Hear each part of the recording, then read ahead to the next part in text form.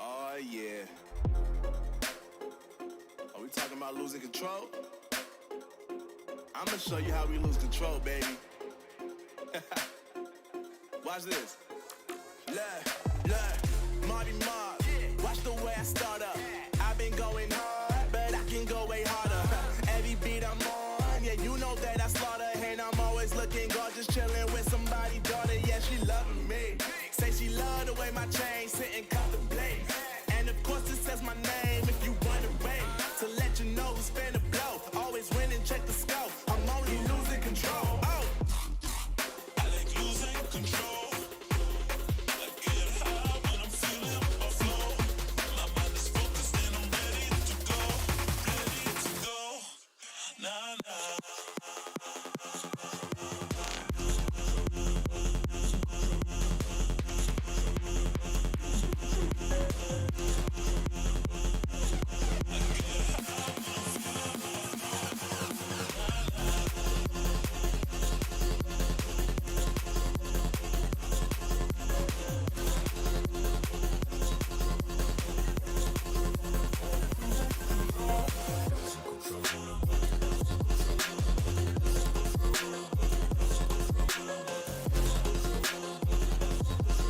always winning, check the scope. I'm only losing control. Oh.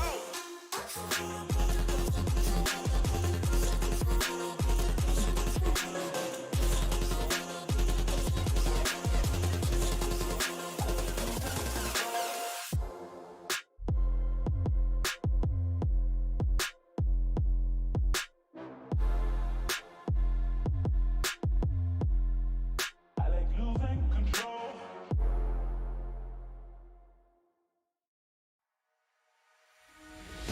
I don't know what to say, I don't know what to say, I don't know what to do.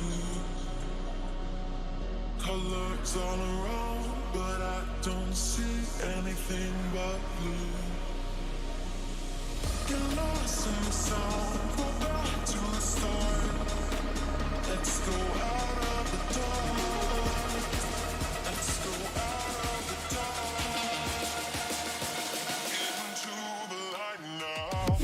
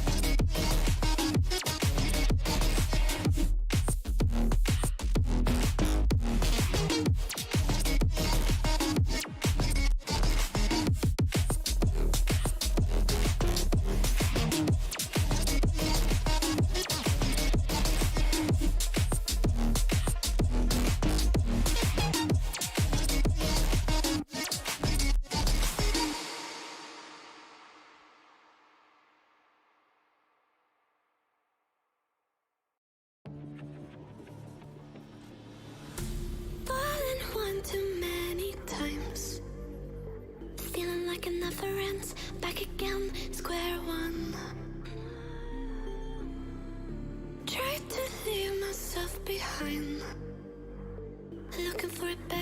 choice not to stay alone. Gain our trust and you chose to break it. Ask for truth but you only fake it. You thought you said what we had was sacred. It's all lies, all lies. I was broken and isolated, but inside held the fire waiting. Not a word that you say can save us, so don't try, 'cause this time you crossed the line.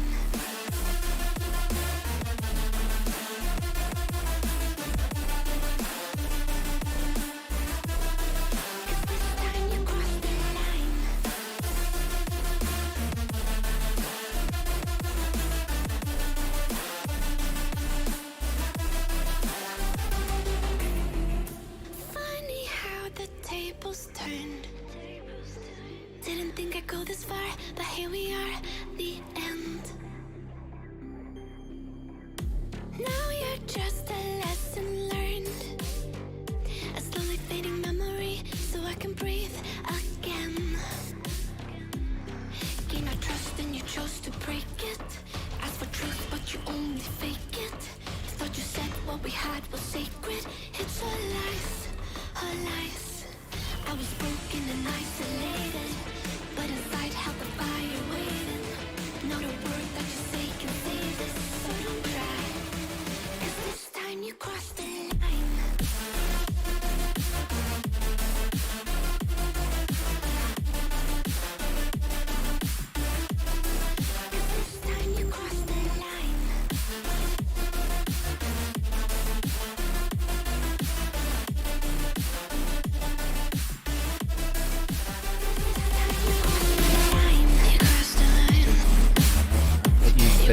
Everybody, ladies and gentlemen, good to have you with us here, and we are live and glad to have you with us. We're gonna have to just kill our audio there, and really good to have you with us. My name is George Smith, coming at you live for the 10 hour of Silverstone, of course, joined in the box by some wonderful co-commentators as well. We've got Alan Patterson, Stephen Koenig, and of course Richard Herring, all joining me today. Firstly, a warm welcome to you, Alan.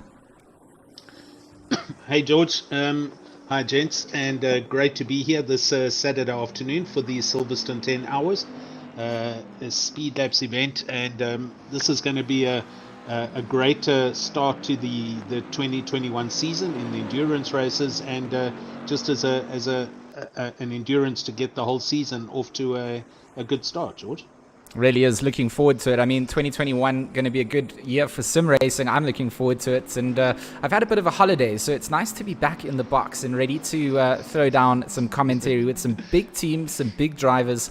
I think this is going to be a phenomenal little shootout, and 10 hours, I haven't done a 10-hour event yet, so it's nice to add that onto the list. And of course, also joining us here today, Alan, we've got the likes of Stephen Koenig, and he's going to be here for the full duration. So let's introduce Stephen next. Stephen, how are you doing, mate? Good, and yourself? It is awesome to be back in the commentary box to have some fun, especially with my type of racing, endurance racing. And that's going to be an absolute cracker. The teams are all excited. The Discord's been a buzz, chatting to all the different drivers. Everyone's super excited for this event. And I can't imagine any better way to kick off 2021 than with an endurance event, especially 10 hours of pure joy. Yeah, I can't wait. It's a good thing to start with. Yeah, it really is going to be a lot of fun. And Silverstone, a circuit that I haven't really done too many endurance races at. I've done a lot of sprint race commentary here, but not really too many long stints. So looking forward to seeing what the drivers bring out here, the different strategies, of course, that come to the order. And then we do have a fourth voice that will be with us for probably about the first 2 hours. He has to leave, unfortunately, but one of the sponsors, of course, to a lot of the racing that we've done here with Raceface, and has done a lot of commentary with me before. Richard Herring joins us. George, hello. And man, has it been a long time since we've been in the commentary box together, as well as to the others, Alan and Stephen. Man, guys, it's been a minute. So how incredible it is to be back, and for my 2 hours of just roaring GT3 magic around this, probably one of my favorite circuits. So yeah, man, like I've been buzzing with excitement all morning, getting ready for this, just making sure the vocal pipes are ready to go. So yeah, I'm so excited. And Raceface is just an obvious home for Black Ribbon Simulations. It's just such solid racing here. I mean, look what we're doing today, kind of thing. So for me, it's an absolute no-brainer. Going to be a good one, and of course we're in qualifying, and this is what sets us the grid order ahead of the 10-hour endurance stint that these drivers are going to face. So I mean, you do want to get yourself up towards the front, but you also do know that there's plenty of time to make up positions. You've also got the nature of racing, which is that sometimes it doesn't work out for everybody, and sometimes it just goes badly, for some of the drivers out on the circuit. And those kind of things are like the real life racing scenarios, engine failures, catastrophic failures, etc. So Exactly. Getting your car to the end of the line, Alan, I mean, that's really the name of the game here, is really making sure that you can cross the line at the end of the 10 hours. 100%, George. It's the word endurance. That's what it is. It's the endurance of both man and machine. It's about the car lasting the length of the race, avoiding any dramas happening around you, not getting involved in other people's dramas, and then dealing with your own fitness levels and your team as a group, and it's for the greater good as the entire team. So 10 hours, it's long. It's certainly not a 1.5 or 2 hour or 4 or 6 like most of the other ones we've had. These guys are going to have to drive a long time. And I think possibly the teams that have more drivers in them, the 4-man teams, they're going to obviously do a little bit or feel a little bit better, let me put it that way, as they'll be able to balance the load a lot better than the guys running 2-man teams, and possibly even, I don't know if there's any solo drivers here today, I'm not sure. I mean, I think that's one of the things here today is definitely the fact that you've got a whole combination of drivers at your disposal, and it's really using them to the best balance, putting them in the car for the right amount of time, trying to manage the driver levels, the temperaments. It can get frustrating, people can get fatigued, and having that ability to have an extra driver to maybe swap out or need to swap out, that's always going to come into your advantage over teams that are trying to do this with a smaller number of drivers. Stephen, I mean, before I go over to you, I just need to preface that we are going to switch up the camera angle shortly. Just getting the broadcasting app running again. It pretty much crashed as we went live as per usual. So I'm going to get that up and running. But Stephen, your thoughts on Silverstone as a circuit for racecraft and the ability to overtake? Silverstone has always been a very tricky circuit because it catches you out. You think you'll be able to go side by side with some of the drivers, and it's a bit too tight to do so. So the guys are going to have to figure out where they're going to pass, how they're going to pass, and really knuckle it down. It's all about getting into the rhythm. As we've seen, Silverstone is one of these circuits that if you're out of the rhythm, you're going to lose 3-4 corners as going through, especially Maggots and Beckett's being the major factors here. And it's interesting to see the variation of cars that have come in, where a lot of guys have chosen to go with the good old McLaren and the good old Aston to go and race into it. And I'm curious to see how that's all going to be moving forward and how it's going to be beneficial to each of these drivers. Another aspect they got to take a look at is it worth pushing yourself to the absolute limit continuously and cut out the amount of consistency that you can do, or take it a little bit easy and try to survive the 10-hour race? So the different strategy in terms of driving is going to be there, and how you as the driver is going to deal with fatigue as the car starts to wear down. Also, it goes and abuses the tires quite a bit. If you think about it, the guys are constantly in and out of corners, left, right.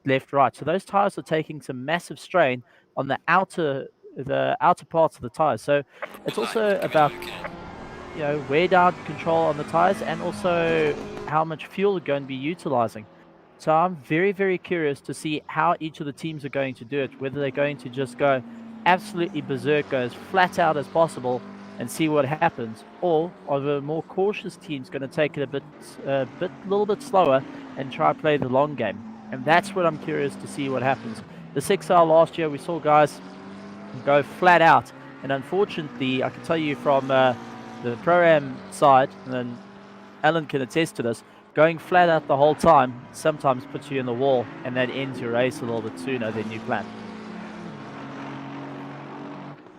At the moment, it's pretty much a qualifying up towards the front, separated by less than a second down to 7th place. Arne Vasaki for White Rabbit Gaming in that 666 McLaren, 156.6. We saw that in the free practice, which wasn't broadcast over to the obviously to the rest of the viewers. But I mean, Arne Vasaki definitely finding some good pace in that McLaren, and then Daniel Rowe slotting himself into that 2nd place spot ahead of even Sherman Tinsky. So really a top 3 shootout, and then Clue and Oliphant chasing down behind them. But look at that mixture of cars just at the front. It's Bentleys and McLarens, Alan. Yeah, 100%. So what I've quickly done while you guys were just doing the last little chats, I've gone through the entry list, and I've got some interesting stats for you. So we've got 10 McLarens on the track today. The majority have chosen McLarens. It does seem to work a lot better. It's a very slippery car, and with Silverstone being a relatively long track with long straights, the McLaren does have a benefit. Then there's 9 Astons, so that's the 2nd most popular car on the track, and then closely followed with Bentley, 8 Bentleys. So a lot of teams choosing Bentley because it's got a larger fuel tank capacity, and for an endurance, if they run full tank brimmed, they might get away with a pit stop less than the other cars. After that, then we drop radically down to 4 Mercedes, 3 Ferraris, 2 Lexus, 1 Audi, 1 Honda, 1 Lambo, and not 1 Porsche in the field for the day. So it's still a big mix and match, but as you say, the majority is the McLarens, the Bentleys, and the Aston Martins for today. I mean, I knew that there would be quite a lot of Mercedes fans that would be tuned in and watching, and they'll be left a little bit disappointed by the fact that there are so little representations from those Mercedes in the field. But you know what? I'm kind of sick of seeing Mercedes dominate in the sim racing side that I've been commentating on before. So McLarens and Bentleys up at the front with a mixture of the Aston Martins coming through. I mean, Astons have always been there. They've been great cars. They've always been well balanced. They've always had that performance that can kind of keep them as a well-natured pick. If you're picking it into a season, you know that it can kind of compete everywhere and give you a decent performance. So I mean, here it's a once-off series, like you mentioned, Alan. You can pick the car with the best advantage you feel, and I think a lot of the drivers picking up this Bentley with that bigger fuel tank, looking to try and get the extra legs advantage over everybody else. And I mean, we can talk about this. We've got you in the booth, Alan, the head of PWSR, Patterson Works Simulations. And to be honest, the livery that you've designed here on the Bentley is quite outstanding. It's still got the British feel with the Union Jack on the side, but of course it is bright. No one's going to hit that in the dark and say that they didn't see it. Yeah, look, that was the point, to try and flavor the car, to stick with the current PWSR livery schemes that we're running for this season. The team is definitely growing. We've got a bunch of drivers and fielding a 4-man team here today, but Kieran not driving today, so he's got another engagement. So, but on another subject, George, I've just clocked off the YouTube channel. We were discussing this just now.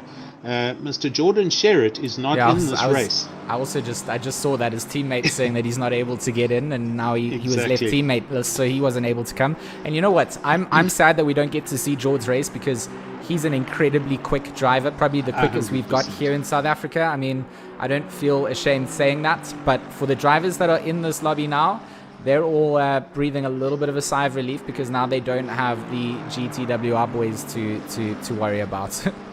Yeah, it's a good point. So, Jordan, sorry, man. Really big pity that you couldn't get this right. I'm also just going to use this opportunity to say hello to everyone else. The YouTube channel's full already. A couple of people that we all recognize. Noor Hendricks is there. Krista Santos, Martin Jube, hello. Gastrol, Jordan's there, Mark Antle, JC Krobler. So thanks for joining us for this 10-hour event. We'll have a lot of things to discuss as the day goes on. So good stuff. We absolutely will. And I mean, just looking up at the looking at the timing sheets, I mean, this is going to be an absolutely crazy lobby. So many teams and drivers entering into this.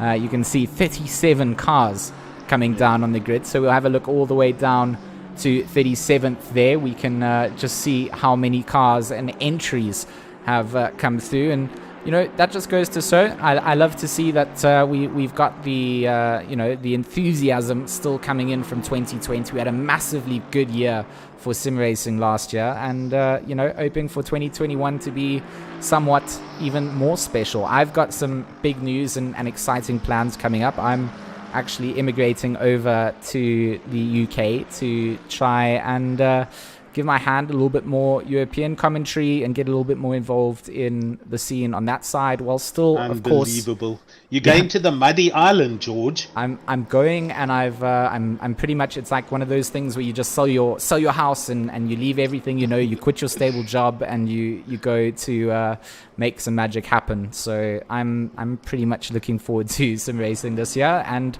I'm still looking to support the South African scene. You know, I'll be involved in Raceface and everything. From that side, it's one of those cool connectivity things that you can kind of do whatever you want from wherever in the world, and it's time for a scenery change. But Stephen, you've been mighty quiet. A penny for your thoughts, mate. What you been thinking in this quali? Well, I've been taking a look at all the different vehicles and just trying to see how they can do it. And I mean, the top 8 under a second from each other. Arnav Visaki's still leading. We know Arnav Visaki is incredibly quick.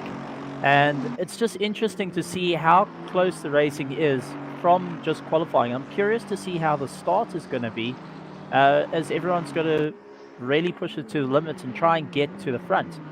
So I'm very curious to see how it's all going to end up in the long haul, and especially over a 10-hour period. We've got 4 minutes and 13 seconds left of the race.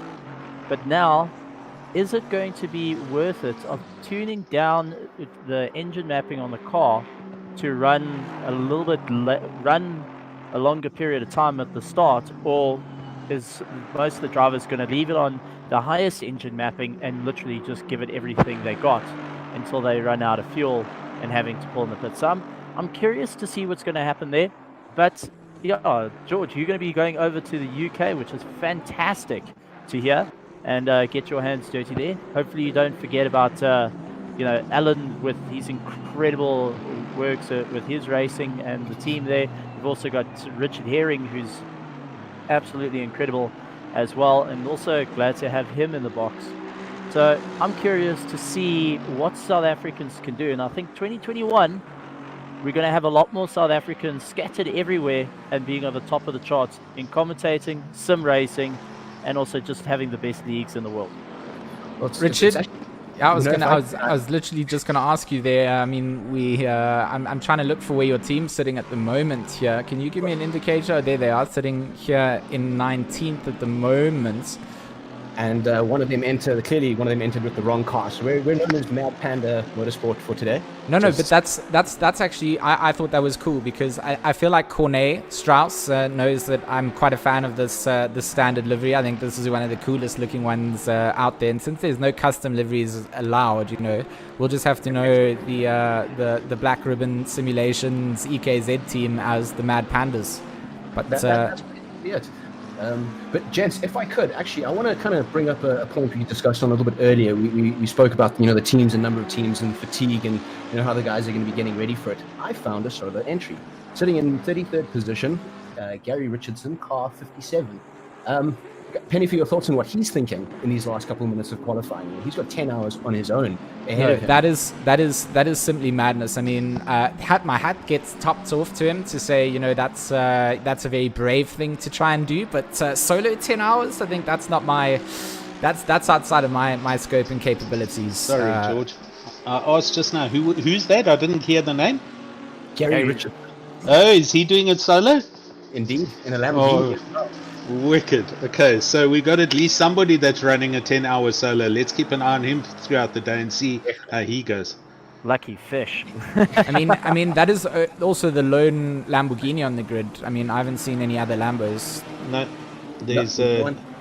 Yeah, there's only one. One Audi, one Honda, and one Lambo. This man doing a little bit of mowing of the grass. He is trying to do this as a solo mission, and that is going to be a crazy feat. I mean, 10 hours behind that. Well, you're going to get up from the sim rig after that, and you're certainly going to feel like you're going to have to stretch out.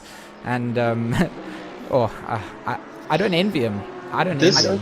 I don't think this is the first time he's done this. There's something ringing a bell about the 6 hour we had. I'm sure he did that solo as well. Yes, no, he was racing with me, and he was solo. Unfortunately, his drive wasn't as fantastic as he thought it would be. Okay. But he was racing solo in the 6 hour with me. That's right. I do remember that. So this man is used to doing long distance affairs all on his own. Pretty much. No, that's simply madness. I mean, this GeForce Retro Bentley has been topped down to third place here by the Grifax. We always say Grifax, but it's actually Grip Hacks, right? So people don't realize grip hacks in this. I always say it wrong, but yeah, even Sherman Tinsky, our European entry, coming through here and getting himself up into the front end of the grid. We've only got pretty much qualifying is ending out for most of these drivers here, all sitting in the pits. There's a couple of guys and cars that are out and may be able to better their lap times here. One of them being Richard Strauss in at that number 10. He is currently in 13th place. He's going to be able to finish out this lap. But I don't think there's too much change coming out in that top 10. Look at that. All of them sitting in the pits, and I think this is going to be the decided start for the race for the top 10. I think you might be on it. There's no one really running anything faster other than Richard Strauss, and it looks like he's lost a little bit of time as well on his laps. So, he's back up on it. I think it's going to be very, very interesting to see what these guys can do, especially over 10 hours. Yeah. And it's all about just getting it to the end. Survivability at this point. You could start in first place in quali, but as we've seen with the 6 hour, you could start in first, but sometimes you end up last.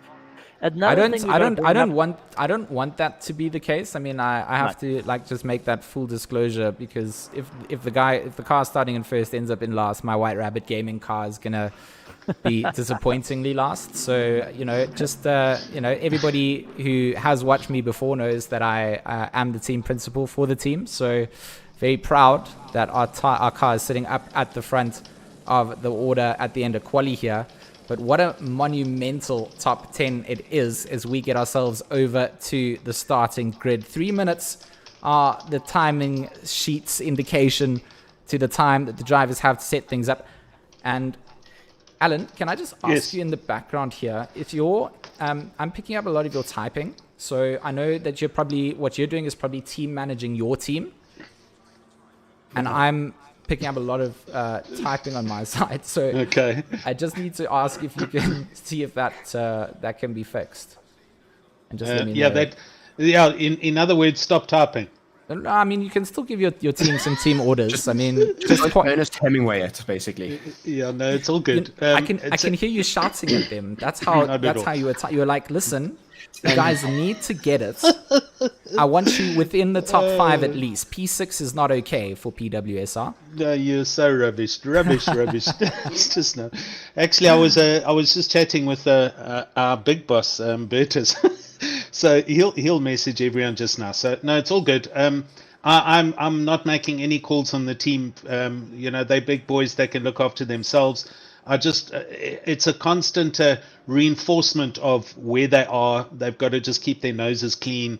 Don't get involved in other people's dramas. It's that kind of stuff, and just keeping their head focused on the task at hand. Leslie is the opening driver, and things do affect him more than the other guys. So you've just got to keep him at ease, and then he's good to go. 6th place, a good start for them. So they should get away nice and cleanly, and let's see how it goes from there. Well, I have to also point out for how monumental this race is. We've also got live stewards, which are actual drivers that race in the series, being stewards for it. So they are keeping a very close eye, and you can be sure that they know all the moves in the books that every single one of these drivers can do, and know how to find who is at fault. So we've got live stewarding as well That's great. to ensure that the event goes well. So I'm really excited. 10 hours and it's about to start, guys. I mean, this is great. The excitement is building. I don't know about you. I got goosebumps and chills.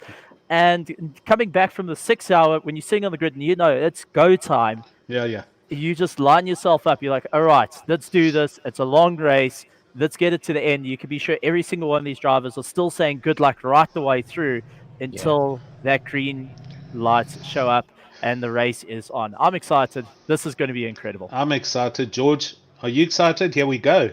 I get excited every time I see GT3 cars on a grid, 37 of them. That gets me ultra excited, and knowing that we've got 10 hours of racing here for the Speedlabs 10 hour of Silverstone, that is going to be incredible. A formation lap leads us away, and this is where the nerves build up for everyone, mostly us as commentators, but as drivers, I mean, coming into turn one, knowing that this many cars are on the grid, it's terrifying, and only if you've been in this position would you know what it feels like. But you know, it is what it is, and it is going to be the start of your race, and this is how you have to make sure that you get yourself away cleanly. And for this formation lap, you're going to try and get as much warmth and grip into those tires, and then we do have that rolling start to kick us off to then, I mean, 10 hours of racing. It's going to be incredible. I love the fact that we've got some big names, some big teams. We've also got some teams that have entered in here. It's one split. Normally we'd run a pro and an AM split. This is a single split event. So the entire idea is that the grid does have a mixture of driver skill sets. So at the end of the day, you got to navigate the field. If you are a cricket driver, you're going to catch up with the field a lot of the time, the back markers, and getting through that's important. Being able to be a back marker and give way, without impeding on the leader's race, that's a skill set in itself. So this is going to measure everybody's ability all around, from experienced sim racers down to guys that have only entered into a couple of events and are starting to want to get more serious about it. Definitely. And as you look towards the back order of the grid and the amount of cars just doing their tire warm weave, you've also got to think towards the back of the grid. What a lot of the guys are thinking is, Mr. Smith's team up here at the front, he's got a whole different set of priorities as the guy in 13th and then the guy in 23rd and on and on and on. So you can only imagine, like, if you could tap into what these guys are thinking, just the sheer white noise of varying thoughts that are going on right now, the team chatter, all that kind of, how many guys have nearly spun it, all that kind of stuff. These are some of the most exciting parts of these, ACC endurance races, just because of this build-up. It's halfway through the track, okay, tires are warm yet, kind of thing. So I truly would love to hear what some of these guys are thinking. I'd love to be a fly on the wall in their team comms. Yeah, I agree. I've got to agree with you there. One thing I must just raise here, which I was looking through the grid again just to try and see, the names of the teams, etc. So we've got the likes of Bruno Cadili up there. We've got Daniel Rowe, Lionel Clue, Leslie Oliphant. But have a look where the McCulls are, down in 16th place. That's not as good as I think they expected they would be. So they're going to have a little bit of a hard time coming up from the middle of the field, I think. Well, that's definitely not where you'd expect to see the McCalls sitting down, and the ATK guys certainly going to be looking to make up positions as quick as they can. I mean, 10 hours of racing, plenty of time for anything to happen, but if you don't keep people in check, it can quickly slip away from you. That's what you got to remember. Like we always say, it's a long race, anything can happen, but if you let the leader slip away from you, it can quickly become a very slippery slope. So everybody up at the front, they're going to be all trying to keep each other honest.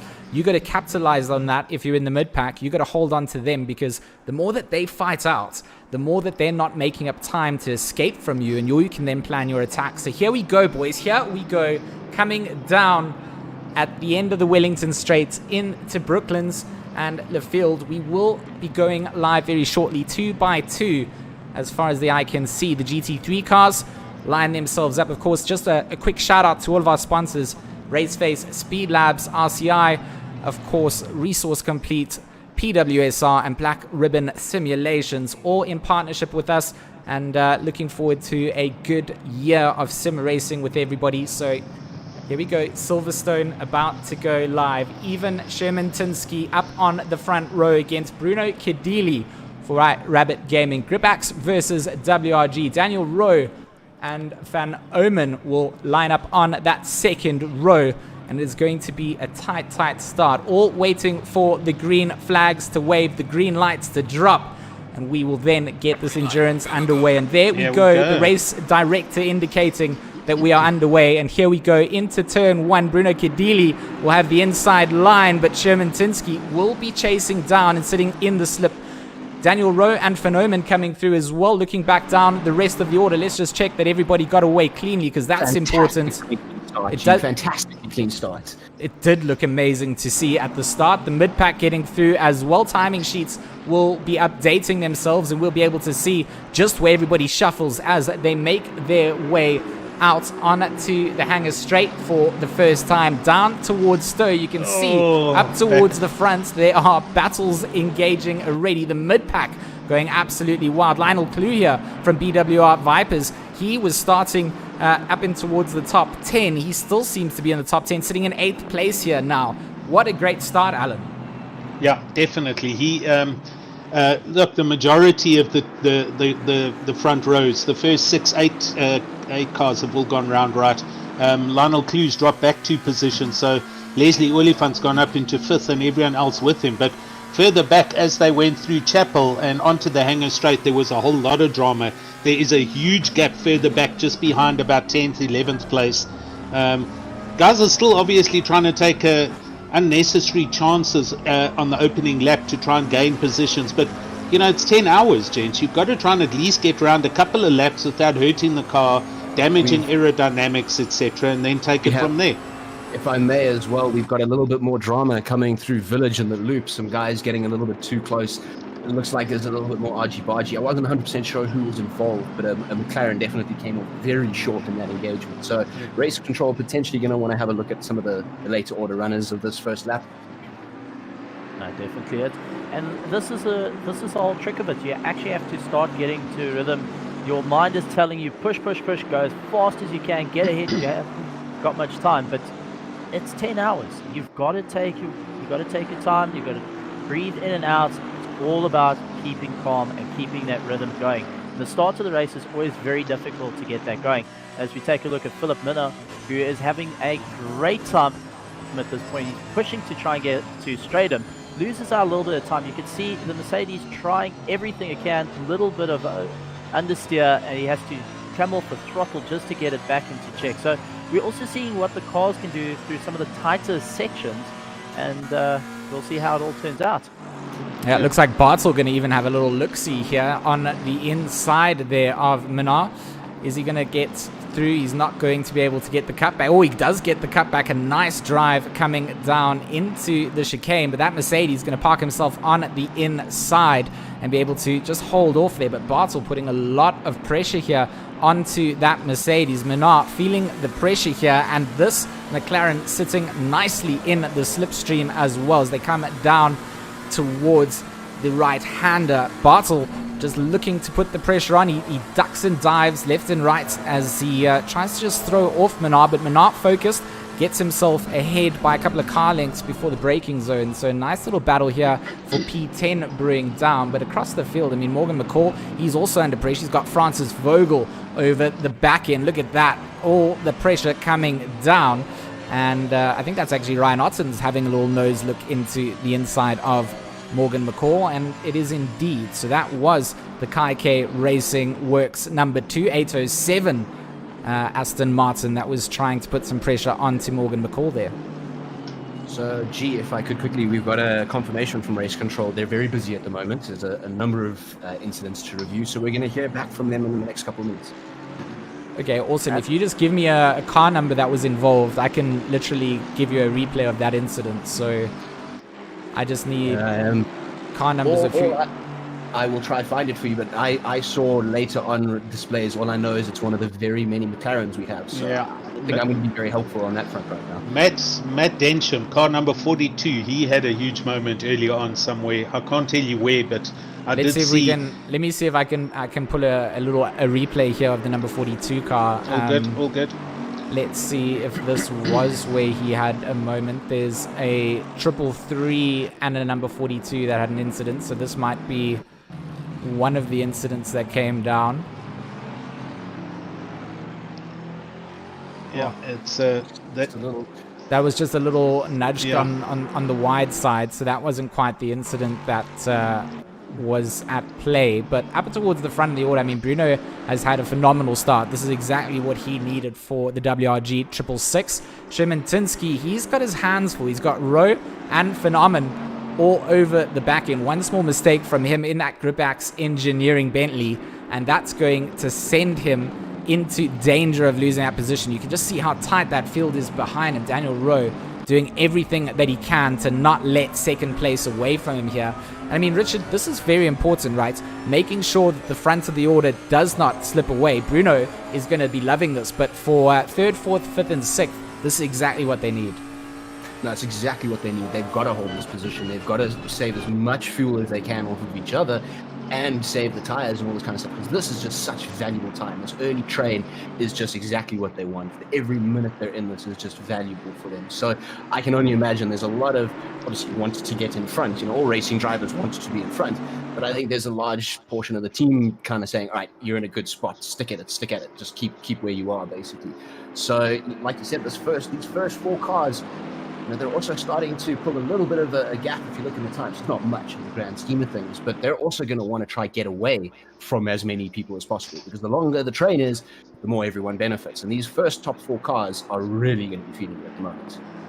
Yeah, just to add to that, if you actually look, the top 9 cars are 3 manufacturers. It's McLaren, Bentley, and Aston. That's what's going on up at the front of the grid. So, the McLaren's looking after its own, with Bruno Cordelia doing really well, but there is a dice at the back row looking on the outside of the Szymanczyński Bentley, and he is all over the back of him now. And right behind him, Van Omen in the Aston also look. Here we go. This is getting very close now, George. Absolutely very close. Daniel Rowe in a little bit of a sandwich here. Van Omen putting pressure on from behind him. Szymanczyński is literally parking the bus. Daniel Rowe on the flashes because he feels like there was a way past before, but all the pressure all on that. Aston Martin is looking to poach this position away from Rowe. Rowe doing all the hard work here to keep Szymanczyński in sight, and it's just going to be the advantage going that way of the Aston Martin. But look at Leslie Oliphant. He's also getting involved in this. He's going to get on the back end of the likes of William Van Amen. The number 38 under a lot of pressure here, so his own battle with Daniel Rowe in front of him then gets put on hold slightly as he has to go defensive against Leslie Oliphant. Down the Wellington straight they go again. A couple of car lengths separate them, not what we saw at the start of this lap, but this is the dice for second, third, fourth, fifth, sixth, and seventh, all in the same camera shot. The top 10 all keeping themselves all, relatively in touch with reality. Bruno, loving this though. Look at the advantage that he's able to pull with that. The McLaren up front then is going to really, really love this position, but so much pressure being put on here from the Dolking community, number 38. Well, I love that we were talking about the pressure and the fighting and the knife fighting we're seeing in the first 9 minutes and 15 seconds of a 10-hour race. So I mean, these guys are not holding anything back. I mean, they want to fight for what's theirs now. Yeah. So I think our earlier predictions of survive, take it easy, some of these guys have gone shafted. I'm gonna send it at full tilt every single place I can. So if that's their strategy, cool. Then I think we'll just have to see how it evolves 6 hours later, 8 hours later, and then at the end, let's see who of the early pushes is left at the end. Well, I'm very excited. Sorry, Steve, carry on. I was going to say another aspect which even is getting brought up in the chat is what sort of stints will the drivers do? Yes. I know that on the cards from the K&K was trying to run 2-hour stints each to try and push it as far forward as possible, but I'm not sure if the other drivers are going to try and do 2 hours or they're going to just change drivers after the first pit. So that's also another curious one to see going forward, is how they're going to do the driver stinting. Are they going to change rapidly, or they're going to try and keep the same driver in for longer to try and keep the same rhythm instead of jumping in and out of a car? That's another aspect to take a look at. Yeah, good point. I think each team obviously has a percentage weight to the the more powerful drivers and a percentage weighted to the not as powerful or not as experienced drivers. So, they're all going to have their own kind of formulas that they've worked out. Some might do 2-hour stints and the other guy might only do 1 hour. As far as I know from the rule book, there isn't a minimum drive time, no, there isn't, because we've got teams doing, there's one guy in a car, so there's it's a maximum, and it's staggered as to how many teammates you have. If you're Mr. Gary Richardson on your own, you've got nothing to worry about on that front. But if you're any of the other teams, it's then actually broken down. And I'll see if I can find that for us right now. Yeah, you're right. I do remember seeing that. That's right. Yeah, there is definitely a maximum drive time. Here we go. So we've got, with a two-man team, we've got a total of 6 hours that a driver may do. You cannot do any more than 6 hours. 3 drivers, we've got 4 hours, and 4 drivers, 3 hours. So those would be their limits of what an individual can do within the team. Yeah. What the other issue that I'm looking forward to see happen now, considering the manufacturers involved here in this these 9 or 10 cars, is how much longer can the Bentley run over the Aston and the McLaren? So is this going to be a pit stop war, or are these guys going to be running sensible tanks, or are the Bentleys running 120 and the Astons and the Mackeys only running 100 or 90 litres for that matter? So at the moment, these 9 guys are kind of stretched out a little bit, but it is still the top 10, 11 cars are all within a second here. So it's still close, early days into this 10-hour race. Vega Krobler is all over the back of Klug, trying to get by, unfortunately losing a little bit of time. And as the McLaren starts to pull away, Vega was just off on the wrong line, and unfortunately that's cost him a lot of time, so he's got to work back for it. And that's the thing to take a look at, is once you've got to try and keep to your line and try not lose time around it. And you can be sure a lot of these drivers are going to be focusing on getting consistent lap times and pushing themselves in that regard, because they've worked out, if I do a certain lap time with a certain amount of fuel, it means I can go for this period X amount of time. Yes. And it's very easy to break out of that when you're in a fight or you're in a tow with another car. That will actually start hammering the fuel a little bit more. So it's something to keep an eye out, as the guys have to try and also think long term instead of short term. But let's be honest, we're all race drivers here. Red mist comes down, visor comes down, and away we go at the point. Yeah. Brent Forbes putting some nice pressure here in 25th onto that 24th position of Van Skultfake, that Ferrari chasing down Berger for 23rd. So even in the mid-pack here, as we go into the opening phase of the race, some drivers trying to find themselves some advantages over some other cars. But you can see there's not very much in it between the cars, and that gap between them, whether it be 3 to 4 tenths. Densham putting a lot of pressure on here. Sim Syndicate, as he's better known online, putting a lot of pressure here. He needs to make up positions, as you mentioned earlier on, Alan. He had a bit of an incident that put him down, and now he needs to fight back through the order. And it looks like he's getting the work done, making use of the hanger straight before coming down into the right-hander of Stowe. And that's always a nice place to get something done, not putting too much pressure, not too much risk on either one of you. You always want to take as limited risk overtakes during these kind of events as possible. The higher the risk of 2 cars colliding, 2 races ending, and to finish first, you first have to finish. I always say it in my endurance races, and I feel like we just have to say it all the time. George, if I may, I think I do have some bad news on that front. I think we've had our first of major technical difficulties, as it were, with one of the cars. One of the LNR spec cars, the console drivers who have all made their way over to the PC, looks like they've suffered a disconnection. They're going to need to make their way back up. But they were sitting in, I believe, 13th. That's going to really hurt. Can we just talk about the Gripax Engineering number 81 sitting down in 35th place? So that is quite monumental. The fact there's that bad pings going on there. Yeah, very bad, crabbing and all over the place. So so maybe they're having a bit of an issue with the international connection coming through, which is a bit sad, because really good to have them here. I mean, I mentioned it to you guys off stream, but I was very privileged to be able to do the G2 esports commentary for their series, and Sherman Tinsky was one of the drivers that was featured up there. In fact, one of your drivers actually qualified for that event, but wasn't able to do it because he wasn't from Europe. Leslie Oliphant qualified That's for right. that. Yeah, so it would have been nice to have a South African representative, but unfortunately not. Look at the front of this. It's changed things up because we somehow have Sherman Tinsky up in second place yep. as well. So Yeah, the timing system's updated again, so he's back up there. But the car's still, his ping is terrible. He's got a red mark on my screen. So his ping rate is flatlining all the time at the moment.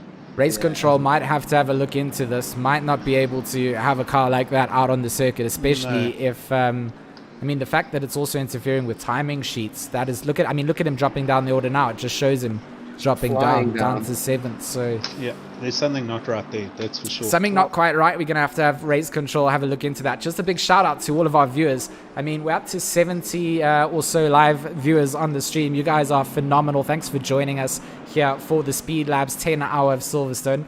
My first introduction really back into sim racing for 2021. And joined by some very good friends here in the commentary booth, Alan Patterson, Richard Herring, and Stephen Koenig.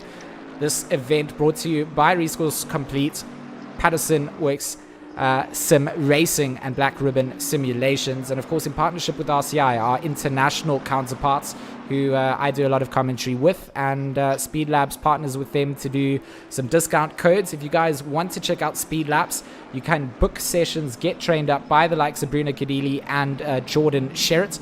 Go and shave some times off of your lap times. If you are here and you are enjoying yourselves, please don't be afraid to leave a thumbs up on the stream. We do appreciate all of the support, the shares. If you know your family's into sim racing, share it with them. If you know they're not into sim racing, share it with them anyway. Even if they dislike the stream, we don't mind. Engagement's engagement. So massive shout out to all of you guys. Alan, he's always our guy that goes and checks up on the live chat. So he will be going through some of the live messages that you guys are posting through. But we see them flooding through, and it's incredible to see. So massive shout out to all of you guys. We love you lots. And good 10 hours of racing still to go. 9 hours and 42 to be precise. This is exactly what we wanted to see. Battles up towards the mid-pack. Brandon Kruger and Bego Grobler, they're putting pressure on each other. At number 97 Aston Martin and that 515 Bentley all over one another as they get into the midst of some traffic as well. Lionel Clue isn't the traffic that I was talking about, but in fact is a little bit of a cork in that bottle, slowing things up just a little bit. But great to see the BWR Vipers sitting here in 5th place, Alan. Yeah, I've been watching closely this 3rd, 4th, 5th place fight, and it changes dynamically with this Sherman Tinsky connection issue. So he drops off the screen, then everyone promotes up 2 positions. And if you just have a look, Lionel Kruger and company, they're nose to tail right now. Everybody is very close. There's a gap that's formed behind the back of Leslie Oliphant to Lionel Clue. I'm not too sure how race control are going to deal with the Sherman Tinsky car in 2nd place, because as we saw earlier, it's jumping up and down the timing screens, and it might affect others close by on the track. Van Ommen's car has also dropped out of this, that Del King entry. I mean, we had Darren King also in this. I don't see them in this, and I think they've dropped out. If I look at the Discord chat, they had a disconnect. So, I mean, they were running up towards the front of the order as well. So that's a massive loss coming into this. And it does sadden me that some of our international invited guests aren't able to join us for the full duration. Sherman Tinsky looks like he may have sorted out some of those connectivity issues. He's not really bouncing around the circuit as much anymore, but he is certainly losing time if he doesn't focus out, because Daniel Rowe, I mean, we know that he's a talented driver. Who's lined up in that car as well? JC Krobler, Byron Lewis, and Johannes Greyling, as far as I understand. And we look at here, I mean, that is a massive team. So I saw JC Krobler shooting some shots earlier to me in the chat. He said the only way that my team can qualify in P1 is to poach drivers. Of course, I love a little bit of shots fired. We have Arno Versace driving that WRG car with Bruno Cadilli and Jason Absmeyer. And you know what, JC, all I got to say is you got to hold on to your prize positions, otherwise they will get snatched. Yeah. George, just to add, the guys from the YouTube channel, hello to Barry Mayer, Chris Haneka's online there, Priscilla Gerber, and Bernard King, Dulking Team DC. We've just heard that Dulking's game has crashed by Stubby. So I don't know. I think they might be out of this. I'm not too sure. I mean, that's exactly what we don't want to see, is those kind of catastrophic errors. We talked about it earlier on. Those are things out of our control, out of their control. But for everybody on the circuits, I mean, it's something that you risk when you do enter an event, is these things happening. I see the McCalls have made their way up into the top 10, though. They've benefited off of the shenanigans in front.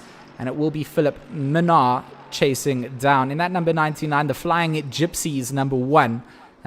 Beautiful livery colors as well. I think the Patterson Racing theme going down there. Oh, big drift, big snap boy oversteer, and the correction comes down. Manages to keep it together, but really living up to his name and flying across the wrong part of the racetrack there, Stephen. Definitely, and that's going to also hammer the tires a little bit. Takes a little bit of life out of the tires, and not what they want if they're trying to push it to go as far forward as possible. So losing a bit of time, affecting the tires, not what you want if you're trying to go for a longer stint. But he has to work incredibly hard to catch up to McCall now, and the McCalls are just having an absolute fun run at this point, slowly but surely creeping up through the ranks, and is planning on getting to that top spot by the end of the 10 hours. So let's see how they're going to do it. But another aspect that's going to come into play is, when are the guys going to pit? We've got 9 hours and 38 minutes left of the race, and a lot of these guys talk that they're able to get the car going for an hour, maybe an hour and a half. In testing, we've tried, we can get it up to 2 hours if you're lucky and if you're not pushing it, as we saw in the 6 hour, but in the long term, it might affect you. So let's see, when it comes after the first hour, are the guys going to pit, or are they going to try and keep it going for just that little bit longer? Yeah, earlier we were watching the McCalls, and they actually went past Minard about 3 laps before we switched over to them. I was watching, just keeping an eye out on where Morgan is at the moment. They've been steadily driving up the grid from starting in, I think it was 16th, so as we start up to 10th. I'm just looking, Sherman Tinsky's still having some network connection issues, so we're going to have to just monitor that and see how it transpires. But Bruno Cadilli, 1.5 seconds up the road and kind of driving away and keeping himself out of drama. The first real issue that's going to start affecting the Cadilli team is when they start lapping and going through the traffic, because then we'll see how well they get past the slower cars, and if there's any impeding traffic, that'll slow them up and allow either Sherman Tinsky, Rowe, Olifant, etc. to close that gap back up on them. Don't you find it's a bit of a flip of the coin sometimes? You're a front leader and you come up behind a car, and you kind of just got to hope he does what you need to, and if he doesn't, it just goes perfectly for the guys behind you. It can really go both ways, especially on some of these very, very fast corners here on Silverstone. It's coming through some of these sections here, like, Mackett and Beckett. Yeah, you got to slow down eventually, but there's no coming off the racing line in that section. You've really, as even a back marker, to keep your own race together, you've got to be on it. You've got to be on that flowed line. So if you suddenly got Bruno appearing in your rearview mirror, what's the best course of action? And you've, as Bruno, kind of just got to hope you don't also force the error too hard, where you wreck this Oaks race and he, it's that knife edge you've got to walk on the flip of the coin that these guys have on this track.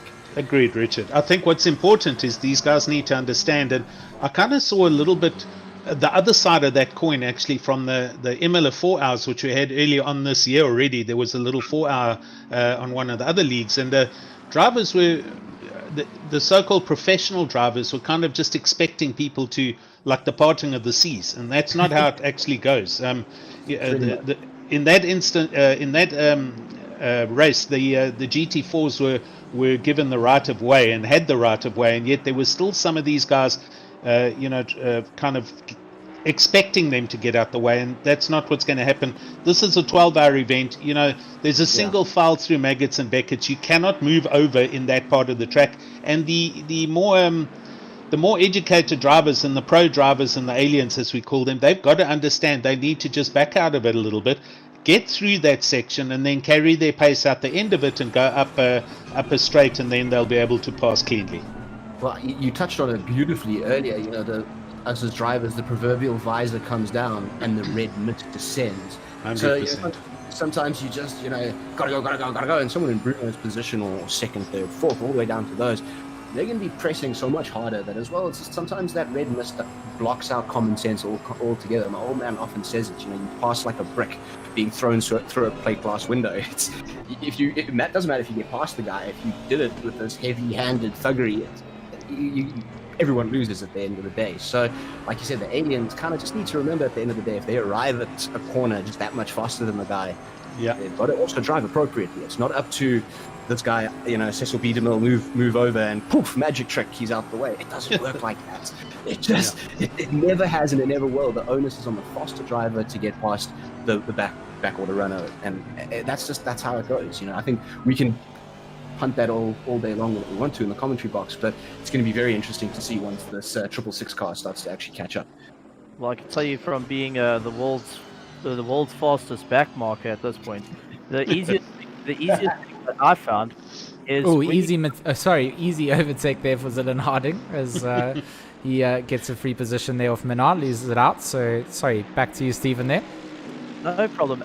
Brilliant pass, by the way. It just seems Menard got a little easy bit, freebie. Those are free positions. That's where you're shouting in the mic. Free positions. Yes. Bonus jackpot. Yes. Knowing Zillan like I do, that's exactly what happens. The best thing to do is, with the faster guys starting to catch you, is just slightly come off the throttle when they line up next to you. Try and let them get ahead of you, but don't lose too much time. We saw that at Spa with the guys battling their way through Rouge in last year's 6 hour. Just coming slightly off the throttle, let them go. It means that there's less trouble for you. And I think that's one thing that the back markers also have to remember is, yes, they are going to be door to door with one another, but you can use the faster guys to bully their way or barge a hole for you to get by and get into their stream. So if you think about it, you have a faster guy that tries to pass you on the right-hand side and you racing with another chap that's in front of you, let him go, let him push the second car wide for whatever reason and get in behind the toe. It can pull you to move up a position as well. So that's another aspect to think about it for endurance racing, is how can you utilize the surroundings to your advantage? And I think that's one thing that people have got to also be clued up on as they battle their way around the circuit. Guys, we've got another bit of bad news here, unfortunately. Stubby on YouTube saying they can't get back in the service. I think Daniel King community, their team's out for the 10 hours. They can't get back in. Oh, Darren King and Dole King community being out, that is a massive loss, and that makes me sad. But up at the front here, Shimonsinski and Rowe, they are, you know, even though the two of them aren't driving together on this, they're definitely eating a little bit into the gap that Bruno had. 1.2 seconds the deficit between the two of them, and Rowe certainly starting to close down onto the back of the grip hacks. Bentley in front. GeForce Retro doing a good job here, holding on to P3, and has done a good job to also escape that pressure that Leslie Oliphant was really applying earlier on. So comfortably sitting in fourth place, then PWSR in that number 101 leads ahead of Lionel Clue for BWR to round out the top five. Brandon Kruger and the KSR Pulse team, of course, Kinetic Sim Racing, they're the new team that's formed up, the people to keep an eye out on coming out into 2021 for sure. Good to see them into the event, and of course them sitting in sixth place, good for them. In seventh place, the Johan Bego Grobler team. I'm not quite sure who's all in that team at this point in time. I think it's Myberg and Gaber joining in there, so that will be the Team Tryhard car as far as I would understand. Ross Bartle, he drives the Grumpy Monkey, number 21. They sit in 8th place. 9th is Sean Stradham, currently the lead LNR Lightning entry for the number 149. The Aston Martin doing good here, currently the second running Aston Martin in the race so far. And then rounding out the top 10, of course, what would be normally the ATK car, but currently running with the Get Speed livery, the number 44, currently with Morgan McCall piling it. So the older of the McCalls at the wheel, and doing a good job to get them up into the top 10 so far. Plenty of positions for them to make up before they're going to be satisfied, though. Definitely one of the heavy hitters in the sim racing South Africa side of things. So, to be honest, a team result for them. They need to find themselves up towards the front of the order. Of course, they're big drivers and heavy hitters, the likes of Bashir Jadwad and Quaid Claessens, not yet, in this at this point, as far as I understand. I don't think they've entered into No, this. they're not yet. No. Yeah. So The gent who's actually joining him is Jaden Gambon, one of mine. I was contacted by one of my teammates saying, hey, the old man McCall is looking for a third or they have to drop out. And I basically just sent him a screenshot of Jaden's lap time and said, hey, he's consistent. And he went, awesome. So a little bit of EKZ representing with the McCalls today. And yeah, he's super excited, hey. So we can call it an ATK x EKZ team. And I mean, Jaden, one of those drivers that's not only good at driving, but also doing the livery side of things. Paints George, beautiful you cars. guys, you want to jump up to third place. There's something going on here with Bruno Cadilli. These guys are all over the back of that leading car right now. Rowe's on the back of Sherman Tinsky, and he's been like this for the last lap. I haven't seen him this close, and he's already starting to look for lines to go past. So the attack is on for the lead of this race, guys. Definitely is on for them, so good spotting out there. We saw that gap starting to decline, and Bruno definitely feeling some pressure here. The Bentley force coming in hot. Look at that. Sherman Tinsky, Rowe and Oliphant all in sight from the rear view of the WRG 666, and this is potentially where the race lead can get handed over. Sherman Tinsky, though, he's got his hands full as it stands, so Bruno just has to make himself as defensive as possible and hope that Rowe is going to put that pressure onto the number 81. But all top class drivers up at the front end of the stick here, and this is going to be a world class type of maneuver regardless of the way that it goes down. I'm excited to see what happens up towards the front end here. Stephen, you still with us? You still excited as well? I am absolutely thrilled with the 10. I'm watching Bruno Cadilli really try and keep it all together now. He's got to try and forget about the mirror at this point and just try get back on the pace. He has been doing consistently 158s, 159s, which is a little bit slower than what his teammate. That is a bad exit for the McLaren in front there, and having the Bentleys in the slip. This is definitely Bruno's going to have to stay on the inside. Maybe he's going to be able to move himself away, but I think Sherman Tinsky up the inside. That's going to be the send coming down. Does the cutback come through? Bruno going to be holding on to this, but that will be Sherman Tinsky for grip hacks to go through. Daniel Rowe looks to follow suit. He will have the inside into the chicane. Where does the Bentley go?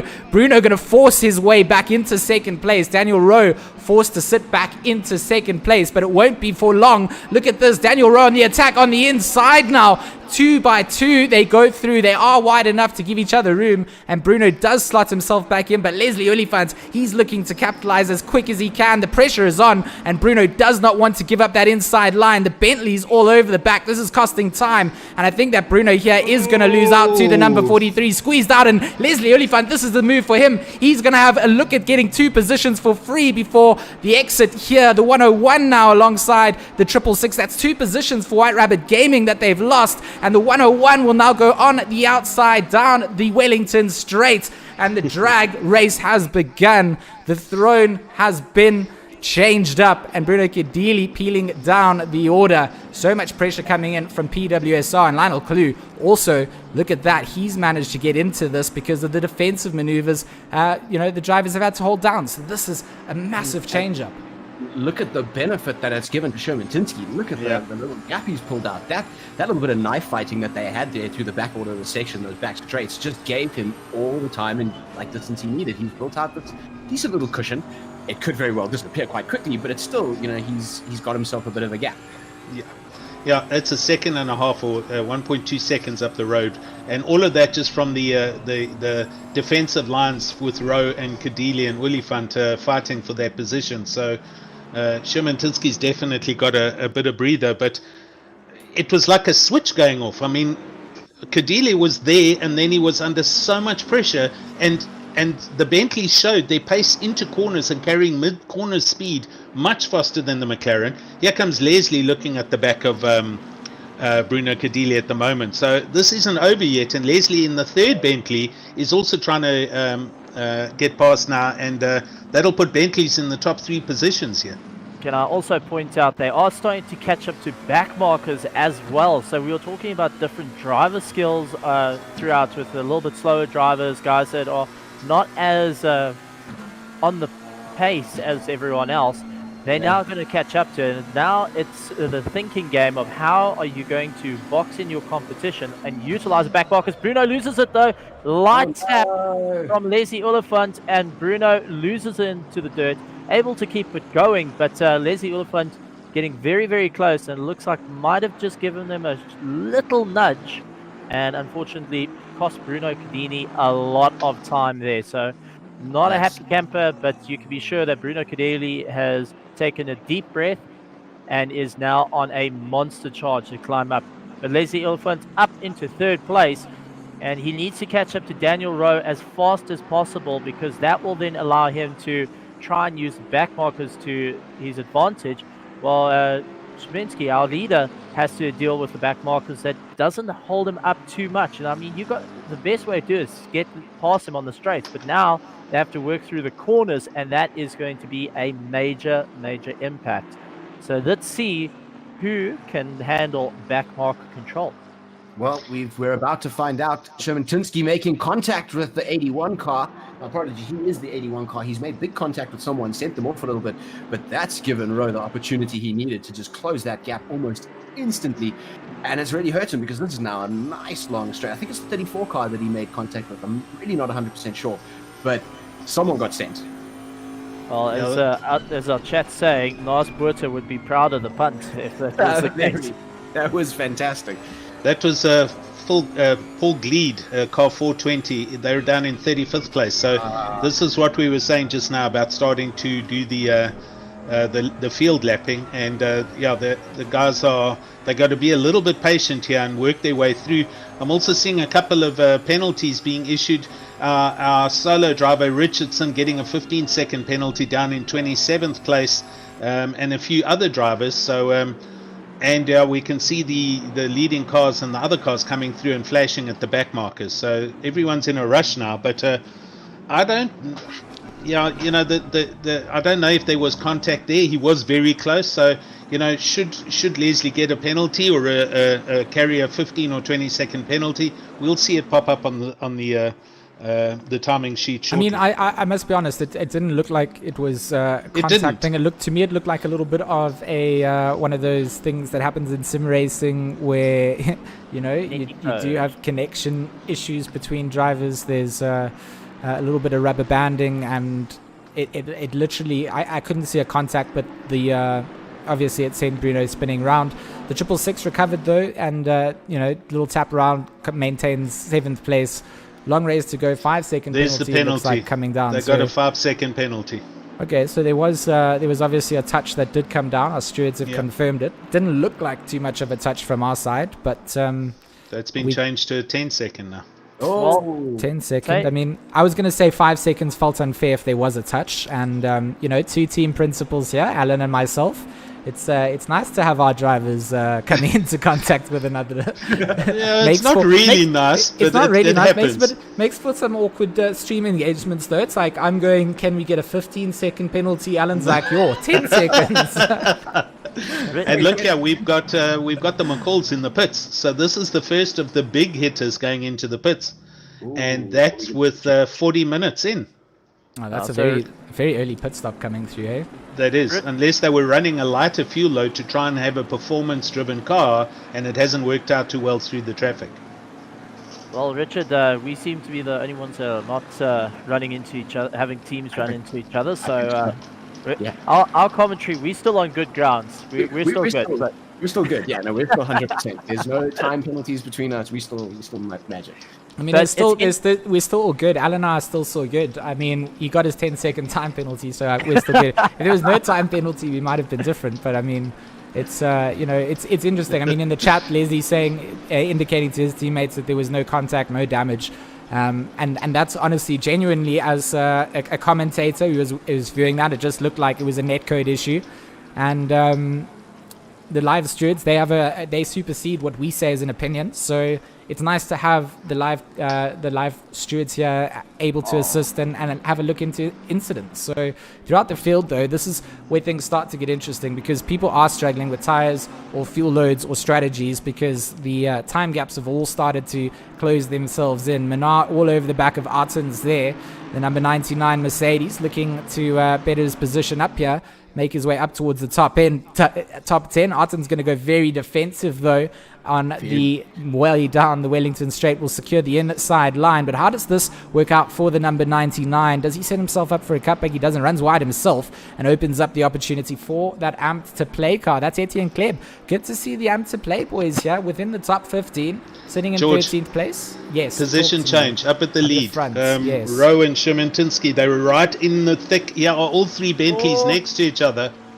Little tap sending that Mercedes off to the outside. But look at this. This is tight racing between the three front runners. Daniel Rowe in the sandwich inside line. Leslie Oliphant looks like he wants to try and tuck his way through onto the front splitter cam. We go. Where does Leslie get his way through? Out through Vale and on to the back end of the straight they go. A little bit of room for Daniel Rowe to breathe, but he's got all of Shermantinsky in front of him and so much to play for. The pressure is on. The blue flags are waving for back markers to get out of the way of these guys, because they are carrying some serious pace, and one small slip up could cost them a positional change. Daniel Rowe late on to the brakes, looking for the inside. Oh, he just sends it on the inside, and Shermantinsky actually turns out from that, avoids contact, but Daniel Rowe doesn't feel like that was the case. He wants to take this regardless, and down the back end, out through Aintree, the move is done.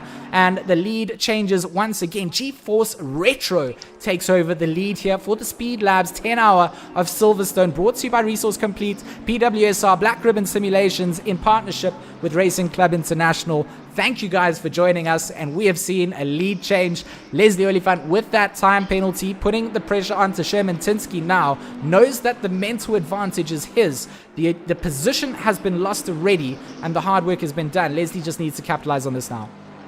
Absolutely. Now, you've got to remember that you've got that 10 seconds. So throughout the race, they've got to take cognizance of it and say, if I want to be in position 2 or 3, I need to have a 10-second spacing between myself and my competitor behind me heading towards it. So you've got to think about the penalty a little bit and keep reminding yourself that you've got to try and open up that 10-second gap.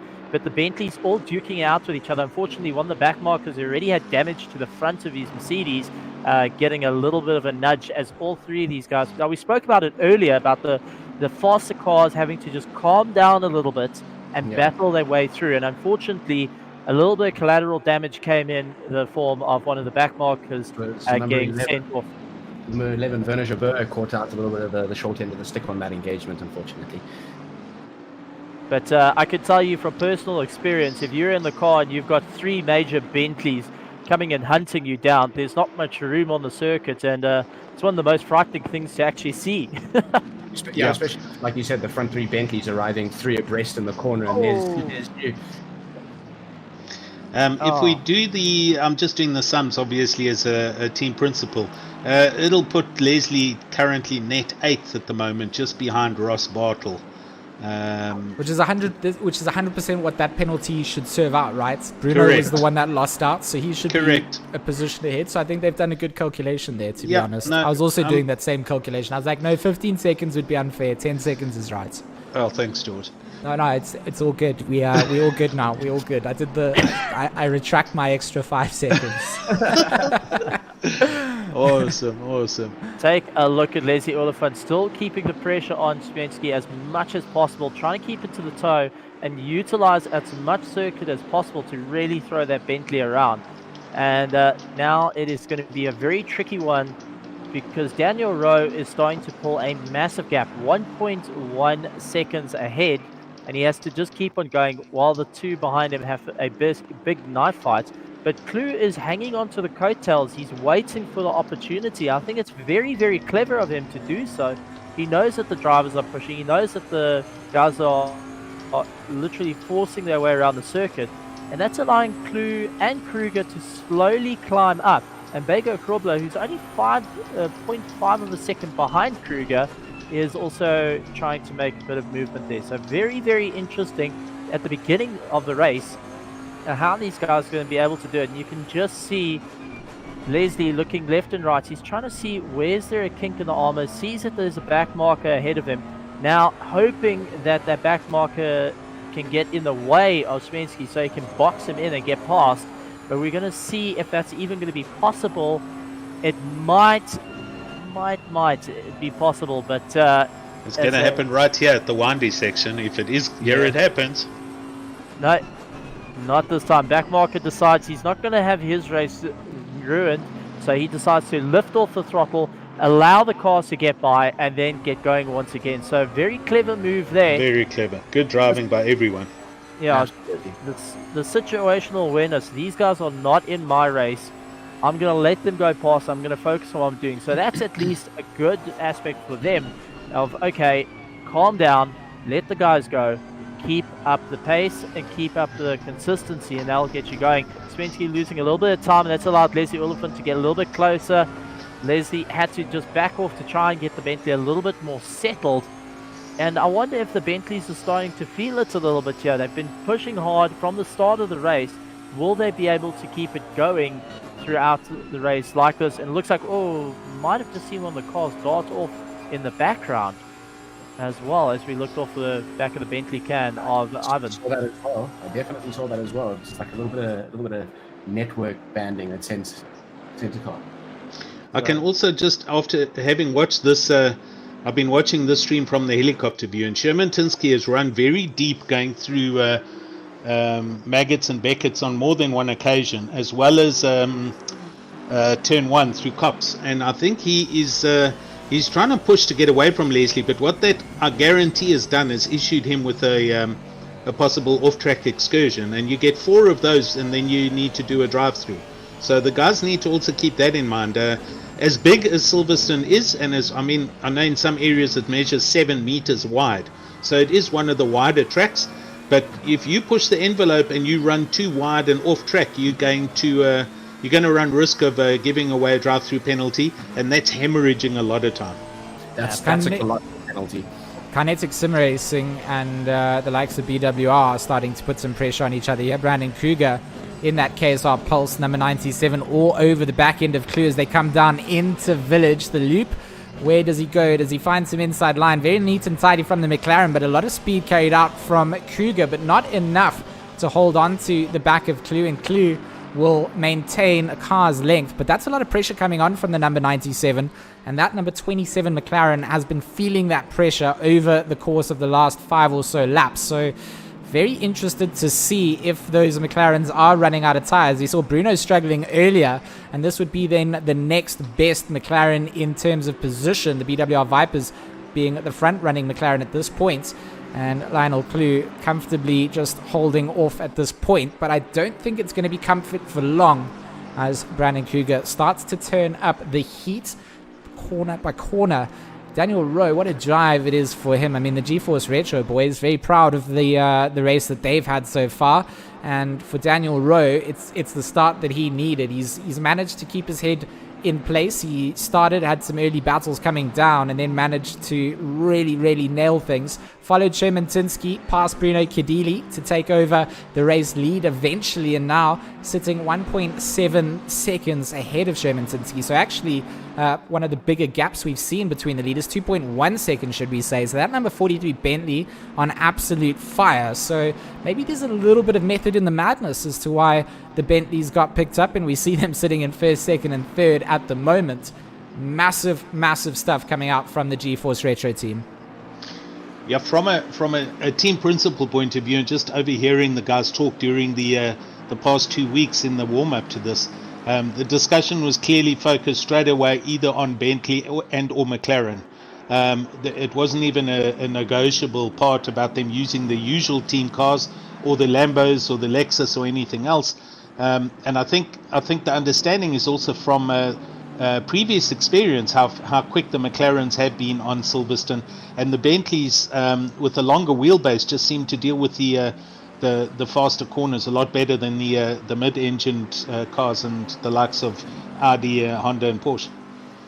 Yeah, it's interesting you say that because, I mean, from EKZ perspective as well, these guys, they didn't even talk about it. They went, the new Mercedes, done. You know, that new AMG Evo, that's what they've all been playing. They've been working hard at it. So they were like, agreed, this is what we all like. You know, there was no discussion around McLaren versus Bentley or anything like that. So, I mean, Kruger got past Clue pretty comfortably there as well, Richard. Sorry, you can carry on there as well. But KSR Pulse just getting themselves up into the top 4 there. And now on the chase down for that Patterson Works Simulation Racing team up in front of them. PWSR are certainly here to represent. Holding down third place at the moment. Gripax in second place and G4 Sim sitting up in first. I really like to see the improvements in all the teams we've seen over the last couple of months, and a lot of pressure coming out from a lot of the drivers here in terms of, you know, making sure that their teams are well represented,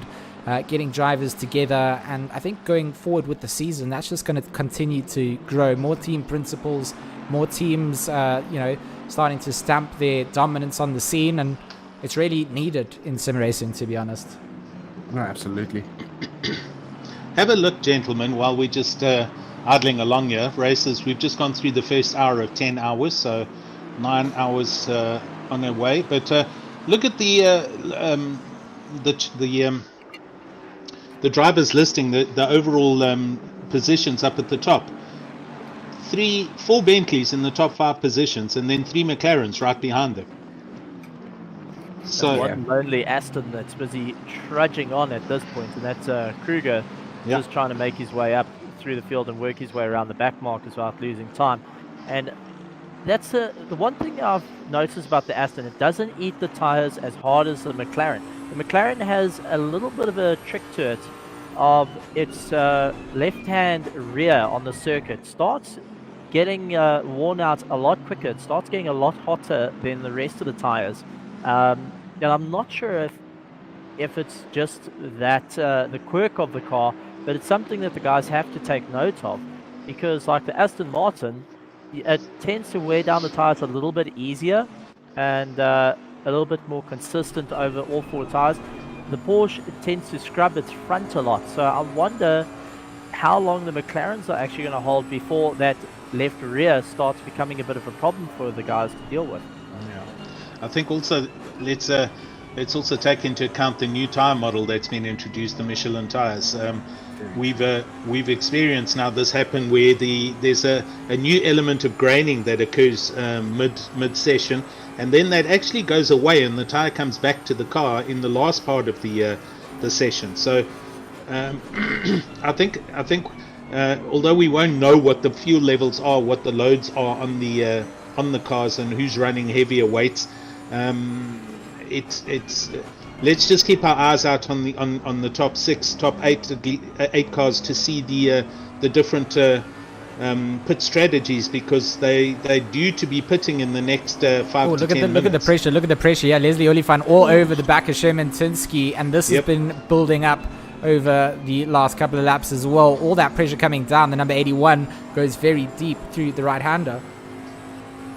Did you also see onto the old the new start-finish line? Shematinsky ran very wide, and I think he is looking in his mirrors a lot at Leslie, and it's causing him to make little mistakes, which I think that's going to add up later on, possibly mid 4 or 5 hours. A lot of these guys might have drive-throughs to deal with. That's the way to, as you put it, hemorrhage time that you really don't want to. And as the race goes on for 10 hours, more and more driver fatigue is going to come in. And I mean, that's something to bring into driver fatigue. Now, when we talk about driver fatigue, we're not talking about you physically, your muscles are hurting and all that. Yeah, force feedback up a little bit. You might feel it in your wrists. But the aspect that comes into it is your eyes start taking a bit of strain because you are looking at a flickering screen for a long period of time. So the guys can easily lose focus or get a little bit of tunnel vision, and that can either lose out. And you can either fall off a circuit from tunnel vision, or you start lifting off or braking a little bit earlier, and that loses some serious time. So it's another aspect guys have to be aware of. And we've seen a lot of our solo drivers in previous endurance races suffer from this quite a bit compared to our multi-driver teams. So I'm curious to see how it's all going to impact. 10 hours of racing at Silverstone is no joke. Guys have been practicing this race since beginning of January. They've been going and practicing every single day to try and get those setups perfect, and also to try and get more into a rhythm. So I'm not really sure if it's going to be beneficial to go for overtakes and push as hard as you can, same as what we're seeing with Leslie Ulf and Smensky. If it's going to be more beneficial just to tap off a little bit and try and make your way around, but very close side-by-side action. You can see Leslie really just pushing the envelope here. He wants to get past Smensky and try to keep going, but Smensky is holding a very, very defensive line and making sure that Leslie's got to work for it. Nice to see SA drivers taking on international drivers and seeing the skills so high in Stephen, the race. I have to just tell you, you are butchering Sherman Tinsky's name like a million times. So together we are going to learn it. It's Sherman Tinsky. No, it's Metinsky. Metinsky. That's it. Metinsky. Stephen, you go Shimisky and Shimisky. You literally just bail out halfway. You're just like, you know what? I'm not even going to attempt it, and we cannot dishonor our international guest like this. No, let's do it right. Let's do it right. Apologies. I have some bad news for one of you gentlemen here. Unfortunately, Bruno Kidile losing out to position to Mr. Ross Bartle. Looks like I'm not sure if it was just a bit of a mistake, but Bruno definitely falling out one behind him now. So hopefully there's no problems for that car. I'm really hoping it's just a bit of tires they need to get through these last 3 minutes. I wouldn't say there's as we see Leslie up alongside of Shermatinsky, but I don't think there's any damage from that contact earlier. It was too soft. I just think the McLaren is not looking after its tires well, or they've got the pressures wrong, and Bruno Cadilli is just struggling with the pressures on the car. Well, shout out to our chat as well here that are asking us questions just about tire models and things. Unlimited tire model sets, yes, are available. Hen Zero asking that up. Pierre Grundeling here as well. RCI TV giving us some support. Husky Dean here as well, throwing down Snow Villain. I know that's Steve Snow here. Amp also celebrating and supporting his team, driving out here. Mark Antel, JC Krobler, a whole bunch of familiar names that we've seen before, and a whole bunch of obviously new viewers who are joining us here for the first time. So if you are new here, don't be shy. You are free to subscribe here to the Raceface channel. We do broadcast as many of the races as we can. The new GT3 League kicking off in February. That's going to be massive on a Thursday. So plenty of racing. If you guys have an addiction to watching sim racing, we'll be broadcasting all of the action over on this channel. Big shout out to Resource Complete, PWSR, Black Ribbon Simulations, and of course Racing Club International for partnering up with Raceface Speedlabs. And helping us take things international, and it's all good to grow the community together. My name is George Smith, also known as GeeMax. I love sim racing and commentary. I also am the team principal from White Rabbit Gaming, joined in the box by the head man from PWSR himself, Mr. Alan Patterson, of course, the front man of Black Ribbon Simulations. No. That would be Richard Herring. Oh, right, yes. We've then got Stephen Koenig joining us as well, who's the front man of just Stephen Koenig as a commentator. He does real life commentary. He's also just a big asset in the sim racing community. So thanks over there. Alan, thanks for running my plugs for you and Richard together. I mean, I know that we're competitors, but I have a notepad here of notes that says, don't confuse the two simulation companies with each other. No problem. Listen, more importantly, Bruno Cadillo is in the pits. So here we go. We've got the cars coming in now. Bruno's in, Harding's in from 9th place in the Mercedes, as is Minnar and De Wet from 13th, 14th. And our poor soul man, G. Richardson in his Lambo has also picked up a 15-second time penalty. But yeah, in the last, as I said, close to the first hour, we due for pit stops, and the McLaren was the first to blink, and it's gone in. There we go. That's one thing to see. Now, go and put a fresh set of tyres and refuel. You might be able to make up a few positions going through it, but you can see the Bentleys are still on a hard charge at this point. They are. Daniel Rowe is making short work of the grid, 6.7 seconds ahead of second place, and he's willing to try and keep that going. So very, very nice to see how they move forward.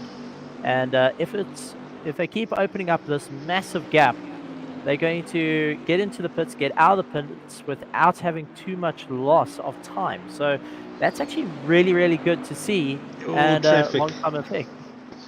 They're coming up to traffic, having just come out the pits, who kindly moves out the way as they go through Maggots and Beckett's.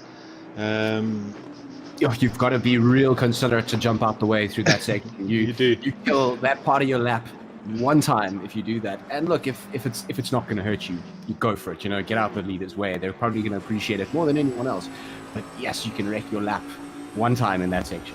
Can we just appreciate the defensive drive that has come out from Shermatinsky here? I mean, he's had Leslie all over the back, and we just know what an aggressively pressured drive that would be, because Leslie is an incredibly talented driver and has that ability to really try and force the error out. So the fact that even Shermatinsky is just holding off and defending so well against that PWSR car, that's a difficult feat. It is creating massive benefits for Daniel Rowe and the GeForce Retro team. 7.5 seconds up the road of these two scrapping it out. So if they're not too careful, they're going to let their Bentley brother just continue to escape them, and that's going to leave a lot of work for them to make up. 7.5 seconds is a gap that you do want to have coming into the first stint of pit stops. Yeah, that's a handy buffer to have. You're right, George. But I think what Leslie is also doing is he's pressurizing Shermatinsky, and this has caused him. I know I'm kind of sounding like a scratched record here, but he has run off track a few times in this first hour, and I wouldn't be surprised to see them getting a drive through. He's going to have to drive a little bit cleaner, and by doing that, he is slowing himself down, and he's allowing Leslie to get right up the back of that Bentley, and these guys they're driving away from the rest of the field. Actually, Bega Krobler's had a nice clean run through the grid. He's up now into 4th place, but not too far off the back, 2.5 seconds behind these guys. So I'd say we're going to see pit stops in the next 10 minutes, and then we're going to see position changes. I feel like for Leslie right now, this is the time he should be going into the pits. Like, this time that he's losing out to Shermatinsky, he's faster. There's no doubt in my mind. He's just not able to make any of the moves in the positions of the racetrack that he is finding those tents.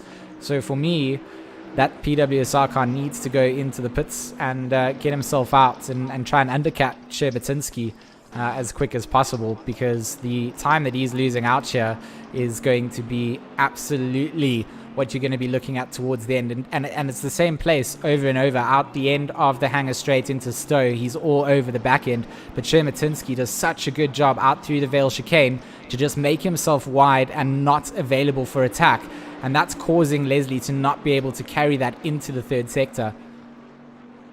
He's definitely looking. He's looking, but this, I mean, he's putting himself in so much risk following in that dirty air as well. It's a hard part of the circuit to be following in, and you want as much downforce as you want down into Village. Shermatinsky putting himself early into the corner, making sure that he gets the best exit out through the loop, and then again, always close. Yeah, there's going to be the slip down now. This could be it down at the back end of the Wellington straight. They go. It was a great exit out through Aintree for Olifan. On the inside he goes. Is he going to have a look through? Yeah, I don't think he's quite got it, but they both do go quite deep coming through. Shermatinsky particularly deep, but manages to keep that car. Look at it. perfectly on the inside line once again. But the undercut from Leslie Oliphant, the overlap almost getting in there. Are they side by side through here? I think they are. Leslie Oliphant for PWSR trying to go alongside that GeeMax car. This could be the Bentley battle we wanted to see. They will go side by side into turn one. Inside line for the PWSR 101, and it will be done. Beautiful work coming out from Leslie, and a good call from him to stay out. He does get the move done, doesn't need to get it done under the pit stop, and the pressure will still be on from Sherbatinski, but a beautiful bit of driving coming out from Leslie Oliphant. Great pass. It is. I'll just tell so you what. fantastic. Yeah. I'm sitting here and I'm pushing my right foot on the floorboards here as hard as I can. I don't know about from you guys. From my side, just seeing a car the size of the Bentley do battle, two of them do battle like that, is just makes my heart so happy. Makes it so happy. Okay, I'm going to chuck in something here. Kerber down in 16th place has got a stop-go penalty of 30 seconds. Yeah. And that is a massive impact. And the only way you can actually get that one right is you go and speed through the pits. And that means you didn't have your pit limiter on, or you changed to second gear, and just that little bit more pace put you further down. So Kerber and his team are not going to be too happy with that. Oliphant trying to battle his way through the back markers at this point. Yeah, they're in a bunch of traffic here. Trying to just utilize them.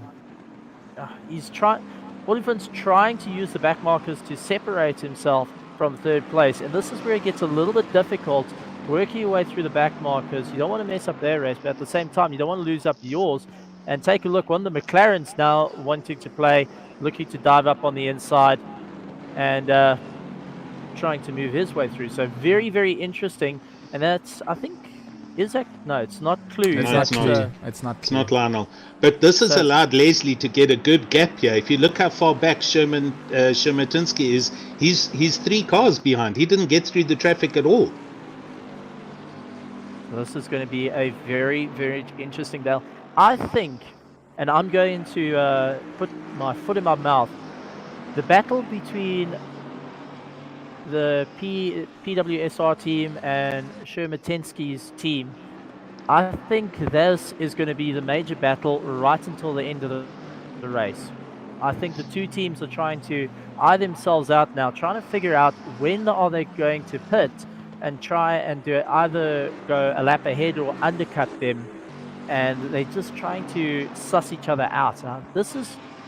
I'm putting my foot in my mouth here, but you're not putting your foot in your mouth, Stephen. Like they're battling it out now. They could be battling it out forever. I mean, I think it's a good call. I think I would love to see GeeMax and PWSR go for it, but will they be able to take it up towards that P1 position from GeForce Retro? I think second and third is always a nice place to get, but will they be able to chase down onto P1? That's the question. 8.2 seconds the gap now between Rowe and Oliphant, but Oliphant, he's almost been set free, hasn't he? He's got got the hardest part behind him. Shermatinsky was making life incredibly difficult. What can he do now with just Daniel Rowe in his sights? Well, taking a look at our YouTube comments, Bernard King saying KSR Pulse is unfortunately disconnected as well. So we've lost KSR Pulse. That is absolutely frightening. And we've also got from Steve Snow, he's got his little one going and watching the stream. So hello, Ashley. Hello, Ashley. Hello, Ashley. Hello, Start them off Ashley. young. Good stuff, Stevie.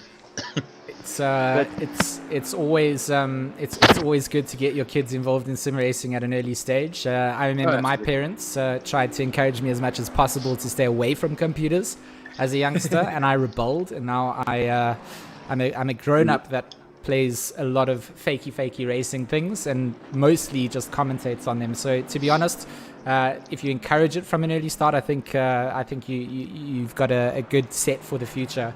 Because if you don't, they're just going to rebel like me, and they're just going to do it anyway. So to be honest, it's fantastic to have everyone here. Yes, tell me, Alan. Sorry, my man. Bego, George, Jan Bego Kroblo's all over the back of Shermatinsky. This is now for third and fourth. So he's actually, Shermatinsky didn't get through that traffic at all well, and it's allowed Bego right up to the back of him. And this is now his new new challenge to defend against. So Bentley's 1, 2, 3, and 4 right now.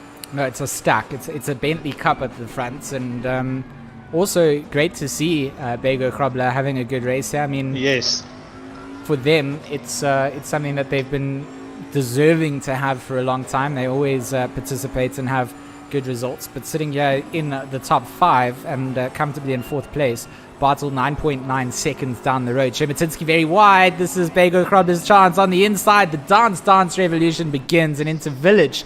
Will he be able to do it? Shematinsky defending the inside line, but the undercut. Will Bego Krobler set himself up for the loop? He's quite wide through here. Shematinsky, I think, survives that and gets away with it. Bego Krobler will be looking back and thinking, that was maybe the opportunity that I had. He had to lift slightly through that left-hander. he's got a good drive here. He's got a good drive coming. Will he get the inside line? I think Shematinsky is the master of this complex of corners. He had to defend against Leslie so hard through here.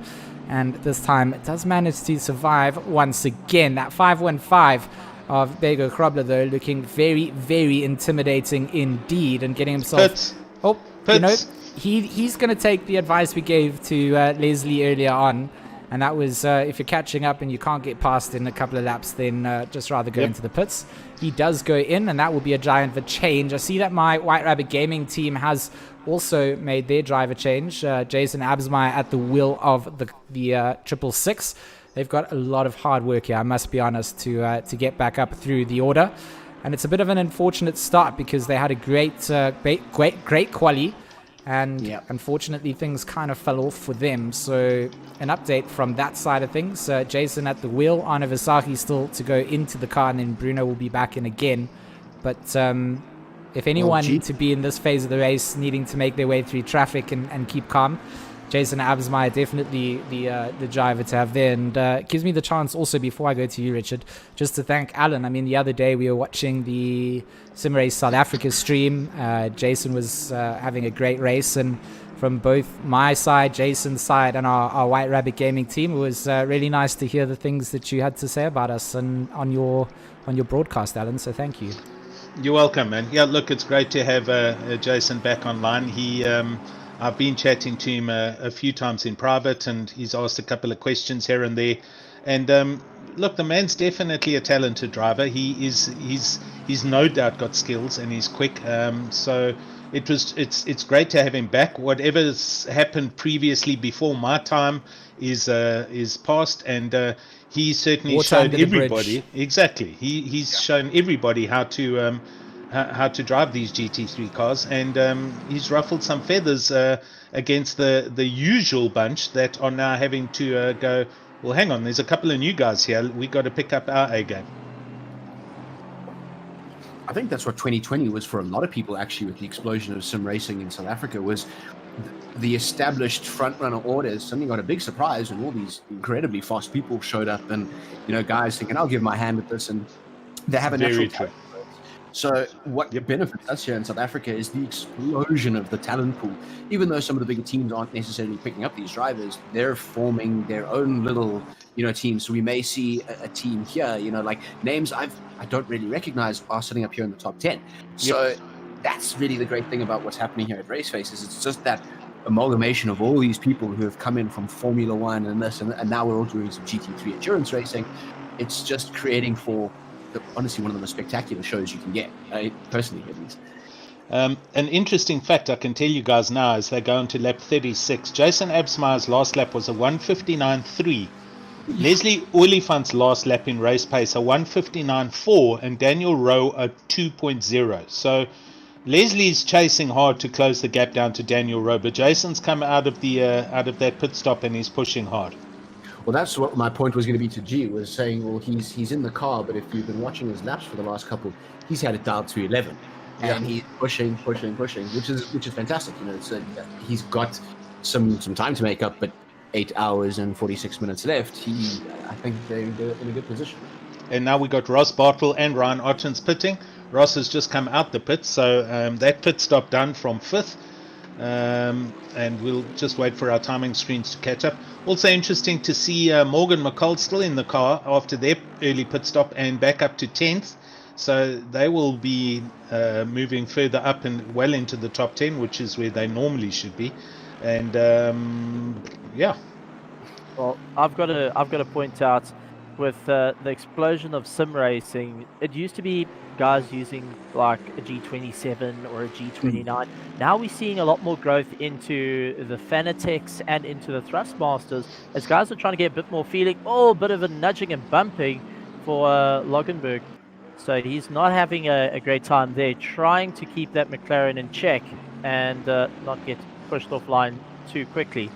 But going back to it, guys have been upgrading their gear to make sure they can try and get a little bit more feeling into their cars. I was taking a look at the TGN guys, and they having quite a bit of fun with their racing, and modified their. Stephen, rig are quite- you sponsored by TGN in our stream here as well? No, I've just have you actually have you not shared your TGN partnership with us? But I Not mean, yet. it's nice to have Werner Jobert, of course, the head of TGN Racing, with us. He's always been a good mate of mine in that sim racing community. I've been through to his place a couple of times to try out those rigs and things. But I mean, I'm friends with everybody in the simulation side of things, and a lot of my friends have simulation companies. So it's nice to see that buzz, and like you said, a lot more focus coming down into specialized gear, etc. I got myself a nice sequential shifter. I'm a big drift and rally fanboy, so I got myself a nice custom one made up, and yeah, it goes a long way. It's fun to add parts to your rig, add through to it, and it's a lot cheaper than running a real race car, but sometimes it feels like it's not that much cheaper. Like you go, okay, it's cheaper, but you look at the price of some of your gear at the end of the day and you go, okay, we've definitely built up a nice little assortment of gear for every different situation. But Van Lockenberg here in this number 27, he's all over the back of Haber, but he's not looking comfortable. This McLaren has done more lawn mowing in the last couple of laps than I've done in my own garden during December. So it feels like that BWR Vipers McLaren certainly pushing maybe a little bit too hard in trying to get past Haber, but definitely closing down around the outside of Stowe. He's going to send it. He's going to be late on the brakes, but I think that was beautiful. That was well Absolutely. Eugene van Lochenberg with an overtake that has made the goosebumps just arise, and fantastic stuff into Vale, gets the work done and gives himself a couple of car lengths breathing space as well. What a send coming down. That was a born to send right there. That was incredible. That was impressive. One of the discussions in the other league has been about equipment as well, and an interesting way that it was put was rims and steering bases offer an immersion component to sim racing. If you're looking for performance improvement, it's going to be dealt with load cell braking systems and that type of equipment. Or just practice. Like some of the fastest guys that I know just go and rock times with G27s and old school gear that you would never believe. So sometimes it's not just the hardware. I think the consistency side of a load cell adds a lot into the arrangement, but I mean, the talent side, if you can get yourself just a set of wheels and pedals and you can start giving it a go, you'll be able to see whether this is something you're good at and you have a knack for almost immediately, and it's worth upgrading through. You don't have to go and spend hundreds of thousands of rands on kits to get set up with. I think that's what I always want to encourage, is people to go, well, you know, the barrier to entry is always seen as high, but you know, you can get away with an entry-level set of wheel and pedals, and it will show you whether you've got the talent or not. And some of my best mates that have gone through the ebb and flow of sim racing, going through sponsored teams, having to sell gear when, you know, things are tough, having to go back to all kinds of things, like they still manage to perform on things that are, you know, what you would think is entry-level gear. McCall and Haber now also going to be having a little dice. Looks like McCall on the outside. Haber going to lose another position there as McCall slots himself into 7th. Yeah, I've been watching Daniel Rowe quietly for the last few laps. That gap back to Leslie Oliphant's gone from 8.9 down to 7.1 seconds. So Leslie is closing the gap on Daniel Rowe, and the gap from Leslie back to Shermatinsky is now at 10.5 seconds. That's how much he was holding Leslie up in the earlier part of this race. So, and the gap now down to 6.8 seconds. So Leslie is definitely driving the wheels off the PWSR Bentley to close the gap down to Rowe. And as I said, they probably due into the pits in the next 5 minutes here. Have you guys spotted the LNR Lightning car up in 5th? It's a sneaky little maneuver for them to get. Is that due to pit stops? Have they not pit yet and are They due for one? haven't. Yeah, Have they not? Alright. Ryan Barrington Smith, they haven't come into the pits yet. Jason is the first of everybody in that bunch. Ryan the Barrington first that Smith has been pitted. into the pits, Alan. Definitely. Oh, I'm has. sorry. He has Okay. definitely been in. Okay. Oh, or that LNR car has been in, because the previous driver, let's just see their driver lineup. Stratum and Van der Vault. I'm pretty sure that they have come in. I'm pretty sure Stratum started their race because I think Berries. they have come in. Yeah, Berries, as he's known in the console community, is. I'm going to go ahead and say he's definitely one to watch in 2021. He's just moved over to the PC. I mean, this, George, do you remember my lockdown laps tournament? This is I the do. Gen 2 won it. Okay. So, Chaba's losing out hardcore in this Bentley. I just to touch on that as well. I mean, Yeah. ProCamp now looking to be the next beneficiary here in that 21 Grumpy Monkey McClasey. He's gonna get himself lined up to pass Chaba pretty much in the next couple of laps, and that 515 Bentley certainly losing out from probably the last 6 or so laps that we've been watching them.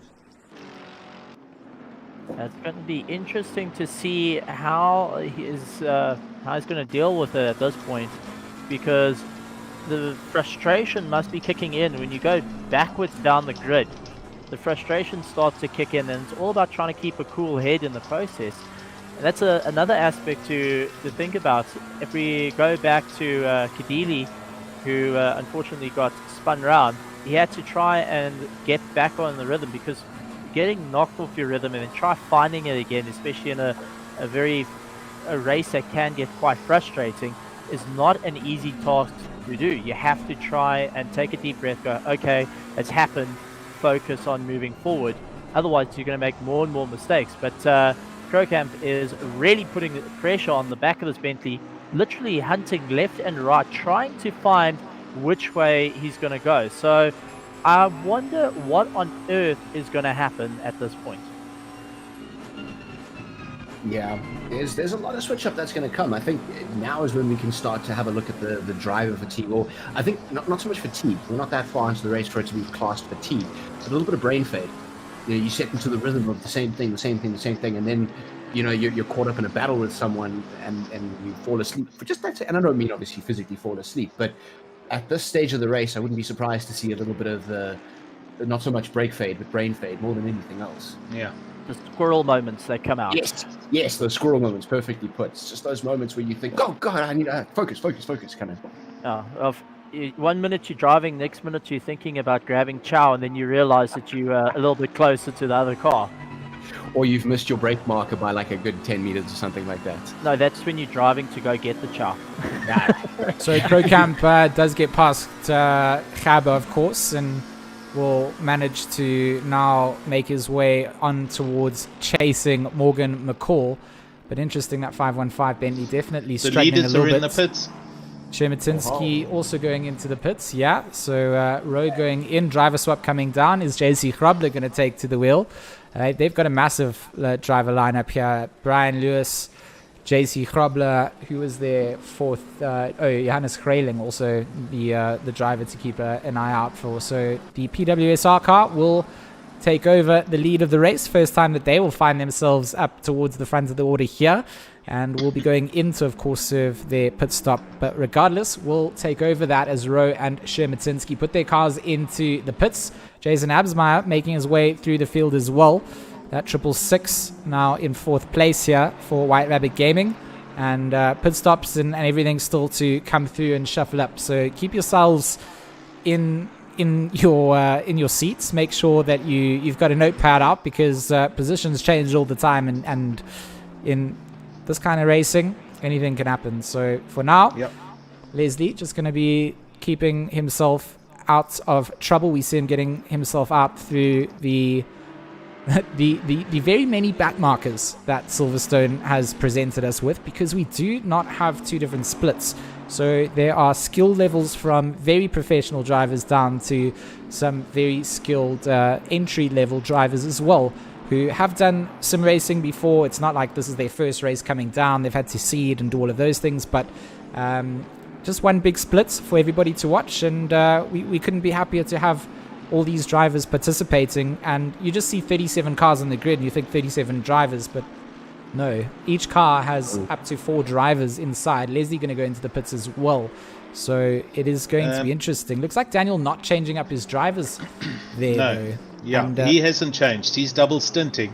Hendrickson is in the car from Shimotinsky, but Daniel Rose stayed in the car, so he's doing a double stint at the moment. So this is going to be interesting. I wonder if they keep keeping Daniel Rowe in because of his pace, or they're trying to keep it because he knows the rhythm a bit more to try and keep it going. So I wonder what's the thought process to that, where guys are busy changing it, going and changing it, changing their drivers, changing up the strategies as it goes.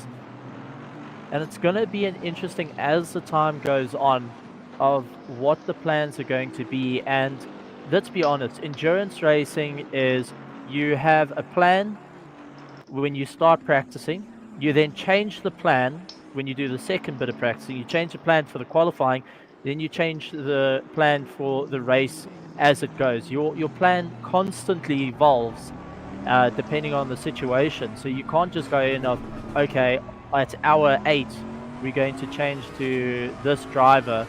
You might feel that that driver's not on the same pace, or you're not in the right position. You're going to try and stretch it out, so you're going to pit earlier. So it's going to be a bit of an interesting thing to see of who's got the plans that are able to change on the fly, or how many people are going to keep to a rigid plan. So coming from that perspective, what do you guys think? I think they're changing drivers, or they're setting driver stints based on the driver's performance. Daniel Rose being the quickest, or they're all going to do 2-hour stints for the first 8 hours and then share the last 4, the last 2 hours amongst the 4 of them.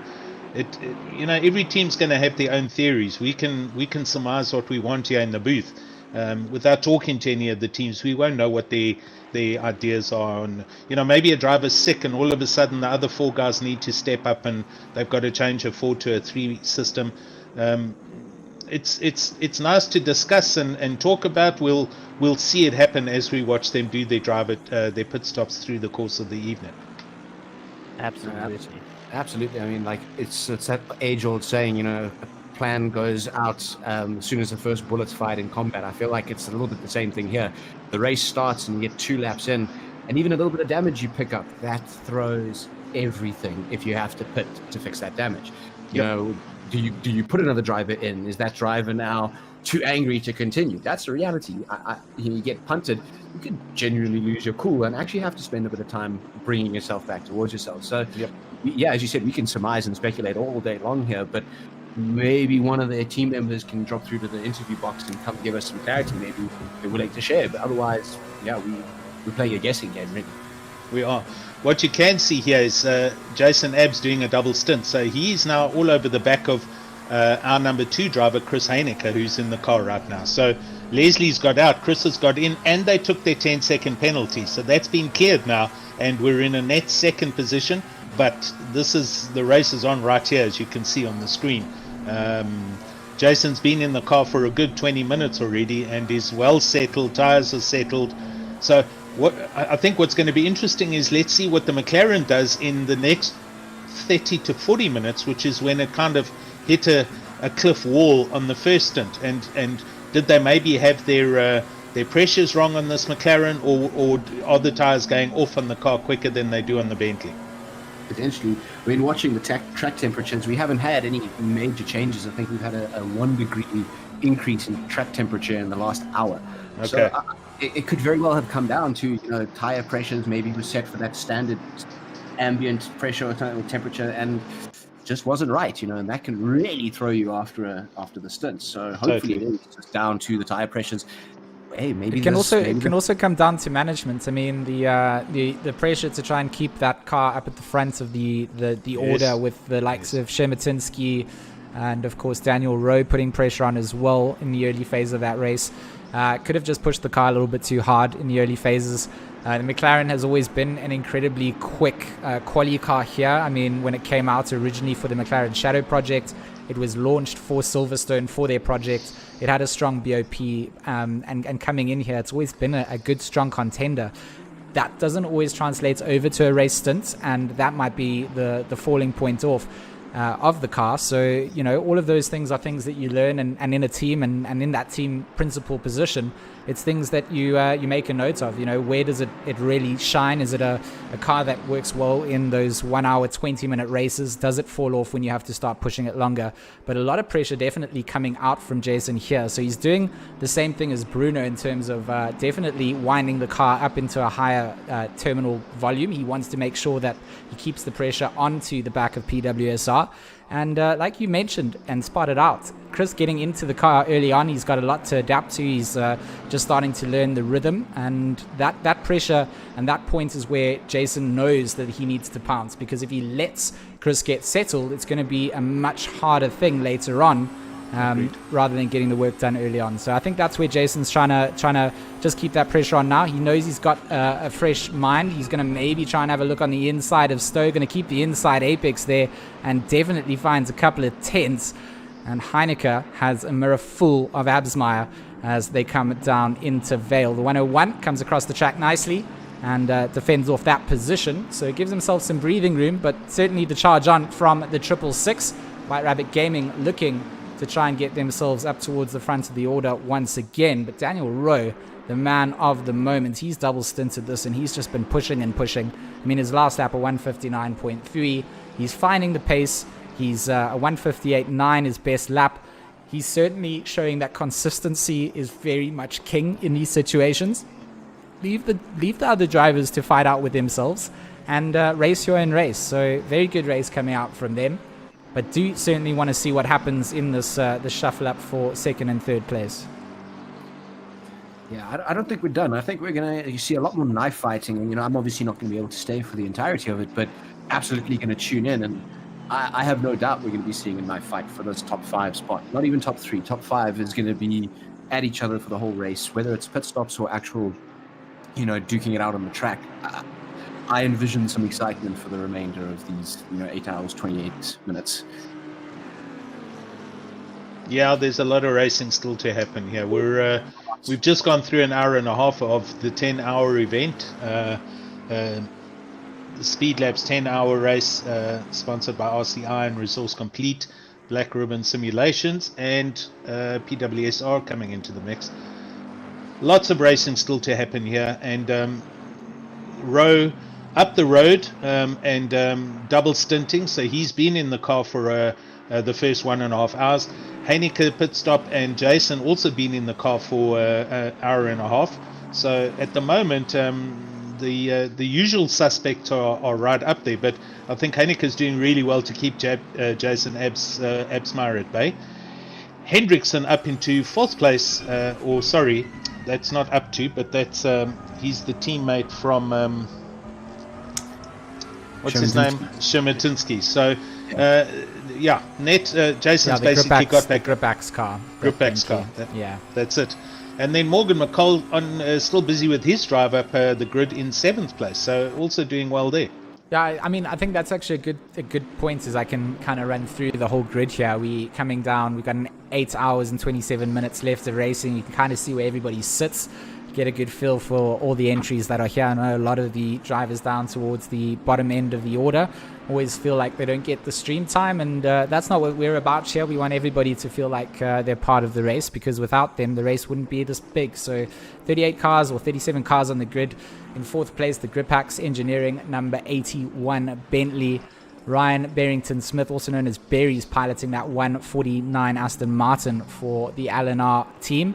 This is the LNR Lightning entry, Logistical Nightmare Racing. Over on the console side, I'll give them a little plug as well. If you guys are looking for some console racing, go check out Logistical Nightmare on their Discord. Very, very big community and a great place to be. I quite enjoy the interactions between the console guys, so good to have them joining us on the PC side of sim racing as well.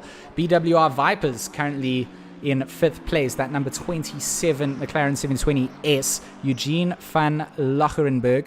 He is the man that currently sits behind the wheel, and BWR has just had a monumental impact on the whole of the Raceface entry side. They've come over and entered in massive teams during the last season that we had, and good to have them coming over and showing the support. The Get Speed number 44, I think also known as the ATKX EKZ entry, Morgan McCall, Junior McCall, and Jaden Gambin.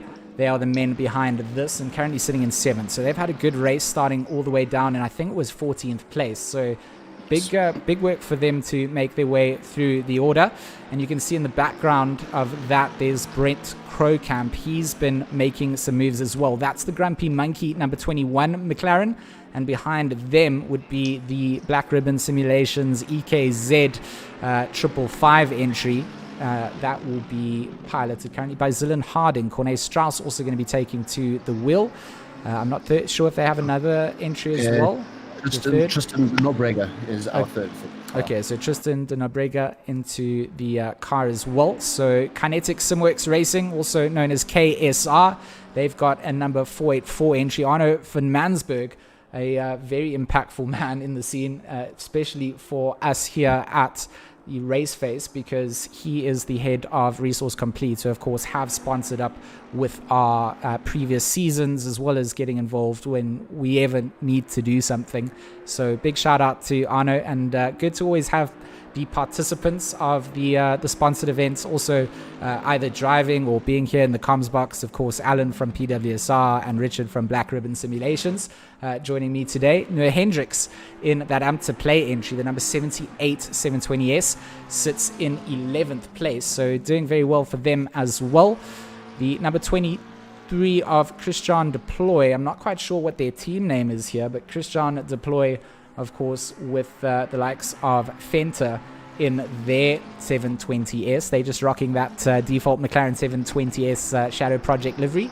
I did like it when it came out, and it's still always a fan of it. Martin Rotenbacht is in the 989 KSR Force entry, and I think, correct me, but a lone NSX on the grid. So good to see them within the top 20, currently sitting in 13th place. Paul Gaber is the man behind the 515, and I believe that is the entry that has Bega Krobler and Myberg. So that would be the Team Try Hard Resource Complete entry as well. So good to see them having a good race. Currently Jeff Carr for the Flying Gypsies. We saw them earlier doing a little bit of lawn mowing, but currently planted on the asphalt and losing out some positions to... Oh, I think that's the number 81. That was that's William Hendrickson. So actually, Jeff Carr getting involved with a couple of the front runners there. The number 99 for Flying Gypsies. They didn't want that as we went through the order. Johan van Rensburg, the partner to Matt and Sim Syndicate's entry, the number 42 Aston Martin, currently sitting in 16th place. They are also making their way through the field after a very, very difficult start. Mr. Altman Buerta in the 242. That's the Mew Racing OS team. They sit in 17th place. Anthony Wilson, he pilots the other LNR entry. That would be the Wind Chatton team. The 333 Aston Martin sitting in 18th place. In 19th place, the BWR Slots entry. The 111 with Leon LaRue behind the wheel. Joe Gaber rounds out the top 10 in the Resource Complete Team Try Hard Racing 696 Bentley.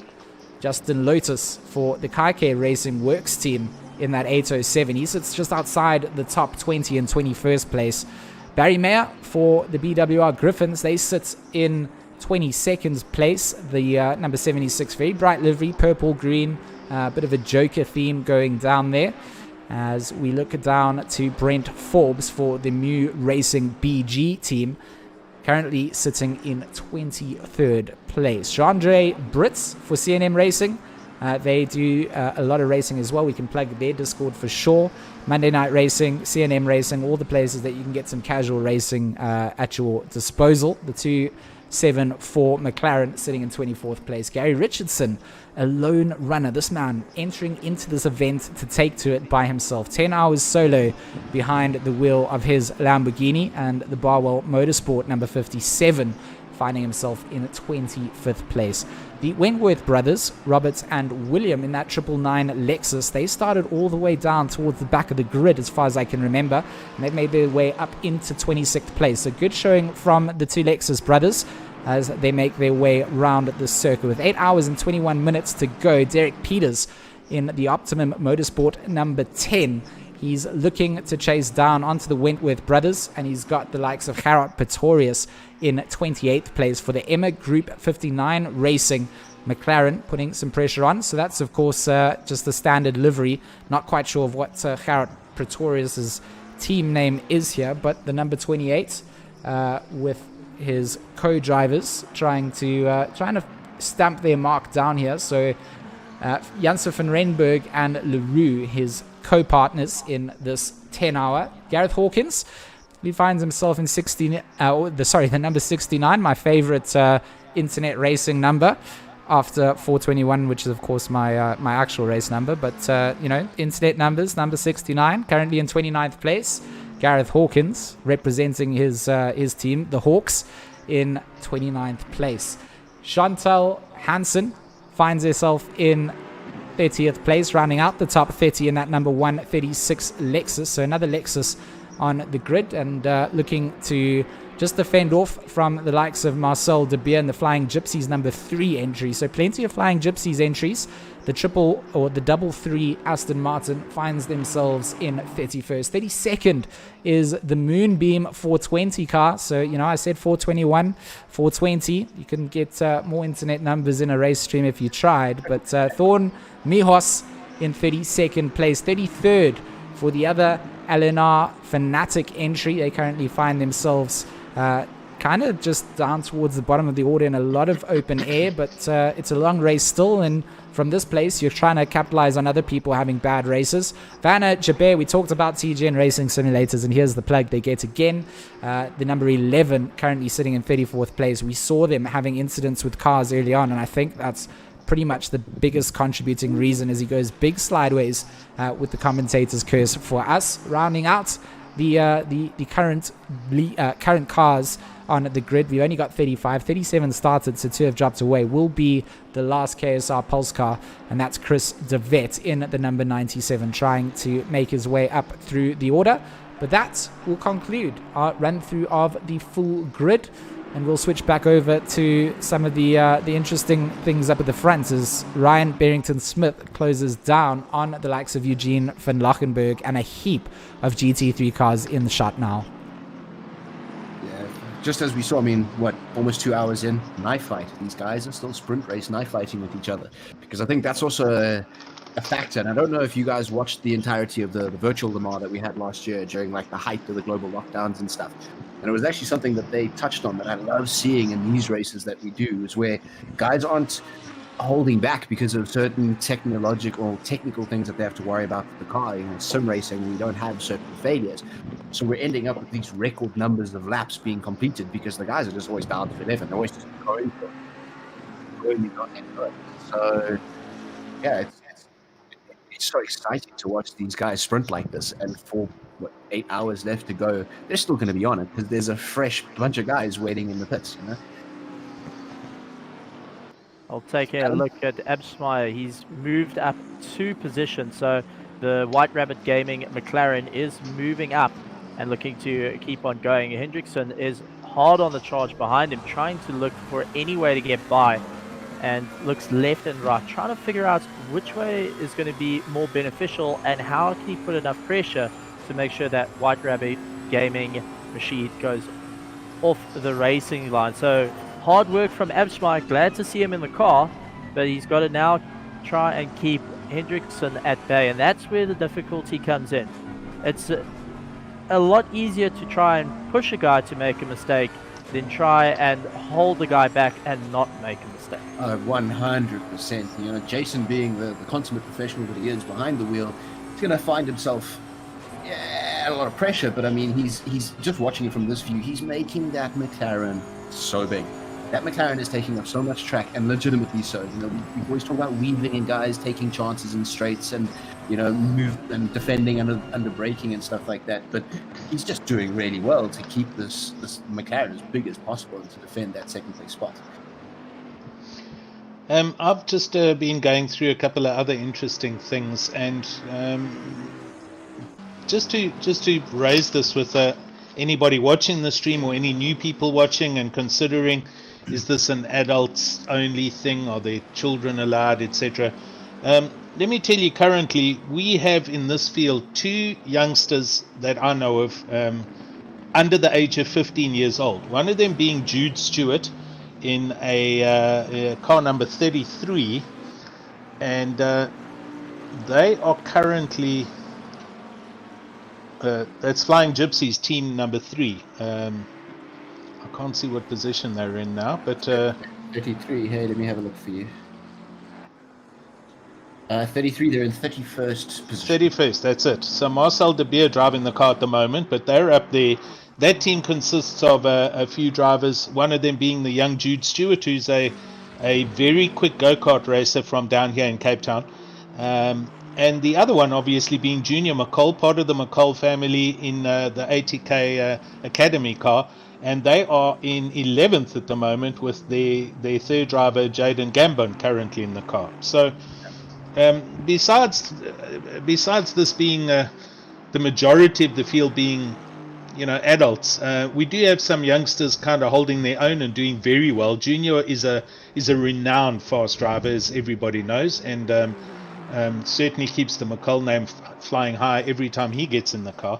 And then further to that, from another point of view, we have Chantal Hansen, who is also racing, and I think she's the only lady driver that's currently in the field today. So it's a great mix and a great turnout from everybody involved. And yeah, it just goes to show, you know, this is not it doesn't belong only in the adult men territory. We've got youngsters here, and we've got ladies driving, and everyone's having a great time today. Oh, 100%. I think this is one of the... Yeah, what's happened with that? No just gets let by there by Van Mansberg. Van Mansberg just deciding that, you know, this is not a driver that I want to take a fight with 8 hours left into the race. So I think that's a good move, actually, to, you know, just make a safe decision to rather, you know, not defend against someone that's going to make you lose more time to people behind you.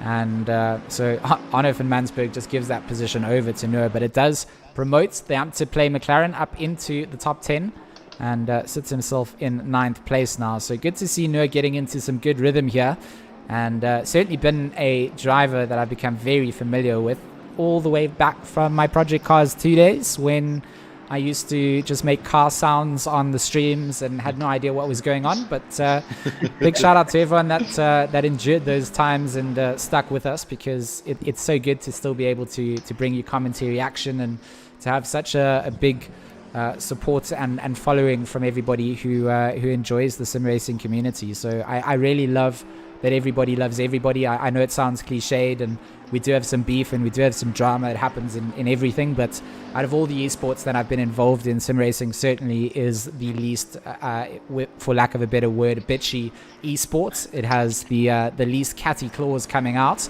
but you know how it works. Your best mates outside of the simulator, but come race time, you're the biggest enemies on track, and you're fighting 100%. For pride, you're fighting for everything. So outside of the circuit, I think everybody really is good mates. They have big support for one another. There's no hard feelings between people, and when it comes down to it, you just want to see clean, hard racing all the way down to the line. And our community has grown in leaps and bounds from the early days. You know, it's so good to be able to throw an event and have some drivers sign up in teams and know that you're going to be able to stick it out and have everybody commit for, you know, a full 10 hours of racing. It's not an easy thing, and you just got to think about the commitments and the sacrifices that people go through to be able to do this. You know, friends and family get put on hold, and you take your time on a Saturday to come and race in a simulated racing lobby whilst we get to commentate over it.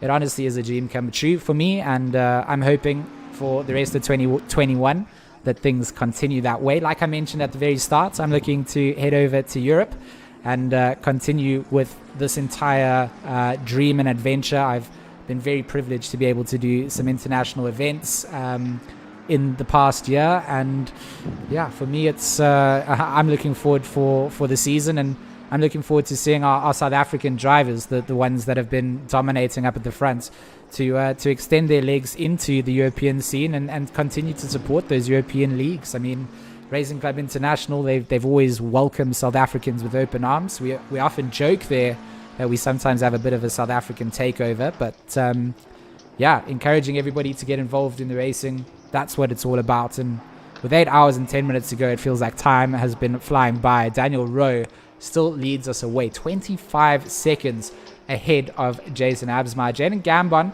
he's putting some pressure onto, it looks like Arno van Mansberg as well. So trying to get that ATK X EKZ car just a little bit further up, and this will get them into the top 10. Again, they have gone under pit stop, so we're not sure if Van Mansberg is on a different pit stop strategy at this point. I don't know if he has, but Jaden has managed to take off about a second and a half in this last lap alone. So I'm not sure if that Aston potentially is due for one, or whether Jay has just really just turned it to 11 and is, you know, sending an absolute send everywhere he goes. But he is continuing to close the gap down, and is actually going to get him to a spot where he could potentially just make the move. You know, it looks like he's got the pace to just make it happen. Alan, and if I may ask you your predictions on rain, and actually all of you guys, I read in the stat or the prep, if you will, the Discord post, that chance of rain was there. What do you guys think? Are we going to see it? Is it going to be typical English pitter, or are these guys going to get rained on?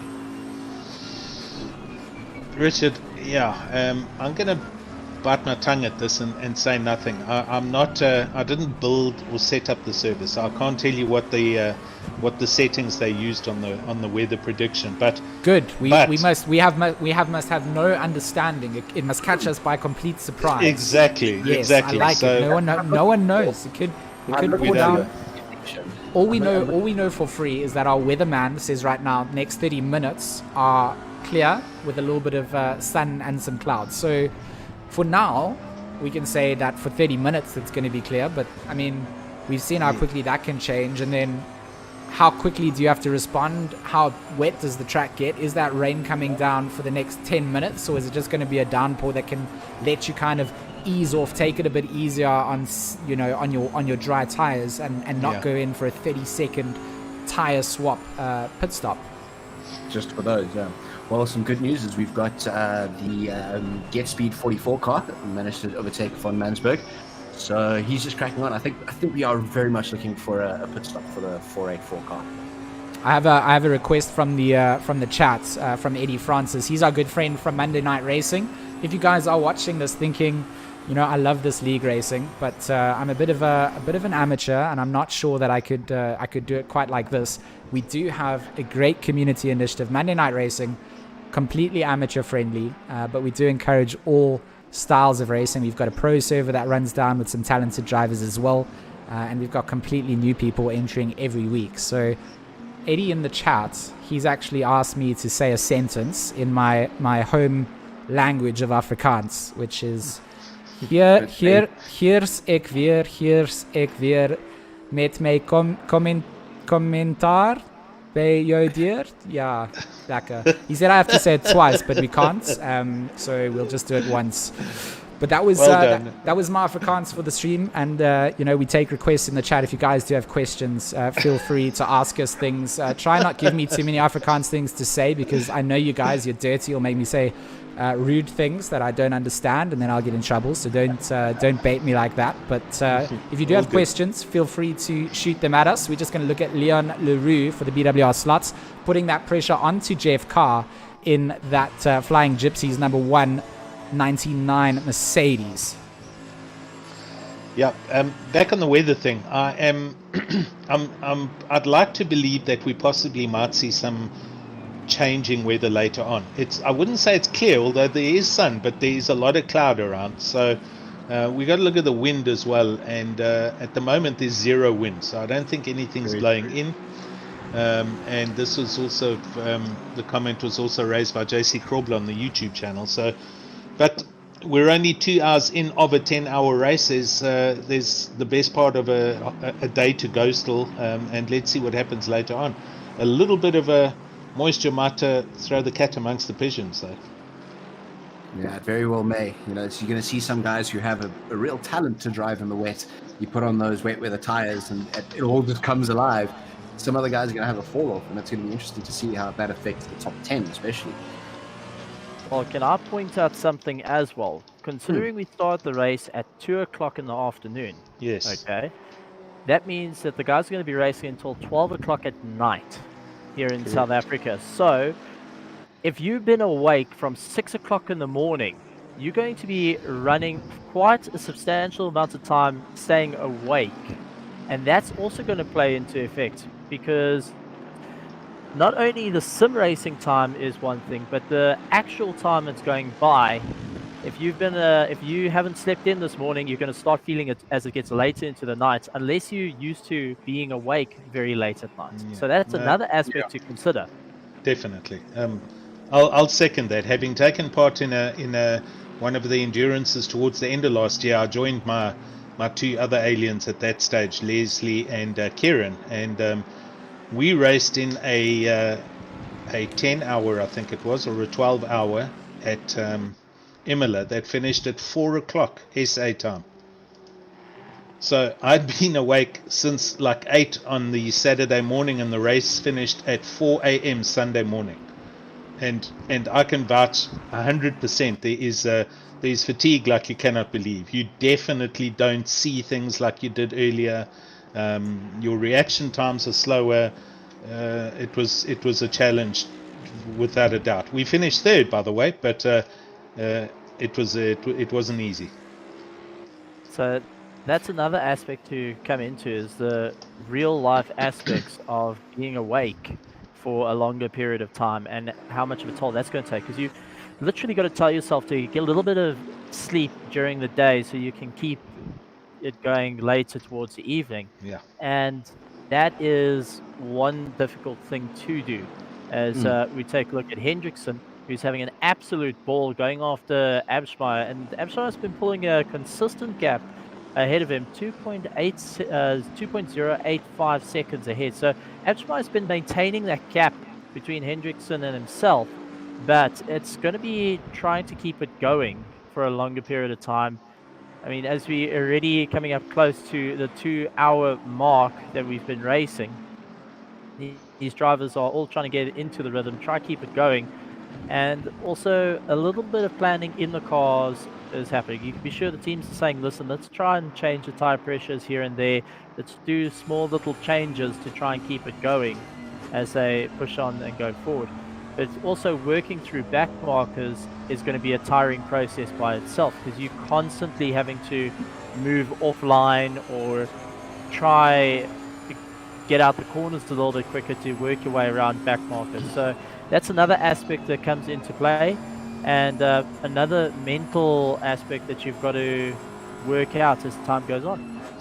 Looking at the timing screens, Jason Abs's last lap was a 1:59.3 for race pace, where their best lap was a 1:58.5.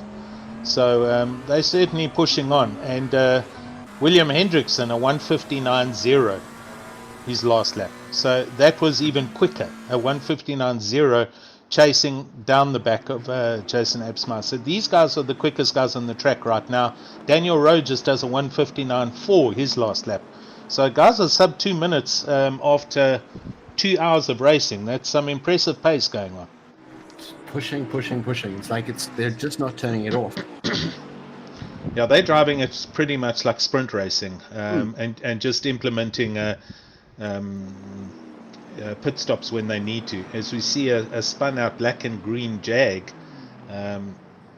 up at the back of the circuit. Did you say Jag there, Alan? Sorry, not Jag, Aston, I beg your pardon. Looks the same.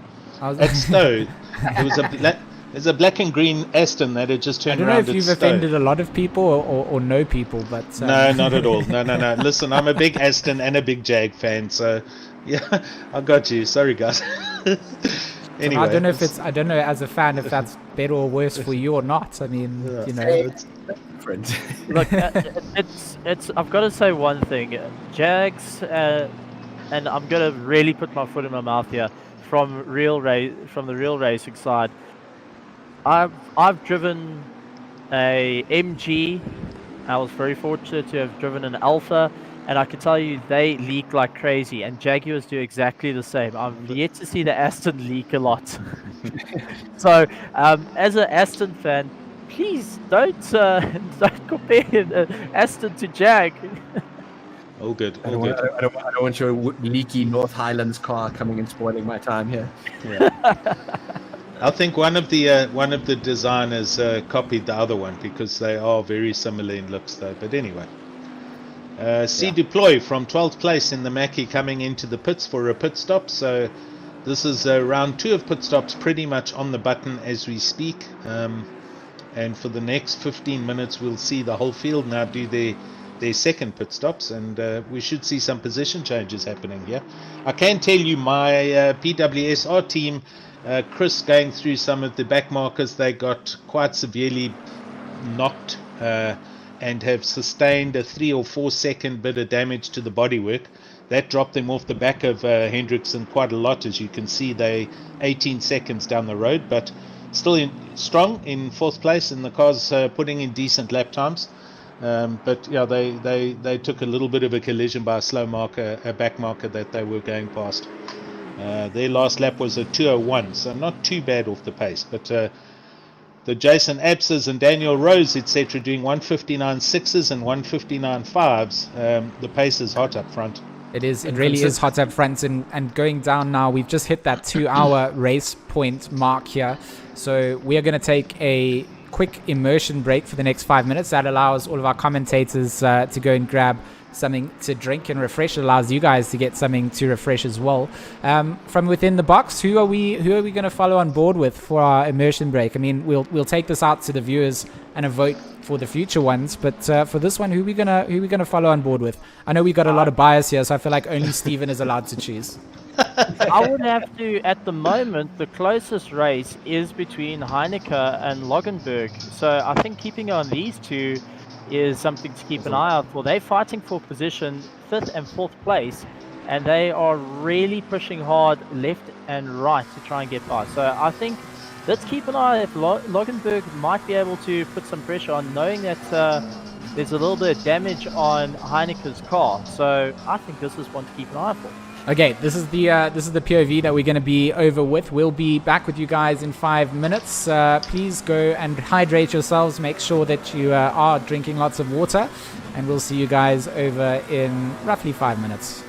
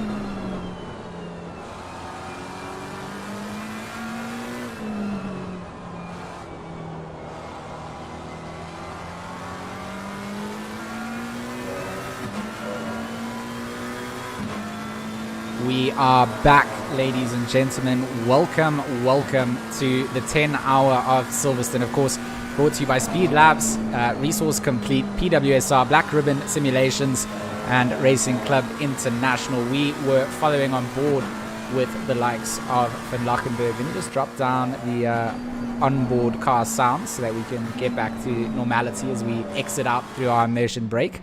Eugene obviously getting past the PWSR Bentley in that immersion break as well, so getting up into P4.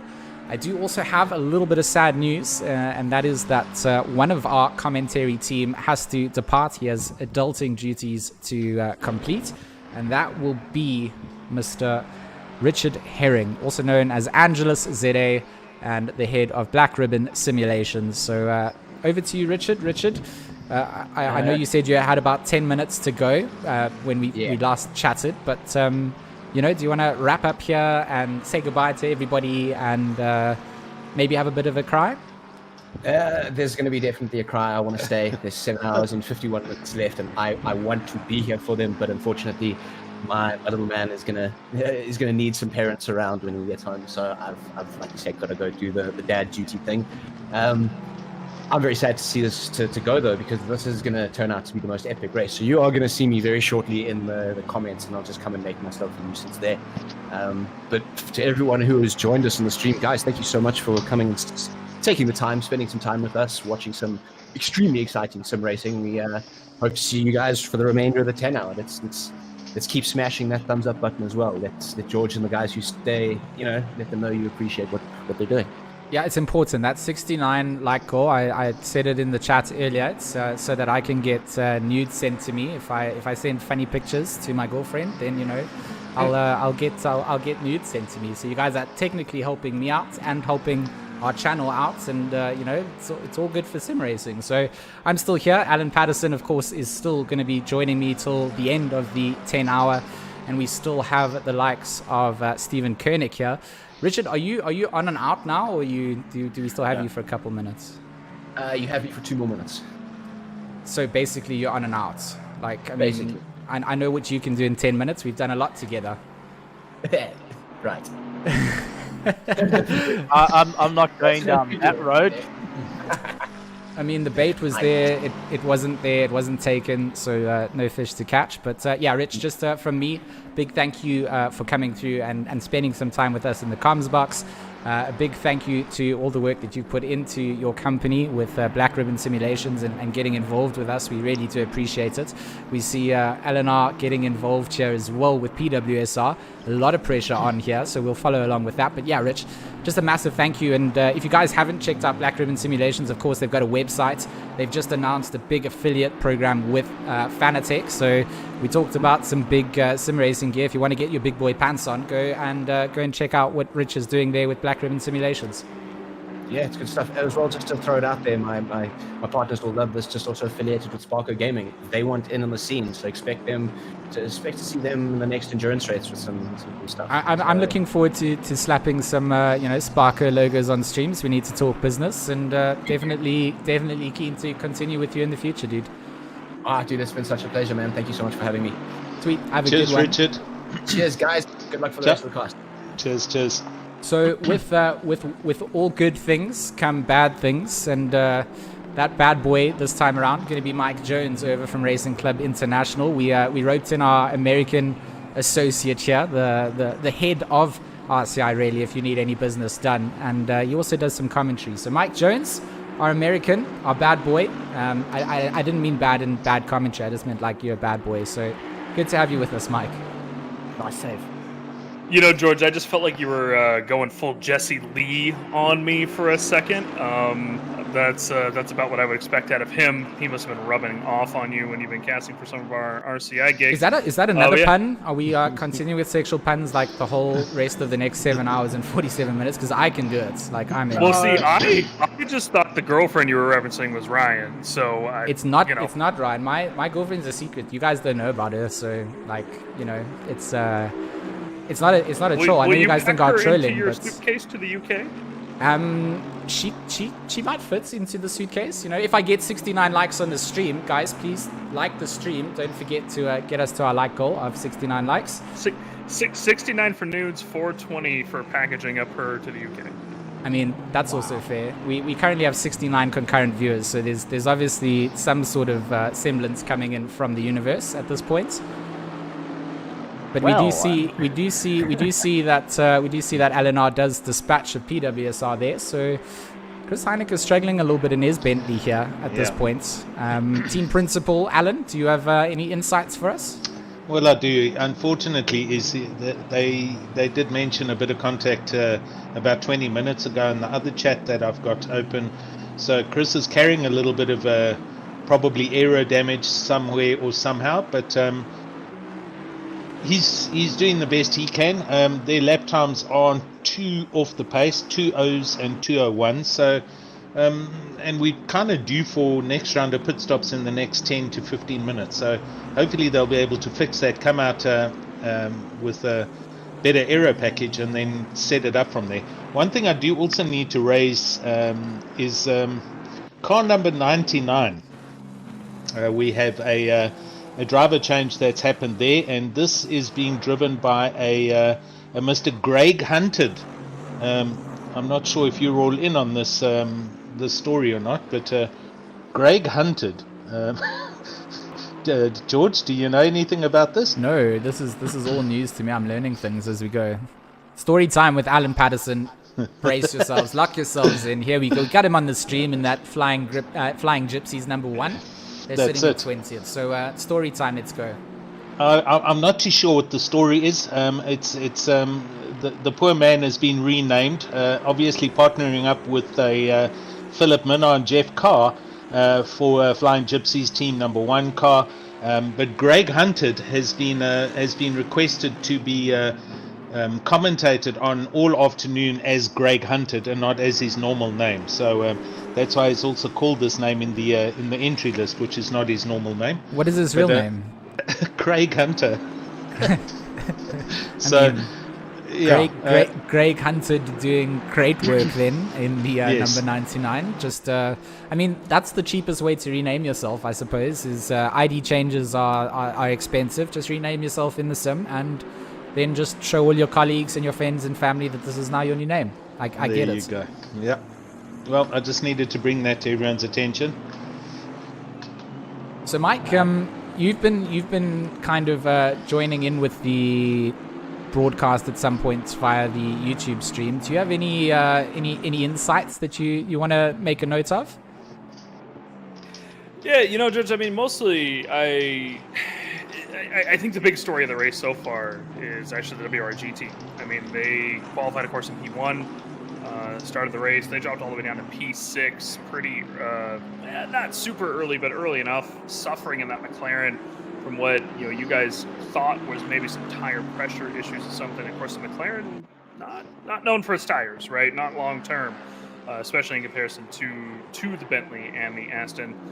We did just see them in the pit lane as we were having story time with Alan, so they've made a bit of an early pit stop compared to the rest of the field as well, and have fallen down now to P6 from P2. New driver in the car, Jason and Bruno, of course, taking stints 2 and 1 respectively, so now Arno will be taking over the car here, George. And I'm curious, now that they're back down to P6 with Arno in the car, how do you think he's going to fare? I mean, do you think he's going to be able to, once the pit stop shake out, get back up to P2? I think, I guess this is also like a bit of full disclosure here. I mean, Arno's someone that we're trialing out for this pairing up with Jason and Bruno. Most of our endurance races, we've always brought in a third driver who we've then chatted about trying to join the team full time. They've always had other offers from other teams and things through that. So, you know, for us, Arno Visaki kind of fits into a good schema here. He's a young driver. He's really worked on his consistency a lot, and certainly has the ability to be the fastest in the team when he puts his head down to it. Always been a hot lapper, and he's been dialing in that consistency. He's had a couple of incidents in a couple of streams that I've been involved in, and you know, those are things that people will always bring up with me. But you know, drivers deserve second chances all the time, and you know, you can't just throw away young talent just based on, you know, one hot-headed moment that's happened. So for me, Arno Visaki, definitely someone to keep an eye out on. I might be playing the cards open by saying that we'd love to have him in the team, but you know, that's the reality of it. He's a talented driver and he deserves to be appreciated. And if he doesn't get picked up by WRG, he'll certainly get snapped up by one of the other big racing teams. It's certainly going to come to shock to his teammates and everybody to hear that that's certainly my ambition here, is to bring him into WRG. So, you know, why not do it with a bang on a live stream and just know that, like, Arno certainly deserves a spot in a big racing team. And for us, I'm trying to grow WRG as I grow, and I'm looking to get some real live sponsors on board to start making things more incentivizing for drivers and start competing up against some of the big teams like ATK, who really have been able to flex their budgets and be able to show that there's more to this esport than just the ability to race under a name. As banners grow, as things grow, the need and desire to start to make this a more full-time thing for your drivers, even a part-time thing, an incentive thing, gear, money, whatever you can get for them, that's certainly the goal. And as a team principal and getting the opportunity to partner with White Rabbit Gaming, they've got successful gaming teams in the field throughout. And you know, for me, it's about now getting the sim racing team up to the same level and trying to use the connections and things that I've grown to make something more of just you know, these fakey race teams, as I've always liked to call them. I want this to be something bigger, and I know that the likes of Alan also have that same goal, and some of the big race teams all have that same like-mindedness in the goal here. That's and I think that this right here that's on screen is really telling for Arno as well, as we see the blue McLaren, as we've seen off a couple times so far this race.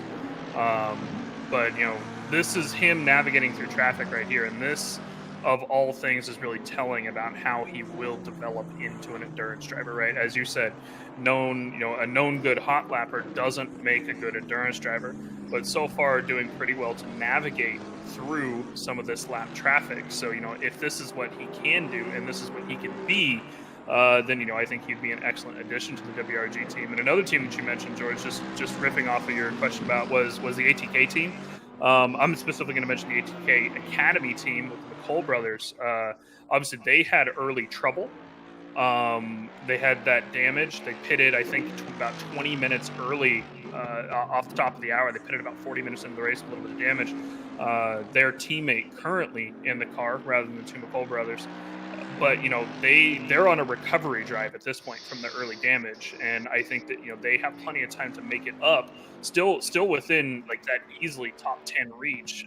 You know, being where they're at in the field, there's no reason that they keep it clean. They should stay in the top 10. But can they make it up to the top 5? That's the question at this point. I think it's going to be a struggle for him. But then again, 7 hours 40 minutes up in the race, you never know what's going to happen. Absolutely. Well, Arno Visaki is not new to endurance driving, that's for sure. He's been racing with Retro Racing for Retro Esports, and he's done a couple of 24 hours with the Retro guys in iRacing. So he's been involved with a little bit more endurance racing. But another one to bring out is PWSR, who have been doing very, very well with their consistency at this point, despite having the damage on their car. Chris Heineke has been really getting that car around the circuit and just really working on keeping it consistent. So hats off to him. And Daniel Rowe in first place. Since they got past, the team has been opening up a massive gap, and Rowe has been making sure to keep that going right through the race. Hendrickson up to second place, so they are going to be quite happy with that, with Logenberg in third place. But a name that we haven't seen pop up too often, fourth place, is Barrington Smith. Been keeping it consistent and slowly been working his way up to the top. It's a incredibly mixed field of drivers, and you know what Mike has said there with the ATK team, they certainly have a lot of potential from the start of kind of how they formed up. I'm quite interested to see whether this partnership here develops into something more, whether Jaden drives more with the ATK team. I know he's on loan here from EKZ at this point, but he's someone that I picked up from the PS4 side of things. I got very involved with the EKZ team, and I was very interested in the GT Sports side, and that's where Jaden really caught my eye. And the fact that he's now come over to the ACC side, it hasn't taken him long to get up to being up to pace with a lot of the fast guys in the scene. So I think there's a lot of potential in the development side from the youth and the younger generation. I think particularly with sim racing, it's always had a bit of a barrier to entry, which has always kind of meant that you're going to get into it later on when you can afford to get your sim gear and you can get set up. But with people getting into the market a little bit earlier, you know, getting in with entry level gear, you know, starting up when they, you know, 13, 14 in racing sims in general, and then finding these competitive leagues and environments, I think that's the development of sim racing as a whole. And the younger that you can get people started, the more potential you can unlock out of people. I think looking down the order, you do have a mixture of people in the international scene who are, you know, older guys that are incredibly quick, but in general, a lot of the youngsters are the ones that are starting to become that emerging, developing talent, which is, I mean, it's not different to many other esports, is it, Mike? It's really not. I mean, I come from a background originally of League of Legends, right? So this is where I originally was shoutcasting, and most of the League of Legends, even the pro esports teams, you know, by the time you're 22 to 25, like that's towards the end of your career. And I'm sure, you know, George, you have experience with a lot of shooters, you know, Call of Duty and whatnot. It's much the same there, right? Like you kind of check out at your mid-20s. Like, well, like we'd be, like if me and you were competing, we'd be old, you know, in our late 20s, early 30s. And you know, it's good to see sim racing, you know, is more balanced in that regard. You know, the older generation, the middle generation, and the younger generation can all be here together on one field and be competing against each other, and it's all competitive between everybody, right? Doesn't matter if you're 13, doesn't matter if you're 18, doesn't matter if you're 50. I mean, look at the PCDC Motorsports team. Vincent Airbeach, he is one of the fastest drivers of races with us over at RCI, and you know, the guy's not young, and he is one of the best racers that we watch over at RCI, and you know, it's just fantastic to see these guys be able to pair up with people like the Cole brothers, for example. I think Junior is what, 14, 13. Yeah, I think Junior is 13 years old. Yeah, and it's just fantastic to see that, you know, that these guys can out here and do this. It's quite a bit of dodging and weaving here from Arno. He does pick up a position through all that, as well as he gets past the 101 Bentley. That will update on the time screen here shortly. But a lot of bobbing and weaving, is a couple of cars off track, but he's slowly making his way up there, George. I think one position up so far since he started his stint, and you know, more to make up. Mike, your microphone on mine's flaking in and out a little bit, so I don't know if it's just on my end. I just want you to. No, I couldn't hear you. He was fading out completely there at the end, so I think it's some net issues. Just right at the end, it just disappeared out. But we see some breakboard markers being just murdered in the background. Talking about young, talented drivers, also big shout out to Alec Enslin in the chat, LT. one of the drivers that I've been good friends with for a long time. He's got big things lined up, and of course does a lot of work over for Coach Dave Academy and their setup side. So keep an eye out on a lot of these names and South African names, especially our youngsters, going out into the European scene and just making a name for sim racing over on that side of the field. And it's been so humbling to see that the acceptance levels from our international counterparts have the exact same feeling as our local scene, where we're all competitive, but we all have a big support for one another. So you often see big integrations between communities doing things, and we've always said this, we're still going to set it up, and we're going to have a best of EU versus best of South Africa race come down definitely in 2021. We've got the resources with Racing Club International partnerships, and of course with Raceface, we've got big access to our local talent pool. So hopefully we can get that set up. Eugene van Lachenberg making a bit of a mistake, running wide, correcting himself in that number 27. But it's all that fatigue, driver, tire wear, and a combination of those things. So just in time for Eugene van Lachenberg. He is going into the pits. Van Lachenberg, I think I always missed the middle part of that surname, but you know, what is Sherman Tinsky to Stephen Koenig is Van Lachenberg to GeeMax. Exactly. Yeah, all Welcome good. welcome to the Butcher Name Club. Please pick up Let me your give you a membership name badge. to pronounce here, George. You remember the name Chumley? Oh yeah, no, let's not give them that one. Cholmondili? Yeah, so the name is spelt Cholm. It's like it's spelt out phonetically Cholmondili. That's how you would read it phonetically. It's that long. We've called it that on these Racing Club International broadcasts for like 6 streams. Eventually, he has a big following on Twitch. They're all in the Twitch chat telling us that you actually pronounce it Chumli, like that entire thing with syllables in the middle. You just forget it all. It's just Chumli. And we couldn't believe it. So, you know, we were all kind of not believing it. We put it into the Google Translator midstream, got corrected by ourselves, and we're like, okay, we have to change this. So half our commentary team switched to Chumley. The other half thought it was all a massive troll and they didn't want to switch. But yeah, surnames are difficult. They always catch us off guard. So Butcher Club, I mean, I could open a butchery for sure.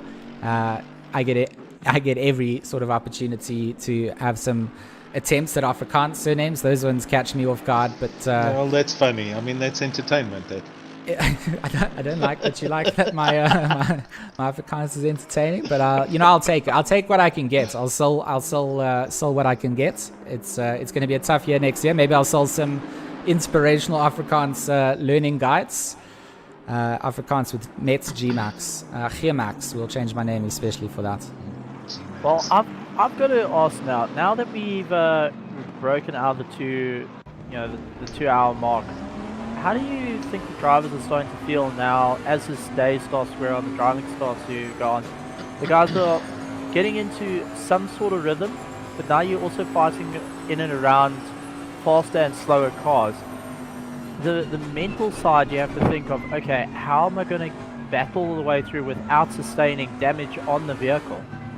What do you guys think is going to be the main of between all the drivers and Safety first. I think when navigating through the traffic, you're always reminded of the fact that if you push too hard in a situation that you could have been more patient on, you can really just wreck the race for your entire team, and then you're not letting yourself down, you're letting a lot of people down. So I think the pressure sits on you to know that you got to be safe, and at the cost of a couple of seconds a lap even, it's better to do that, take a safe approach and get your way through safely.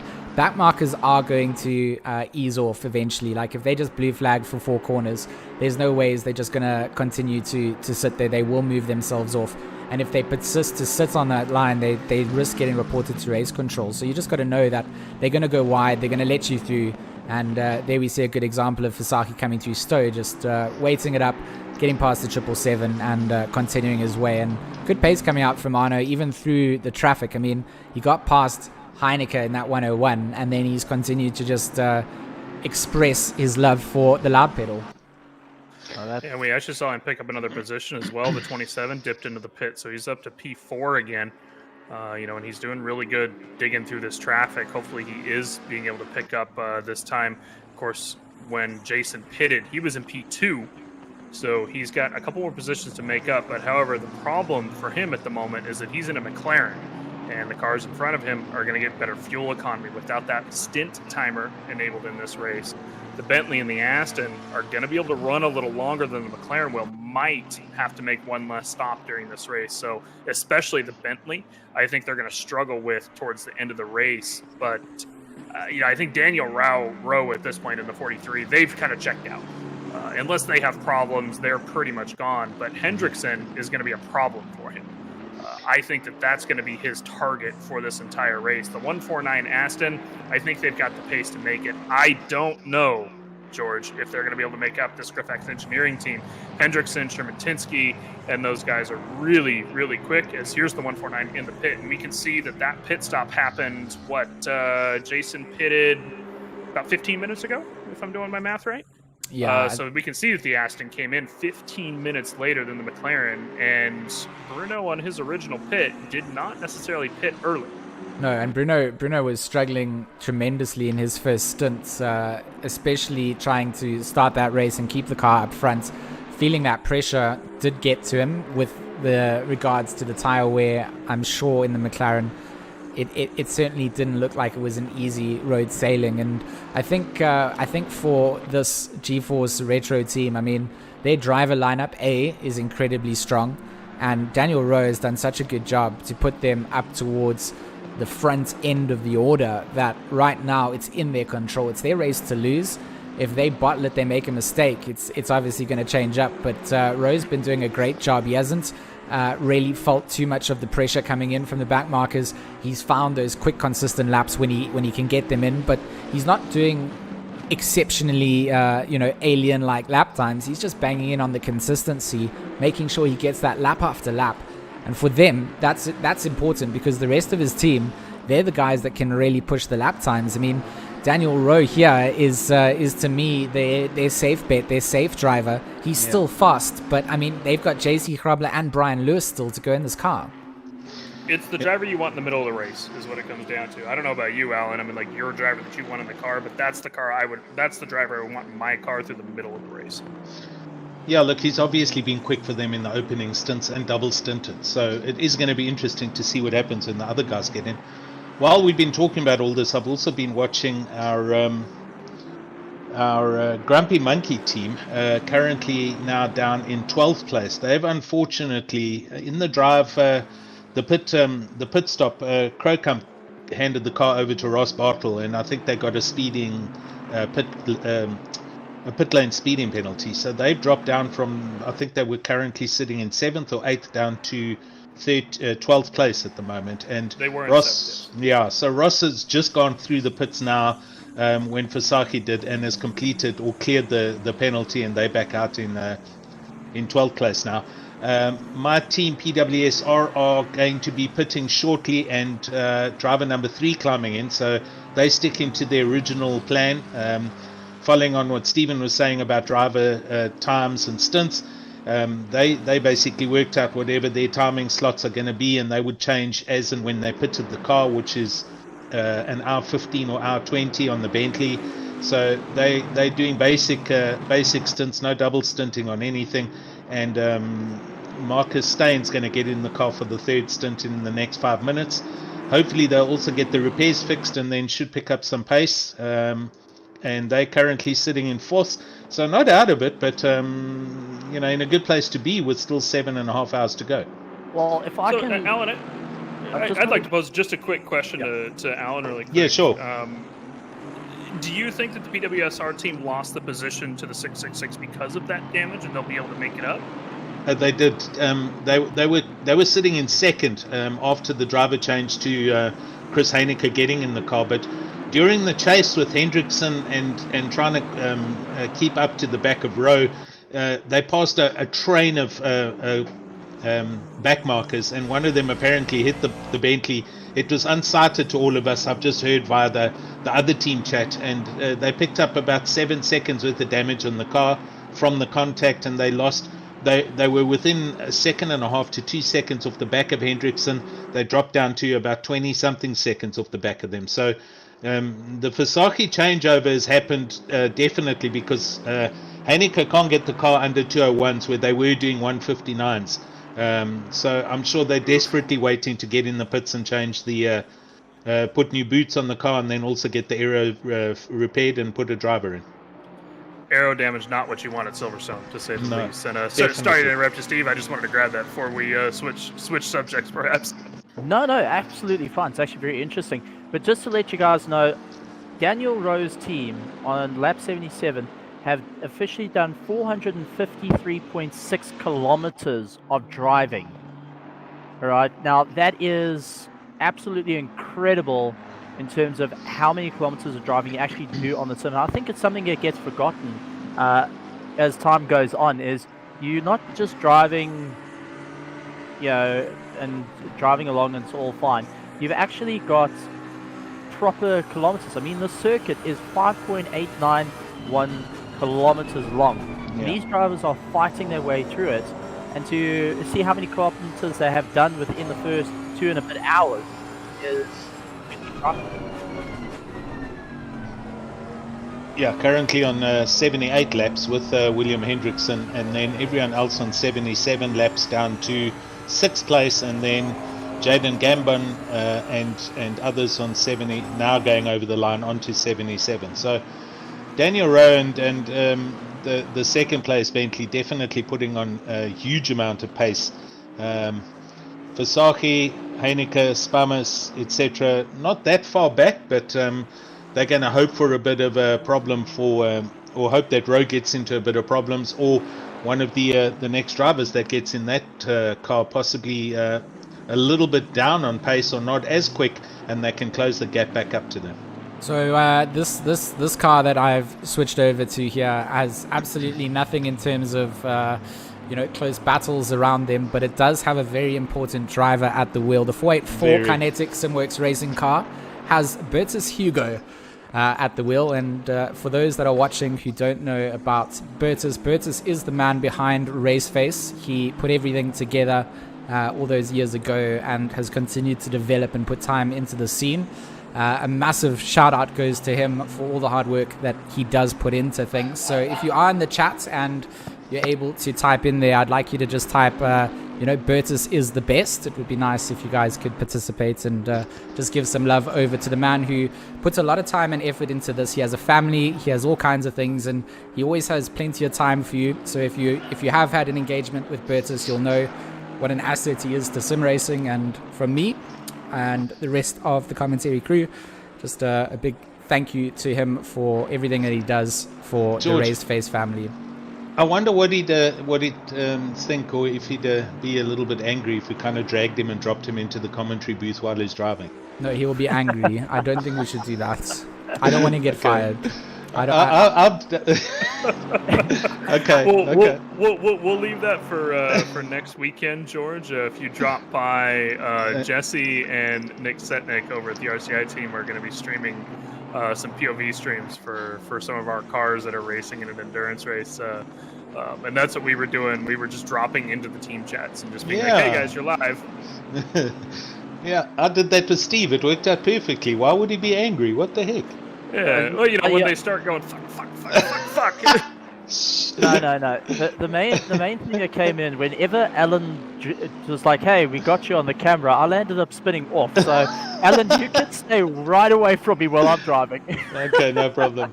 It was actually very funny. Every time I did pull Steve in for a chat on that Division 2 race we had, we'd watch Steve do a nice pirouette or put the car in the tire barriers, but Steve's very calm behind the microphone. There was no signs of blue file language or anything. I was like, Steve, you're facing the wrong way. He's going, yeah, no, wait, I'm aware of that. I'll get it right now. Hang on. It was quite entertaining. You were on push to talk. I promise you. There was some colourful work. Okay, all right. Just checking on that. But absolutely incredible. I've got to say, I'll give it up for the graphics team. They've been really working hard. They got into second place. Guys, are we sure it's not grip hacks, hey? Like, because to me that makes more sense. Like, I'm a grip hacker, like I'm a racer. Grip hacks makes sense. Grip hacks sounds like a Harry Potter spell. They are Russian. Grip hacks. The question is, how would you pronounce that in Russian? Because I'm I just think saying, you would do the hard P, wouldn't you? Grip hacks, yeah. Like, to me it's grip hacks as opposed to griff hack. Griff. Yeah, I mean, I'll have to ask Ivan because they're actually racing in our endurance championship as well. you And have I was to- talking you to have to Ivan tell earlier me. today. I keep on in my I've been corrected in another broadcast before as saying it wrong and it needing to be Gripax. So I would love to know I'm how gonna to message him right now. how to say this team name. To be honest, I've heard them in other teams be referred to as in other streams be referred to as both. So I mean it's much of a muchness as we see two EKZ teams following suit behind one another. Number 44 in the 555, Tristan in the 555 in 8th place in that Mercedes. He's called me out for saying his name wrong before, as like on the live stream he literally called me out for doing it. So now he's just known as Tristan. He doesn't even get a surname because I don't know how to say it properly. You guys can attempt it, and if you get shouted at, then you can also refer to him as Tristan. But he's a really quick driver, I must admit. All right, so I've just gone through Google Translate to get it in Russian. It's Grifhakis. I've got that completely butchered, but that's coming off Google Translate. I think for we're not going to Russian. go. I think we're not going to go with that one, to be honest. No, I think we're going to skip no. a hard skip. I've shot a message to Ivan Sherman-Tinsky, who's Hendrickson's teammate. We'll see what he comes back with. Obviously, he might be a little busy at the moment, spotting for his teammate, but I'll see what he comes back with because I've been pronouncing it Grifax the entire time they've been racing with our org, which is quite a while. So I could be wrong. Maybe. Me and Jesse have known to be wrong. No, it's going to be interesting. I've got to say, I'm very interested to see how the race is going to turn out as it starts getting a bit more. It's light, but the overcast is there, so you can see lights are still on for a lot of these drivers. But as we head into the night, that's where it's going to be interesting because it's remembering where your brake markers are, trying to figure out where everything is, especially after a couple of guys have kindly removed the brake markers from where they should be. It makes it very difficult to find your points in the corners. So I'm curious to see how it's all going to go as we head into the night. So far, it is 10 to 3 in game time. So I'm curious to see how they're going to do, especially with the sunsets. Boys, I have our answer. All right. Group X. What's the over under here? Group X. You're correct. Grip hacks. I would like everybody to on publicly live stream just say sorry, George, you are correct and amazing. You don't have to put the amazing part in; it's optional. Shut up. But wasn't it you that was saying Grifax at the start of the stream? Wrong. I said it was grip hacks. I corrected myself to say it's actually grip hacks because I followed you guys. No, I followed you guys because you guys were bad habits, and I am the good. I'm like an angel. I'm a good influence. I affect my peers correctly. Sorry, just choking on the water. I've got a bad cough here. It's weird. Usually when I'm in the comm box with George, I have a mute button, but my mute button doesn't seem to be working on this server. So. You guys are risking coughing in a COVID time, and you're going to get taken away by authorities if you keep that up. So that's at your own detriment. Those that do not want to believe the influence of my colleagues, I'm a good influence, and I help them pronounce names correctly. If you want to follow George, more of my... What were you going to get at 69 likes again as the good influencer? Oh, yes, at 69 likes. Guys, we had 64 likes in the stream. Good reminder. 64 likes. 65 likes now. At 69 likes, I get nudes from my girlfriend because I can send her that and be funny. So you guys are helping me. And then after 69, then we have to chase 169. So that's the big one. Prepare yourselves. But 69 is the easy goal. 420 is your next goal. No. 169, then 420. And everything with 69 in between.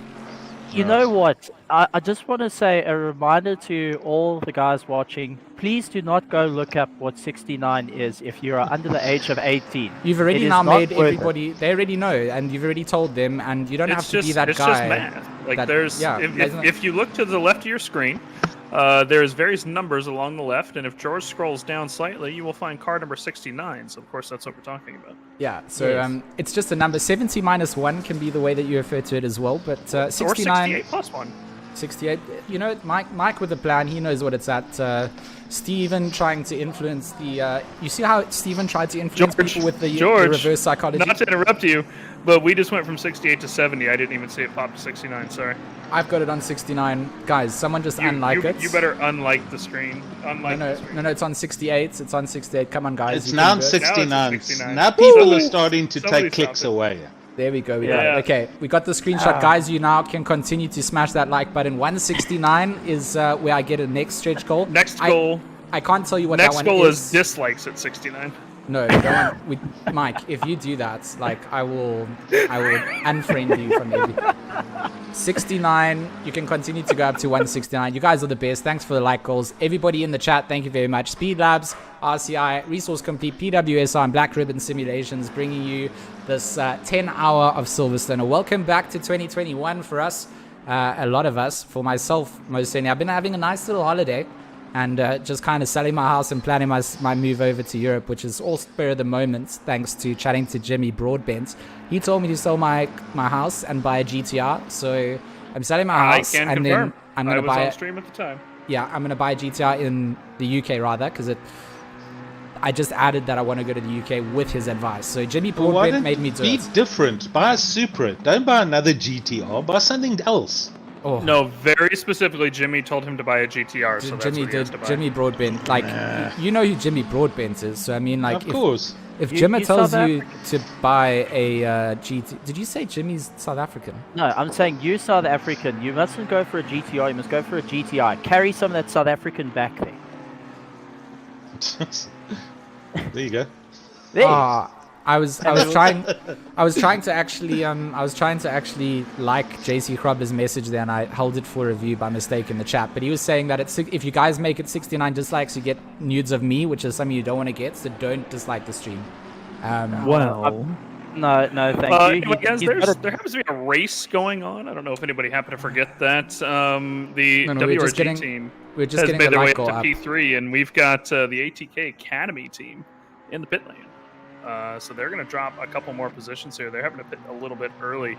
They're going to end up having to make an extra pit stop if they keep this up. But they're going to try and stretch that fuel, I think, because they've got 7 more pit stops at this. And if they're not careful in that Mercedes, they're going to make it 8. You're not wrong, Mike. You're not wrong. It's certainly a close race, and on circuits it looks like Greg Hunted for the Flying Gypsies closing down onto the back of Coda in that. Well, for now. Oh, it looks like he's got past Coda actually. Christian But Coda no- is actually sitting behind, so it looks like that move has already been done. But And note that he has got a 30-second Yeah. penalty on him as well, and that's major. 30 when it comes seconds. towards the 30 end. seconds is eternity. Like you can serve that when you go into the pits, so you're gonna see where you come out almost immediately. But that is a big one. We see Myberg also with a 10-second time penalty against his name. So teams need to be careful of this. You can throw away a lot of the hard work you do on circuit by a bit of city driving. Leaders in the pits, by the way. I see it. I just caught it there. Is he out of the pits as well? Johannes Greiling, the man at the wheel. I kind of expected another safe driver for the middle stint, as we talked about. I think JC Krobler and Brian Lewis, the little pocket rockets, going to come out and dance and show some dashing lap times towards the end. But for them, they're kind of planning this perfectly. Greiling now at the wheel. Daniel Rowe, a well-deserved break.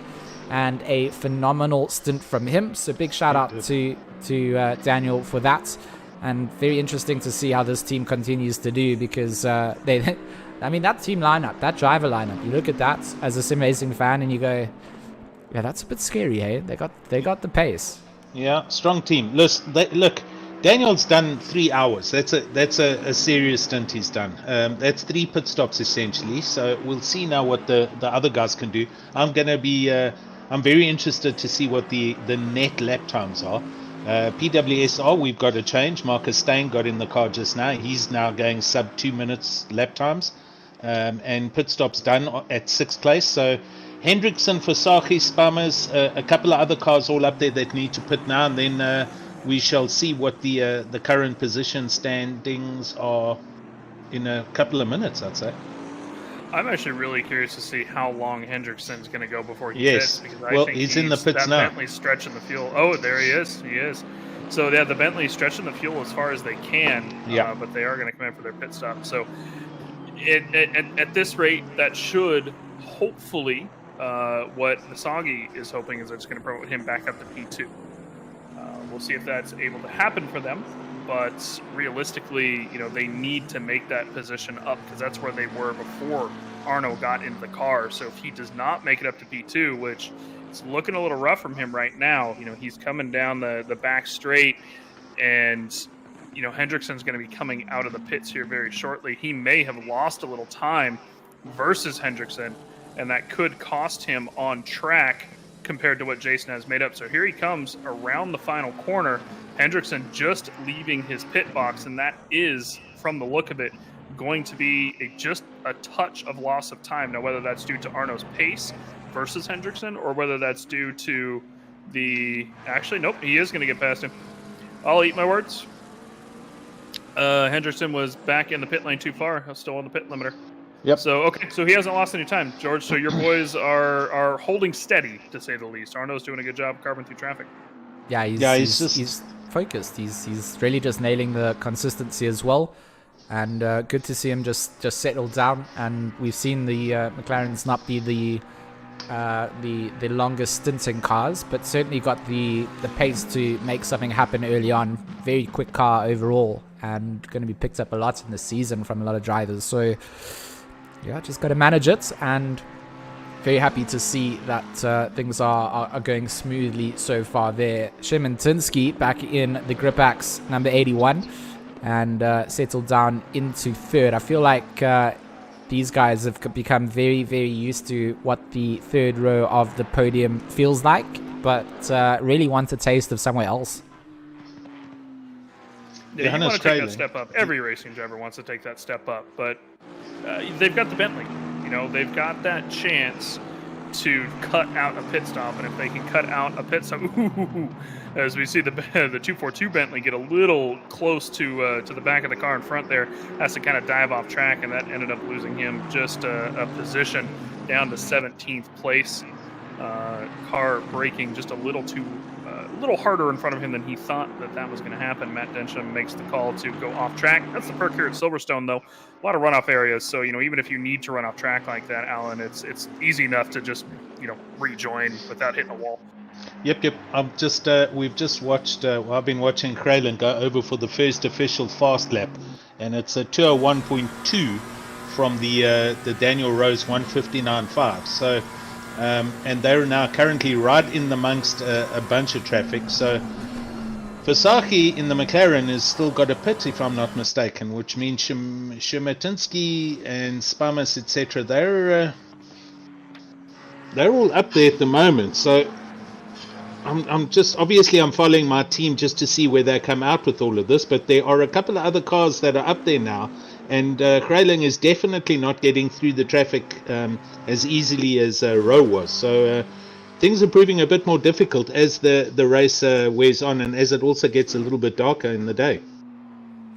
Yeah, the 101 doing pretty good at holding near that top 5. But what's your guys' goal for the race here, Alan? I mean, like 2 hours into the race, they're sitting currently in P6. I mean, are they going to be hunting for that podium? Do they think that they can make up that time over the next 7 hours? No, I think that the general discussion before the race, after looking at the entry lists, the team's a top 5 team. There's no question there. It was always going to be about how well everybody can get through the traffic and if there's no contact, etc., etc. Leslie being the quickest driver, so he's still at least a stint away from getting back in the car. And they're currently in net 6, probably 5th or 4th, with 2 cars ahead of them that still need to pit. So, if things go according to plan, there's no more contact and everyone kind of does quick laps, top 3 is very possible with this team. So that's where we're aiming for at the end of the day. Well, you heard it there. And the Bentley, of course, like if the weather does change, it's been holding steady most of the race. It hasn't changed temperature in the past hour or so. But, of course, the Bentley generally, if it does rain, does pretty well in the rain, especially in the light rain versus the McLaren. The McLarens struggle quite a bit in the light rain. Those mid-engine cars do, but these Bentleys and the Aston can do pretty well even in the light rain. So if it does start sprinkling, I think that might work in their favor comparatively to the WRG team in 2017. But currently, still watching the PWSR. Marcus Stein in the 101, just kind of carving his way through lap traffic here, heading down the Hanger Straight into Stowe. And he's just going to continue carving his way through, trying to make up a bit of that time. And, I think that hopefully they can keep it steady. And if Alan is saying that they can hunt for that P3, they've got 7 hours to do it, Alan, and realistically, it's a possibility. Anything can happen in this long of a race. No, definitely. I mean, there's still a lot of racing to go. A lot of drama is going to happen. This race will go day to night. So at night, as Steve said earlier, you miss a lot of important factors and features of the track. You don't see braking markers with a lot of the boards that have been taken out. You can't use lines on the track. So driver skill is going to come into effect later on. And we've got to hope that the guys they have other markers, so to speak, that they can use to keep their pace and keep the lap times where they are. While we're watching them, I can tell you, I've just seen Shermatinsky in third place do a 1:58.9. Their quickest lap was a 1:58.6. So they definitely 3 hours into the race running sub 1:59s, 1:58s. They're pushing hard to get back up in contention with Versaki and Kralin just ahead of them. That is quick. I mean, I know from our 3 hours of Silverstone that the Gripax team participated in with RCI recently. Yeah. So they overall finished in, I believe it was P7 or so. Our most of the midfield their fastest laps of the race were those low 58 marks. Like after the 3 hours were all said and done, those mid to low 58s. So him running these lap times this deep into the race, and of course he's already been out on his tires at this point for a few laps, so it's not like they have that really sticky qualifying grip left on them anymore, and he's got a full tank of fuel as well. So, if he's running these lap times, that is quick. And of course we are watching the Grumpy Monkey team with the 78 all over the back of him, the Hendricks. They're going through the last set of corners here. Ross Bartle going to be on the inside, and I do not think that the 78 is going to get a chance unless he gets the switchback and gets the run out of the corner. Doesn't look like he will. That Grumpy Monkey team just takes off coming out of club, and it looks like they will. That's not club there because we're. No, that is club corner, isn't it? Yeah, I'm so lost about the it's Wellington Straight. It's Lefield and Woodcote that they came out, and they just went through Cops, now Maggots Beckett. Oh yeah, here's Maggots and Beckett. Yeah. I am always, to this day, I am still lost at Silverstone. It is the one track that I cannot make these corners for. But it's fine because what happens is the track designer Eddie Francis from Monday Night Racing, he's always said it. The racetrack designer designed half of Silverstone, liked it so much that he just did it again twice. So it feels like you have very similar corners, especially from some of the camera angles that we catch. It's sometimes hard to get it. But yeah, Noor Hendricks making that charge down towards the back of Bartel and trying to see if he can get that advantage back. I mean, he lost out hardcore coming out of Lefield. He had got all that hard work done out of the Wellington Straights. And right now he's then 3-4 car lengths back of that McLaren in front of him. But a nice little McLaren train in the form of Fencer, Bartel and Hendricks from 8th to 10th. And the rest of the field all kind of like really spaced out. It's hard to find on-track battles between drivers here. It's all kind of margin and waiting for the error to be made. And that's when it then closes down again. Sherman Tinsky, he's closing down onto Versaki. Slowly, 2.7 seconds ahead is Versaki as the backmarking Ferrari runs wide out of the exit. And a lot of the drivers here just setting themselves up to try and get themselves a good mid-phase to this race. I mean, they've undergone the start, they've made it through cleanly, and they've now got a lot of racing under the belt. 89 laps for the race leaders, and the rest of the race now 6 hours 59 to go as we just crack through that 7 hour remaining mark. Alan, on your side, Yes, I'm sir. picking up a lot of feedback again. I don't know if everyone else gets it, but I get it, and I'm not. A little bit, yeah.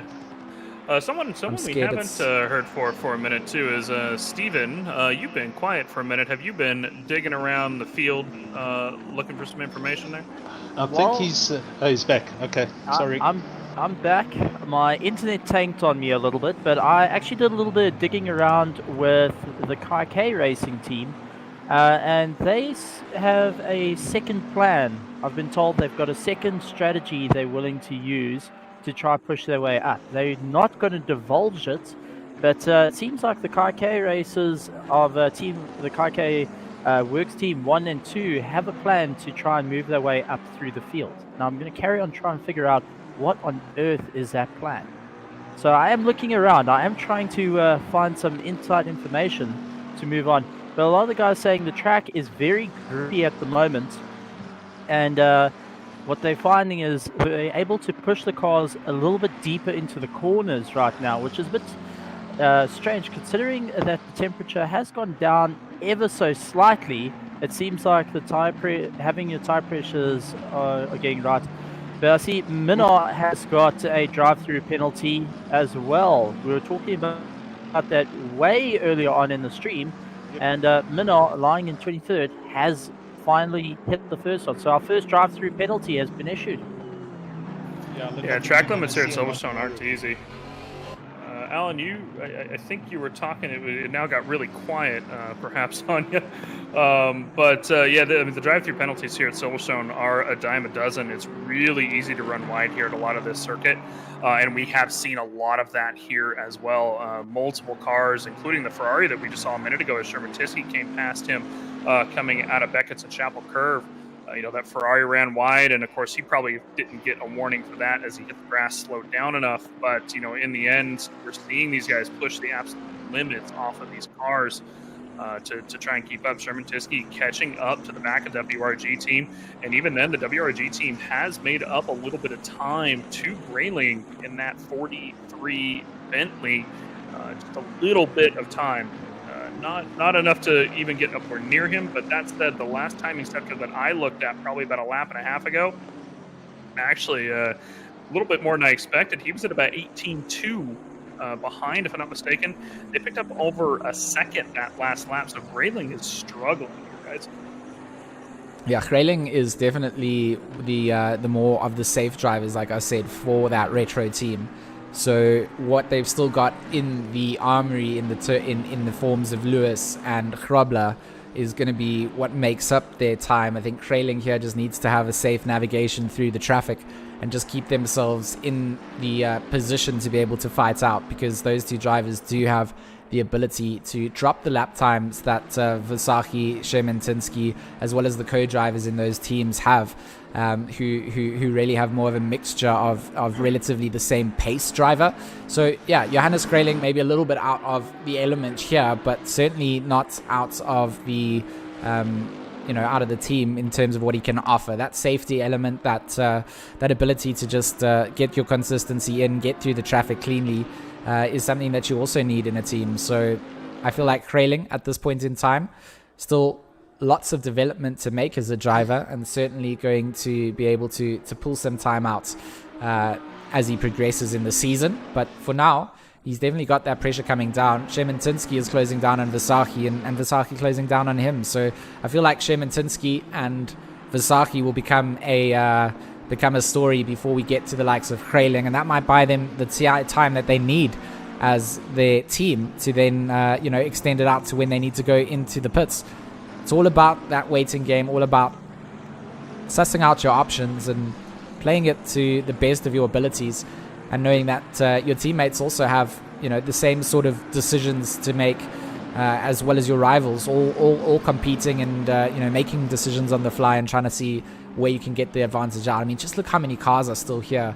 35 cars still remain, 37 started, so plenty of action still to go. 6 hours and 54 minutes to go, and we see a couple of cars maybe getting fatigued out, running wide in a couple of the off-camera angles. Do you we're going to see front? Hello, can you guys hear me? Yes, We got yes, you. I What's can. up, Alan? All I right. got you, Alan.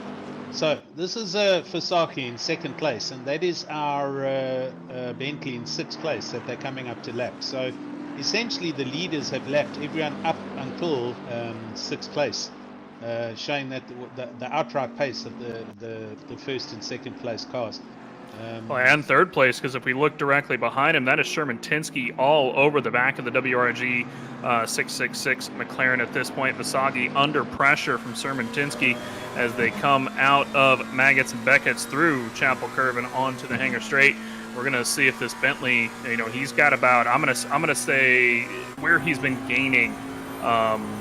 As soon as they hit traffic here, I would not be surprised to see him come out of one of these corners, get a little bit of burst of speed, and make that dive onto the Sagi and make his way into P2. Arno, has done a good job carving through traffic, but unfortunately not able to put quite down the lap time that Sherman Tinsky has. We can see them dive around that back marker Bentley, 2 more lap traffic in front of them, but this camera angle from the back of the McLaren, and here's the camera angle from the front of the Bentley, we can see just how close these guys have gotten. Just in the past few laps. They're still gaining on P1, but there it is right there coming through. The McLaren gets a little bit of trouble from the back marker in front, and then the Bentley gets a little bit of trouble from the back marker in front as well, but the Bentley has slid through. Sherman Tinsky up to P2. The fight is not quite over yet. They're going to come around and see if the McLaren can get that burst of speed out onto the Welling Straight. He is all over the back. He's going to be deep into the slipstream. It's just a question here, George Smith, can he get the run into Brooklands?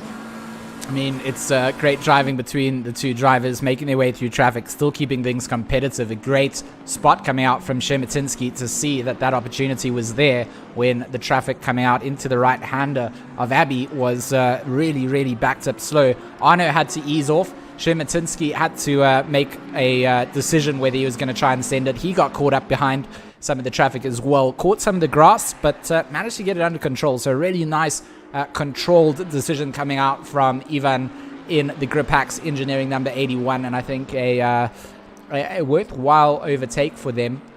WRG, of course, then going to settle back down into 3rd place, and this was always the phase that we saw the other two drivers struggling in, is when the end of the stint comes in for each driver.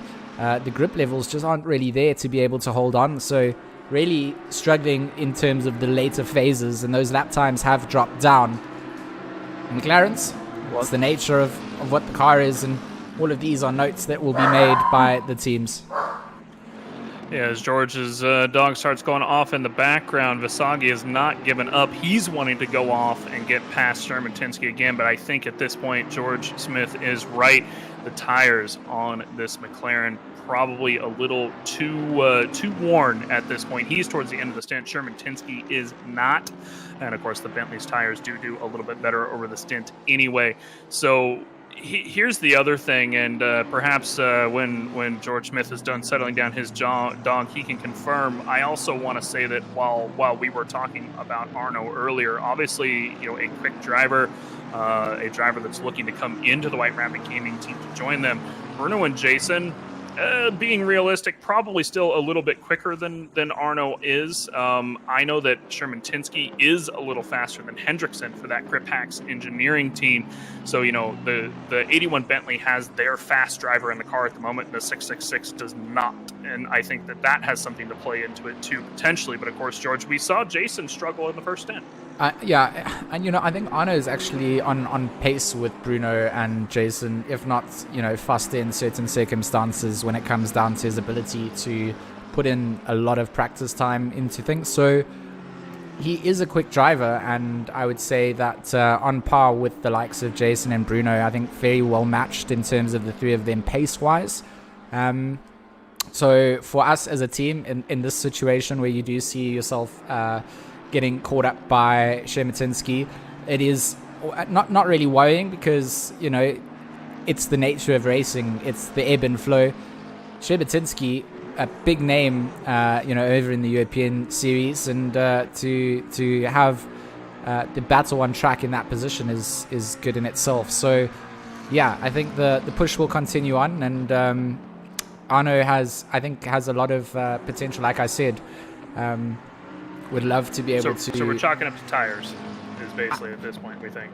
I mean, I honestly, I do this thing. I don't have any communication with my team, which is just because there's a lot of multitasking that I've got down. But hoping that there is something more to it than, than just what it appears here, because the drop-off has come pretty much from each of the drivers. So just as an external element, it must be something towards the later phase of that tire stage. Looking a little farther down the field as well. Of course, here's Desmond Pullen for the LNR. I'm going to try to pronounce this. The Winschotten team, the 333 Aston, currently in P16.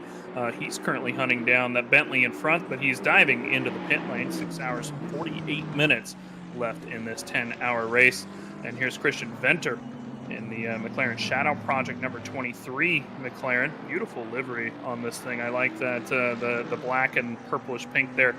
And something I'm curious about, Steve, you earlier were looking at the Kai K 999 and 807 teams.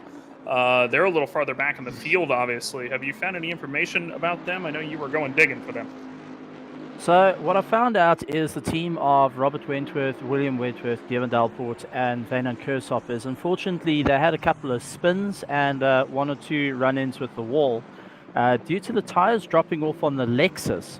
Now, what the plan is to try catch up to their buddies and work together as teams and keep in the slipstream and pull each other along down the like hangers straight to move them up. So very interesting strategy that the teams are going to try and do, but a lot of hard work to move up from there, as Roberts is trying to make up some of the pace, but they are down doing about 206s around the circuit, which is not incredibly quick at this point. They've got to put some real laps in to try and pull them way up. But Gents, I'm going to bring a driver in for a chat, if you don't mind. This is the infamous Greg Hunter. Or hunted. Greg, are you there, sir? Yes, I'm here, Alan. How are you? I'm cool, man. How are you?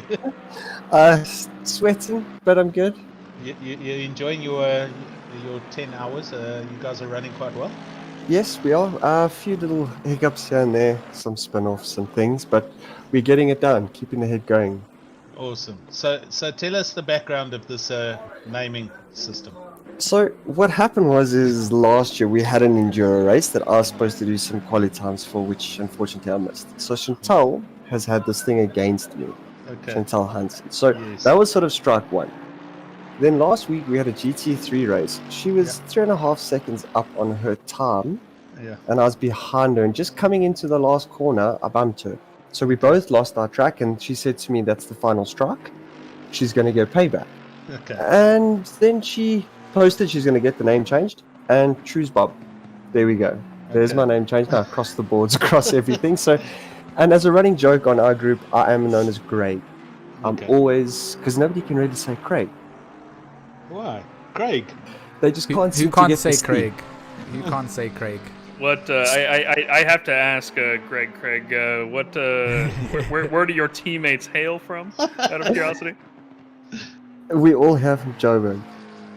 See, that makes sense, because George, could you imagine Fabian Schmidberger trying to say the word Craig? Yeah, no, he would. I mean, the German side would definitely struggle, I think, with saying Craig as it is. Yes. But yeah, I get you.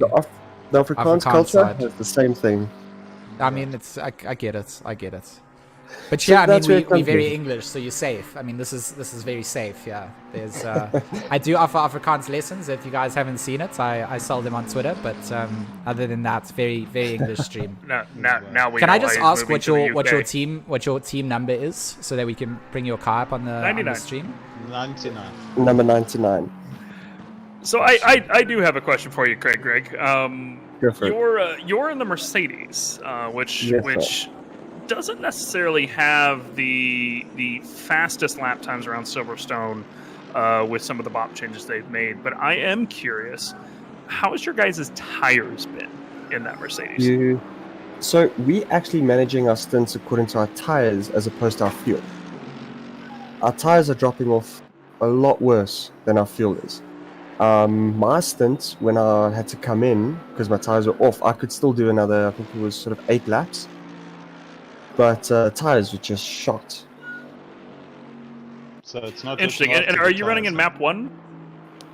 I went to map 2. All the other guys were running map 1. That doesn't surprise me. And the Mercedes does melt through tires, so it doesn't quite surprise me. But that's what I'm always curious about is especially without the mandatory stint timers here in this 10 hours of Silverstone. How people are managing their pit stops. So that's interesting to hear, and I'm curious to potentially find out if other teams are doing the same. Maybe Alan. So we might have some wanted to insight. try and push. Yeah, we wanted to push till hopefully tank empty with maybe an engine map 2. But when we start comparing to the amount of time we're losing per lap to maybe just rather pit and gain it back, I started to lose between 1.5 seconds to 2 seconds towards the end of my stint, just because of the tires. Okay. So we made the call. So now we've changed the strats up completely. So I think we're going to have an interesting sort of last half of this evening's race. How many can I- stints can you've I- still can I- got to do? I think we might end up doing 8, to be honest. But that's Just a bit of a note here, guys. That was a battle on track for position there for the 99 team as well. They did just make it past the 39 Bentley of Forbes. A little bit of a mix-up there, but they did make the position. So this is battle for position that you're watching for this team as well. So I also wanted to just ask there, whilst also just noting that was, with this strategy to pit now when the tires drop off, I mean, surely then your number of pit stops, you're not getting the maximum out of your car. So even with, let's say you had 7 laps to go, if you were to lose, a second per lap, you're still never going to make up that 30 seconds that it takes to pit early and change the tires there. So, like, do you feel that in your pit strategy now, I mean, you've seen it work out, are you making up positions in the strategy, or is it not working out? So at the moment, it looks like it is a bonus, but we'll see fully on the next stint.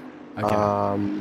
Due to the changes we've made, because we should gain, actually, with what we're doing next, we should gain maybe an additional 0.5 second to 1 second per lap to run. If all goes well and the tires are feeling good towards the end of the stint, we might try push a few more laps, but we're more concerned of spinning out with the soft tires once they're worn. So got you. So what is your guys' goal for the end of the race then, Craig?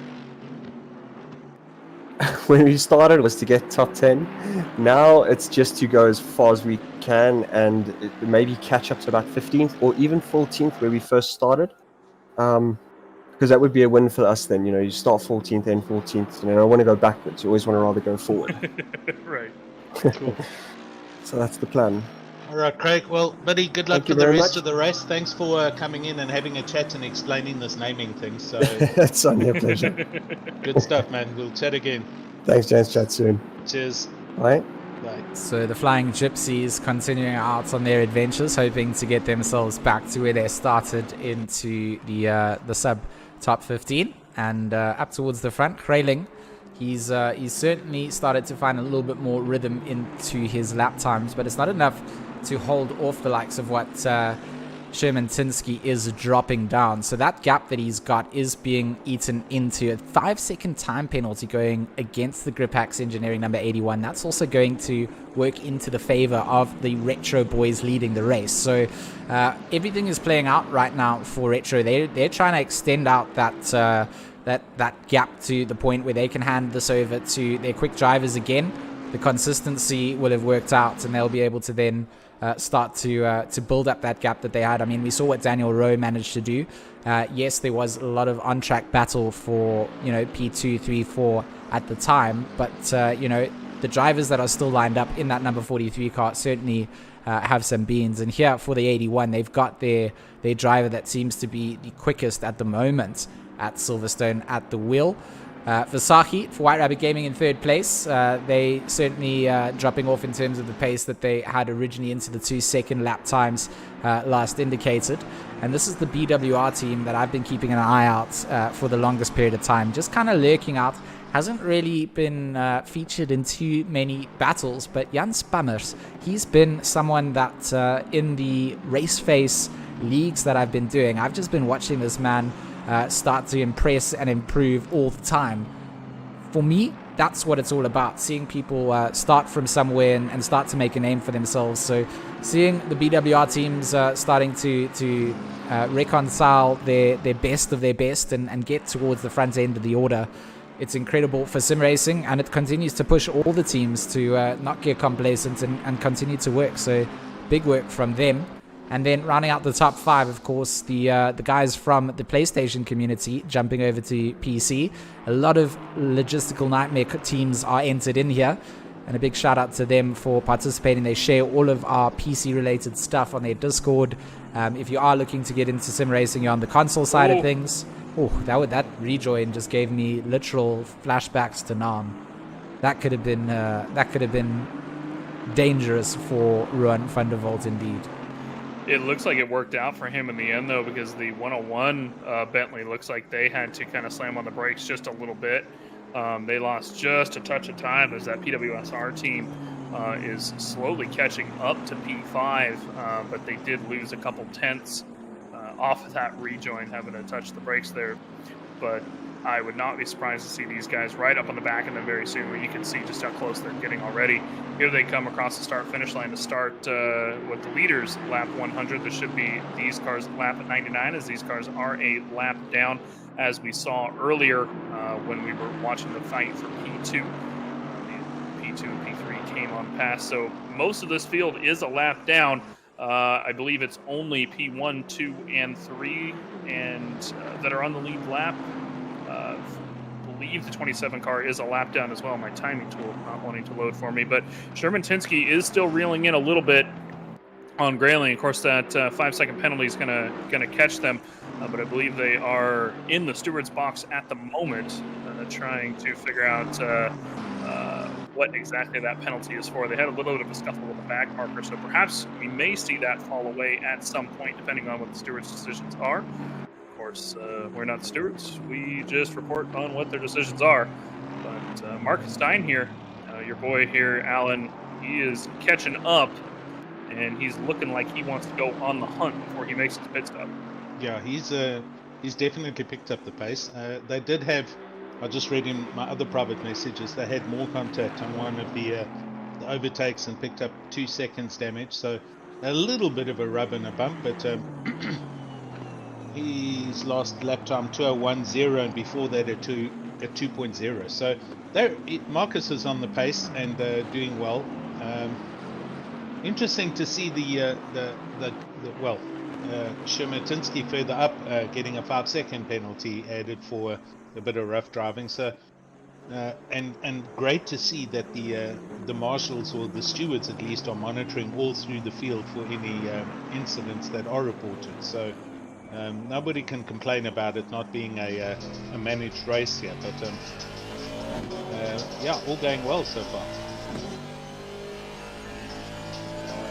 Every single one of these drivers. Steve, go ahead.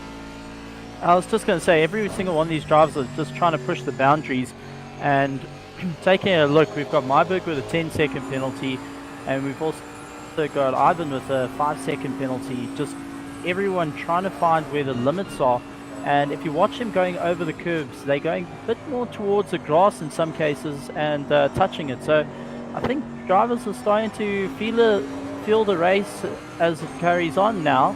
But it's going to be interesting towards the end. The battle for 5th and 6th, I think we're going to see a massive change-up fairly soon between these two. Yeah, I think so as well. I mean, 7th place is pretty far back from these guys at this point. I mean, we can see, just look at the timing tree. Bartle quite far back from P6, P8, Gambon there for the ATK team, about 12 seconds back from P7. P9 about the same. I mean, these guys are pretty spread out at this point. Bertus Hugo in that 484 team, he has actually made up a couple positions. Earlier, I believe, when we were speaking about him, I believe, if not mistaken, he was P14. So he's currently P10, and he's currently on the hunt for P9. P9 does have that 10-second penalty, however. So, perhaps it might play in Burtis' favor to keep him cautious, not make for any untoward moves, and get any contact in there from P9 as they know they will make that up in the pit stop. But looking down the field, most of these guys are pretty spread out, 10 to 15, if not more seconds distance.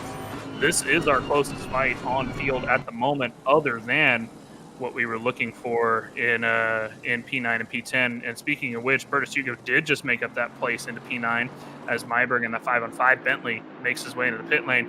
Here comes P5 and P6 across the start-finish line to start their lap 101. We've been watching this for a couple laps.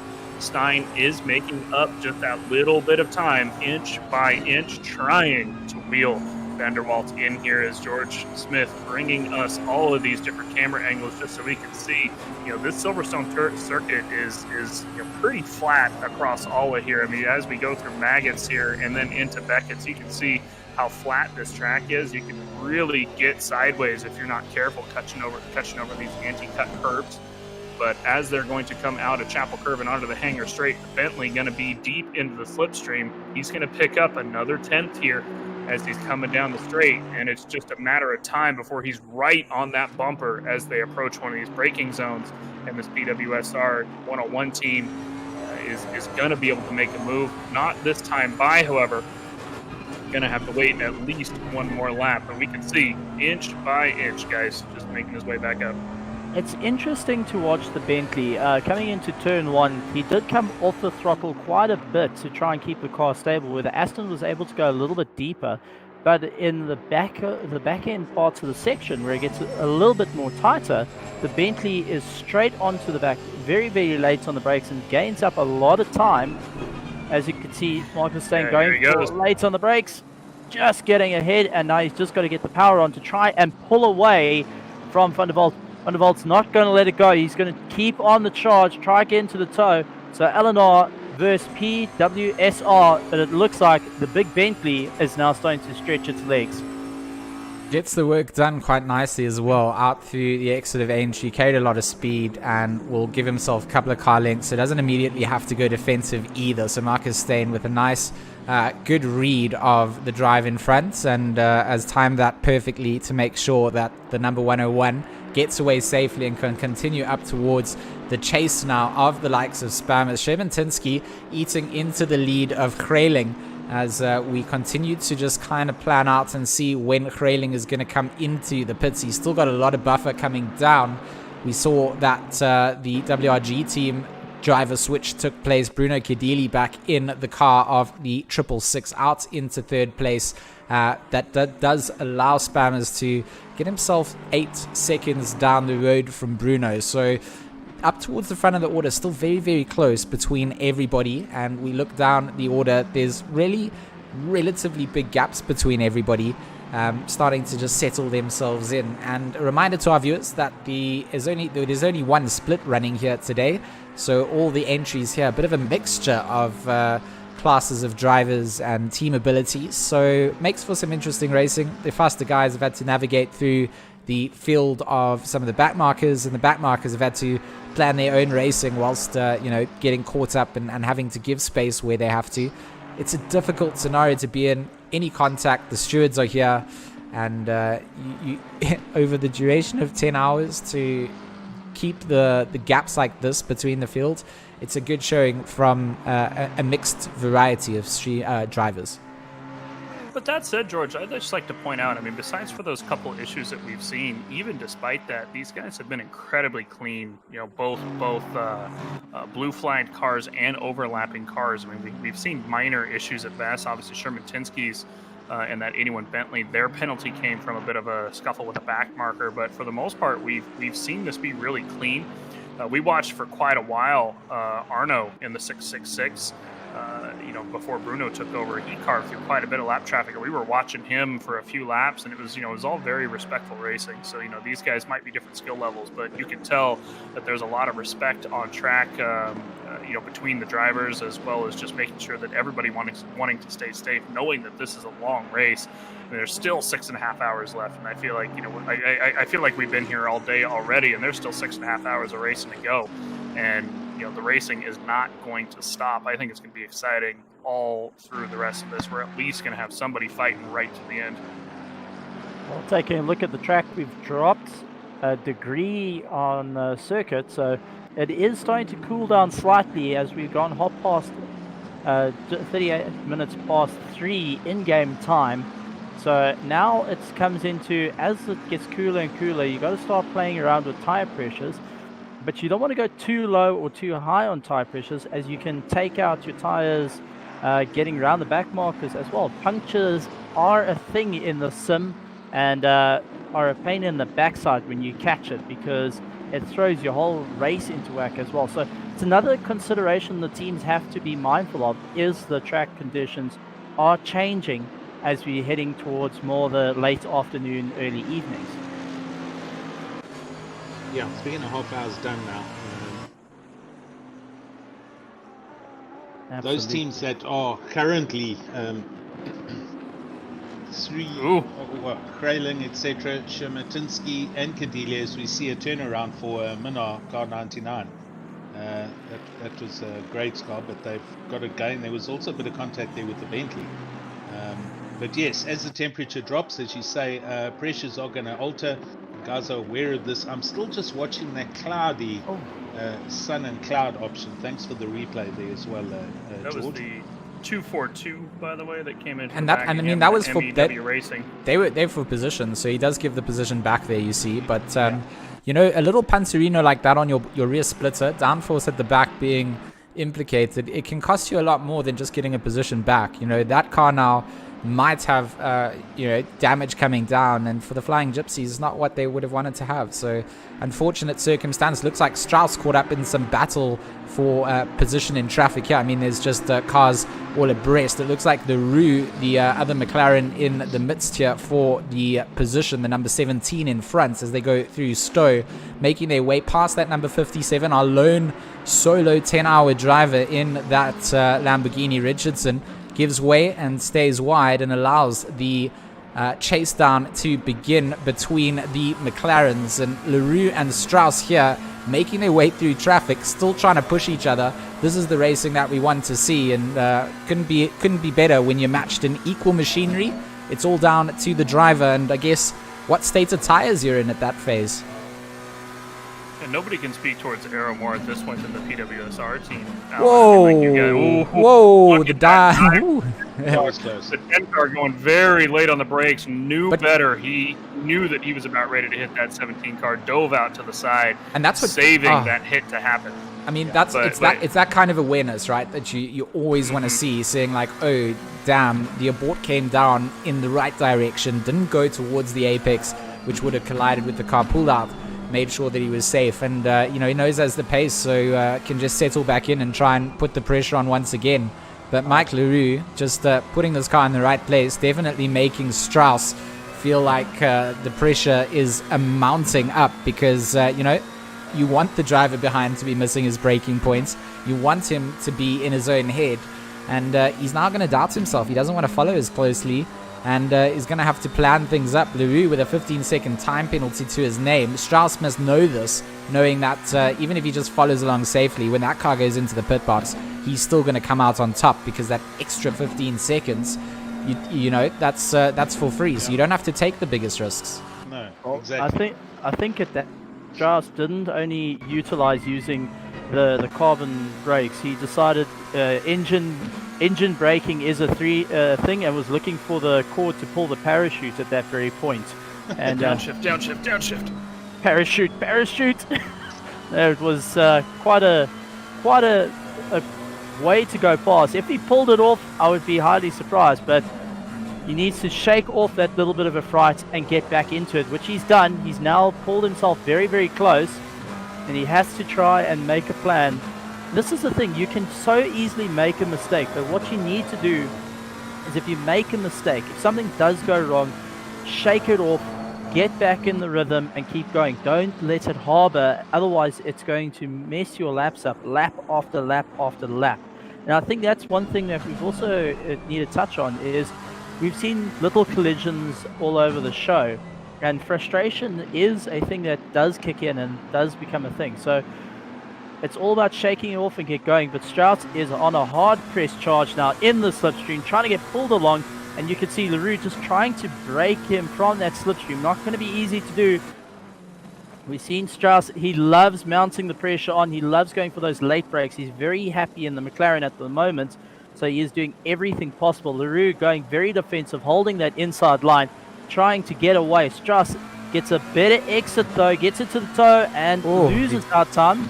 Yeah, I mean, Strauss getting a little bit of oversteer there, drifting and managing to save it, but it does cost him some time, so that's unfortunate as he continues to, I mean, after picking up that kind of a mistake, he's already all on the back end of that 17, so he knows how to take the entry into T1.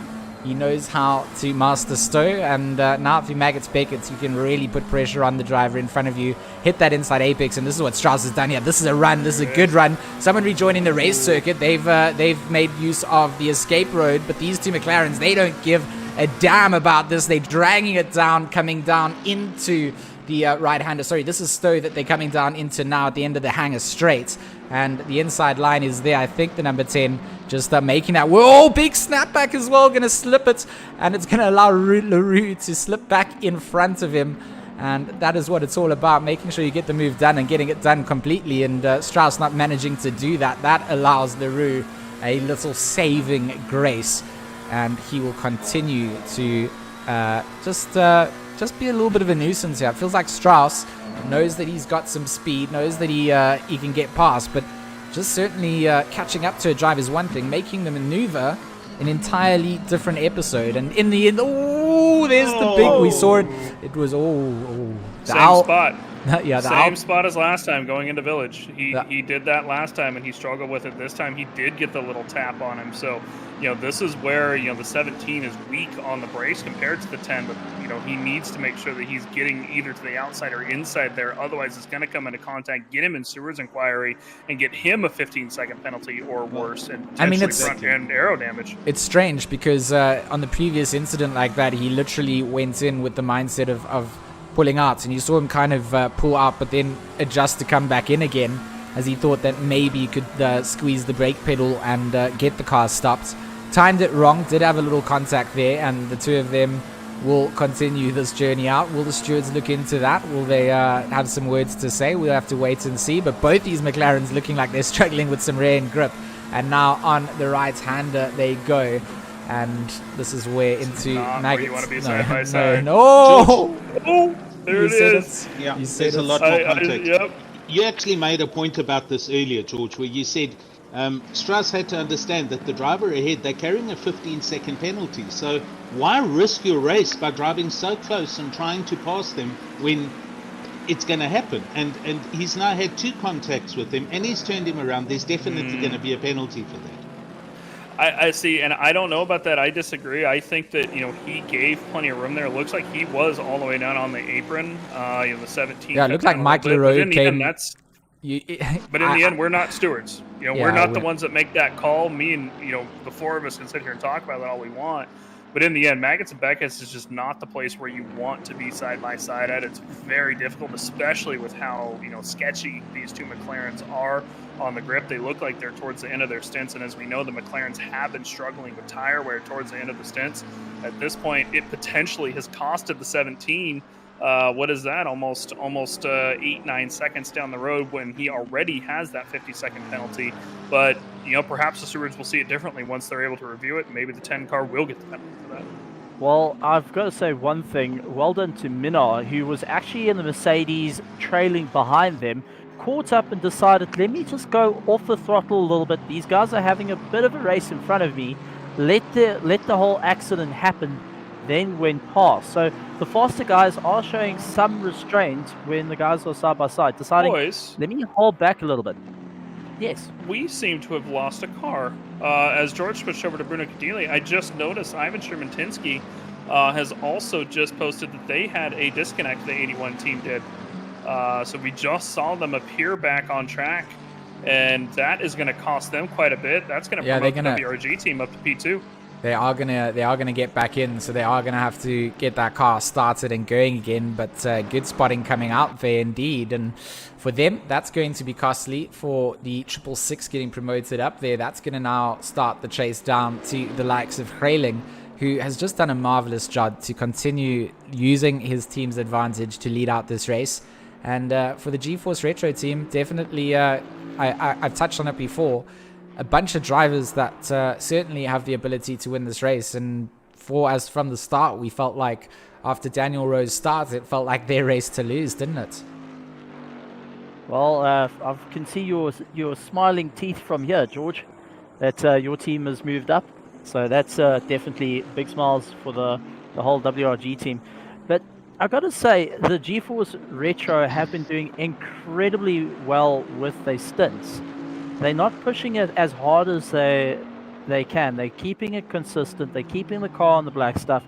And when it comes to getting past back markers, they're not pushing their way past, but instead they're keeping behind. And that's one thing I've got to also bring up for it, is if you're actually nice to the back markers, you're not trying to push your way past, you're not trying to get past in a hurry, the guys tend to remember you as the nicer driver. Like, okay, no, this guy's nice, so it's fine, I can give him a little bit of room. But if you do act as a, go flash the lights or push someone out the way, you can be sure that the slower cars are going to make it just a little bit more difficult for you to get by.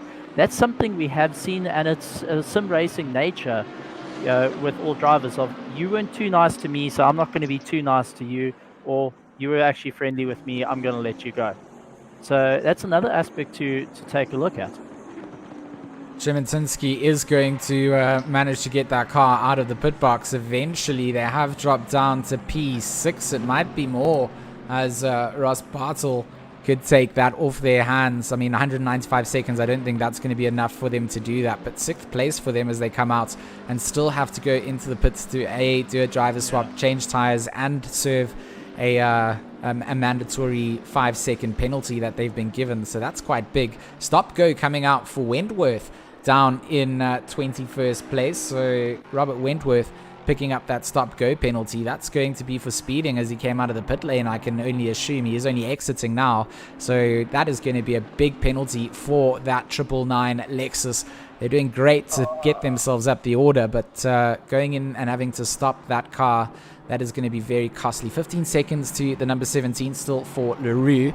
And Childs with a 20-second time penalty to his name. So time penalty still getting handed out left, right, and center, as well as some driver error penalties coming down. That's the nature, and that can really go and change your race. I don't think it was Robert in the car. That was Vaynon Kersop, and he is not happy about it. So just took a look over to his stream, and his team is telling him, why did you forget the pit limiter? So they are ragging him because he actually forgot the pit limiter. Oh, that is, I mean, that is a massive mistake to make in an event like this. And exactly. This is where you would have a talk to your driver and just go, buddy, you would no. What Alan just said there by clearing his throat was all you would do. You would just clear your throat and wait for them to answer back. Like, that's all you would do. Yeah. This is where you talk to Alan to get a big button, a big red button that you glue onto the side of your rig, and it's got to be at least at 30 centimeters in diameter that says pit limiter, and you have to always hit that button before you can even go, because it's so easy to forget a simple thing like a pit limiter, or even hooking the car into second gear. It goes and negates the pit limiter, and when you're all excited, it's very easy to catch it. So you've got so to guys, be very this is, you can 100%. 100%. This is a confessions from Stephen Koenig. He is 100%. Oh yeah, no, I've got it wrong. Things. And he's just admitting to his teammates that he's sorry for the time he hooked it into second gear out of the in the pit lane. I kind of drill that into the team and in practice. I think that's an inexcusable mistake. Inexcusable, agreed. 100%. You're throwing away valuable time by doing something that stupid. No ways. That's I can hear that. I can hear when Alan says stupid in that tone that he is upset he's spaghetti. So, like, Don't I've done drive it for once. don't drive for PWSR and forget that pit limiter. It will not be tolerated. I mean, my guys, they've all been donated pit button boxes and stuff. I try and assist they them kits it out. I Yes. improve or help to improve the environments as much as I can. And there's, that's you've done this enough years to know that when you come into the pits, you've got to press a button and slow down. It's simple. And I need to bring this up to you just quickly. That Shermatinsky, their last lap, okay, that's the first lap. Hold on, boys, before we lose this. It was a 4 minutes 15 stop. Now, they couldn't have disconnected and reconnected. Our server doesn't allow that. So No, it does they allow had it. It does allow it. If you get disconnected, it's open. You can reconnect. So they got disconnected and rejoined, and then got put in with a 30 or 40 second control lock setting. So it was more like 2.5 minutes. Yeah, no, it's a long. I think it is a long time. Cornez Strauss is in the car as well. He's putting some big times in. If you guys don't know Cornez Strauss, he's also does some streaming and stuff. Entertaining streamer. This guy has massive muscles, I must admit. So if you're looking for someone on your team that you need as a bit of a bouncer, Cornez Strauss is your man to go to. I met him in real life a couple times as well. His calf muscles are like the size of my entire body, to be honest. So this man can pedal a car. They're currently sitting 7th as well. This is one of Richard's EKZ Black Ribbon simulation cars, the 555. They are just behind their teammates, their sister car, in the number 44, which is not really the sister car because Jaden is driving alongside Morgan and Junior McCall. So it's like an ATK EKZ sort of combo team. Very cool to see people just mixing and matching up. And at this point in time, it's certainly been a good race. Jan Bego Grabler, he's putting some pressure onto De Vet in that 484 Bentley, looking like he's going to get himself all over the back end before they get to the Exeter Chapel. And the code brown is happening as they go close and navigate traffic and backmark as the 484 gets out in front, and Bego Grabler going to sit in that slip. What a maneuver coming down. De Vet in the sister car there. Not really the sister car as they come down into Stowe. The braking zone. Where does the Bentley go? The 484 runs a little bit wide, and it looks like Bego Grabler going to follow suit. Yeah, just watching the guys really go at it tooth and nail at this point. I think Alan's in the same boat as me. We're trying to find that imaginary brake pedal and push it as far forward as possible. But these guys are really pushing hard, and lights being flashed from Bego Grabler's side, just saying, listen, I'm catching up to you. Got to give some room. But the doors are getting firmly shut with the bolt lock included at the points. And there we go, just opening it. Bego wants to go sideways. Scruffy. So very close. They're gonna rub quarter panels, and the two of them are not gonna ease up. Bego Grabler back on the flashies and trying to get into the head of the likes of Heinrich De Vet. The 484 doing a good job to defend, but again, a battle between equal machinery, Bentleys this time round, and a battle for 12th place that De Vet currently holds off. Bego Grabler wants to take back, and the 515. Yeah, Alan? Sorry. No, so go. Third place McLaren has just done a pit stop and a driver change. Van Wyck's got in the car, and he's just gone down the back straight, hanger straight, and has spun the car at Stowe. So that's going to be closing up now between Van Wyck and Marcus Steyn. Van Wyck now in the car after getting it handed over literally a lap ago. So we're going to see this close up now. The race for third place is going to get very tight now. Absolutely. It's going to stay tight, I think, just in a different direction, right? Because earlier, of course, we were watching Kadili and Shermatinsky battle for second and third place. But, now we're going to see those other guys fight for that last podium position. And, it's unfortunate for Shermatinsky. They've dropped down to P10. They've got places to make up, though. They're only a few seconds back, even from P8. So they've got time to make up as we're currently still watching DeVette and Bago Robler here in the 484 and 515 Bentleys. They're coming across the F1 start-finish straight here, and they're going to make their way in through Abbey as these guys are all over the back of each other. The 515 is going to try to make that move as they come into Village, and there it is. He's going to go for the outside and not quite able to get quite enough nose in, goes for the switchback, and they're going to come in through the loop through that long turn. Again, he's going to try for that switchback, but the 484 still sitting behind. You can see the lights flashing. Down the hanger straight they go, deep into the slipstream, and he's once again going to try and make the move. These guys back and forth, and there's still 6 hours left in the race. Nobody's giving an inch. No, they're absolutely going tooth and nail. This is what's fantastic to see, especially with how many hours have gone by.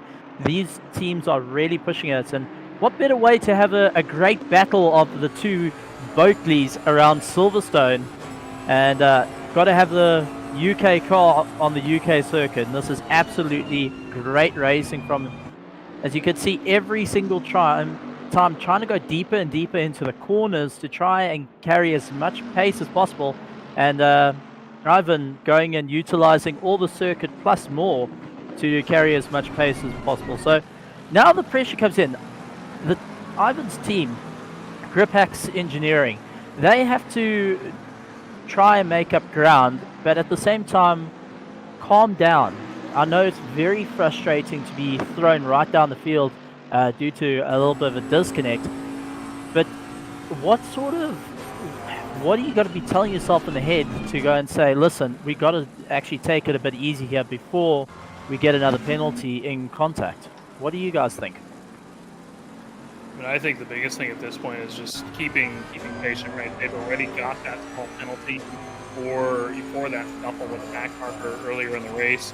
But at this point, what Ivan doesn't need to be doing, as we do see him as entering the 23 McLaren for position up into P9, now he's got to make it 3.5 seconds, for P8, but then he's got that 5-second penalty attached to him as well.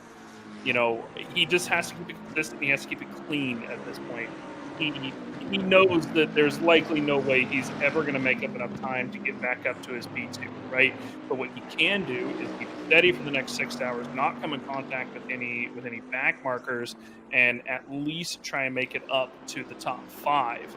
And, I think that, if I was that GeeMax Engineering team, that's what I would be telling my driver at the moment, just like, hey, just keep steady, don't run into anybody, don't cause any more problems, just get your head down, This is what happens in real life all the time racing, right? Yep. Mechanical issues happen. Yeah, and listen, based on the pace they had earlier, that's very doable. There's still 6 hours of this race to go. So, like you said, do not run into anybody. Don't get into anybody's dramas. Keep the car clean. Pit only when you really have to. And, they could easily get back up into 5th or even higher. You don't know what's going to happen up at the sharp end of the stick when it gets dark. There's still 6 hours of racing here, gents. That's a bit to go for, and it's actually fantastic. You can see lights starting to come on as we've just gone over 4 o'clock, and the guys are now going to start heading a little bit towards the evening, and it's going to change it up a little bit. Track is still sitting at 24 degrees, so it hasn't gone down in the last couple of minutes. But it is something to consider, and how to set the tires. As one of the McLaren's getting a big sideways moment, and you can just see Ivan taking off the throttle a little bit. Let the McLaren do what it needs to, either lose it or keep it together, and then back onto the drive. And that's one thing we've got to be very mindful of is, yes, you can try to keep it consistent, but it's also being aware of the other vehicles around you. If they lose it, they can quite easily go into the side of you, or you can go into the side of them. So it's a bit of a situational awareness at this point for him. He is a faster driver, but he's got to just slowly work his way through the mess at this point. But Crew Camp is not going to make it very easy for him to get by. As you can see, that McLaren is doing everything possible to try and carry as much pace. Ivan very late on the break. I don't think Krocamp is any match here for Shermatinski, to be honest. He's just going to plan this and get it set up quite easily. pace-wise, Szczepatinski is out of position here. He's going to try and set it up on the inside, and plenty of space being left out there by the 21. I think that's a smart move. You're against a driver who has dropped out of position, but certainly has more pace. There's no point in wasting and risking your own race, and I think that's a smart move coming out from the number 21 McLaren to let Szczepatinski take that position pretty much for free and allow Szczepatinski to continue make his way through the order. I mean, he's doing a good job of making up these positions. He's got plenty of pace, and even though he's in the field, he's still dropping 159.2s in the middle of the in the middle of all the traffic. Yeah, that's the thing, and what you can do as for Crowcamp is just try sticking the toe as much as possible and get pulled along up through the grid. Because Ivan is a lot faster, you can try and see where is his brake markers, so you can try and push yourself that little bit more as well. So it's not too bad, but Ivan's having to work really hard to get around all the different back markers and try and get himself further up the field. Puts a bit of space in between Crowcamp and himself. Aston Martin moving out the way for him, and just so he can keep going. Stefan Reinecker having a bit of fun there. He's in 23rd position and is on a hard charge to catch up to the little Honda in front of him. So nice to see the Hondas also being represented a bit here, but Stefan is not going to make an easy way to keep going. He's looking for any way to get by, looking left and right, trying to catch up. But you can hear when these guys come off the throttle, they're getting later and later into the corners, trying to carry that bit more momentum, massive bounce of momentum, and has to take serious evasive maneuvers, as that Bentley had too much go in it, and unfortunately the Honda was in the way.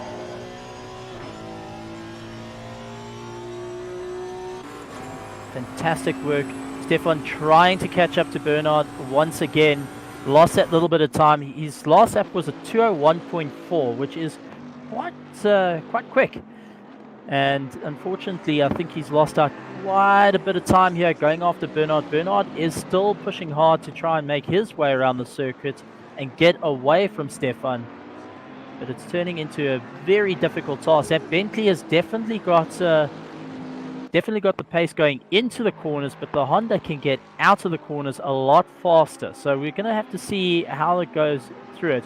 Front engine versus mid engine, boys. What do you guys think?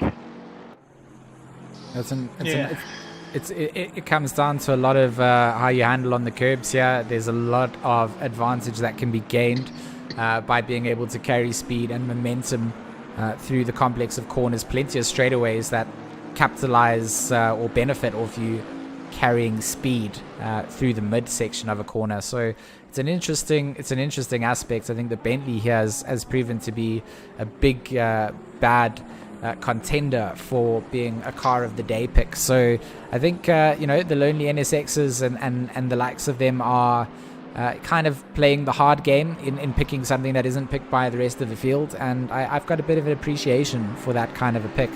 As we approach our 6 hour of racing remaining mark, 4 hours into the race, we're about to take our next immersion break for the next 5 minutes. So we're allowed to now let the chat decide on a car that we're going to follow on board with. The only requirement for the first pick here is any car within the top 10. The next picks will be within the top 20, but for now, within the top 10, you're allowed to vote. Just the hashtag and the car number that you want to see as we go to an onboard immersion lap within the next couple of minutes. Well, just to let you know, it looks like Bernard went and lost it, and Stefan just missing that Honda as they went through. So Stefan's up a position, Bernard losing it quite badly, and good thing there was no contact there, and they were able to both keep on going, because that would have ended really, really badly for both teams. Car number 44 has also just completed their pit stop, and Morgan McCall has now got back into the car. So he's in, and they're in a net 10th place at the moment. That pit stop just happened a couple of moments ago. Absolutely. So we haven't actually seen Junior McCall in the car at all. So they're running a complete different strategy than we've done half the race, and we've only seen 2 of the 3 drivers drive. So. And I know, there's a McLaren. There's 2 cars turned around there. I know Junior's quite a quick driver, so I'm not too sure what the strategy is here with the McColls and ATK Academy. Kadili was off in the weeds. Looks like he came into a little bit of contact. So we're back on for a replay. Kadili trying to get by, flashes the lights, looking to get past one of the McLarens. Goes a little bit side by side, still got the light flashing, warning that he is coming by, tries to get in, and unfortunately gets a light tap into the yellow McLaren. Wow. Bruno does go off circuit, is able to get going, but it looks like trying to work through the back markers. Unfortunately, one of the back markers just didn't quite know where Bruno was, got spun round, and Bruno losing out a little bit of time there. Not what he wants. The WRG team are going to be looking at their car, asking the questions, is there any damage? Can you feel anything happening to the car? Hopefully there is no damage. Doesn't look like, I can't see any physical damage to the car, but they might get a warning in the car saying light damage detected, which will be a little bit of error on the front of the car taking a whack. And as we know, the McLarens do use a lot of front aero to try and keep it going. It's much like the Audis in that regard. The Audis, you to get a little bit of damage on that front aero, and you can kiss a race goodbye at some point. So hopefully that car is all fine.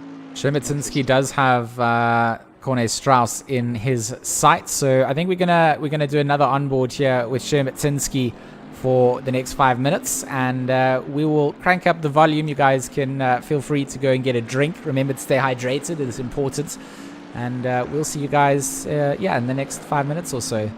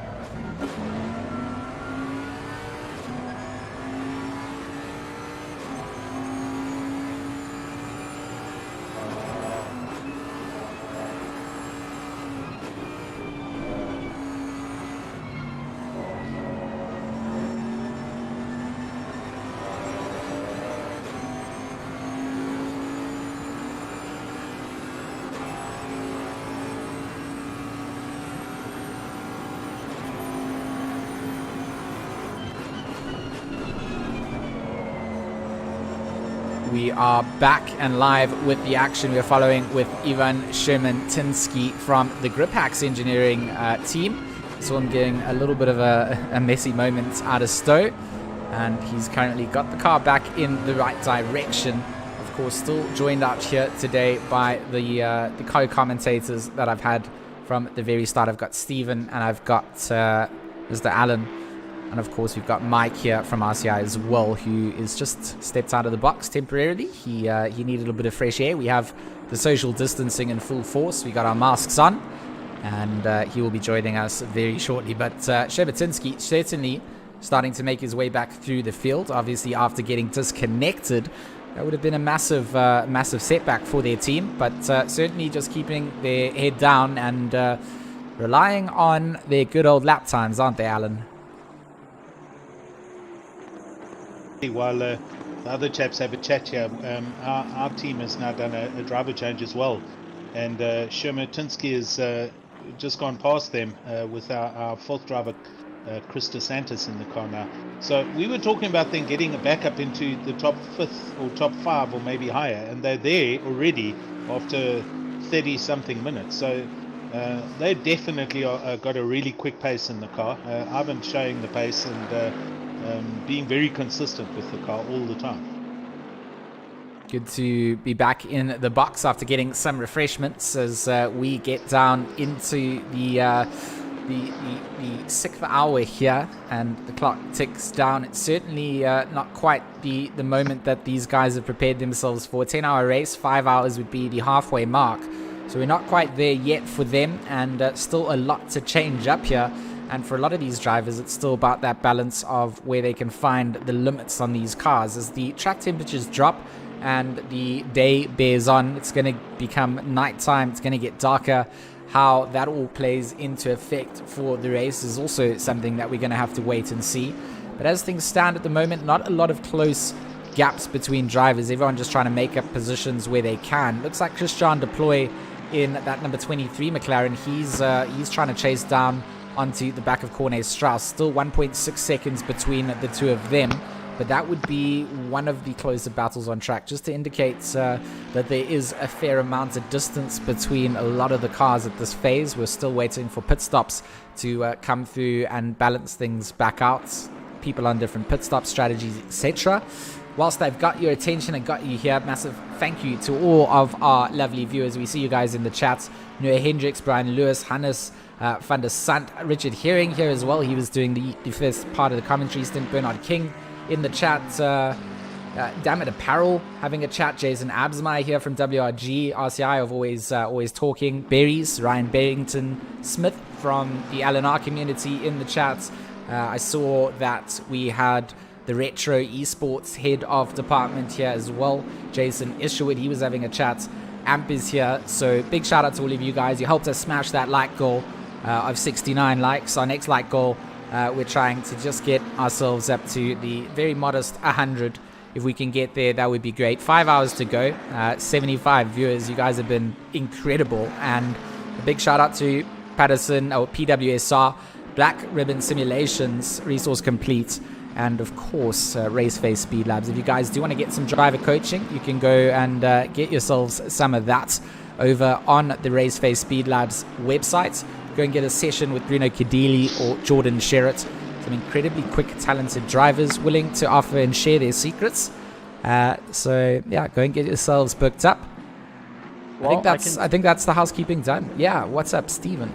I've just got a message from Ryan Ottens saying that their driver got disconnected, so they all had to leave and they battled to get back onto the server, so they've lost position. So Kai Racing Works team has gone down a bit, and that was one of the faster of the Kai teams that lost a few positions due to it. So some technical difficulties are starting to rear their head, and unfortunately it's the drivers that are that were in the car starting to lose out. So definitely not what they wanted there. Oh, Heinrich de Wet, in fact, has a lot of pressure coming up from Christian Deploy. This is the battle for 11th. Heinrich de Wet in that 484 Bentley has that McLaren all over the back. Bad exit out of Chapel coming out for De Vet. That's going to compromise him here down the run on the hanger straight into Stowe. Inside line. Looks like it's going to be there for Deploy. Going to look like he's going to break a little bit later as well. Inside line. Not going to be there just yet. But the overlap is there. The McLaren will go side by side. Inside line for the Bentley will be there as they come down into the Vale chicane.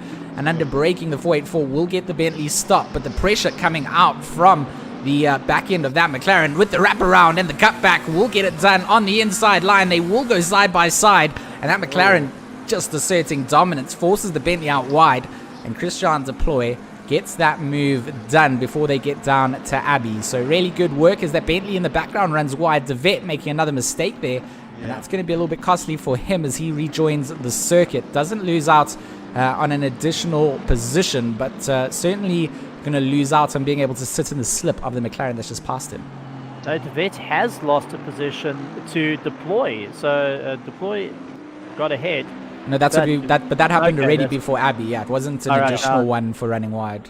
Okay, no, I just saw the other Bentley, so my mistakes there. Do apologize.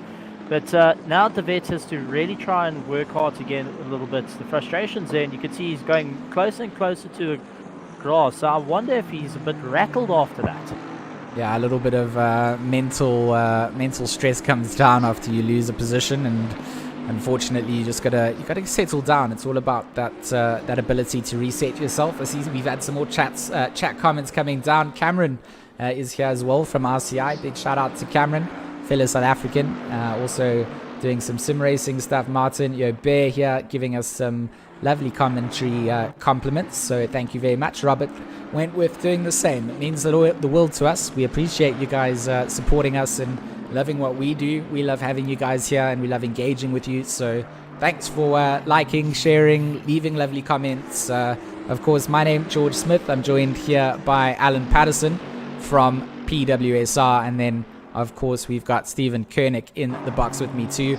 Special guest commentator, we've got Mike Jones from Racing Club International. Mike, I'm not sure if you're back, but if you are, it's your time to say what's up. I am back. I'm surprised you didn't hear me bust down the comms booth door. You meant to say what's up, like in your American. What's up? There we go. I mean, Better? if you haven't watched Scary Movie. Or no, Scary Movie did that based on an advert that came out. There was an advert originally that had the WhatsApp. I mean, I don't. Now, I run ad blockers, so I just watch Scary Movie. Here's the thing. However, in the end, it's an American thing, and they're not called adverts. They're called ads. If we want to get technical, commercials. If you really want to go with it. But so if it's just in case we're gonna get technical, Steve. He's gonna bring his American out sheet. He's gonna tell us that they haven't completed kilometers here. He's gonna give us the length in American Jaguars. So the American Jaguars. metric system. I don't think we have any Jaguars here, though, George. We do not have any Jaguars. Alan actually confused Jaguar earlier, but we I was here for that. Yeah, we've sorted it out. Yeah, that's it. He figured it out. Eventually, sometimes the Jags much look like the Astons. Apparently, don't see it myself, but here we are. Yes, a couple I like hours it when later, and hopefully Alan has made up his mind yet. I like it when it's not just me that roasts Alan. It's normally I just get left here by myself, and then Alan makes me feel bad about it. Alan, if you'd like to roast George, I'm also fine with that. No, come on, that's not what it's about. Let me tell you what has happened. Car 43, the leader, has in fact pitted. We have a new driver in that car. Krayling has climbed in. And the temperature has dropped another degree, so it's down to 23 degrees C. And Krayling hasn't been having the best time of it out there. So as I say that, I just see Cadill's name light up for pits. So they're now going into the pits from second place. But that gap had gone sub 1 minute. They had a minute's worth of a lead over second place. So it's now going to extend out again with Cadilla going into the pits. Well, I've That's adapted. Appelsmeyer going to come out as well, I think. Well, I've adapted my. I've applied American to the length that they've done so far. They've done 405.6 miles of racing currently, as of now. So that is incredible. And let's put it back into kilometers. Where it seems to be a bit more proper. The guys have done In my As in Miles being improper, hey? yes. Guys, I've just been told that the WRG team had a disconnect, and that could be why we're still seeing these guys still in the pits. So this is disconnect 3 of 3 for some of our top podium teams possibly here, George. Wow. I don't know if you have any information on the WRG team. No, it does seem to be exactly that, a disconnect coming through, and as you mentioned, it worked a little bit in their favor early on with Sherman Tinsky's team, the Gripax team getting the same sort of thing, but unfortunately for the 666, looks like they're serving the same fate, and hopefully we'll be able to get back out on the circuit and be able to get back out into the field. But it's one of those situations that unfortunately is sometimes out of control. Our penalty sheet is looking a little bit wild at the moment. Shematinsky with 5 seconds to his name. Child still with 20 seconds. A drive through then went and got cleared up by Wilson.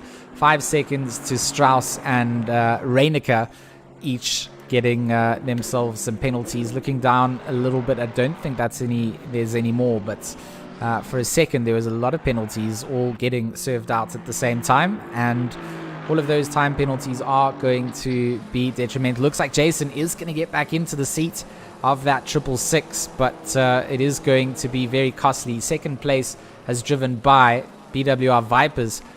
Slowly catch a monkey. I mean, what have I said from the start, Alan? These guys have not really been featured too much in overtakes or having to defend, but they've just been eating into the leads and having more consistency than anyone else in the field. Yeah, exactly. They've had a very, very clean race. No major technical issues, and they've kind of flown under the radar for most of the race. Now, all of a sudden, they're in the top 3.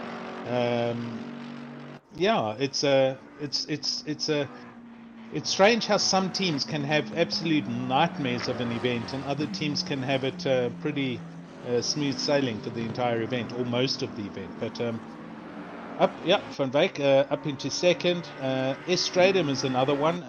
They're now in third place with Absmeyer dropping down to 5th, and Shermatinsky is now up into 4th, actually. Yeah, so I mean, for LNR, I mean, what representation this is for them, the console community coming out and dancing out with the PC guys. Boys. I mean, there's always that rivalry, PlayStation versus console, I mean, console versus PC, where it's at.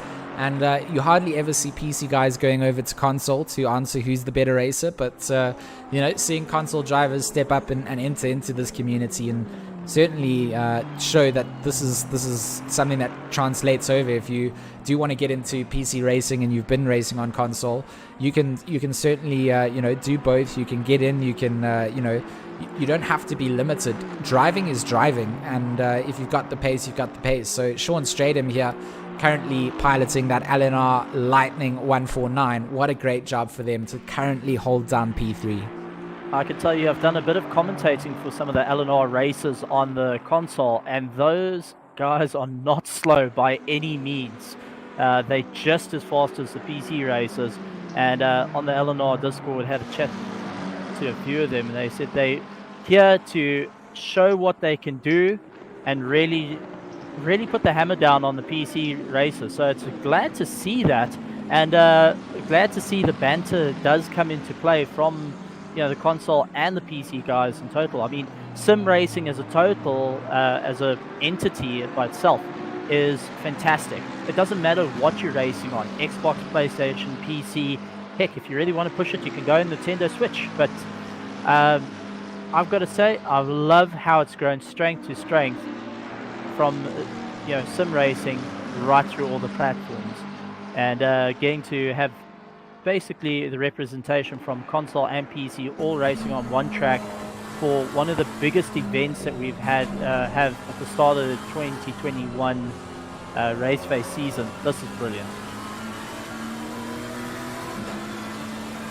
Seeing car number 81, Shermatinsky, back in the pits again now for another pit stop, and this is a little bit earlier than usual, so this is probably that pit stop that they would have had to serve out before they disconnect, and then they've had a mistiming coming out, right? So good point. They are gonna now have to serve out an additional pit stop because that wouldn't have counted for them. So they will drop down, but the fight continues for everybody in the field. I mean, Crow Camp here for Grumpy Monkey, they certainly making some some moves. They were sitting in the slip of McCall earlier on, so they're sitting sub a second, but still sitting 1.2 seconds behind P6, so good showing from Guampi Monkey.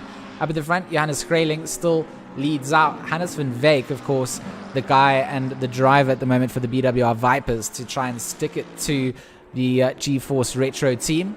Sean Stratham for LNR in third. Jason Absmeyer is into fourth place, and the 666 now needing to get a lot of work done. Soon to be under pressure if anything else goes wrong from PWSR, who are holding down that top 5. So Alan, for your team, I mean, they've been very consistently in this top 5 and just stuck it out. Not had, touch wood, too many incidents coming down, but a smooth race so far for them. Yeah, pretty much. I mean, look, we had a 10-second and a 5-second time penalty added, and then a little bit of damage. So they haven't had any major issues. Chris DeSantis currently in the car, and he is the slowest out of the 4 guys, but still doing very well. He's currently doing 203s, 202s. So keeping the car on the track and maintaining where they are. I've also been watching the McCalls very interestingly, and as you can see, they're now up into 6th place. So starting 16th and having a few ups and downs, they're getting closer to the sharp end of the stick. We've got a huge stagger going on here between the Bentleys and the McLarens and the pit stops. So we've passed the point where we can kind of say, well, they've pitted, but this car hasn't. So they've still got to pit, and by the hour they're going to be there and there or thereabouts. We're beyond that now. We've got 4.5 hours, and these guys are on complete different pit stops right through the top 10, and it's now about who has the best track knowledge driving into the night and being able to nail their markers and get the car to the end of the race as cleanly as possible. And I think that's exactly why probably they've left Grayling in that 43 car at this point, so it's not dark yet. Let the guy who's got that little bit less pace sit in the car while it's still light. You see this all the time in like the WEC series, for example, where these guys will come out here, they put their Pro-Am Silver Am drivers in the car early, and then they take their Platinum and Gold drivers and slap them in the car a little bit later. As we're seeing the purple Ferrari, I think that's not the first or second time he's going to be off the track here as Jason goes past. Not the first or second time he's been off track, so he's been struggling in that Ferrari.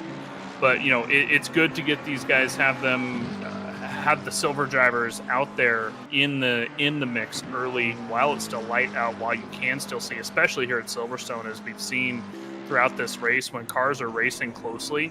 Just being that few inches off an apex here at Silverstone can make such a difference in your lap times and your ability to hold on to your position. So you really, during the night, need drivers who are thoroughly experienced with the track as possible to make sure that they're still going to be able to hit their apexes, even though you can't see quite as well as you would during the daytime, as well as just having those cars breathe down your neck. I mean, if you've got headlights flashing in your mirror, it's distracting, especially for drivers who aren't used to driving at night, who aren't as experienced driving at night. And here at Silverstone, you can really see these cars quite a ways in your mirror because of how flat the track is and how open the track is. There's a lot of distractions. You just will not be able to get distracted here. I mean, it's getting dark already, and it's only 4:30 here sim time. And, it's with the clouds and everything, it's going to get dark pretty quickly. And I think that these guys are going to have at least a couple hours of dark. And the track's dropped to temperature here, by the way, is another degree down. Can I also chuck in a second aspect that comes in? Is also the hardware that they're using, the actual computer. Now, in the pursuit of getting better and better graphics, we've also managed to hit better and better ray tracing, lights and that. So the guys that are running more the high-end computers are going to have those lights really flickering on their screen and becoming more distracting than the guys that have a less built computer that are running the graphics a little bit lower, because it will seem more solid.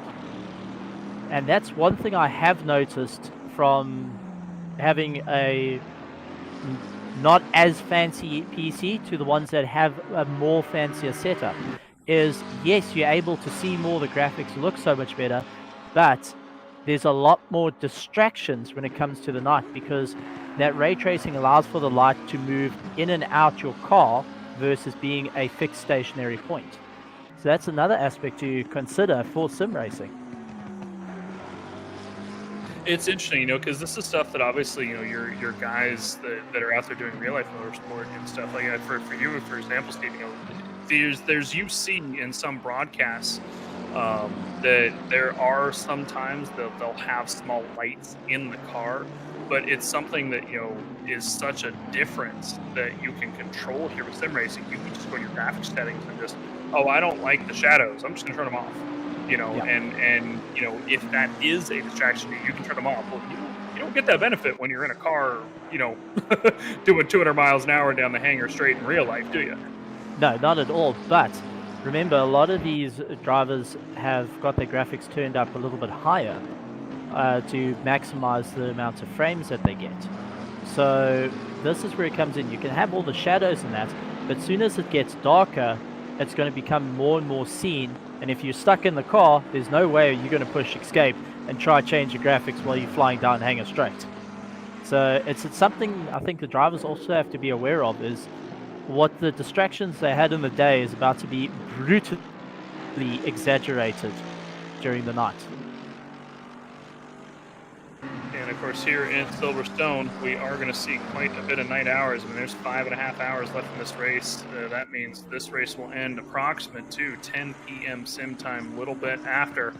That is plenty of time for darkness here. Here's Brett Krukoff, the Grumpy Monkey 21 McLaren, currently in P7. He's about 5 seconds back from Morgan McCole.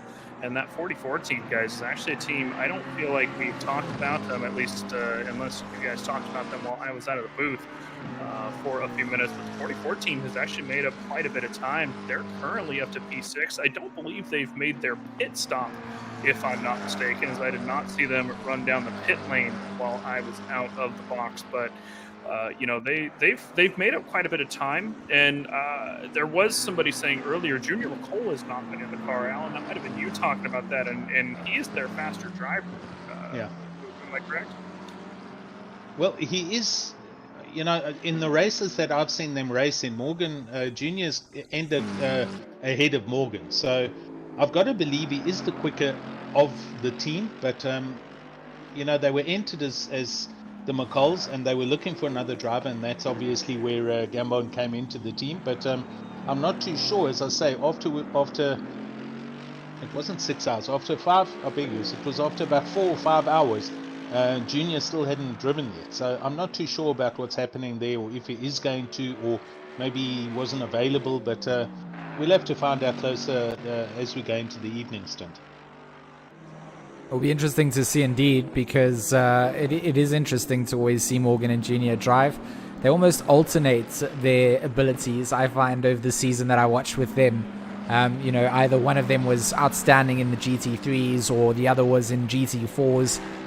It was always an unpredictable sort of circumstance when they raced against each other. This time around, Morgan taking a very dominant role in the team and putting in a big stint. Jaden has had a little bit of time in the car, but with 5 hours to go, you'd almost think that the remaining time almost belongs to Junior to show us what he's got. I would love to see him in the car. Like we've mentioned before, one of the youngest sim racers that we've got in the sim race community here in South Africa.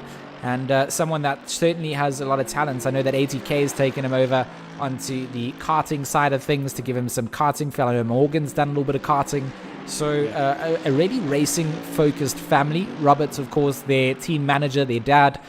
He's very encouraging for them. He's always been, kind of driving them to be better. And unfortunately, he had a bit of mishealth in the closing part of 2020. So wishing him all the best and hoping that he's made a speedy recovery, and lots of love over to the McCall family. We love having them in sim racing, and right now doing a good job to just hold down that 6th position spot. Across the rest of the field, not too much to report on in terms of where our drivers are sitting.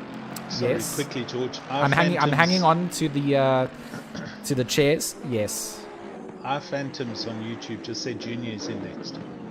So iPhantoms is Jaden Gambon. That's his gamer tag.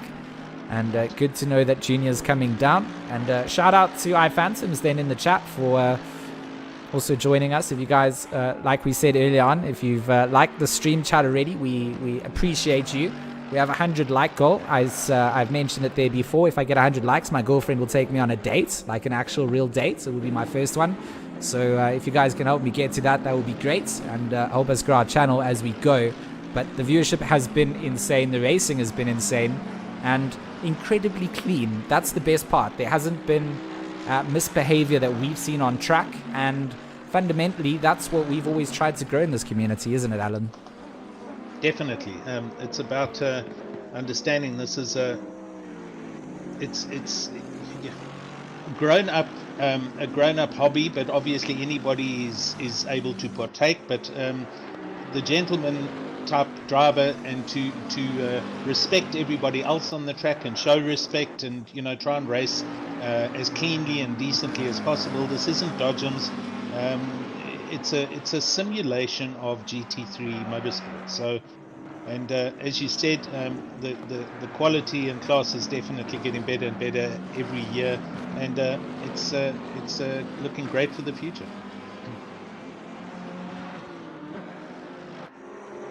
Glad to see everyone, these drivers having a lot of fun, and going and chatting to a couple of the guys on Discord. Every single one of them are just enjoying it, but a couple of drivers are actually wondering about the rain, and saying they have set up the cars that it can handle a little bit of rain, but that isn't coming. So their lap times are dropping off a bit due to the guys thinking, well, there might be rain further on.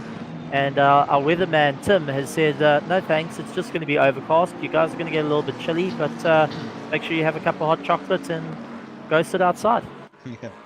And if we look at the temperature, it's down another degree. So as we get through the late afternoon on real time, 4:43, 4:45, it's definitely cooling down. Track temp down to 22 already, and this is going to obviously, as you said earlier, Steve, affect everybody's tire pressures, and every pit stop going forward, guys are going to be bumping up and putting a few clicks here and there to compensate for this.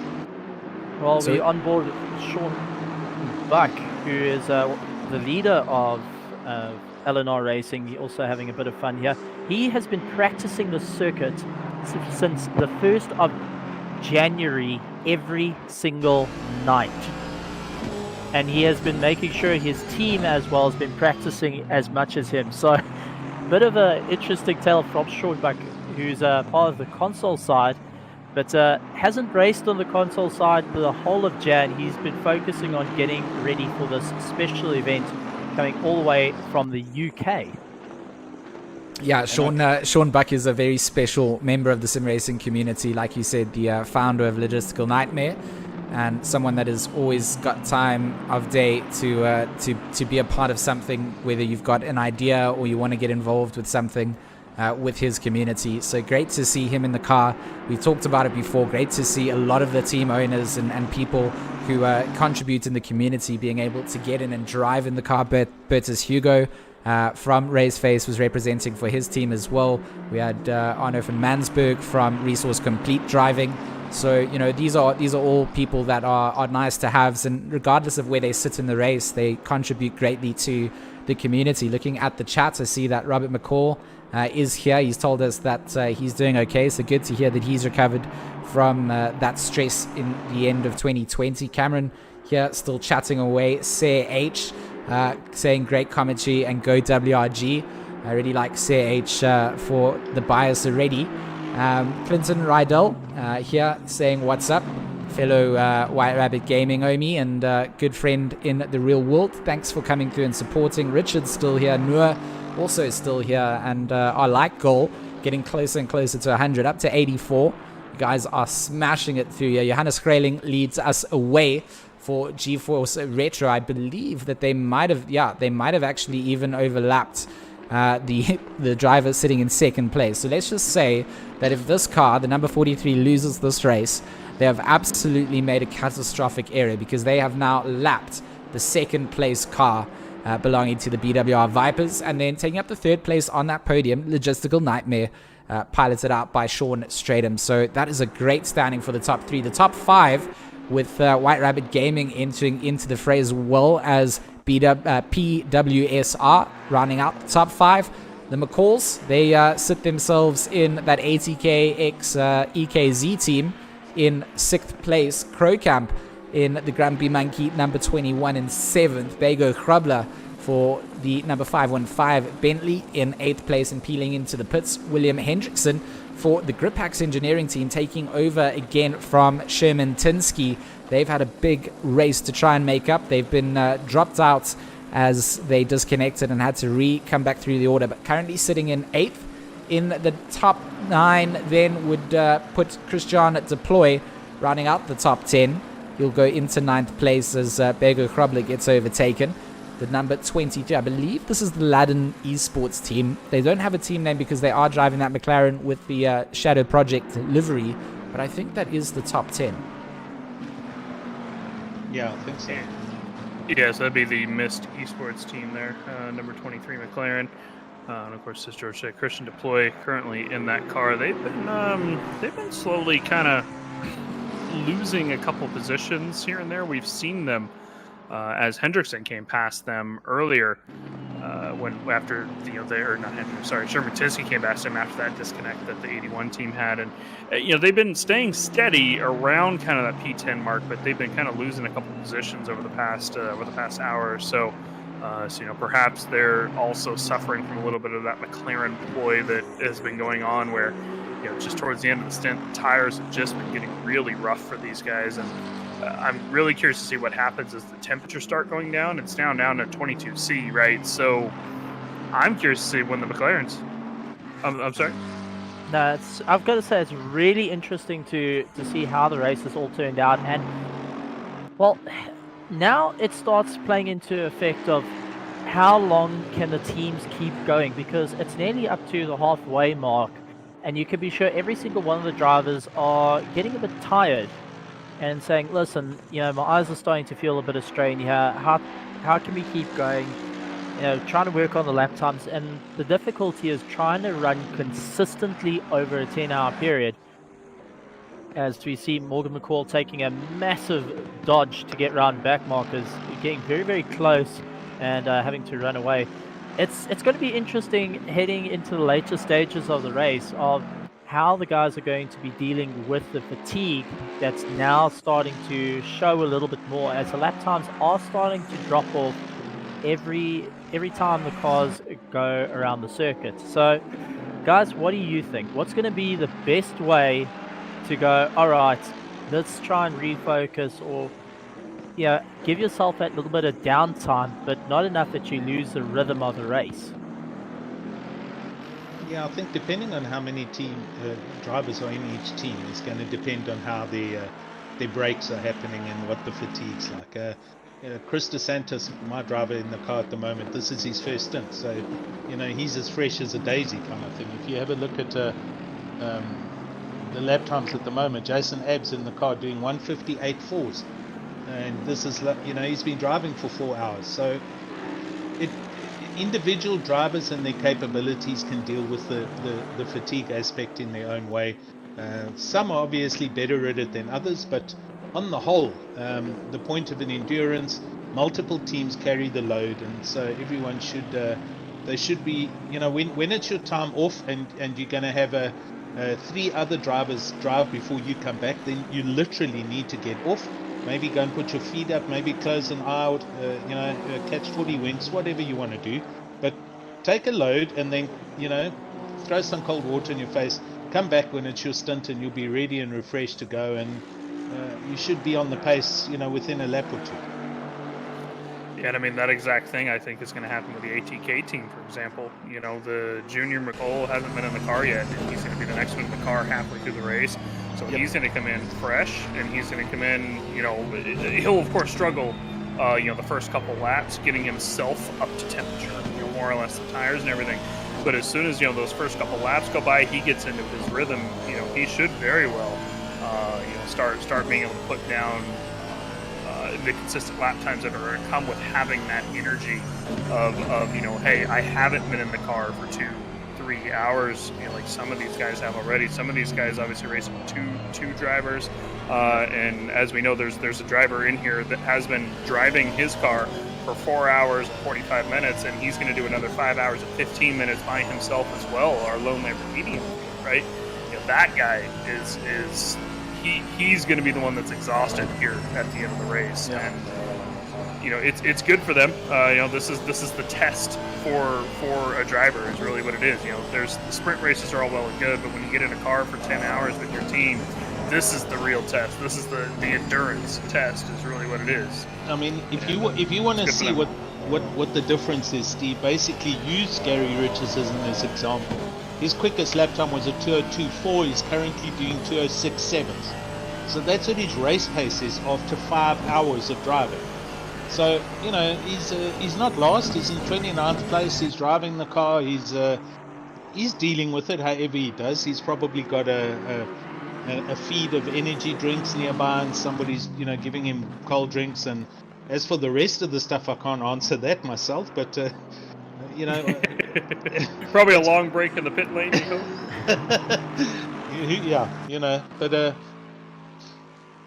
Every team's going to have their own way of handling this exhaustion component.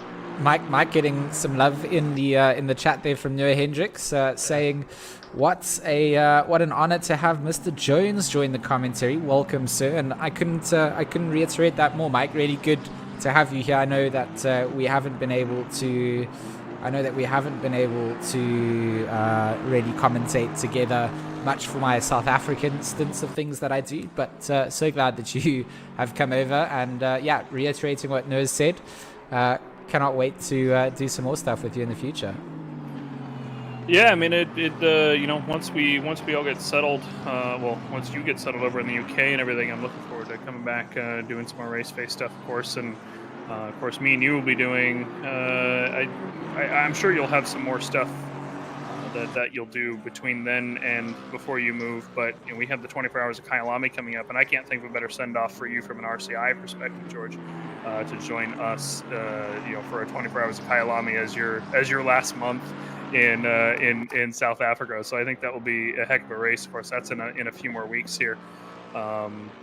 It should be a fantastic race, and I'll be glad to have joined you for a few hours during that at least. And it's always fun commentating with George. If anybody's wondering, we like to have our jokes, and especially when me, George, Jesse, and Ryan Gill get into a room together, it's always you always know it's going to be an entertaining stream, to say the least. No, it's always good fun. Yeah, Alan?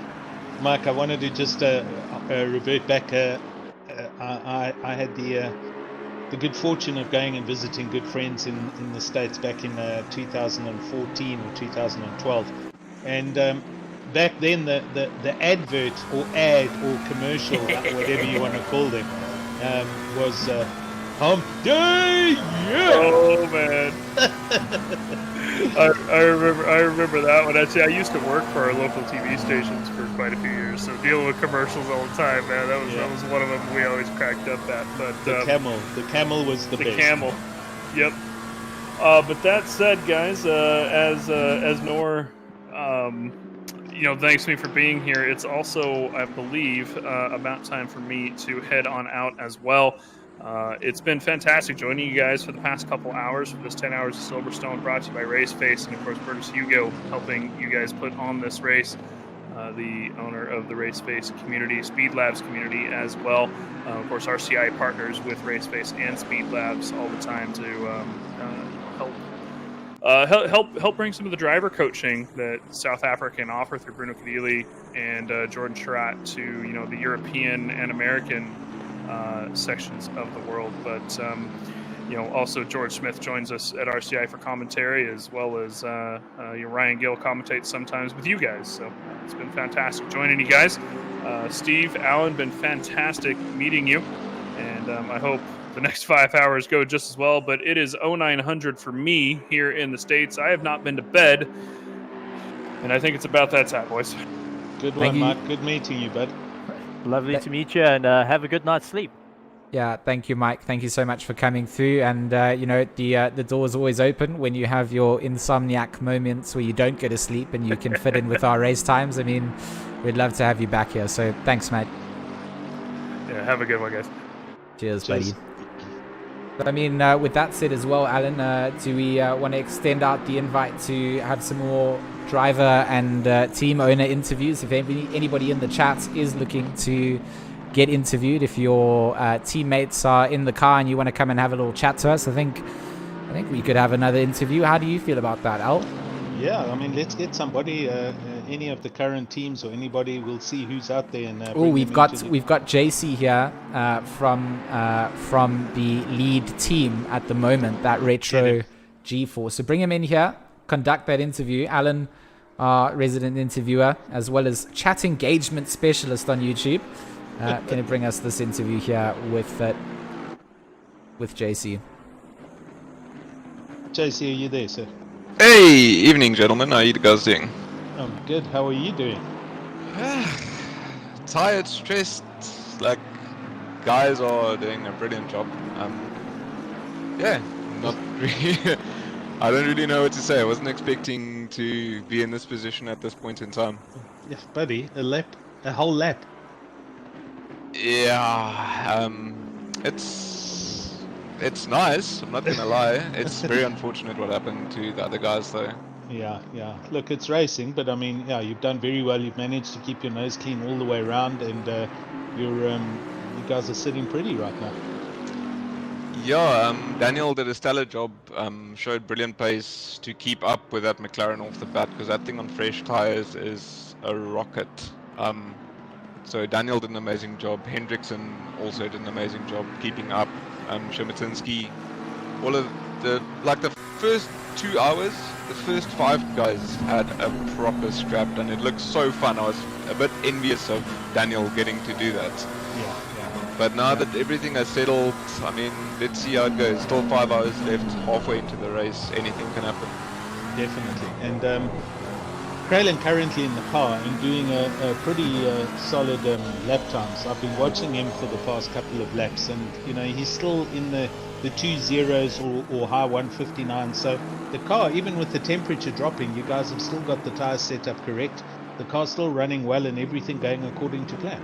Look, I'll give credit where credit's due. Daniel Rowe, the guy who did the first stint, he did the majority of the setup, and it feels stellar. There's no other word for it. It feels absolutely great to drive. Obviously, we adjusted tire pressures as the track changes a bit, but apart from that, the car just feels amazing to drive. I don't really know what more to say. I know Brian is getting in the car next, and then I'll be finishing it off. So let's hope we can keep our noses clean and see how we go. Cool. So from here, it's like still 5 hours to go. So have you still got a full driver cycle? Is Daniel going to drive again, or is he done for the day? Daniel has not exceeded. He has completed his allocated driver stint time, so he cannot go. Johannes will deplete his allocated driver stint time, and then I'm pretty sure Brian will do the same. I will just be doing the little bit of a hot lap session at the end with the remaining time. Awesome. And when it's dark with all the lights on? That's fine. I mean, are you okay for night time? Yeah, it's fine. Obviously, there might be a scary moment here or there, but it's racing. I'm pretty sure at this level, everybody should know the track inside out. So if you can't drive at night, then you probably won't be able to drive in the day. Good one, man. Well, thanks for coming in and having a chat with us. Congrats on your current situation. Hope it runs smoothly all the way to the end, bud. Yeah, good luck to the rest of the teams, and thanks for the comms, guys. Amazing job so far. Grand stuff, man. Thanks for coming in. Cool, guys. Have a good one. Cheers. So we saw Hendrickson and McCall getting a little bit close together there on the exit of Abbey, rubbing sides before they got into Village, and that set William Hendrickson down just a little bit. Good to hear there from JC and the Retro, or the GeForce Retro team, currently leading out in the race. Shout out to our chat there. Arne Visahi in the chat now saying what's up. Brian Lewis still chatting to us as well. We've got Bruno Kedidi also telling us about his internet issues. I kind of did want to say that I think that maybe one of the things that plagued us might have been the fact that there might have been internet issues from Bruno's side. We do have storms and things in Joburg and Pretoria and all these regions, so connectivity is a bit risked at the moment. But look at Hendrickson putting that pressure onto McCall on the inside of Stowe. You're going to put that number 81 on the inside. The 44 going to go the long way round, and the Bentley asserting dominance out through Stowe. GeeMax makes their way back up into P6 before Vale, and will kind of leave Morgan behind before the exit out. So Morgan gonna struggle to hold on to that advantage if he misses out on the slipstream here. There's still traffic around, so let's see what happens. Just a fast heads up, George, your screen share is gone, by the way, so I'm watching on my screen. Okay, let me just make sure that I can get that back to you guys again. No problem. There you go. So McCall now currently running. There it is, back online. So yeah, McCall, he's going to hang on to the back of Hendrickson as best as he can, but there is traffic all around right now, so the guys are coming up to try and take positions from back markers as we watch him going down the back straight. Currently on board, I see now with Meyerberg, who is all over the back of Kleb, the Bentley versus another Bentley versus McLaren guys. Very good little battle going to come up between these two drivers. Etienne Kleb, again a driver that's very experienced, got the experience on the circuit. Not an easy driver to pass on the circuit. Very good at defending. And then of course Hansi Meyerberg, someone that can certainly give you a battle to reckon with. So we'd like to see how these two evolve through. Less than a second separates them now. Down the order, Altman Buerta also putting some pressure onto the likes of Martin Rotenbach as the KSR Force 989 NSX, the lone NSX, holds off in the top 20. But that's not an easy P20 to hold down onto. Buerta behind, Forbes also still in the mix. 7 seconds down the road is Meyer, Sean Buck in 25th, Delport in 26th, Hansen down in 27th. So a lot of names still in this. 33 cars remain, so we have seen some drop-offs. 37 started, and 4 have then had technical difficulties plaguing them in the race so far. We've got Morgan in the pits, and he's just got off the jets, and the car's rolling, so possibly driver change to Junior. Yes, it is. Junior's in the car. So here we go. We're going to see what he can do now as they drop down to 9th net overall. And kind of changing or doing pit stops a little bit alternately to everyone else, although it is on the hour, so I'm expecting some of the McLarens around the McCalls to also come in. Yeah, I mean it's all down to see what the lap times can go down to. 1:59 for the best lap that Morgan was able to get down, and Junior now going to show us what pace he has to offer. So good to see the youngest McCall brother at the wheel. Stephen, do you have any insights from your side? You've been following anything that we've not been able to keep our eye on? I know that Buerta and Rotenbach continue to dice out down in P20 and 21. I've been watching that little battle between the Honda and Bentley. It's quite interesting to see that the Bentleys are able to go very deep into the corners compared to like the little Honda of Rotenbach, but just hasn't got the acceleration out of the corners. So the heavyweight Bentley, not a big fan of getting out the corners. And the guys are really having to stomp on the brakes to move around. I've tried doing a little bit of fishing around through all the different teams from LNR right through. Oh, and then decides he is going to do an absolute pirouette as we're talking about him. That was you, Steve. That was plain out you, buddy. That was commentator's curse 101. Going onto the curbs, really sticking it together. Back in, just stepped out. He tries to catch it, but unfortunately, Buerta was unable to catch the Bentley when it goes round. So, a bit of a sad one to see, but able to keep it out of the wall and keep going. So that's very, very good. But going back, I'm trying to fish through the team, see what the strategies are going. But it seems like every single one, that whole the This is a biggie. GeeMax versus PWSR. I mean, Hendrickson all over the back end of Dos Santos down into Village. Oh, they are going to be nice and tidy coming through. Inside line for the 101 going to defend off as they go through the loop. Aintree not going to be available there for Hendrickson. The no overlap zone there, but he is in the slip and using it to his best as they come down the very long Wellington straight. Down into Brooklyn's inside line opens up, and Dos Santos, I think, just willing to preserve some safety here, just knowing that Hendrickson has some pace, and leaves him some space, doesn't lose time in that at all, and can continue with his own race. So again, not looking to defend that. That was just a battle that was never going to happen. Sometimes that's the way that it is. Other times the drivers will fight it out for 6 laps and waste each other's time. So I think both of them kind of smiling there, knowing, you know, we've actually both won here. Yes, you've got the position over me, but I haven't lost time to drivers who would be more in my pace level. Hendrickson is down the order because their team disconnected and now has to fight through the order. Definitely want to keep an eye out for, but one thing that Dos Santos can do is get into the tow and get pulled along by Hendrickson. So a bit of an advantage can come here. If you're able to hang in the pace of the Bentley ahead, you will be pulled along as they both look to go after Straydon as they make their way around the circuit. We've just gone over the halfway mark, boys. Woo! 5 hours to go of this 10-hour race, brought to you by Speedlabs, Raceface, RCI, Resource Complete, PWSR, and Black Ribbon Simulations. I saw Hendrickson running very deep there, and that's just another one of the off-track excursions. So I've got a question if admins did set that up. I'm sure they have, that you have 3. We haven't seen that many drive-throughs, to be honest. So I thought there'd be a lot more penalties coming up, and there hasn't been.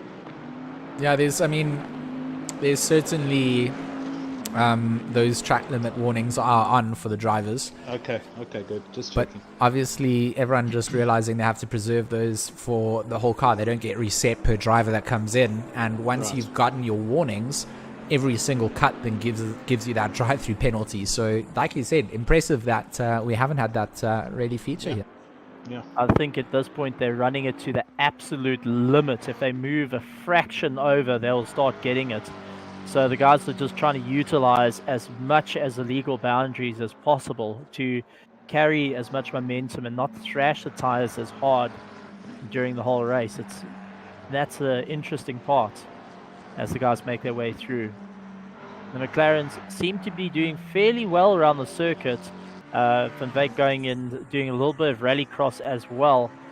So I think it's pretty solid that the McLarens are going to stay up in the top 5 unless something happens that really throws them down the court. But the team that is absolutely smiling is trailing up in front. So far done 149 laps around the circuit, and they are smiling. From the start of the race, they managed to get into first and just really open that monstrous gap ahead of them. And having a chat to JC earlier, going in saying that Daniel put a setup that they all extremely happy with, and that the car is absolutely rock solid around the circuit. Yeah, clearly Daniel knows how to set the car up, and he's also wise to the temperature drops as we see the track now down to 21 degrees. But he's obviously got the pit strategies and everything down patted with that car, and the drivers are very comfortable in the car. I mean, essentially, this is not a Mickey Mouse field, and they have lapped the entire field. So, you know, that's a feat all on its own. Okay, fair. Everyone's well, not everyone, but a lot of people have had dramas. There's been issues here and there, but to lap the entire field, you know, that doesn't happen that often here. So hats off to them for sure. I've been watching Junior, and he's doing 2 zeros and 2 1s. So he's lapping, but he's not as quick as we thought he would be. So possibly the setup not to his liking in the Merc, or the tires, I'm not sure. I mean, but, let's follow him for the next 3 or 4 laps. I mean, there's nothing happening really at the moment. Let's see where his rhythm starts to improve. So like you said, it's 1.7 previously. Let's get some on board on with Junior McCall. Let's just see how he settles in. We do see a lot of drivers sometimes come in with that pressure and not able to adjust to it quite correctly. To Abby, a bit of a lift already coming through, not quite confident enough to carry all the momentum. So it will be interesting to just see how he progresses, and we'll keep an eye out on the timing splits if we need to jump to a battle. But with very little time in the car and in this race so far, I do want to see how Junior progresses. Well, they have got him on engine mapping 1, what I can see on his dash. So they've got him on the fastest engine mapping possible, which is not the most fuel efficient, but it is the best to get, bring down those lap times. So I think it's all rhythm at this point. And probably a bit of traffic here and there. Okay, so coming over the line now. That was a 2:0.2. So it's a decent time. He's not slow, but he's not doing the 159s or 158s that he'd need to be doing to catch up to the guys ahead. As I say that, Stradham in the Aston dives into the pits from 4th place. So this is where some of these pit strategies are going to change from now until the end of the race, where the Bentleys will be pitting at this lap and the McLarens at that lap and the Astons at some other lap. But at least a fair mix now of manufacturers. 2 Bentleys, 2 McLarens and Aston in the top 5.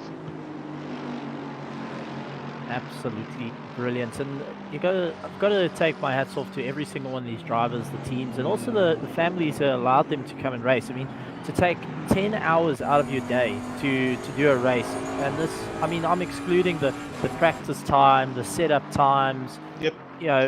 Hats off to them, and hats off to the families that say, hey, listen, we understand this is your passion. Go have a crack at it and have a good one. Now, I don't think the families get as much love as they should for it, because, well, you could speak as a family man, Alan, to take a bit of time out of your day to say, listen, mates, I'm not going to go out, or I'm not going to watch TV or watch a movie with you guys. I'm going to take a little bit of time to do a bit of racing, and then to say, well, you're going to be unavailable from 12, most of the drivers, right through until about 12 at night. It's a big chunk out of the day. So hats off to all the families and friends behind the drivers, to the drivers themselves.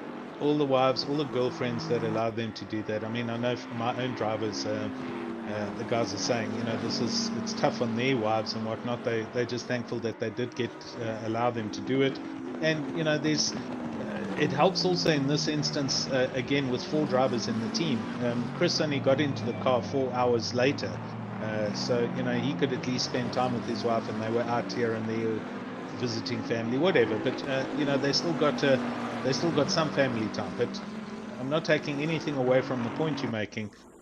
All credit given to our loved ones and our family and friends that allow us to do this.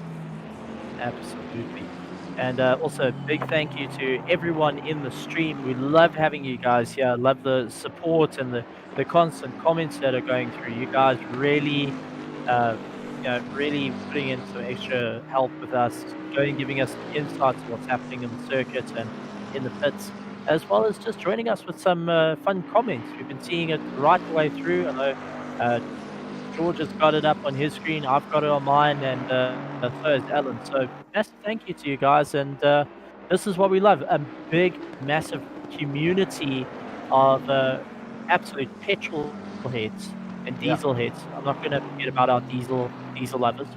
You're a bit confused, but yeah, for the diesel lovers. But massive community, and it's going strength to strength. I've got to say, absolutely love it to pieces. And also thanks for giving us the feedback in the other various sub-teams, because us being here, we're not in touch with everybody, and we don't know what everyone's doing or what the problems are. Hannes van der Sant currently saying at Kalen Mawa, Cornet had to retire, the car team had internet issues, the EKZ boys. So that was a problem for Cornet's team.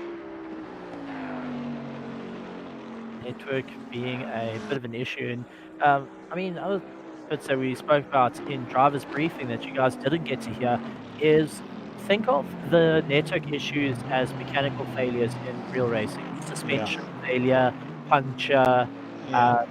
Good one. Snapping a throttle cable. Yeah, stripping a gearbox, whatever, something. Yeah, mechanical relating. That's how you got to look at it. And that's the aspect that comes to it.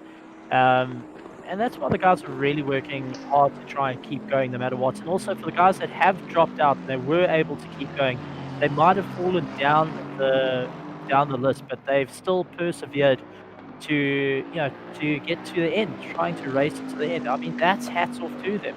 Exactly. It does take the wind out of your sails, but to go, right guys, we know we had this, let's get going and let's run. Chris Shorter also had wheel issues and also got a puncture at the same time. So, another aspect there we can talk about is the actual physical devices. Failures, hardware failures and things that can plague you. I mean, exactly that disconnects. It simulates sort of what can happen in the real world. Not that you want that. I think simulation racing is always about, well, there's more things in your control. But there's also a lot of aspects that physically you can't predict, and a hardware failure and things like that is completely catastrophic.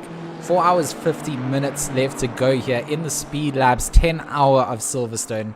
What an incredible race it has been. We've had some great interviews so far. If you guys are watching the stream and looking to get yourselves into the interview room, and you're from a team, you're racing, we want to know where your race position is, how the race is going, we'd love to hear from you. So drivers and team owners, the interview box is yours. If you someone who's just watching the stream and you want to ask some questions, feel free to just pop the questions in here. Like Steven said, you're monitoring those chat boxes. Martin Rotenbach for the KSR Force team is making his way onto the back end of that Bentley of Forbes, who's 2 cars ahead here, so making his way through some traffic as well, but closing down the gap to try and catch up to the top 20.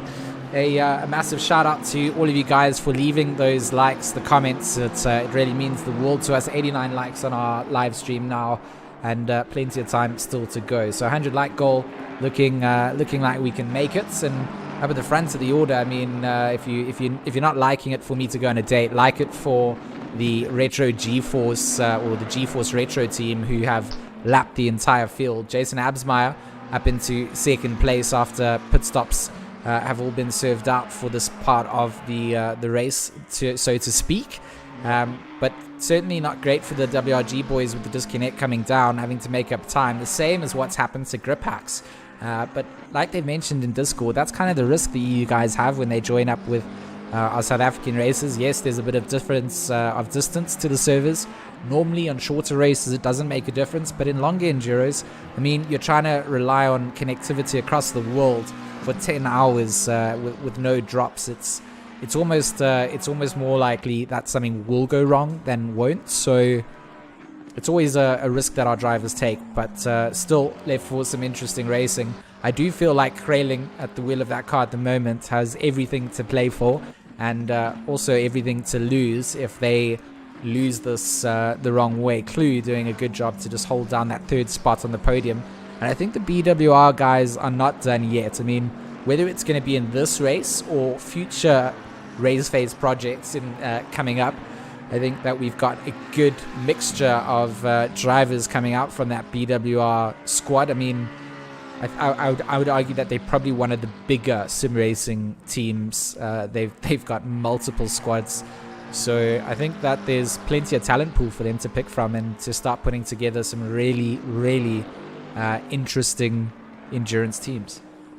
That is for definite. And we've actually seen this endurance races put some drivers some dream teams we spoke about last year, and also some teams that we didn't expect to be put together, now working very, very well with one another. So glad to see a bit of experimentation before the start of the new seasons. William Wentworth saying, come on, KK Racing, had some bad luck, but they are fighting on. We've heard that they had a couple of spins and a little bit of knocks here and there, but they're able to keep on going. So it's fantastic to see it going. A lot of people are supporting you to go on the date, G. So I mean, great stuff. It's heartwarming. I mean, people care about my love life and making sure that I get treated like a princess. So you know, I'm literally humbled by the support. And even if we have to bribe our viewers to get us to 100 likes because they don't enjoy the racing, and it can be for my dates. We can mix it up. Most of those likes are probably because of they like the racing and they don't want me to go on a date. So, you know, we can play reverse psychology either way.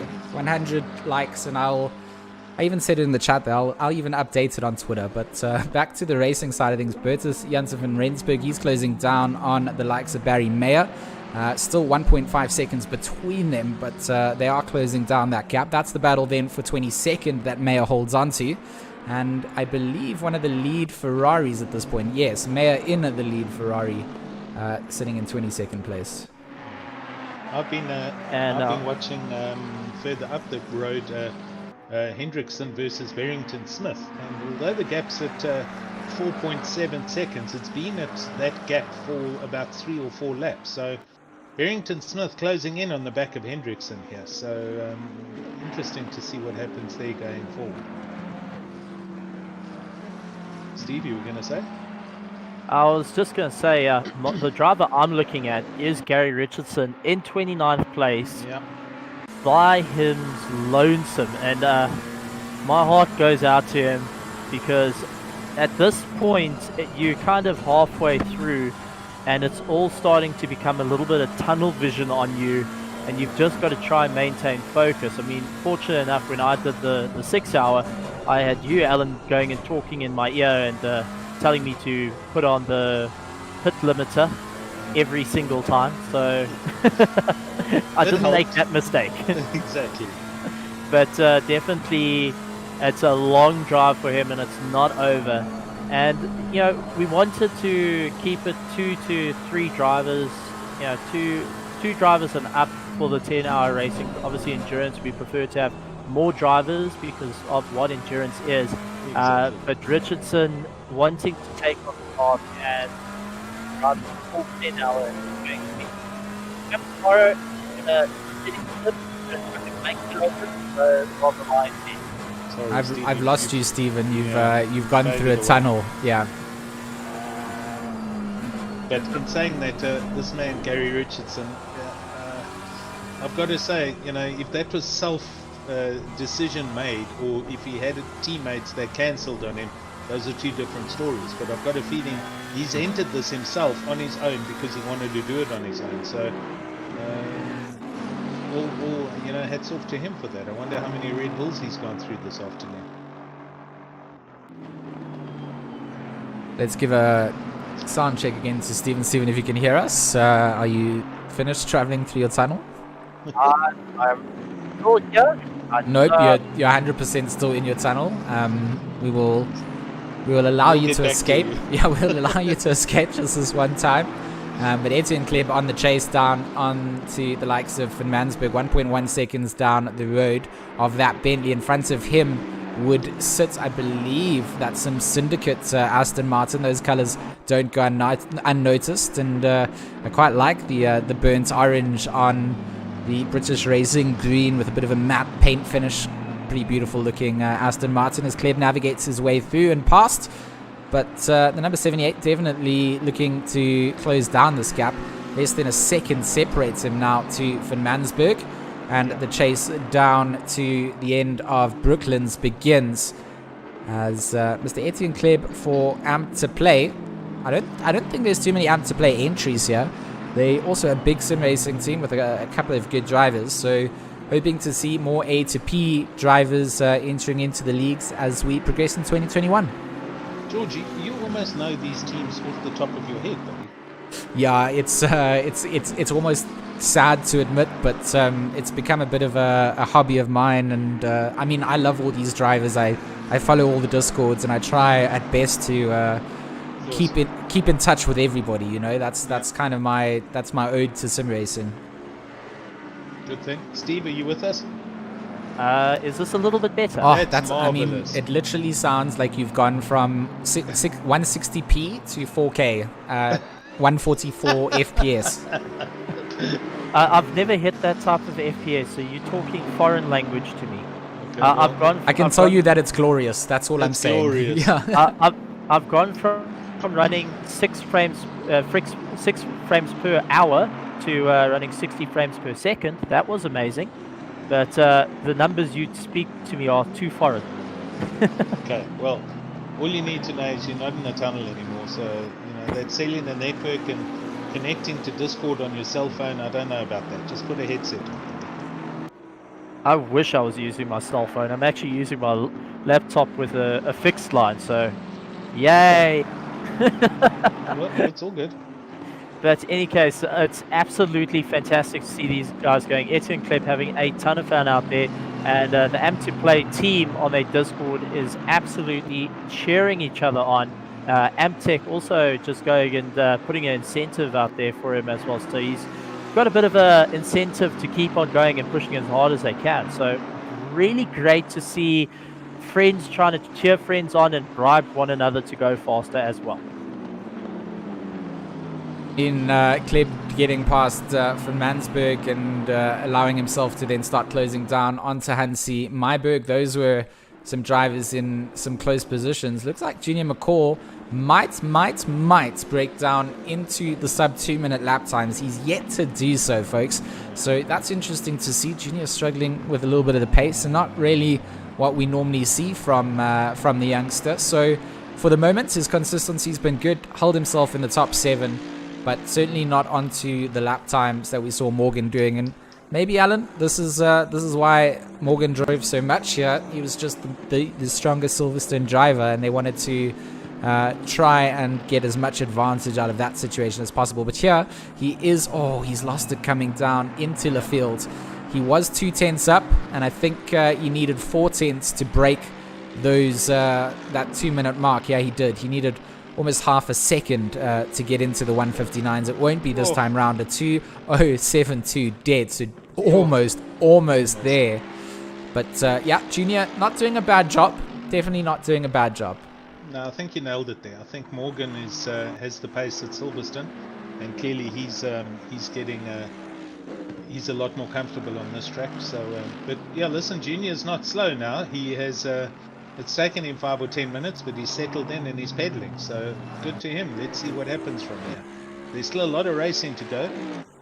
4.5 hours, or just over 4.5. So we've just subbed halfway through the race, as we said 30 minutes ago. And we're at 20 degrees Celsius at 5:30 in the afternoon.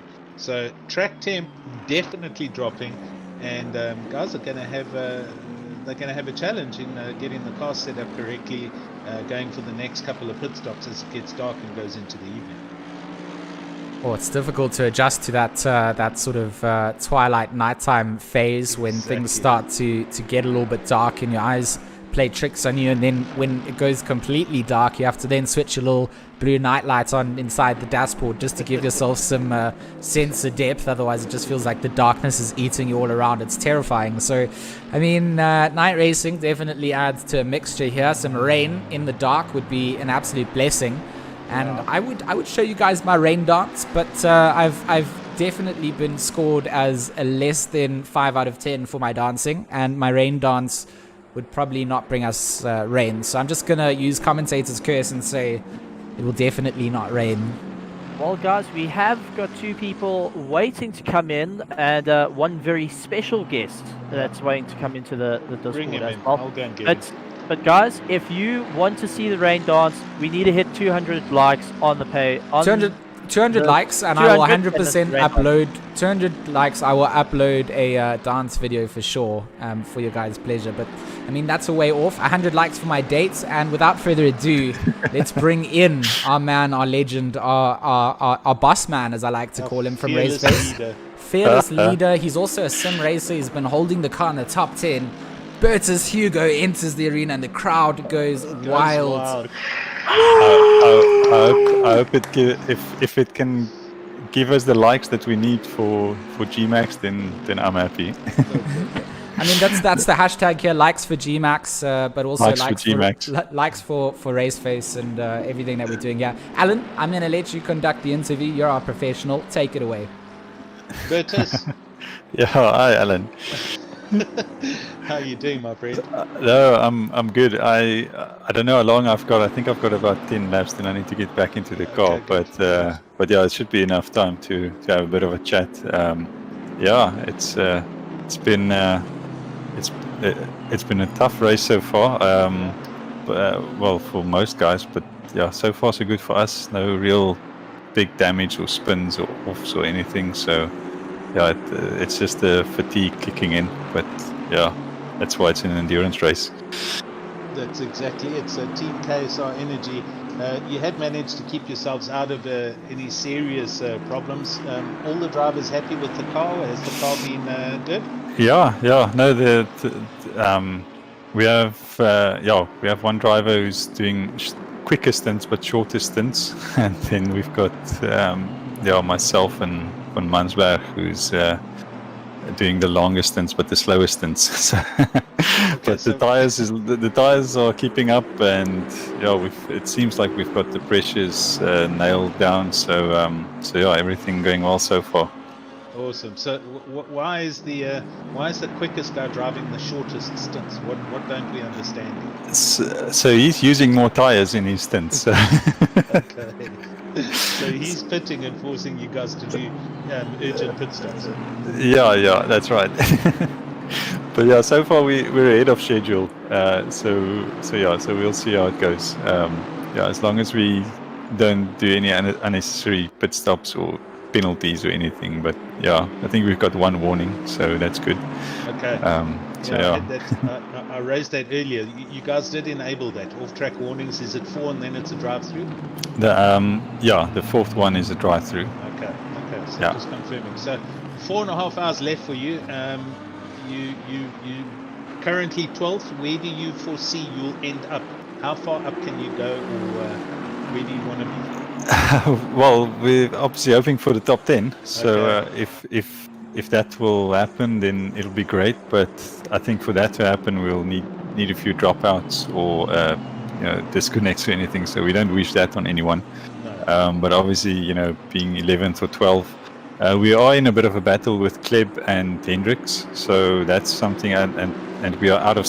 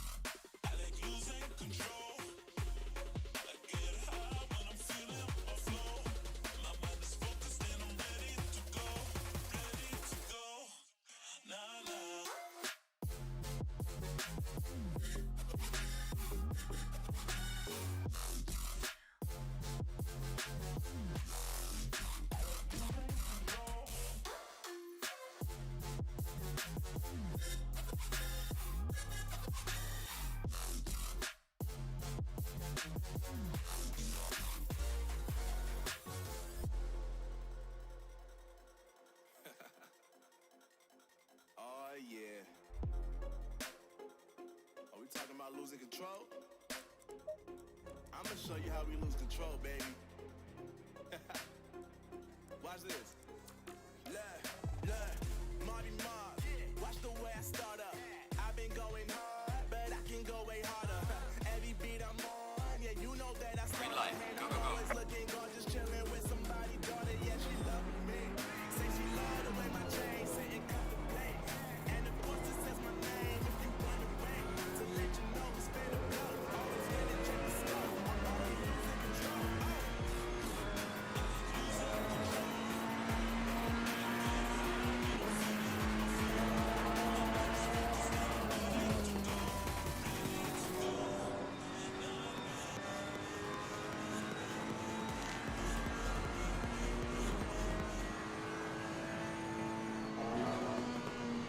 Interesting. Yeah, I'm getting there. Okay, we should be good to go in less than a second here. Welcome back, everybody. I'm going to just share everything now to everybody. My puppy's also going crazy because for whatever reason the power's gone out. It's not even load shedding related. It's just gone out. So yeah, just a power failure for the area. Let me just get the Discord stream going back up again, and we'll be ready to continue with this awesome race, guys. So just give me a second to get adjusted up here, and we'll be back and ready to go. So if you guys can hear us all, let us know in the chat. We should be back and operational once again. Just check your game volume's a bit high again. Well, I went walking around the pits and having a chat to the different drivers. I went down to the WRG team, and quite interesting to have a chat with them. They one of the things I jump in is here, Abschmeier going 3 days later. Oh, the stint feels long. It's very long. So the track is starting to get to each of the drivers. They're all saying that they're starting to feel it now. The fatigue is starting to kick in, and the guys are, trying to find out. And as it was said, is they're getting on that second straight, and they think they're going to complete yet another lap, but unfortunately, they're on the wrong straight, even though it looks the same. So definitely, guys are still starting to feel the fatigue and a little bit of tunnel vision coming in as they're trying to figure out where they are on the circuit every single time. So very, very interesting to see and have a chat to the guys right the way through, and the different strategies that are coming into play. Yeah, Jason Abschmeier in the pits as we speak from second place, as is Chris DeSantis from 6th place for Team PWSR. So they're doing pit stops now. Kralin still out in first place and out by a lap on the field, but Lionel Clue has now gone past Abschmeier in the pits, who's off his Jackson rolling. So Lionel Clue now for BWR Vipers up into second place, and Abschmeier rolls out of the pits now. I'm not too sure how many pit stops they've had, but there we go, 4.5 hours left in the race. Arno manning the wheel there. He's looking to try and put in as fast as he can. His sole goal is to really push as hard as he can and get right up to the top. They told him to put it to the fastest settings just to try and make up as much ground as possible, as they still feel, the RG team feel that they can go after the Retro team during this race, and they are going to keep pushing. And that's straight from them. So the determination coming from there is absolutely great. Bruno Cadili going and cheering them on as well. But lots of laughing and chatting for the team in their radio. That's what it needs to be. The guys can't be dead serious. I mean, it's a 10-hour event. The guys need to have they've got to be human. There's got to be a relaxed, controlled emotion for the day. But it's different when you jump in with Matt Densham, Chris Shorter, and Johan. They are very, very serious. You can listen to their radio comms. They're spotting every single little car. They analyzing the cars in front of them, getting the lap times ahead of them, working out who's where. So they are really working. They're working as a proper race team at this point, and who's pushing to the limit. Where you go the other end, where Arno Fasahi and Bruno Cadili and all them are busy laughing and talking about SpongeBob quotes. So it's really different to see it, and I love to be on the fly on the wall and listening to the different guys as well. I've noticed that in my own team, to be honest. One guy or two guys can talk naturally while they lap.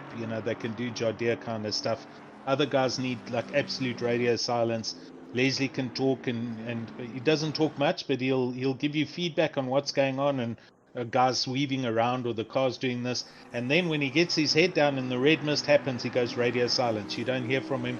You can ask him questions, he won't answer you. He's just in the zone, nailing laps, and it goes to show different drivers that can deal with that subconscious noise in the background of your teammates talking to you better than others. Kieran, for instance, it's a matter of give him the information he needs to know, no more, and if there's too much information, he just mutes you and you're talking to yourself. Well, I mean, if we had to put you and George in the car, I'm sure you guys could give us a full race talk while getting the fastest laps in the race. That's for sure. I don't know if I'm capable of doing that. I can talk, but fast laps. I mean, that's asking a little bit much. Good point, George. You beat me. So Steven, I consider you fast. That's not really the measure that we can use here. Like, I love you dearly, and I love you a lot, but I'm not going to lie to our wonderful viewers who have helped me achieve 100 likes and get me on a date. I'm not going to pretend that I can do anything fast. Alan, are you like getting a piece of paper out for strategies there? Or are you going to share your strategies with us? It's a top deck chocolate slab for after dinner. Okay, I mean that's fair. That's it's unfair that I don't have a top deck and I'm sitting in the dark because Eskom took my power away, but we got the inverter to help us out. But the lap traffic continues. Lionel Clue in second place for BWR at this point after the pit stop overlaps continue to happen. We've lost a couple of viewers in that downtime, which makes me a little bit sad. So I'm sorry, guys, that we have lost a couple of the comrades in the adventure here. But hopefully we'll get back up and we'll be able to continue smashing through the stream. We've got 4 hours and 20 minutes remaining. I definitely didn't point out that number because 420 is one of the better numbers of the magical numbers on the internet. 69, 420. What other meme numbers actually exist? I mean, we could... 42 because it doesn't have 420. It's the answer to the life. It's the answer. Okay. It's Hitchhiker's Guide to the Galaxy. Hey. Exactly. Oh yeah, this is where the stream learns that I'm uncultured, and this is probably the reason we need the internet to help me get dates. But yeah, I know exactly what you guys are talking about. We could. You don't know Hitchhiker's Guide to the Galaxy. Okay, I'll send you the movie. It's fine. You guys can roast me. I deserve it. It happens all the time. I'm uncultured. I'm a terrible socialite, and when it comes down to knowing popular, pop culture things, I'm the worst person. But ask me stuff about sim racing teams and people on the internet. It's a very different story. So well, our comments are trying to set you up, saying Rule 34, not a chance, mate. You can keep dreaming on that one. So I mean, with 101 likes smashed, our next like goal has to be set for something wild.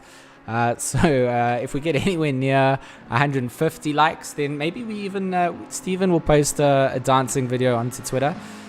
I don't even have Twitter, so good luck. Okay, he'll make Twitter special. Look at Leslie is catching up to Myberg here in that PWSR Bentley and trying to get some work done out the exit. As he gets down into the field now on the outside, not going to set himself up, but we'll be side by side. Ooh, this is exciting when they go and push themselves to the limit. Leslie using all the racetrack, and Myberg going to be peeling into the pits. So that position will go the way of Leslie, but good to see Leslie back in the car. And I mean, would we say Leslie's the number one driver for your team? I almost feel like that is. Yeah, that's what I would call as well. He's got to really push now. He's got to go into super alien mode. So I'm going to watch his times. Even with that round the outside and Dodge overtaking, that lap was a 2:00. So he's going to be pushing the 159s and 158s and trying to climb his way back up the grid. The ultimate aim is top 5, no question. So I thought earlier it was third in the top 3, but obviously there's been other issues at hand and bit of collisions, so we aiming for top 5 now. Absolutely incredible, and the guys really just trying to pull out all the stops to move up through it. Hendrickson is lying in third place, our international guys, and I've got to say hats off to them. Griphack's engineering race team has been doing fantastic, and keeping within the top 10 despite having disconnected and reconnected. They are still marching their way around the circuit and looking to make an impact here in South Africa. So glad to have them here, and nice to see the international guys coming over, coming and racing with us. and we invite more and more international guys. Doesn't matter where you are. If you all the way from Australia, we'll turn the track the other way around so you guys can race. But fantastic to see the guys coming in. For WRG, I mean, it looks like to me they've not had too much luck here. I'm struggling to see Arne Versace's times at the moment. So 158.3, so that's actually a good lap coming in here from Arne, putting in a good stint at the moment for the 666. That's the quickest lap now, George. It is a 158.317 is the fastest we've seen in the race. So Arne Versace absolutely flying, and on loan for this race to my team. So he's certainly here to impress. Well, I went and had a chat to the guys, and before Arne even got in the car, he just joined the Discord, and Bruno Cadili, in a nutshell, said, "Arne, get in, sick him." So he would sure thing and is on an absolute hard charge to get to the front. So it's the determination's there, and I think they see they're within a shot of trying to catch up to the likes of Retro up in front, with Lewis leading out the charge. Yeah, I think currently Lionel Clue, the BWR guys, that's the biggest surprise here, and they're doing exceptionally well. Absolutely incredible. And, I mean, now let's move it into a different aspect here, guys. It is now officially 8 o'clock real life time here in South Africa. The drivers have been awake from, let's say, about 6 o'clock, getting themselves sorted. So they've been awake well over 12 hours getting ready for the race. And, well, it's no problem. But wait till they start getting to 11, 12 o'clock at night. If you haven't gone and taken a little bit of a cat nap, or go and jump through an ice cold shower, you're going to start feeling it as the night trudges on for us. So that's another aspect to look at, is guys are going to start feeling a little bit tired as it all comes through. Driver fatigue, a big thing indeed, and it looks like Ross Bart's also just trying to put some pressure onto the likes of Junior at this point, dragging it down the hanger straight. Into Stowe they go. They will actually go through here almost side by side, but the cutback from Bartel trying to get onto that inside line. The drag race begins, but McCall with a better run down to Vale will set himself up for the inside line as well, as the chase continues here between the number 44 and 21 Mercedes versus McLaren. And a beautiful bit of driving coming out from Junior to just hold off Bartel with that big attack that he amassed out of Chapel. Had a big run down hanger and has managed to then just hold through in the mid phase of this lap, giving himself a couple of car lengths to go before they come down into the braking zone of Village, as they begin to go through the loop. Again, the pressure off a little bit, as Bartel, car length out from being able to put pressure on the exit of Aintree. No, the guys are really having a good go here. Junior just trying to keep it all together. He doesn't seem like he's his usual pace around a bit.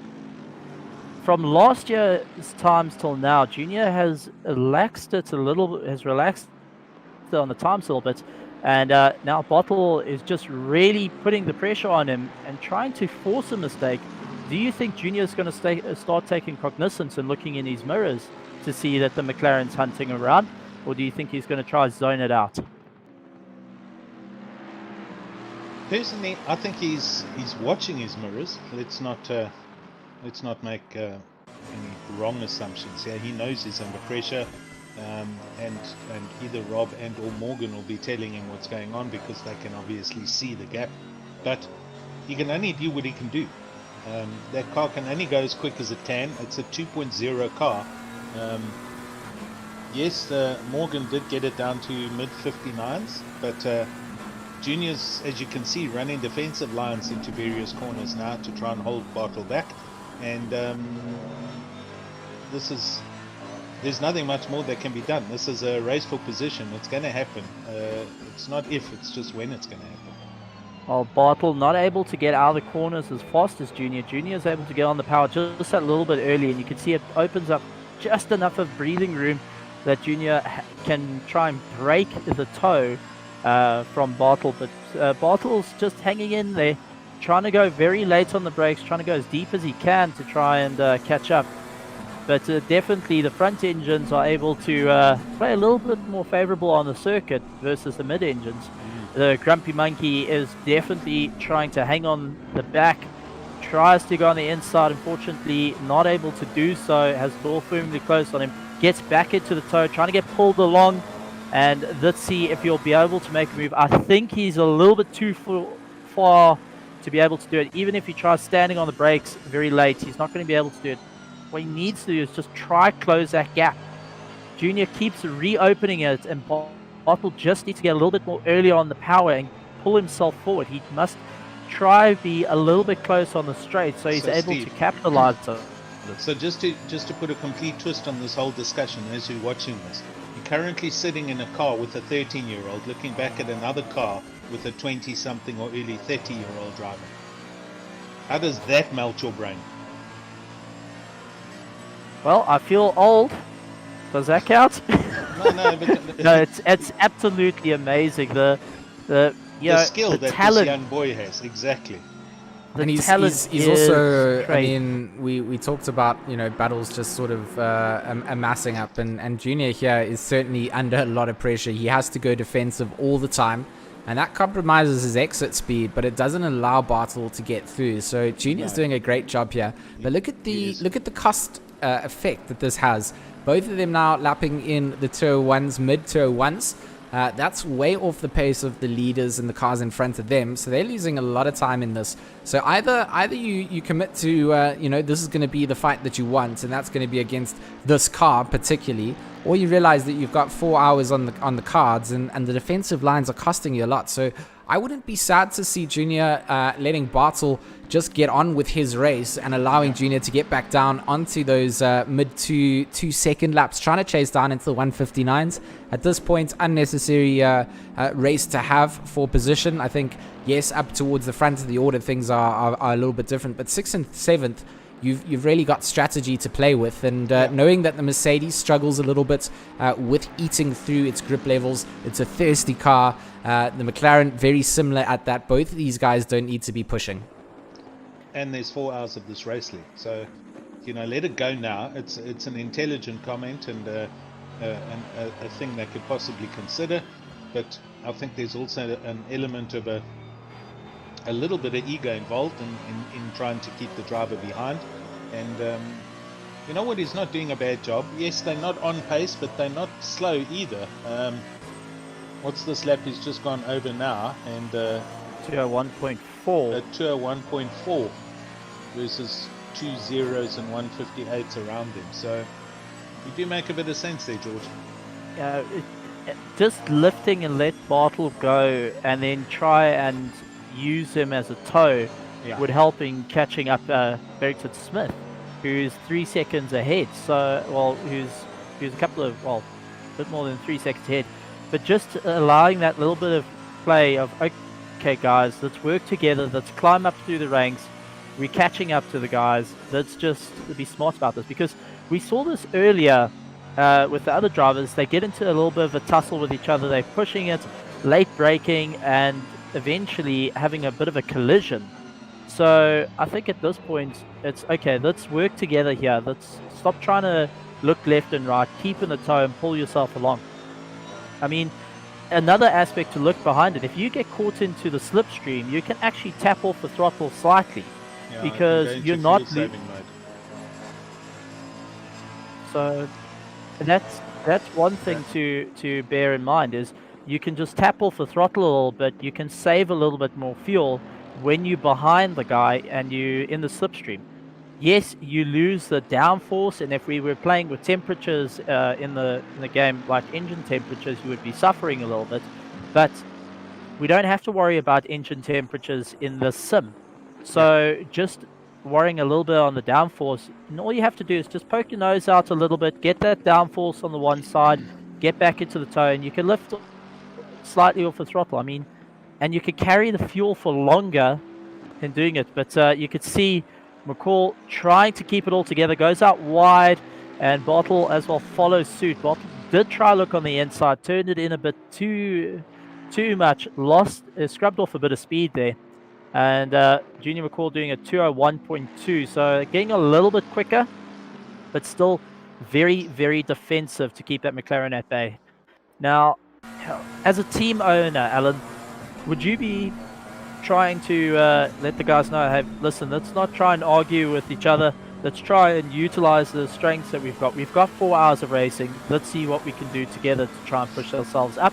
Or are you more on the lines of, hey, just keep driving until it's broke? No, look, in my instance, I've only got one car in the field. But in the instance of Team BWR or Flying Gypsies, etc., there are 3 and 4 car teams that are involved. And between them, they've obviously got to have some kind of oversight management calls where whoever's ahead, they surely have the right to stay ahead and the other cars need to give right of way. The drivers within our own team, they're all 100% focused and looking in the same direction. So there's no issues there. I mean, this is the aspects that we've got to consider over a long endurance period, is what's going to be beneficial for the long run. In a sprint race, this would be make or break it. Oh, as we saw, very close there. It was close. Bartle nearly goes very wide though, pushes out wide. McCall drops in behind him, but man, that's one way to just barge your way through. That could have ended very badly. Well done on Junior, who was able to just watch and keep track of that. Yep, we watch a replay. You could see Junior trying to keep it together. Bottle has got the drive, catches up very late on the brakes, gets right in behind him, dives up the inside. No, it's a bit of clever driving that, actually. Oh, clever, but this going into the hairpin goes and leans on Junior quite a bit to try and force him out wide, and Junior having to straighten up to allow Bartles to get through. So very close race. So that was holding them up, basically. Junior's peeled off into the pits, obviously going to probably hand back over to Morgan, I think. But we'll see as he glides into his pit box now. And Ross Bartles up the road and on his way again. So, yeah. Christian is going after Pinar as fast as possible. They're looking to duke it out with one another. And some very close racing coming there as they also work their way through. One of the LNR teams right behind them looking to get by as well. So glad to see the guys still giving a hard charge, and it's amazing to see the amount of drivers still in. We started with 37 teams racing with us, ladies and gentlemen. 37 teams, and they have been racing more. They've been racing for a considerable amount of time. There's still 4 hours and 4 minutes left of this race, and the cars are going to be feeling it. They're going to be feeling it, and you can be sure the hardware is starting to feel it. One of the comments that came up earlier with Noah Hendrick said a G29 starts heating up after 4 hours. You start to lose a little bit of force feedback in the steering due to the motor getting a bit warmer. So it is an aspect that guys have to consider, is the hardware is going to start heating up quite a bit. And, the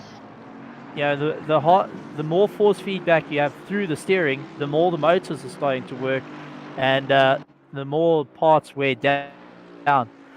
Christian losing a bit of time to Pinar, and now has to try and make up a bit of time after getting passed by a couple of the faster cars, and he has to try and drag himself back up. And that's the frustrating part. I mean, you let a couple of the faster cars go and you end up losing time in your race, and you just got to somehow calm down, bring it together, and keep going after the charge.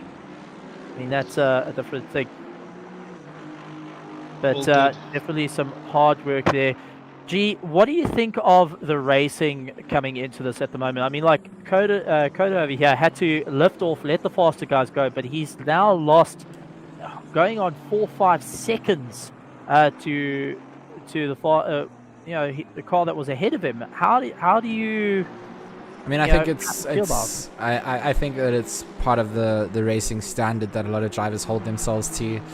Even though they're putting some pressure onto a car for position in the mid pack, they don't want to impact the lead cars in any way. So a lot of drivers will will ease themselves off. You don't have to. If you're in a battle, you can kind of like get yourself into a position where you really have to then just kind of let someone through. But for some people, it's not worth the risk. And 5 seconds now is better than 30, 40 seconds of repair time, because you've sat and put yourself in an incorrect position. So I think a lot of it comes down to smart driving, especially knowing you've got 4 hours of racing to go. Silverstone, one of those tracks that allows for a lot of overtaking opportunities. If you're at Zandvoort and you can't get past, or somewhere like Zolder, where position is king, and just having track position means that most of the time you have dominance unless you're making mistakes. Here, you've got a lot of slipstream effect, you've got a lot of straightaways, so making sure that you can set yourself up for what is going to be the closing phase of the race is what you're doing here with 4 hours left to go. Well, and I'm going to ask a bit of a silly question here, guys. Alan, G, how are you feeling with your endurance race at the moment? Because you guys are watching your teams run around, as we got the yellow flag as one of the cars got landed off into the weeds. How do you guys feel watching your teams go around the circuit, absolutely giving it their all? And you guys have been on the air for, for this 10 hour. It's an endurance race for you guys as well. I mean, for myself, it's something that I sign myself up to. I love watching endurance racing, and when it comes down to endurance racing, I'm not the biggest real life racing knowledge base person. I don't know a lot about the real life racing side, but sim racing is my love and passion, so I love it all the time. During my break, I actually got a lot of time to really focus on what Jason and Bruno were doing. They're racing obviously in the Sim Race South Africa stuff. Bruno's doing a lot of the Apex Online racing stuff in Tier 1. So for me, it's I watch a lot of their races. Being able to broadcast and commentate is almost like part and part of the parcel. The stress side doesn't really sit in my throat. It's kind of something that I discard out at the start of the race. It's out of my control, and to my best degree, I kind of just try and call it for how it is, and not worry too much about what my drivers are doing. I've put them in the space and let them kind of develop in a way that they are the ones that are the most knowledgeable about their racecraft, and they the masters of their trade, hence being the drivers, and me sitting in a team principal role. So I'm there to support and facilitate, but being able to watch your own team drive, I think is always going to be something a little bit special. Even if you kind of underplay it as just one of the other teams, you've always got a vested interest, and it's why I always disclose that my involvement with White Rabbit Gaming is there. So if I do sound biased, it's not because I'm trying to, but that's maybe a little bit of the naturalness coming out. Exactly. Gee, what was the history? When, how, and what happened? Give us a little bit of background for those of us that don't know. So what really happened is I was always involved in the first-person shooter games. I loved Counter-Strike. Yep. And that's where I got into commentary. I was kind of a variety streamer at the time, and Metal State and pretty much Tech Girl, Sam Wright, she reached out to me and said, listen, I love your streams, and you've got a knack for this. Have you ever tried esports commentary? And I hadn't. I went through, did some trials for them, had to learn the ropes of how it all works and how the competitive FPS scene worked. But I got a taste of esports and what it was all about. So I did that for about 2 years before eventually deciding that I wanted to go back to streaming. And when I went back to streaming, it was purely drifting in Forza. I had no interest in grip racing. I had no knowledge of what the scene was about. And I eventually just made the call to come through, and I kind of just, I think the first race I ever did was commentating on a Project Cars 2 race. You'll hear my dog going wild in the background because we have no power, but all good.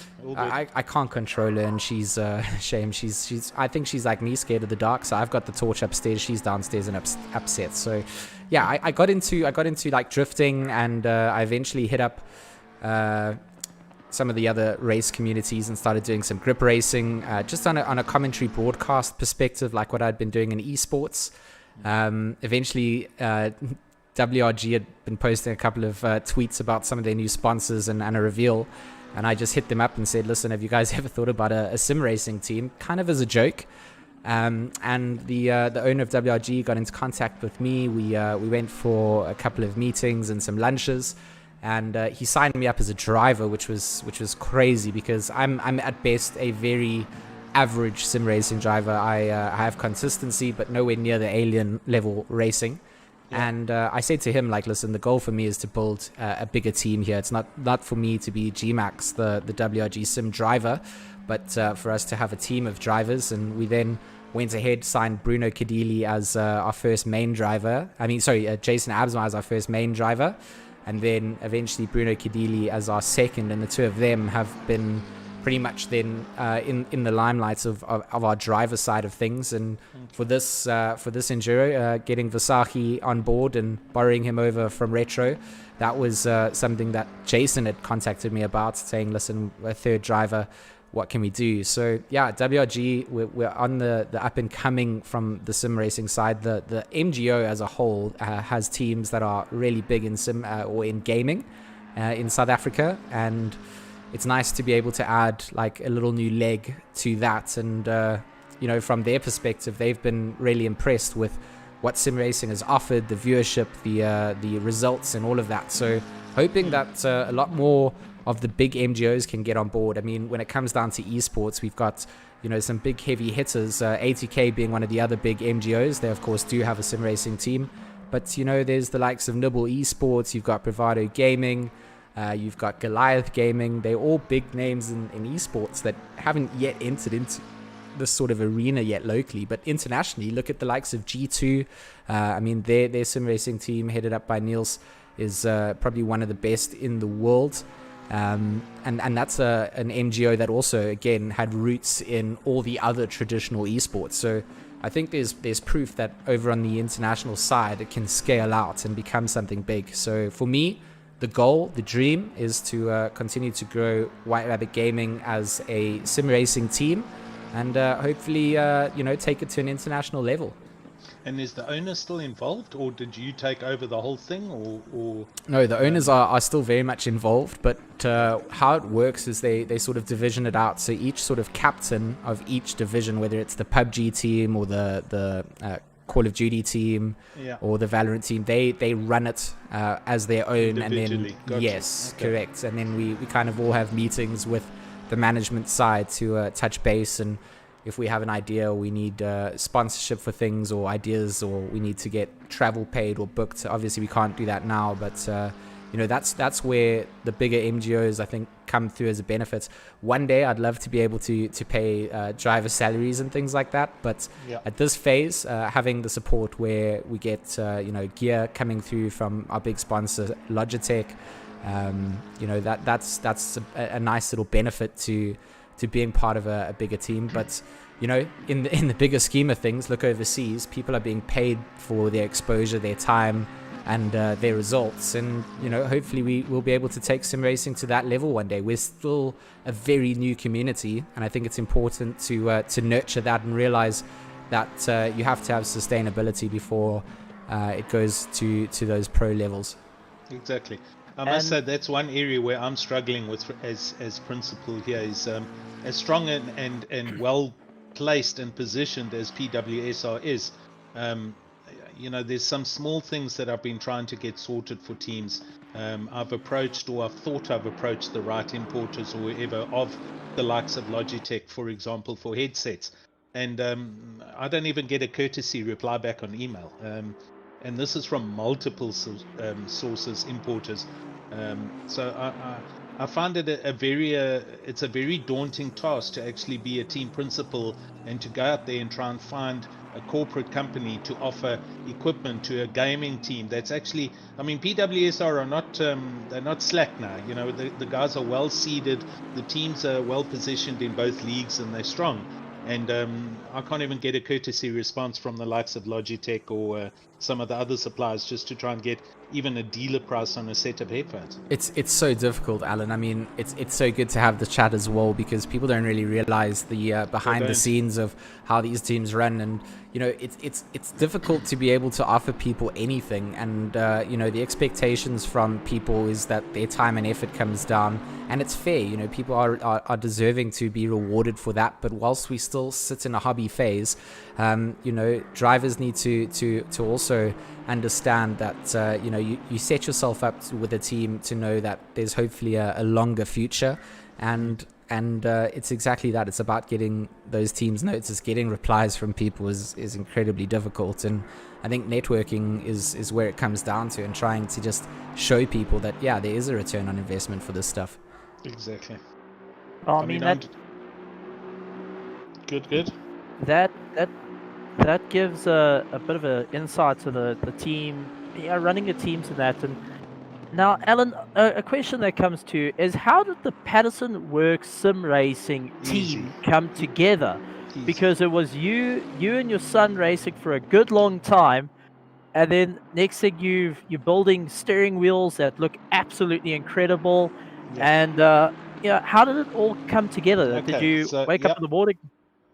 No, the history on our side is obviously from way back when, from already slot cars.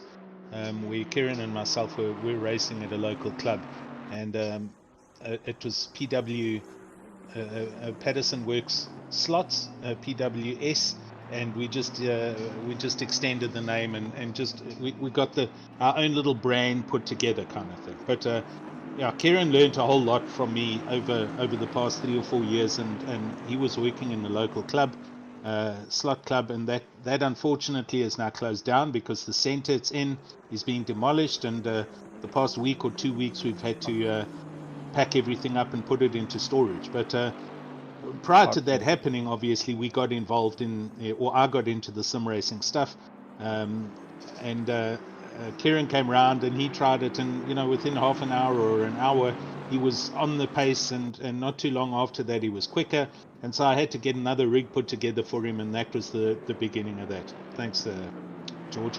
And that was end of about September 2019. Then we started 2020. We did half a season with Barry Mayer as well, and Neil Berger, other friends of mine who are BWR guys now. And then eventually we did another team change mid-year last year and got Leslie involved to join Kieran, so that they would be a quick enough team. And Leslie was also very thankful for getting involved in it. And part of that, I then started learning how to do the PWSR rims and making wheels and stuff. And that was my part of helping the guys. He was riding on a G27, and I've printed him a rim with a whole bunch of buttons, and he's quicker with that gear. So that grew from there to there. And then over the latest December period, I heard Kieran mentioned, what about we get hold of Chris Heineke and Marcus because of Ghostworks stopping racing, and I contacted them and said, listen, this is what I can do, this is what I can offer. My intention's obviously to always try and help them as well as ourselves. This isn't a business deal for me. I work full time, but Kieran is unemployed, and so it's a little something to help him. And so that's where we're at the moment. So I've now built a couple of switch boxes, got Kieran involved in that, so it might be a little bit of an income for him, and we'll see how it goes. But that's where we are at the moment, and we've been now essentially just on a year and a half in the racing. So your button box has got a big button that says pit limiter push here on it. There's a red button there, and you can stick a label on it. Absolutely brilliant. And I think this is a little aspect that it's nice to know from... Well, Barkhazen is putting a lot of pressure on here, just while we are talking about this. He's all over the back end of Buerta as they make their way down the start-finish straight. Going to try and get that NSX into an advantageous position where he can, but he's been closing down in this Delta, so just keep an eye out on this, Stephen. Can I just point out, this is round number 2 for Buerta and Barkhazen again. Because earlier, the two were going at it, and it was reversed. It had Buerta going after Barkhazen. So this is round number 2 for them, as they're looking to go and duke it out once again. Really pushing. You can see the Honda just trying to keep it all together, stepping out ever so slightly. That Bentley is solid. And the running joke is Bentley goes brr over all the curves, and that is very, very true. You could see Buerta very happy with the car. No, you got that wrong. It's Boatley goes brrr. I always think about the Coca-Cola ad with the parrot losing all its feathers, but Barkhuizen is putting immense pressure on him and is looking to try get by. Does go wide, killing the cones on the way, and wow. I mean, talk about making a position up whilst outside of the track limits. I mean, that guy went so wide he had to pay to get back onto Silverstone. So he was in another county then. Yeah, wow. Barkhuizen gets by around the outside, and Buerta gets sent into the gravel onto the runoff. He's going to be careful of where he rejoins the race circuit here. You can see him on the brakes, just very cautious, making sure that he does not impact anybody else. But Barkhuizen then left to run the charge and continue up front. He doesn't have pressure from that Aston behind. That is not a car for position, but good place for Barkhuizen to be an interesting overtake being done. I wonder if he got any warnings for exceeding track limits, because he certainly gained a position. So I would be interested to see. Well, Eleanor right behind him, busy pushing it a little bit faster, looking to try and get by, but Barkhuizen's trying everything he can. I think he didn't get a track warning. I think it's still being sent to him. They have to go through a couple of states before it eventually gets to him after that one, because that was using all the circuit properly. Absolutely. We would even argue that properly is maybe a little bit extended out there, but he's you know what, this is where people make that argument that there's not enough risk in racing, and an area like that should have been a lot more gravel trap early on to stop people being able to use runoff.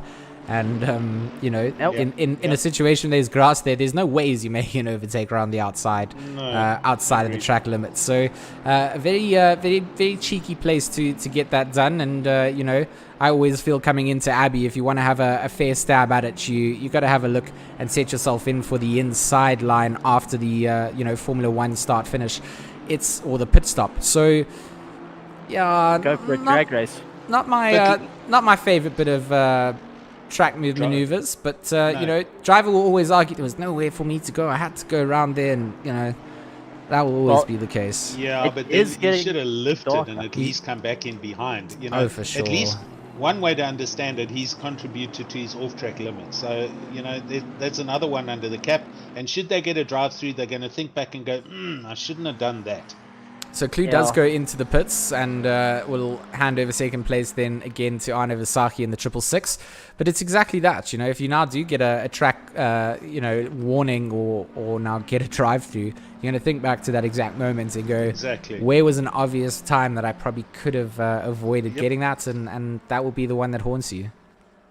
Go back to the moment that Alan Patterson and George GeeMax turned around and said, "Yoicks, where are you going?" That was a highlight. That was an adventure. Like that was a Tour de Tour, and we're not in France, but Tour de Silverstone. Sweet. You went from running a Assetto Corsa Competizione to straight to Tomb Raider at that point, but absolutely some great driving coming from Arne Visaki, really pushing it hard here in the McLaren, trying to make up a bit of ground. They do feel, and it was interesting to go into the chat, they feel that they could still grab first place away from Retro. So, the confidence is there for the WRG team, and if they keep up the pace, they might be able to make it, actually. It's going to be a hard push, don't get me wrong. I'm just going to make a humming sound here in the background. I think that's being hugely optimistic. Huge. The car's an entire lap ahead of the whole field and running the same pace or quicker. That's just being optimistic. I like the optimism, but realistically, they need Lewis, etc. They need half that car to fall off for them to maybe catch them. It's how every endurance race goes. The top runners have to have flawless races with the least amount of issues, and if you're battling up against a car that's had absolutely none, but also has the ability to do these longer stints, I think what Mike Jones indicated out is that the Bentleys can go longer than every other car, and the GeForce Retro team really has been utilizing that to their advantage. So it is optimistic. I wouldn't have personally felt that I'd wanted the 666 to get themselves a win here. I mean, holding on and getting up to second place on the podium, I think after having a disconnect would be more than plentiful here. But maybe that optimism isn't something that I should discount. Maybe there's some secrets. Maybe they know that Brian Lewis and JC Grobler still need to come into the car. Maybe the two drivers that have the most aggressive, risky nature, and something could go wrong for them. So it's all about knowing your opponents and knowing that the pressure can come through. Lewis is a talented driver. JC's a talented driver. But if you make a mistake, doesn't matter who you are, and you are in that situation, then maybe that opportunity arises. But I'm kind of on your side here, Alan. I think that's a bit of a wild dream. Yeah. Well, interesting to see Ivan making quick work of Lewis. Lewis wasn't very happy with the overtake, but Ivan is running a little bit quicker. So I wonder if there's going to be an unnecessary battle between Lewis and Ivan at this point. Because, well, if Lewis wishes to push, he can try get past Ivan, but Ivan's not going to make it easy for him. Ivan's in his own race looking to unlap himself and try climb up through the ranks. So they've got to be very careful here, because Ivan is not on the right lap to go and contend with Lewis. Yeah, but he's still going to be shown flags. He's still. I like how Steven's just abandoned Shermatinsky's surname entirely, because it's Ivan versus Lewis now. It's not just Ivan versus Brian. Yeah, first name of one, second name of the other. I mean, exactly. Yeah. Steven, at least have consistency here. Come on, come on, really, Steven. Aren't you a real life commentator? Like, come on. Hey, I tend to make more noise than engines. That's pretty much where I go. No, but it's just interesting to see the tussle going on between the two. And despite being shown the flags, he's not giving way. He's still trying to push his own race. And this is where you can either he doesn't have to do anything. I mean, Lewis is at a stage that he's a couple car lengths off. The blue flags being waved to Shermatinsky are not indicating that he needs to now ease off the throttle and just let the car behind him through. When Lewis starts to have his lap times impeded and is losing time, then yes. Yeah. But an international driver like Shermatinsky is going to certainly continue to try and push, and they have a lot to try and make up after the disconnect. Yeah. JC Grobler in the YouTube channel saying no, Lewis letting go. They're in comms anyway, so it's done.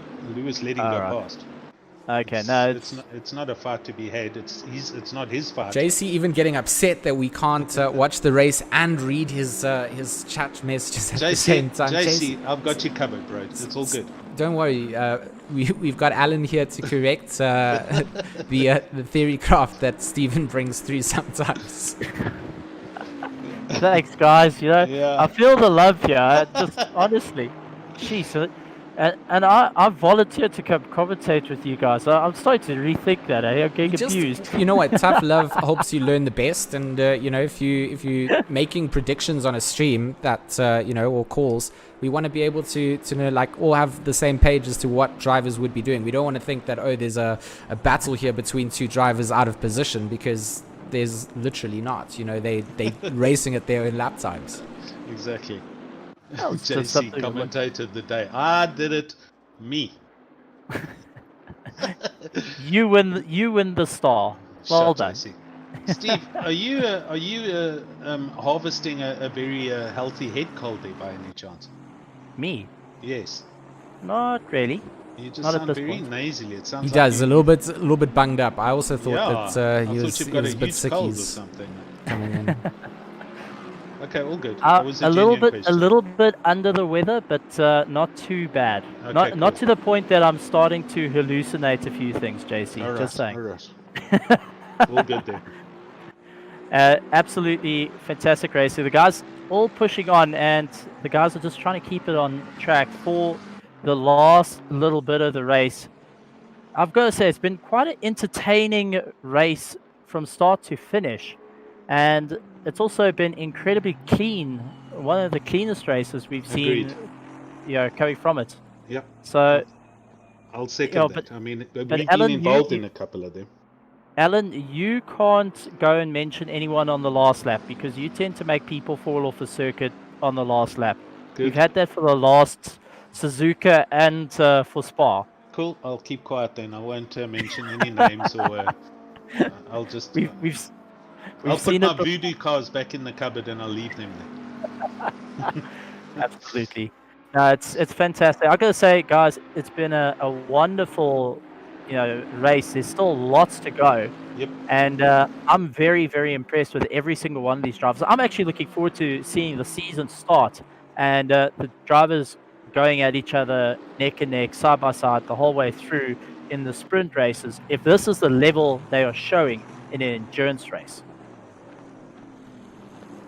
Yeah, season kicking off on Thursdays is going to be good. Looking forward to the GT3s. I think GT4 stuff also going to take place maybe on Wednesdays. Not quite sure when that fits into the mix, but certainly looking forward to a lot more Raceface action for the season. Of course, I know Alan doing the Sim Race South Africa stuff. I know my teams are entered into that, and yeah, I mean, I'm looking forward to seeing what ATK brings when they bring their next season. Local sim racing leagues, or stepping up and bringing us some good action to all get involved in. And if you do either drive or run a team, I mean, there's plenty of series to get registered in. If you guys are looking to join us on the international front, Racing Club International, the place that I do a lot of my commentary, we're always open to South African entries and any variant of racing. Just come and sign up over on that Discord. Casual racing, and you want to do any of that Monday night racing, they've got a Discord too locally, so you guys can get involved throughout the fields. And it's really just it just goes down to show that it doesn't matter who you are, what your setup is. If you do want to get involved in sim racing, you can jump into any level. And then when you are ready to jump into a league or an endurance race, you'll feel comfortable being able to be on the circuits and have some racecraft. I think that goes to show here just how good the racecraft has been. I mean, the opening start to the race, 37 cars, it was nice and clean. Maggots, Beckett's, and the Exeter Chapel was all murder-free. Yeah. It's been a really good race from there. So, big shout out to all our drivers putting in the time and effort. Big shout out to all their family and their loved ones for supporting them and allowing them to do what they do. It's a lot of time on a Saturday. We understand that. Still 3 hours and 35 minutes to go.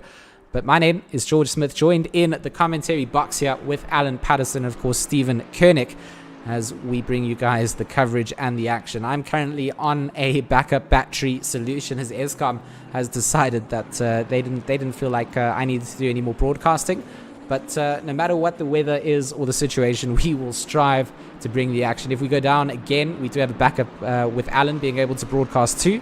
So don't you worry. 3 hours and 34 minutes will bring you the end of this race, regardless of one the way factors. Or another. Yeah, 100%. Definitely. You guys have turned my own partner against me. She brought me a Carenza C, saying that you guys are right. I feel ganged up even in my own house now. Thanks, guys. You can call me. And George, Dr. Smith and Dr. Patterson. I'm just a paramedic. Leave me alone. No, absolutely. Brilliant. And Raceface being one to cater for everyone, we've also got to add in Raceface also has got the F1 leagues that are on Tuesdays, and we're bringing in multi-class racing as well as using Assetto Corsa with the F1 mod coming in on Wednesdays as well. So lots of racing, whether you like single-seaters or whether you like running in GT3 cars, you can find it right here at Raceface. And it's awesome to be a part of the event like this, a 10-hour race to kick off the year with, and something really, really exciting to deal with.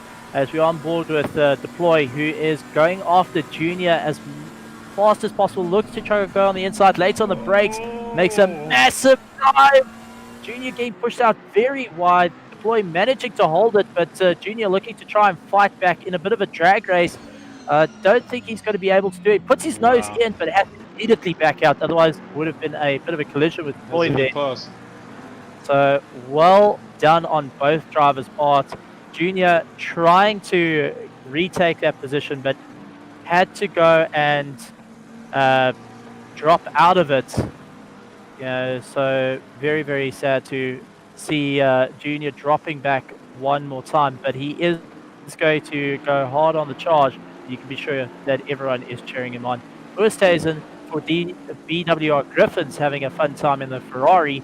and one of the few Ferraris that are racing. He's going after Raceface as fast as possible. He has got Bertha right behind him as well.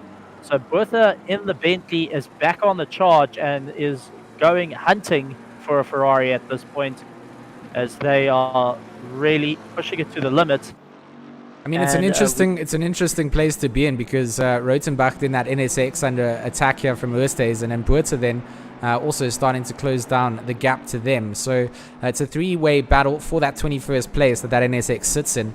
And Martin going to have to go really real defensive at this point. And he's at risk here of getting that slingshot effect. And that's going to be the benefit of Bertha in that Bentley. He's got the ability to kind of time and see where the drivers in front are putting themselves. And he can kind of read into the movements that they go into. Two cars going alongside through a circuit are going to be slower than a guy taking the ideal racing line. And we kind of saw that happen with Leslie Oliphant nicely, especially here in this section, out through Village and into the loop. It's always the time that you can time it. I think it's exactly what that Bentley is trying to do here. Bertha putting pressure on, but not able to quite get into the moment of attack. But that attack from that Ferrari in the slip, going to pull alongside the NSX, going to give himself the inside line coming down into Brooklands. And what a place to line yourself up for. Will the cutback be there for the NSX? Waits for the Ferrari to go later on the brakes. Might have actually timed this perfectly. He has done under braking Oosthuizen, getting the work done. Beautiful maneuver, and we'll go into the field a little bit deep, but not at risk, because it's Bertha to lap up that pressure and put that back onto the NSX behind. Round 3 for Honda and Bentley. They must stop beating each other like this, because now they've got the battle behind them. Oosthuizen just trying to pull away from Rotenbach and Bertha, and Rotenbach goes out farming quite a bit there. Yeah, he had to climb on the brakes halfway through that corner, and it just pushed him out wide. And Leslie coming through, he might have seen that he was being lapped or had blue flags. So he, watching the replay here, he gets into turn 1. They both lift, and then the Honda gets a huge tank slapper, has to lift. The Bentley avoids, and Leslie goes right through the middle of both of them. So unfortunately, the Honda getting a tank slapper has cost him a little bit of time, and now has to go chasing after Bertha once more, as we jump on board with C&M Racing. Skolpino, who is having a fun time. He's going off Dakota as fast as possible, and is looking to try and get round. So looking left and right, and it's amazing what we're seeing here is mid-engine versus front engine a lot right through the race, and seeing the strengths and weaknesses of both vehicles. Yeah, definitely. Also, just take a second to have a look at the track temperature quickly. Minnar. 70 degrees. Yeah.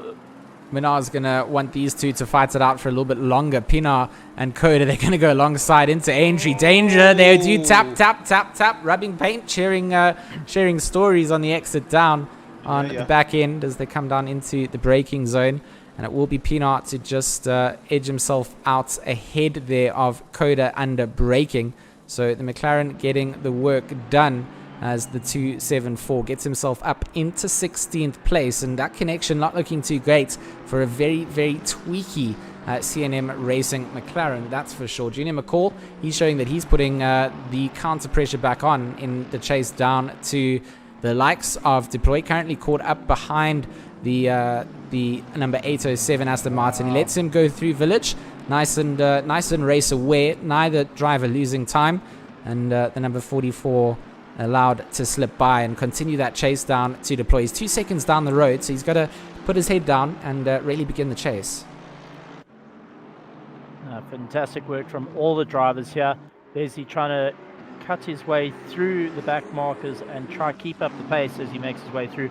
17 degrees on the circuit. Now they're going to start playing slip and slide if their tire pressures aren't right.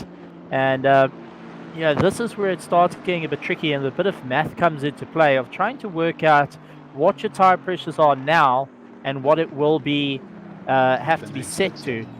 Yep. And the other bit that comes in, ladies and gentlemen, is the other drivers can't change your tire pressures.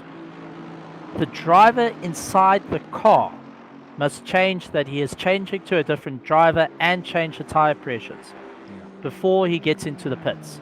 So there's a little bit more work that's done for the drivers. Not only do they have to concentrate, they then have to get told by their mates, listen, try go to these tire pressures and remember to switch over to me. And they have to bring up the MFD, the menu on the side, to change everything while concentrating on keeping on going. So definitely some hard work is in the future for all these teams.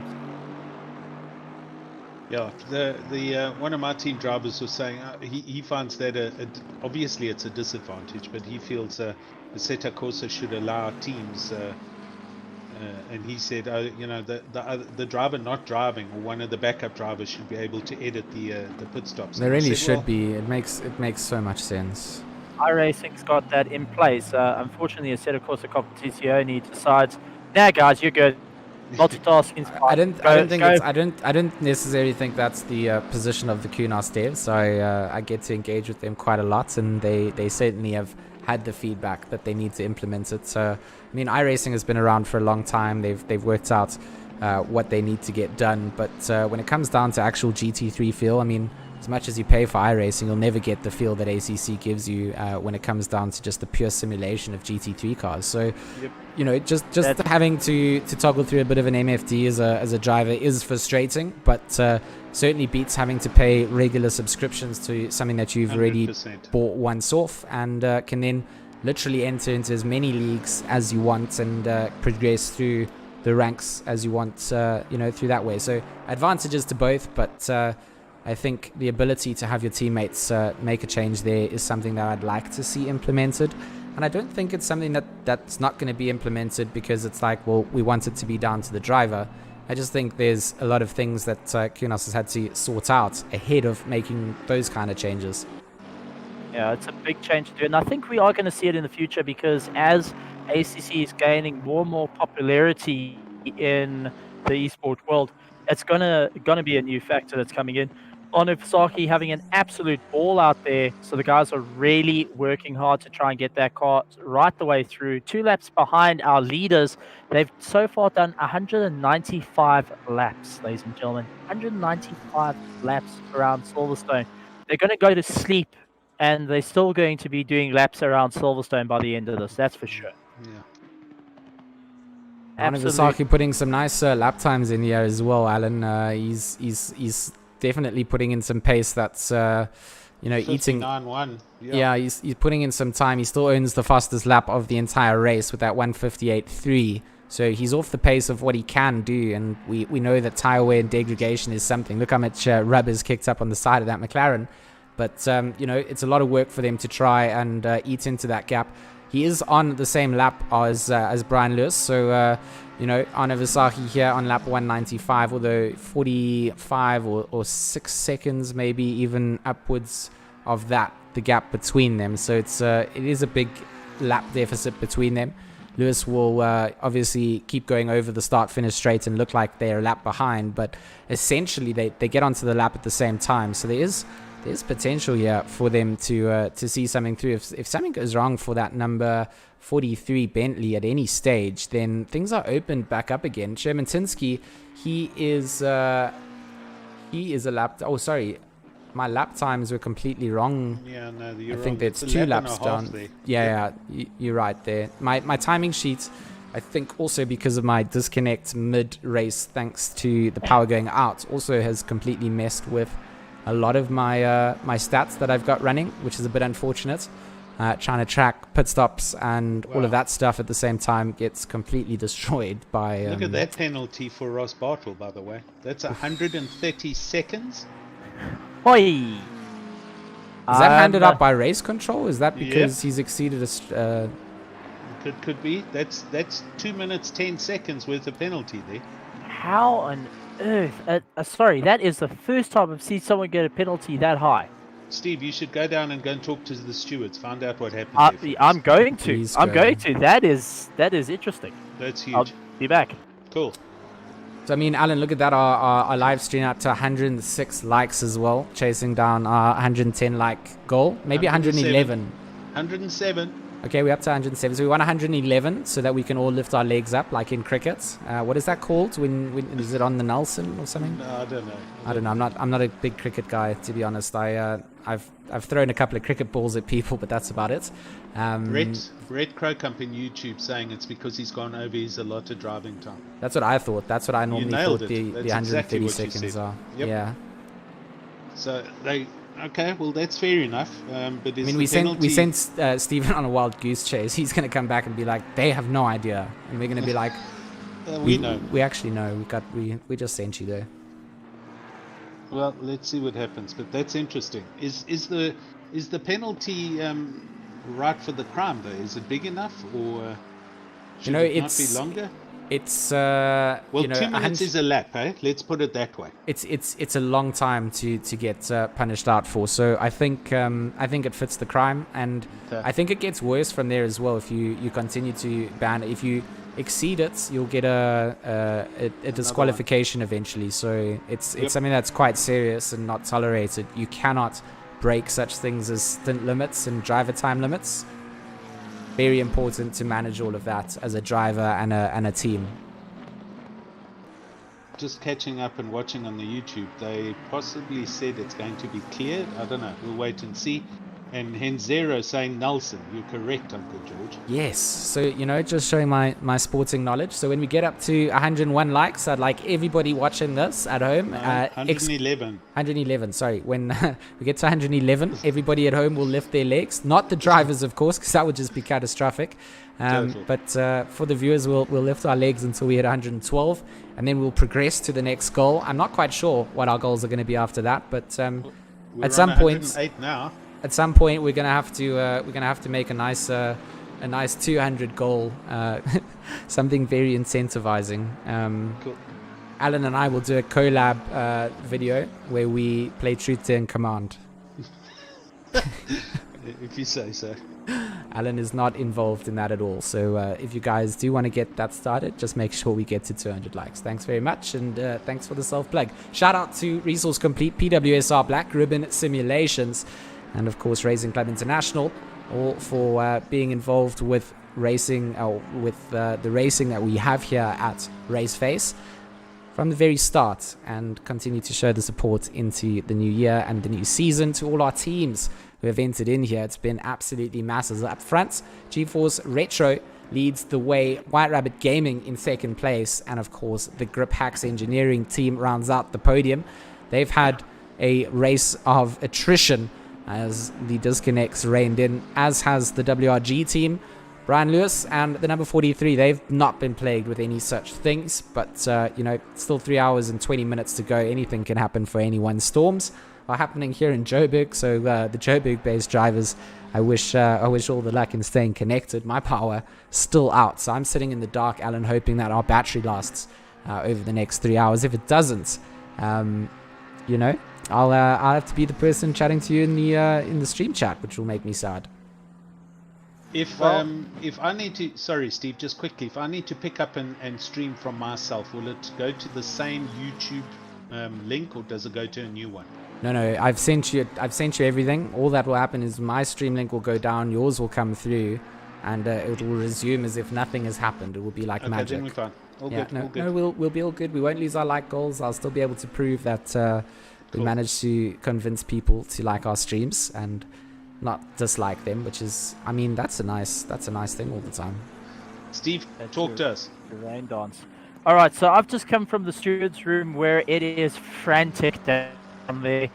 Lots of questions being asked because the one guy who does give the penalties, who types it in, can only give 30-second penalties at a time. They saw the 100 and they saw it pop up, and immediately they were wondering what each other were drinking because they had no idea where it came from. Yeah. So it was frantic to try get it going, and the first time any of them knew that you could pull that many seconds as a penalty, and it looks like it was just a little bit of a glitch somewhere. No, I want you to go back and find out if this thing was cleared, because if they've cleared, it has been cleared. I want to know if this 130-second time penalty has been cleared correctly. I mean, if it's given by the sim, why are we clearing them?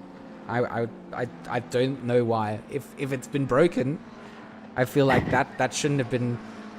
If they misallocated it, they wanted to give 30 seconds, then there should still be a 30-second time penalty there. So it was obviously something for the sim. They didn't. When I asked, did Bartle do anything to get a penalty? They've been viewing him. They say that he hasn't done anything that they can physically see. So they quite unsure how it popped up. So have they just cleared it because they don't know what it is? Because that's not cool. I would actually like you to go back there and find out if this has been cleared and what the reason is. That is your duty here, please. I'm moderately confused. In fact, try and get hold of Bertus on that one, because I think I saw him down there. Bertus is driving, I think. He's driving. So Brett sent me a message saying that this thing was going to be cleared. Yes, he did. But we want to know why it's cleared and what the reasons are. I mean, it was not meant to be. There was not meant to be any, from what I was told. No, Stephen, go and find Bertus. We need Bertus. This is important. He's driving. He's driving. Okay, we don't need Bertus. We need another. Just go and ask what are the students. Someone has cleared this. Someone has done this, because it doesn't clear itself. Yes. It's But I don't want you to play Stephen Theorycross. I want them to give an answer. They must be accountable for their actions. I've spoken to the guy that gives it, and he turned around and he said he has no idea where it came up. He went to the loo, he came back, and there was 130 So second why have they penalty cleared it? issue. We need this clarified. They cannot clear penalties that they don't know what the reason is if it's been given by the sim. I mean, what George is getting at is, if the game issued the penalty because Bartle has driven longer than his allocated 3 hours, then they deserve the penalty. If he hasn't driven longer than the 3 hours, then what was it raised for? Something like that.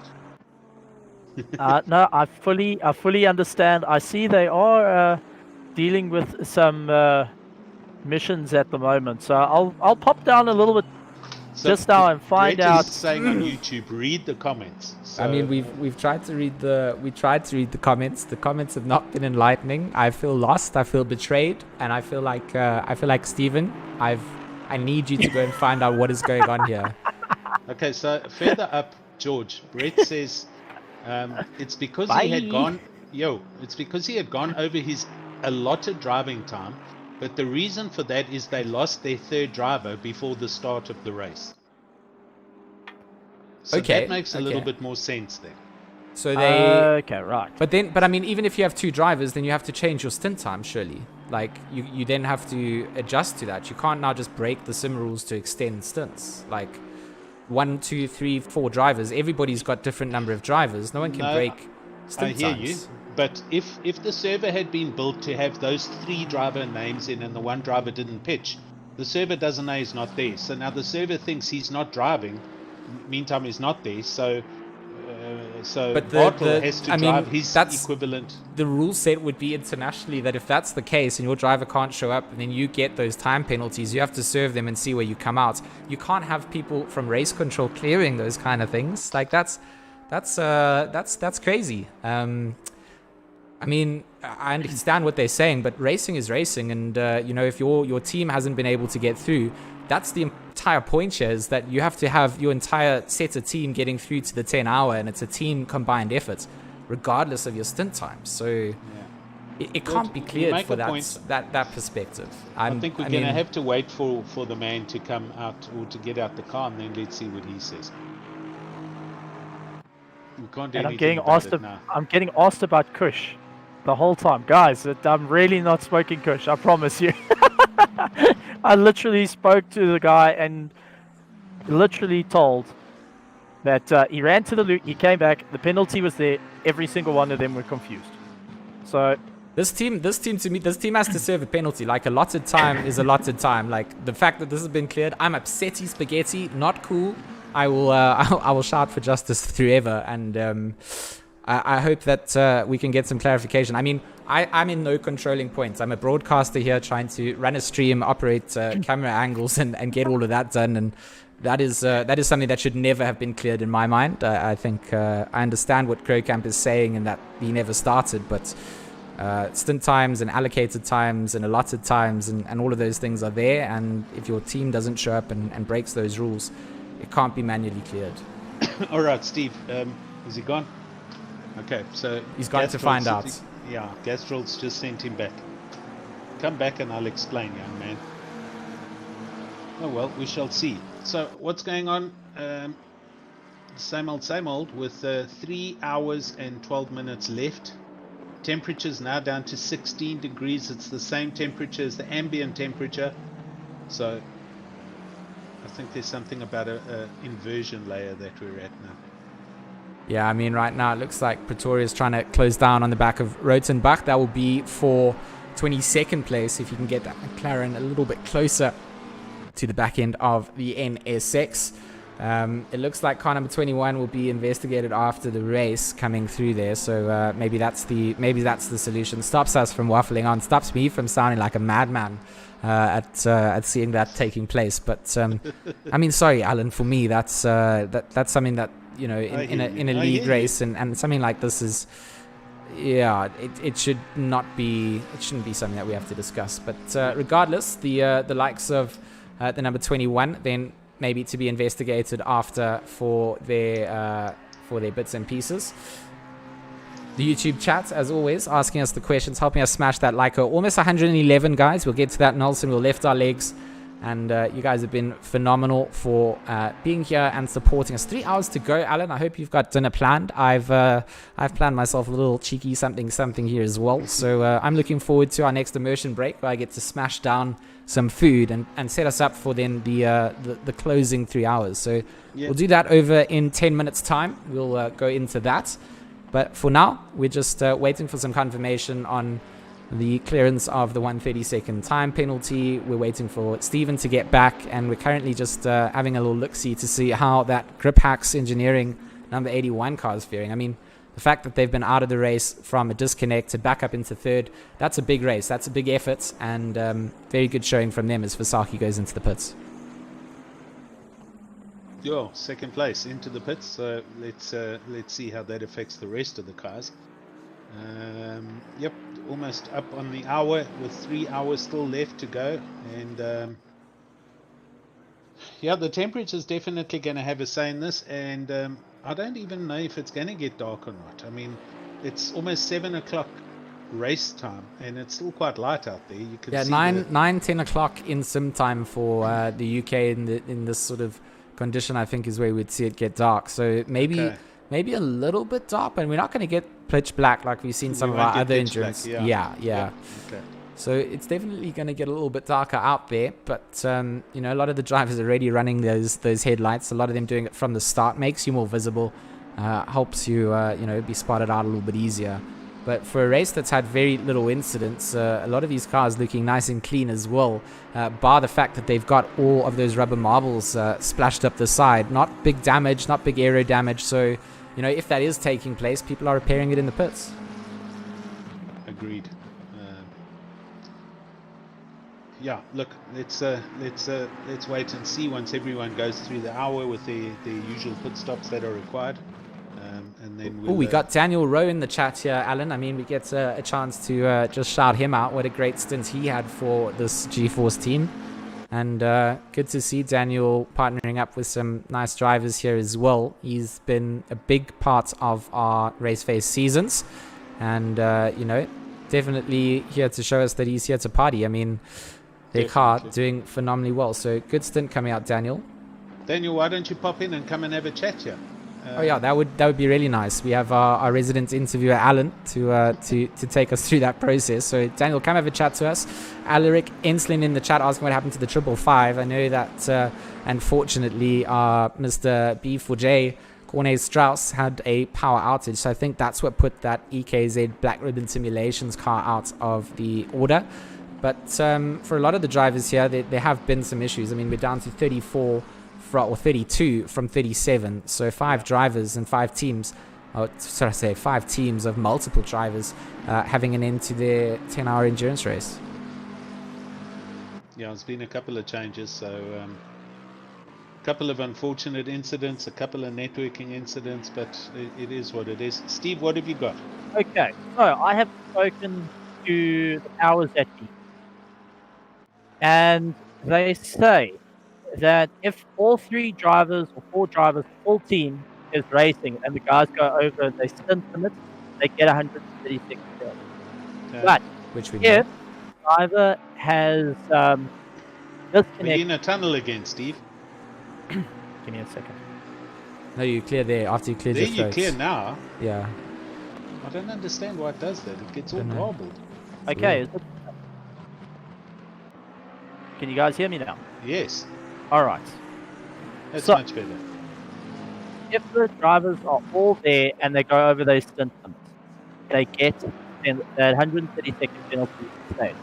But if the driver disconnects and is unable to connect due to whatever technical issue that they're unable to connect to the server, they're not going to penalize the guys that are able to race due to a technical issue of the server not allowing them through. That's why it was removed. The 130-second penalty was removed. That will be happening to all the cars if there is a Your signal's going bad, but I mean, I know what you're saying. So you're saying that they cleared it because the one driver was meant to be here, was here, then disconnected, and I mean, I hate that. I hate that ruling, and I'll just make that very clear that that has definitely got nothing to do with how I would run things. But if that's how our admin crew is going to be running it, that's the way that it runs. So yeah, I mean, thanks for the clarification. But I'm just definitely making it known that I don't support that decision. Yeah. Well, just to also let you know that you're going to have a strong talking to from Mr. Retro a little bit later, so we can actually go and grill the stewards and I find out. I don't need to grill the stewards. I just know that decision was a very poor decision to make, and I know that I'm right in the situation. So there's actually nothing to be grilled over. Pistorius on the back of Rotenbach here as they make their way out and down at the start-finish straight down into Stowe, the right-hander. The NSX definitely throwing himself in, catching a lot of curb, going to catch himself on the outskirts of the race circuit. Does get himself back on board, but a good run coming out here from the number 17 McLaren as he tries to get that 22nd spot that's up for grabs. And Alan, you've right. got someone here. I do. Mr. Rowe, are you there, sir? Yeah. Hey, man, how are you? Well, thanks yourself. Awesome. So tell us about how your day's been going. Your car's driving pretty poorly by the looks of things. Yeah, it was, I will say I didn't expect the car to have the pace that we have now. Okay. I was expecting to hang with the top 4, definitely to stay in with a shout. But for some reason, the setup is working quite well in these conditions. Yes, quite well. You're almost a full 2 laps ahead of the whole field, Daniel. Yeah, we've had some luck with some disconnects, so we expected a strong battle to the end. Yeah. But these things happen, and now we are in conservative mode. Just take it home, Yeah, maintenance running for the end. So Brian Lewis currently in the car is averaging 201, mid 201s. No need to push the car now. You're just going to maintain this gap all the way to the end, I guess. Yes, definitely. We, in the first 2 stints, we needed to try and get a gap when all the fighting was happening, and Johannes did a fantastic job settling in his 2 stints, and Brian's done a great job as well, not fighting anyone for position, letting them go. Daniel, I want you to be honest with me. Are you nervous about handing this car over to Phobia, to Mr. JC? Usually, I mean, you answered the question there for me already. You can now lie and make me feel better. So we all I was more nervous because he told us that he broke the tip of his toe. I didn't know if he knew about that. We didn't. So how did he do that? The last time he broke his toe, he kicked a solid concrete ball that was looking like a soccer ball, but was actually just a solid concrete barrier. So I want to hear the story. Oh dear.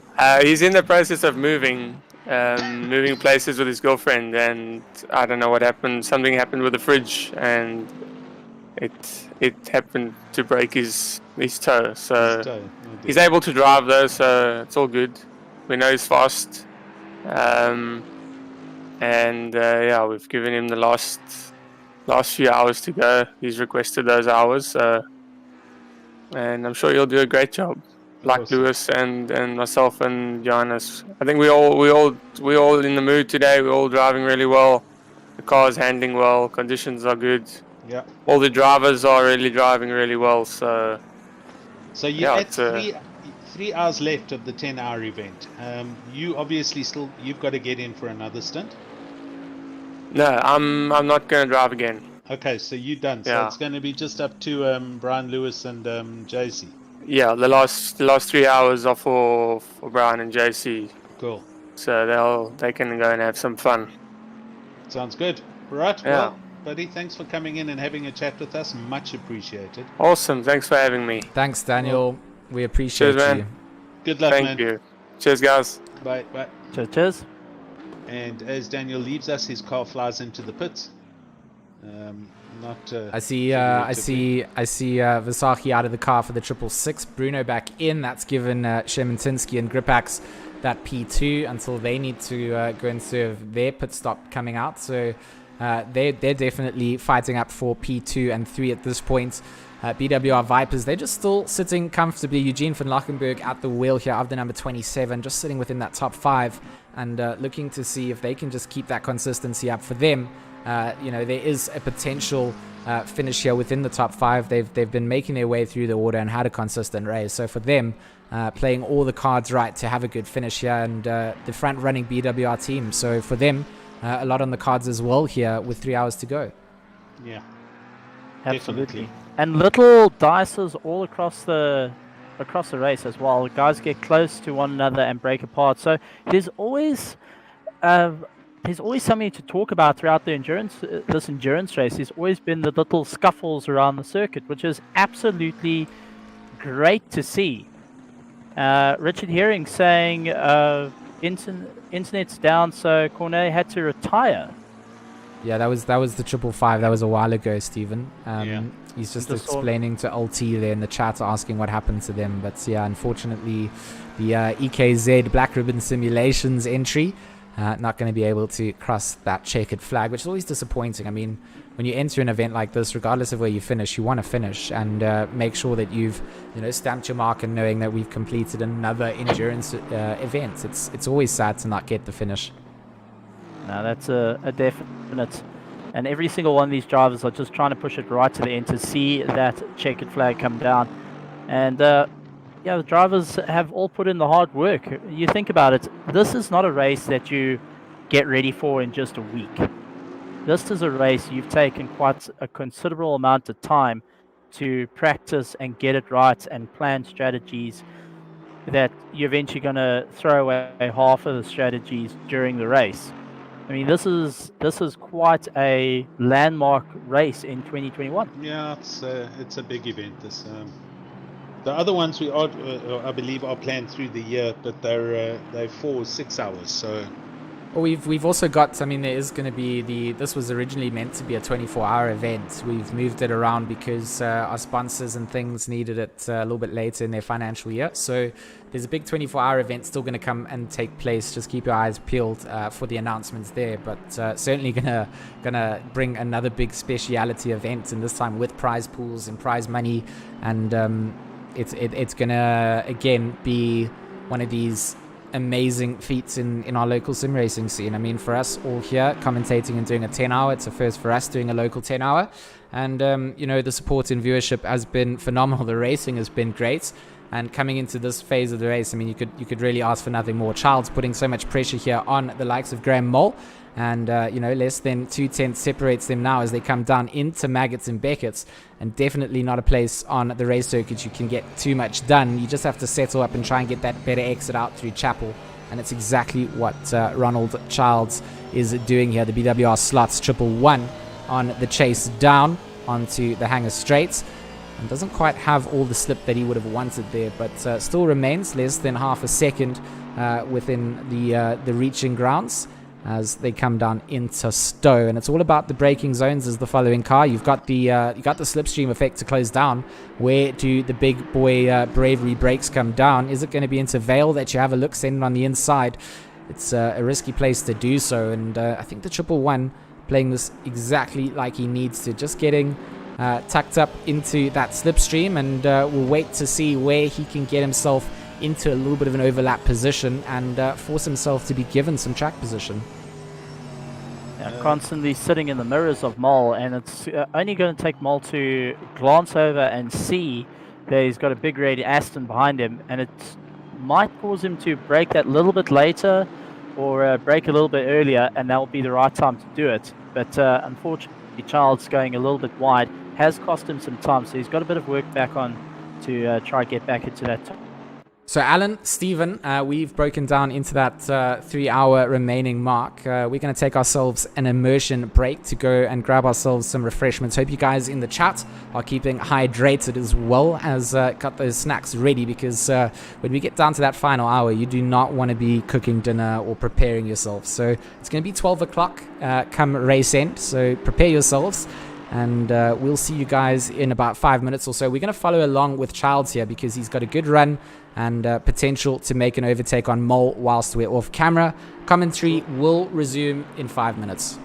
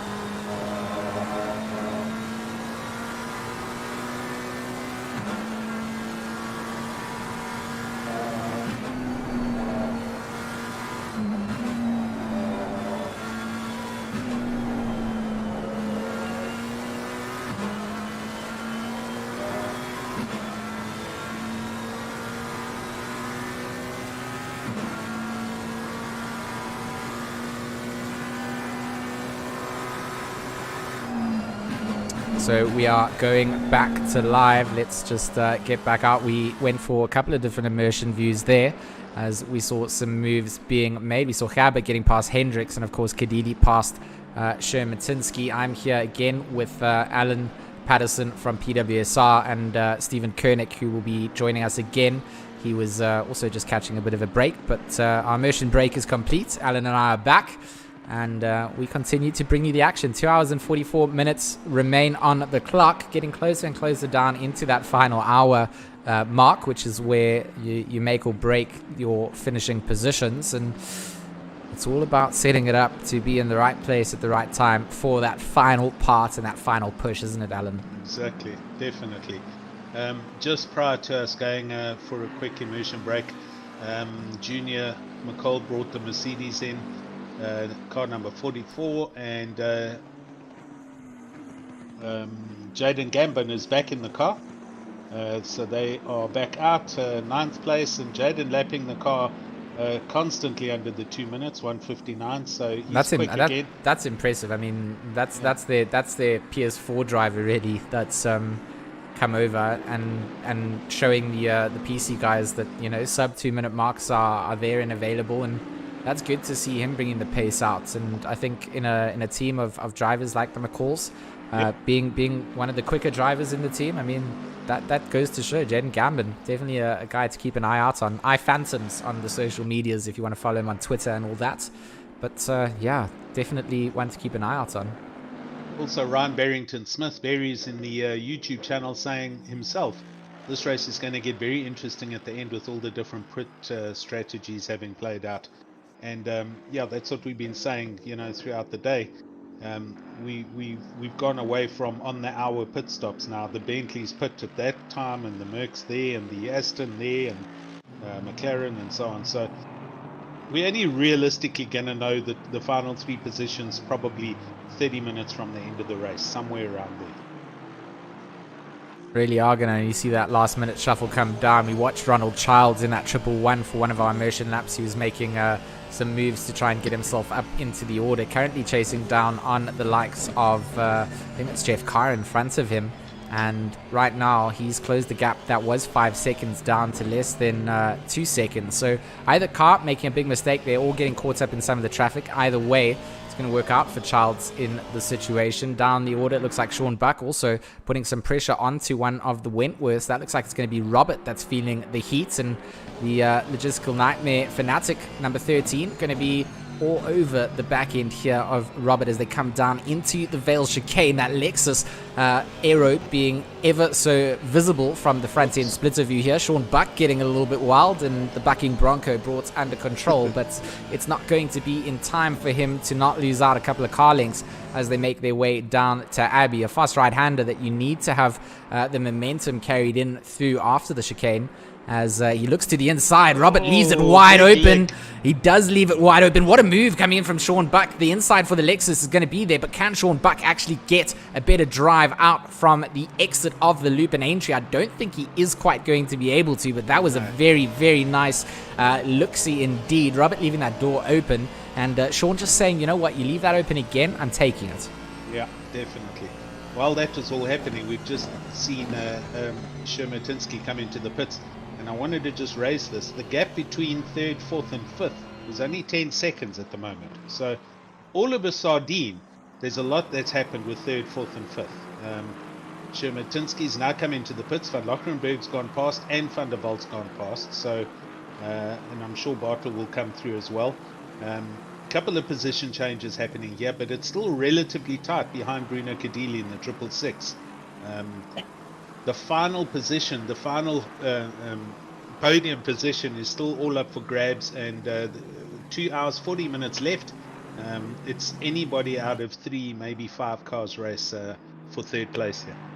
So Barry's shouting for his logistical nightmare teammate here, also known as Sharks, Sean Buck, putting the pressure on, and certainly going to have a look here at the end of Stowe. He's got the line. Where does that Lexus go? Once the inside line, Sean Buck going to be able to get the undercut here as they come down. Late on the brakes he goes, and Alan, I feel like we need to start to push your live stream here because I've got beeping from the inverter and my power is still not back on yet. I can hear it actually. You can hear it. Yeah, it's giving me the tick of looming. I need you to start to push your stream. So guys, we are going to get stuff set up on this side to be able to continue with the racing action. Guys, as soon as my power comes back on, I'm going to have to jump back in here. But I mean, that's fine. Let me set up everything quickly on OBS, and I'm just going to use the generic Raceface stream, but I've got to turn off you know, the footers and all of that quickly. Yeah, no, that's absolutely fine. We'll bring that all back to you guys. But yeah, Eskom with an unscheduled power outage here in my area. We've been on inverter power since it went off, and feels like it hasn't lasted as long as it should have, but. It sounds like you guys have had a substation failure. A couple of my medical friends are saying they're picking up they've gone to a call in that area and it sounds like a substation. That's what I said just now. Yeah, it is exactly what he said. So unfortunately, guys, this might be the end of my voice coming through, but Alan Patterson and Stephen Koenig will still be here. Alan's going to push I'll give you a phone call. I'll give you a phone call. So you at least can finish out. You cannot. I refuse to have George GeeMax not finish out 10 hour. I'll give you even a phone call and we will finish out with the voice. That's it. That sounds fair. That sounds fair. So found the streaming key. Okay, I've got it. Okay. Right. So every single guy is pushing it to the line. Brian Lewis keeping it all together, still lying in first place. They are trudging through, trying to get around one of the slower McLarens, and not going and bullying his way through, waiting for an opportunity given to then push his way around and get going once again. So fantastic driving on his part. They've got a comfortable lead at the moment, and they've just got to take it easy and work their way around the corners and work their way around the back markers to be able to get it with only 2 hours and 38 minutes left of the race. It's still very up in the air for who is going to finish in what position. It isn't over till the fat lady sings and the checkered flag comes down. Yep. We've seen it many times in sim racing, and in some cases absolutely heartbreaking for others. Okay, George. Okay, I'm ready for you. You're ready. Okay, I'm gonna drop the stream on this side, guys. We're gonna then push it live with Alan, and we'll hopefully see you on the other side. Hopefully this works. When do you want me to start? I'll tell you. I'm gonna stop our stream on this side.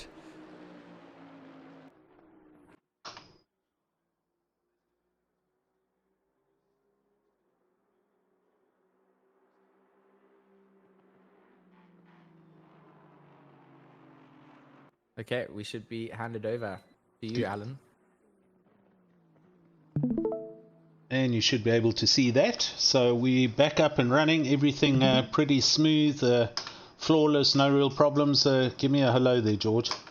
Hello. I'm here still. Good man. I'm gonna still be here until my power actually cuts out. So. Okay. Steve, are you there? Well, Will you bring up your Discord? Will you bring up your Discord stream as well, El? It's running, dude. Yeah, there we go. Mine isn't showing, so I'm gonna have to reconnect. People say I'm here, but other people say my mind isn't. So I'm still around. Cool. As long as you can, everyone can hear us, and the YouTube's running, which I can see it is. So there we go. Yeah. It's absolutely great to see the guys going, and we're going to bring you all the action, no matter what, ladies and gentlemen. There will always be action on the circuit for this 10 hour. We're going to see it right through to the end, and make sure you hit that 100 like. We want to see that 150 likes for the rain dance to come in for that last couple of minutes. So if we hit 150 likes, rain dance is coming in, and we'll get George to go and do that rain dance for us. Well, you missed it just now. George said if we get to 111, Nelson, he's going to be doing some fancier leg ups and knee ups and stuff like that. So we went away from somewhere for George to do something. It is. We need 111 before. We need 111 before my power goes out, so that I can at least see that we've made that. A big shout out. Well, jeez, is that it? Did he just go?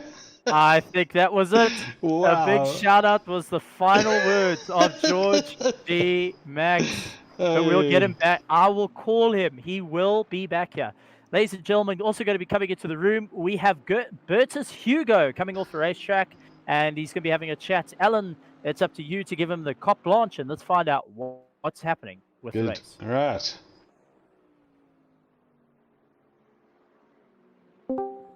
Bertus, Alan, how are you, buddy? hi everyone. Jeez, we're having a rocky road here, I must tell you. We had a full blown midstream disconnect just now with Yes, I saw. old George, and I am now his inverter started beeping, so I've had to rush together and put it together, and now we're running off me. So Okay, buddy, great.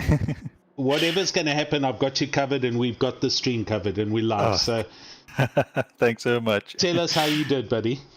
Yeah, I enjoyed the last stint. It was I had clean air most of the time. Yeah, there was a bit of traffic for about 2 or 3 laps, but the rest of the time I could just put in the laps, and yeah, and the tires felt great. I did my best lap on the second last lap of my stint, so yeah, and that I could extend the stint a little bit, so it got to 75 minutes. So it was great. Yeah, now I want to drive more. I have one more stint left, so but it's going to be in the dark, so we'll see how that goes. So 2.5 hours left, basically, and you do have another driving stint to do. Do you, according to my drivers, Chris, they had a run on the practice server, which did go dark in the last hour. Do you expect it to go full dark? I expect it to go full dark in the last hour, yes. Yeah. Okay, good. So the guys are going to have an experience at night time. That's right. So hopefully, the thing is, I don't want to make it too dark. That you can't see it. Yep. Then you can't see much. But yeah, I figured, it's a 10-hour. We need to give them some nighttime running. So it's probably only the last hour that will be dark. So hopefully the viewers can still see something. 100%. I don't know if there's anything you can do on your settings to just turn up the brightness or something. But yeah, let's hope you can. the viewers can still watch it while the drivers have some a bit of a challenge. Yeah, so, all good. Yeah. I'll see what happens when the time comes. But yeah, for now we're good to go. Right at the end here, I tell you what, we're going to have George do some knee hops and jump arounds and whatnot, because he got to 111 likes on the video, and we've just gone through 112. Great. And as he was saying that, he disconnected. His inverter's dead, so he's gone. Saw that. Oh man. Yeah, I heard something about.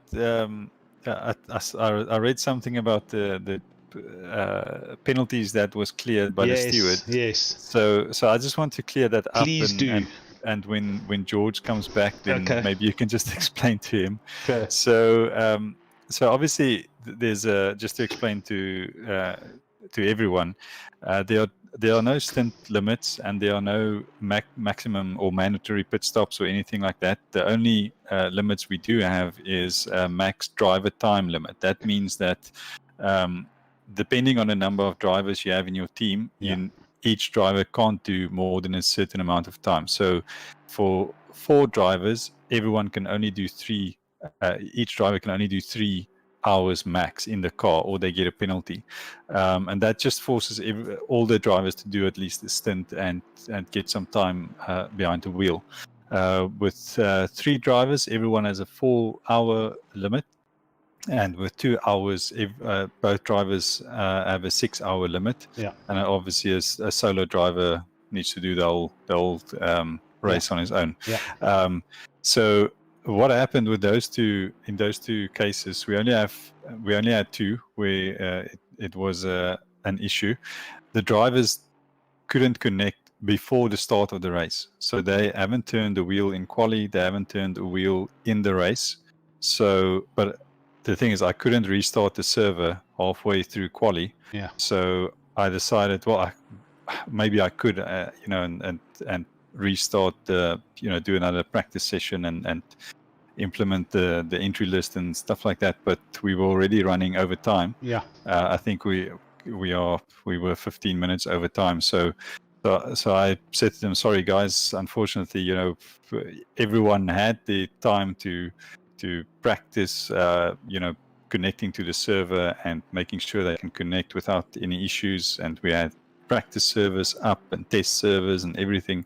But the thing is now with those 2 drivers who can't race, I don't want to penalize the whole team. Yes. So but because of the game settings, the other 2 drivers can't do the whole race on their own. So we adjusted, we manually, well, in our, on our side, we sort of keep track of how many hours they do. Obviously, they can't. The 2 drivers in each team can't do more than 6 hours each.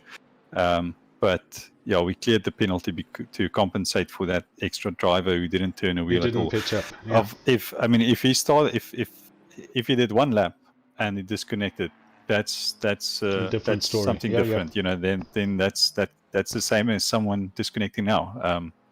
It's unfortunate, but those are the rules. But with someone not connecting to the server at all, for me, that it feels like he's not really, he didn't compete at all. So why penalize the other 2 drivers in both teams? And there's a lot of planning, obviously, a lot of practice, everything going into today. So yeah, so to say to the other 2 drivers, sorry, you can't drive because your teammate couldn't connect, that's also a bit of a bad one. And I mean, yes, we are very serious about what we do, and we implement the rules and everything, but we are also a fun community, I believe. So that's why we try and accommodate everyone as much as we can. And I don't think anything was unfair or untoward in clearing those penalties. Yeah. The 2 drivers still need to do their time. So that's, hopefully that explains all of it. That's fine. Yep. Look, I think I was okay. I kind of understood and realized what was happening, but I don't think George did entirely, and he wasn't too pleased. And so you might have to explain it to him again. Completely understandable, but yeah, I mean, that's maybe I should have communicated that to George. So I apologize to George and to the stream, but yeah, I think that's it is what it is, and good. I think I think we made the right call. Cool. We had fun theorizing and planning out the Illuminati at that point. I can tell you that. I'll go and rewatch the stream. I just heard that there was some unhappiness in the comms box. I got called ugly names. Oh, okay. Alan laughed at me. But lots of fun. Let's get to a little bit into it. This is a major event for 2021. Yes. This is the first of its kind as a 10-hour race, and seeing the massive turnout for it. How does it feel for Raceface seeing the amount of drivers, the level of talent we have racing with us, and also the amount of spectators just viewing the stream, being part of this 10-hour event? Yeah. What's going through your mind at this point?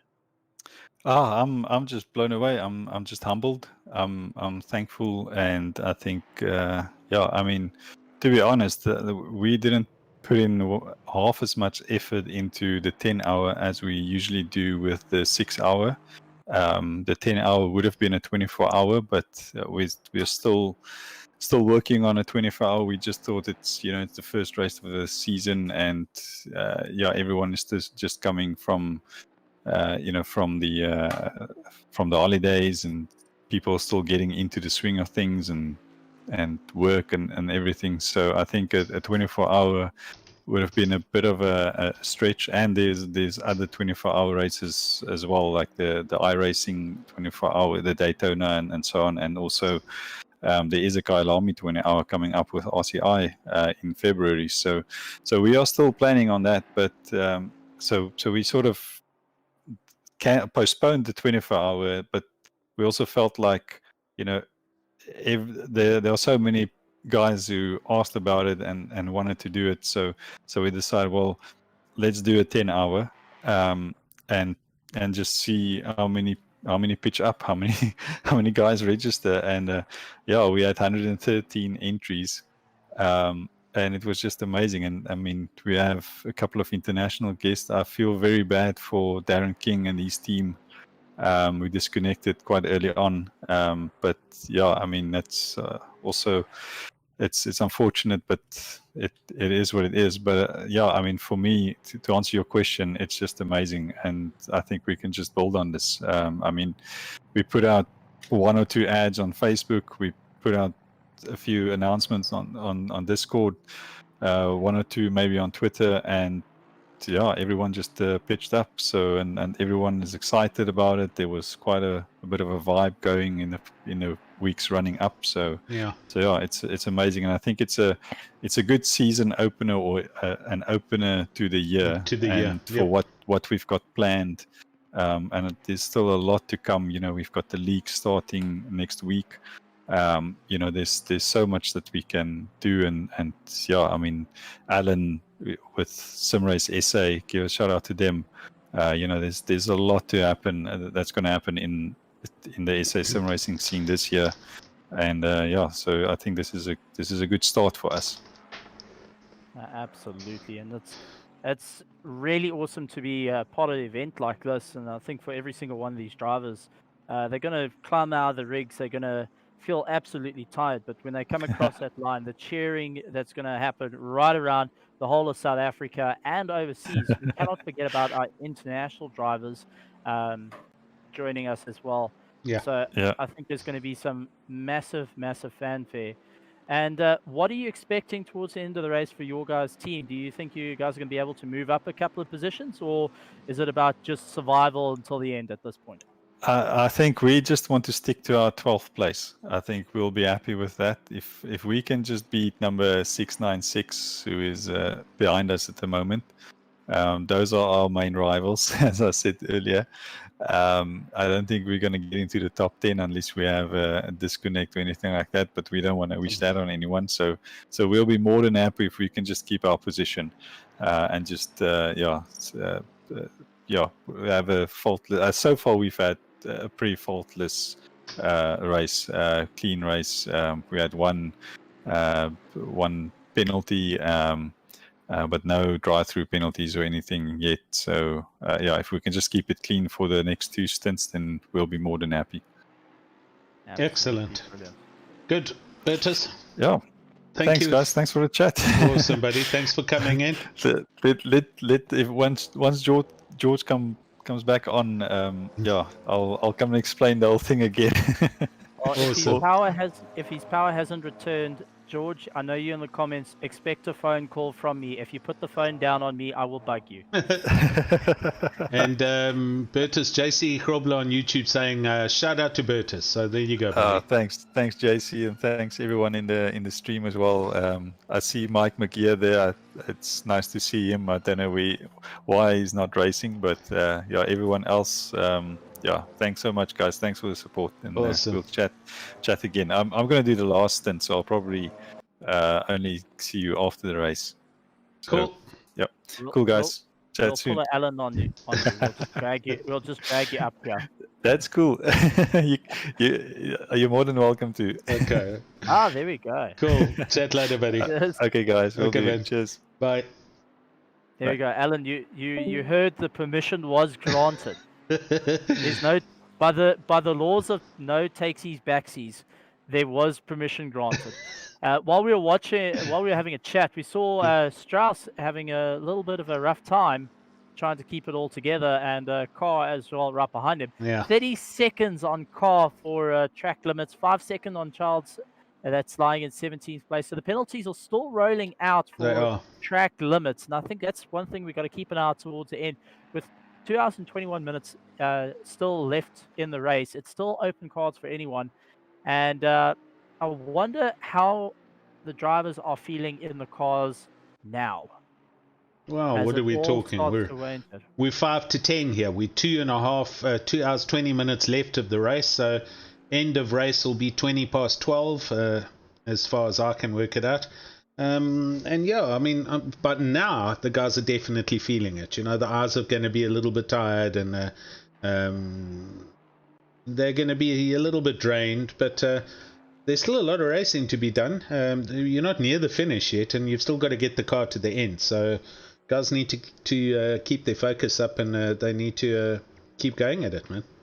Well, Griffax Engineering have been doing so well. Despite having a bit of a disconnect, they still getting back in and keep on going. So very proud of the international team coming out and really putting on a fantastic show. Yeah. And we heard they are quite one of the quicker teams in RCI. We're glad to have them racing against our local guys, but they still have a lot of hard work to eventually catch up to the likes of Bruno Cadili of the WRG team, who are lying in second place, who are 2 laps behind the Retro team of B. Lewis, who so far done 227 laps around the circuit. That's far, eh? I mean, mind-blowing. Yeah.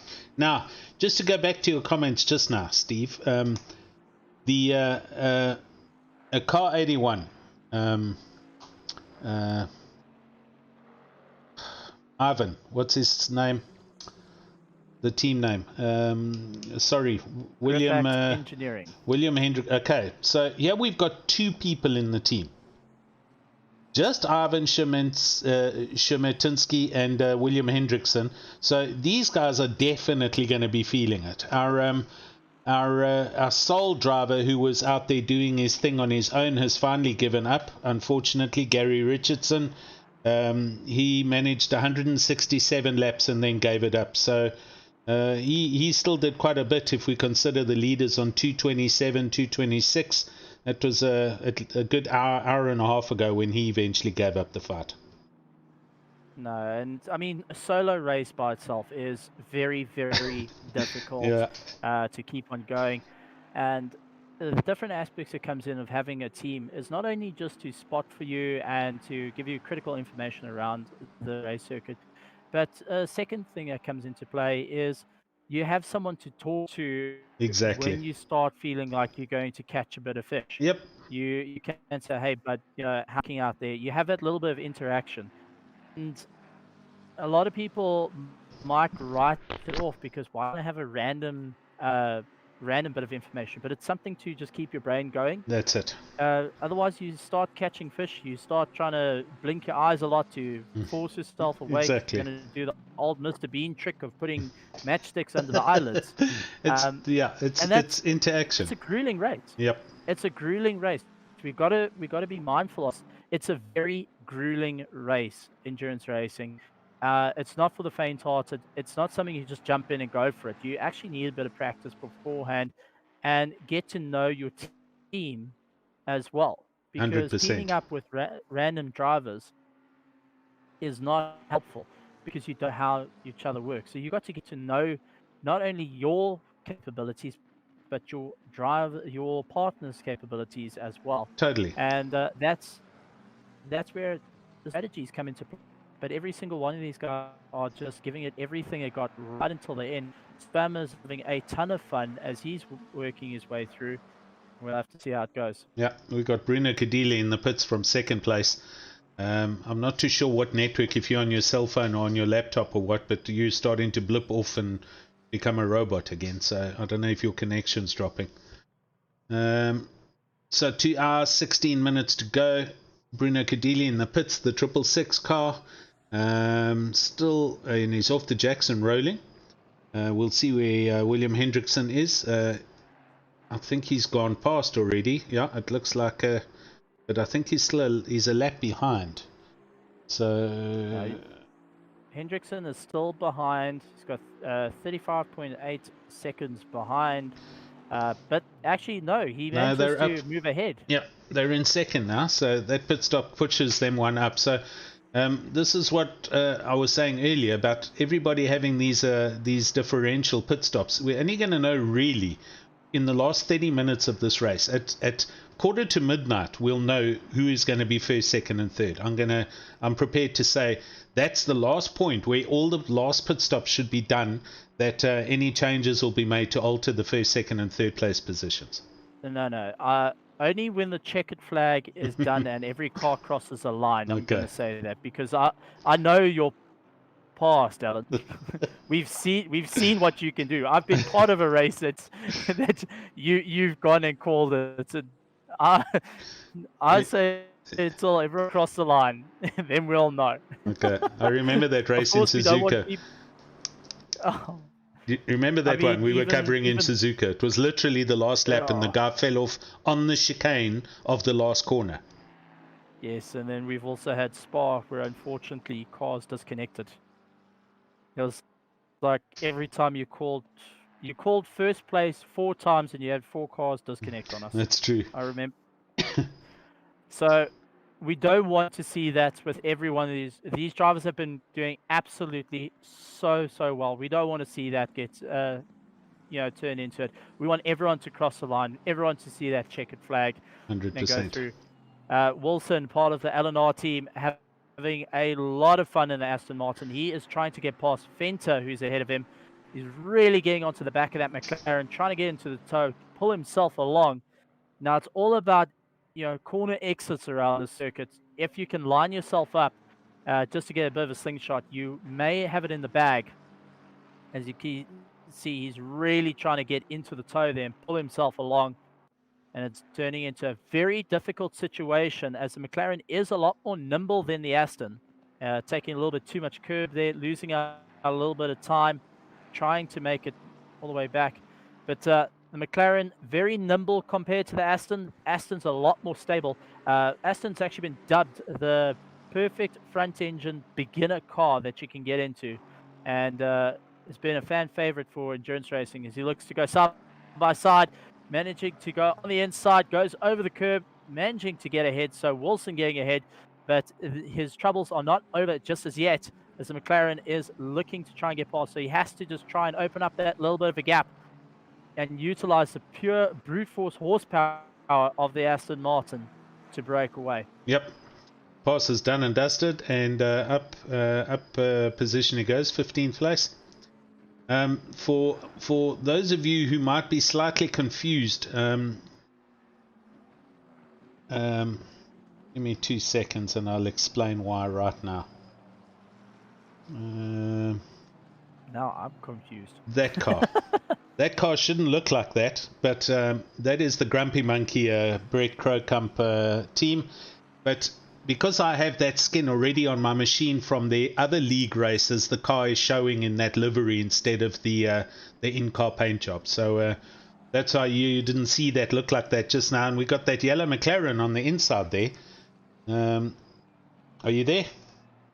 Yeah, I'm still here and trying to figure out where the yellow McLaren actually came off. It's who was that? It's Kyle Boatwright, car number 69, and this is just before the start-finish straight. So going and losing, outbraking himself, waiting for other cars to go through before he gets going once again. Very, very well done on his part. Oh, and straight off into the dirt. I wonder if they're battling a little bit with that car, if there's a puncture or something that's coming into play that's making it a bit more difficult to drive. But not what you want to do, but well done on him for not just booting the throttle or trying to get back onto the circuit and causing havoc, letting the guys go, get himself back into routine and get going once again. Yeah, it's going clearly a problem wide. here. Yeah, he's struggling. So, but hopefully they'll still be able to get it to the end, and just got to be aware of the traffic around them. I think at this point it's limp it back to the pits because he's trying to keep going, but that car has got a slight bounce on it. That tells me that there's possibly a puncture that's going on with the car. Yeah. And definitely some damages incurred there. So needs to pull in the pits, get it checked out, and get out back on the circuit. Another thing to bring up is a lot of guys have reached their driver's stint limit times. Yes. And it's all about getting, finishing up. So the guys have to bear in mind, very, very close for the LNR. Jan van der Merwe, I think, being a code brown and changing the color of his seat there. Yeah, that Kyle Boatwright was, yeah, that's not a place to stop, just on the exit of the runoff area. So he's still having a problem clearly with that car. He is rolling again with it, but there must be a problem, either maybe equipment problem like pedals or a wheel issue possibly. Let's look in the cockpit and see. The wheel looks straight, so I don't think it's a mechanical issue. He's not. Oh, that car is just understeering like a pig at this point. he turns it in, but that car is still going straight. Yeah. There is something significantly wrong, because that steering went 90 degrees and the car was still just going straight. So they may need to get that back into the pits. Yeah, well, he's coming up to the limping it point. around at this point. Yeah, this is where he was off just now. So hopefully he can just get it round here nice and easily. There we go. See, it doesn't want to turn right too well. Yeah, just trying to sling that car in. He's not going in, eh? Past the pit. Maybe the wheels have just... I think he disconnected possibly and the wheels cooled down and they've reconnected and now they can't get heat back into the tires. Look at the temperature of the track. Yeah, it's frigid out there, 14 Ooh, degrees. But, there was another car and off. one of the other cars going and losing it. So the track is very, very chilly out there. But just taking a look at, he's turning the wheel a hell of a lot to try to get it going. But unfortunately, the car is understeering like no tomorrow. Exactly. And I'm sure the teams are taking a look at that, because that is a significant problem. If you're turning 90 degrees and the car still wants to go towards the wall, it means you've got to brake much, much earlier. Don't go on the throttle as hard, and that can just impact some, getting some penalties at the end of it. Yep. Williams still going on and pushing hard in second place, trying to make a bit of a dent in our first place's gap. It's going to be very, very difficult. Lights are on, so it is getting a bit darker out there for the drivers. When you say pushing hard, their last lap are 158.9. After 8 hours, they're still in the 158s. So these guys have huge pace, and they seriously are pushing hard. They've disconnected the brake pedal, or they've given it the brake pedal about 10% only, and they're just driving on throttle at this point, because very, very impressive. Bruno Cadilli down into 4th place. Spalmer's up into 3rd place. Yep. So that is a bit of a change up for the WRG team. They're going to have to work really, really hard to try and make up a bit of ground there. Blue flags are being shown right around the circuit for drivers to just mind out the way and let the faster cars carry on. This is also the same time the slower cars have to be mindful not to mess up their own race. And the faster guys have to also be mindful of there's a race happening around them as well. Yep, they've got to. With the 2-hour mark here, you've got to just remember that the whole way around. You've got to say, listen, there's a bit more than just my race going on. And you don't want to be the guy that gets involved in an accident in the last closing stages of the race. That bins your entire race. That's for sure. Yeah, that's true. Yeah, look, track awareness, everybody's got to be on the ball. But in endurances, most of the time they are. I mean, your teammates are talking to you. They are obviously also still plugged into the game, so they're watching their own car live on their own stream, so to speak, or their own game in-car cameras, and they can see when they're in close proximity with somebody else, and they've got to be on private Discord channels and talking to their teammates, unlike our solo driver who would have been doing this whole thing himself. Gary, brave man, but yeah, buddy, 10 hours in a rig on your own, that's insane. You need to go and see a doctor or something. Next 10 hour, Gary. When I get going, let's do this, buddy. You versus me. We'll see who lasts longer. No, absolutely. I mean, endurance racing is effort. It's all about working as a team, and it's been very, very little times that we've seen solo drivers do well in long endurance races. Yep. Whether it be 6 hours, whether it be 6 hours upwards. It's very difficult to do it solo, and even when you think you're going to be doing it solo and that you think you're fine, you'll slowly start seeing your times dropping off. You'll get that tunnel vision kicking in, and it'll all start impacting. We see Fence has got a 30-second penalty. Yeah, here's the replay. Watch this.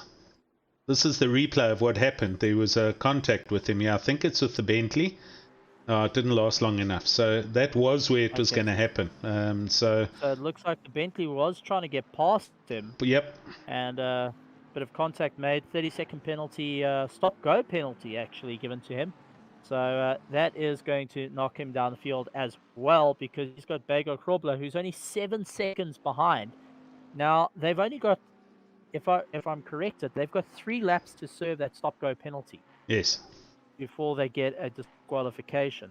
So you can be sure the team is trying to run it right until the last lap to get him in and do that stop-go penalty to just try and open up a gap to this man over here, Bego Krobler, who is on an absolute charge in the Bentley and having a lot of fun going around the circuit.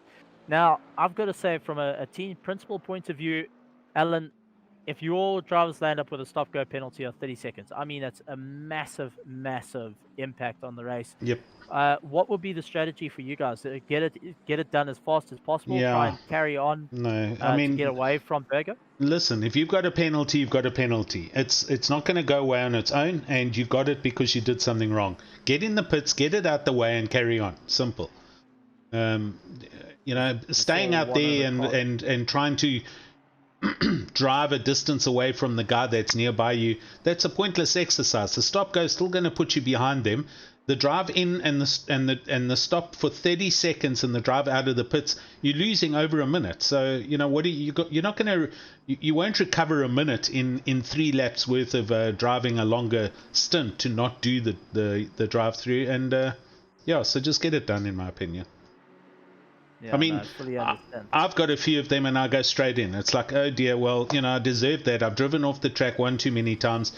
Our first running at Zolder, and I went, I drove, it was a team race with Chris, and then we had our single race on Sim Race South Africa League, the opening round, and I jumped that chicane 5 times, got the drive through and had, I went straight in and did it. You got to get it out the way. Don't speed through the pit and then get a pit drive through. Do everything properly and get rid of the pain as soon as possible. Yeah, and try not let it get to you. As Fenta has done the drive, has done the stop go. They got it over and done with. Now it's all about, I got it, I had it, now it's done. Get your head back in the game and keep on going. Exactly. As they've got to keep pushing. Lewis still having a ton of fun out there. Sparma's up into 3rd place. I'm very, very impressed with the BW Vipers. They have snuck their way into the top 3 and have really been putting on a great show. So well done to the BWR Vipers for all the hard work that they're doing, and a bit of showtime for them for the efforts is definitely needed. But let's see if they'll be able to keep that consistency right the way through. They're in 3rd place. They're looking to still go after Hendrickson, who's lying in 2nd place at the moment.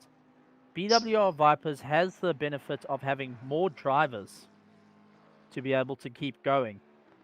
So it means less of them are tired compared to the Grip Hacks engineering team, who have got 2 drivers. So let's see if that's going to be beneficial to them, or will Grip Hacks pull enough of a gap? They're already 27 seconds ahead. If they can pull that gap and make it bigger and bigger, so they can do a driver change, get refueled, get going once again. So look at that on the screen.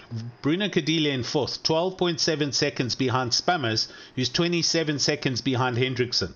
That 2nd, 3rd, and 4th are separated by 40 seconds, or under a lap, with 2 hours of this race to go. So even 2nd place isn't, you have no clue who's going to be in 1st, 2nd, and 3rd until literally the last 15 minutes, 20 minutes of this race. Absolutely. It's going to be turning into a very, very difficult thing. And a big thank you to everyone that's watching the stream for being part of it and being part of this fantastic 10-hour event. Big thank you to our sponsors. We've got Racelabs going and being a major part of the drivers here, trying to cut down those seconds. So big thank you to them. Resource Complete. Yep. RCI. PWSR, and yep. I got a big message thank from you. George saying he's really sorry about not being able to finish. Even his cell tower's just gone down, so wherever he lives, the power is seriously in a very poor condition. It's not a load shed. Apparently, they've got a local, what do they call, the substation that's gone out, and there's a whole neighborhood that's dead at the moment. So, If there wasn't a curfew, I would go pick him up, because he is no joke. From my house to him is less than 10 minutes. yeah, but he If should there walk wasn't- down to your house. I wish. I'm literally, I'm in Olivedale. He's in Four Ways. We are so close to one another. I would literally go pick him up for the final bits. But unfortunately, due to the curfew and not wanting to break the law, that's unfortunate. But I will try to give him a phone call. We will have GeeMax signing us out if it's the last thing I frickin' do at 12 o'clock at night. Right, well, That's for dead sure. let's see if his power comes back on by then. I don't think you're going to get a phone call through to him if his cell tower's offline. So, I'll make a plan. But going back to the race at this point, I mean, Alan, we've been going on with, there's only 2 hours left to this fantastic 10-hour event. yep. What's been going through your mind watching a race from start to where we are now? You know, and also being part of a team that's really on the hard charge up there. Yeah. What's going through your mind? Yeah, it's been an awesome day. It's been good fun. The guys have done well. They've all had some experience. They've put another endurance under their belt. These guys, everybody who's on the track has been, you know, they've had an experience one way or another. It's been, as we've all said all day today, it's been a very, very clean race. There's been very little contact or accidents. The penalty handouts have been, there've been a few, but you know, we could probably count them on two hands. That's not a lot considering a field of 37 cars. So yeah, I think everyone's had a fun day. It's not over as we're watching Gambon here in 8th place and trying to get by. But all in all, a great start to 2021 for Raceface. 10 hours of Silverstone, and hugely supported by the drivers, both locally and internationally. Yes, we've had some technical glitches with internet.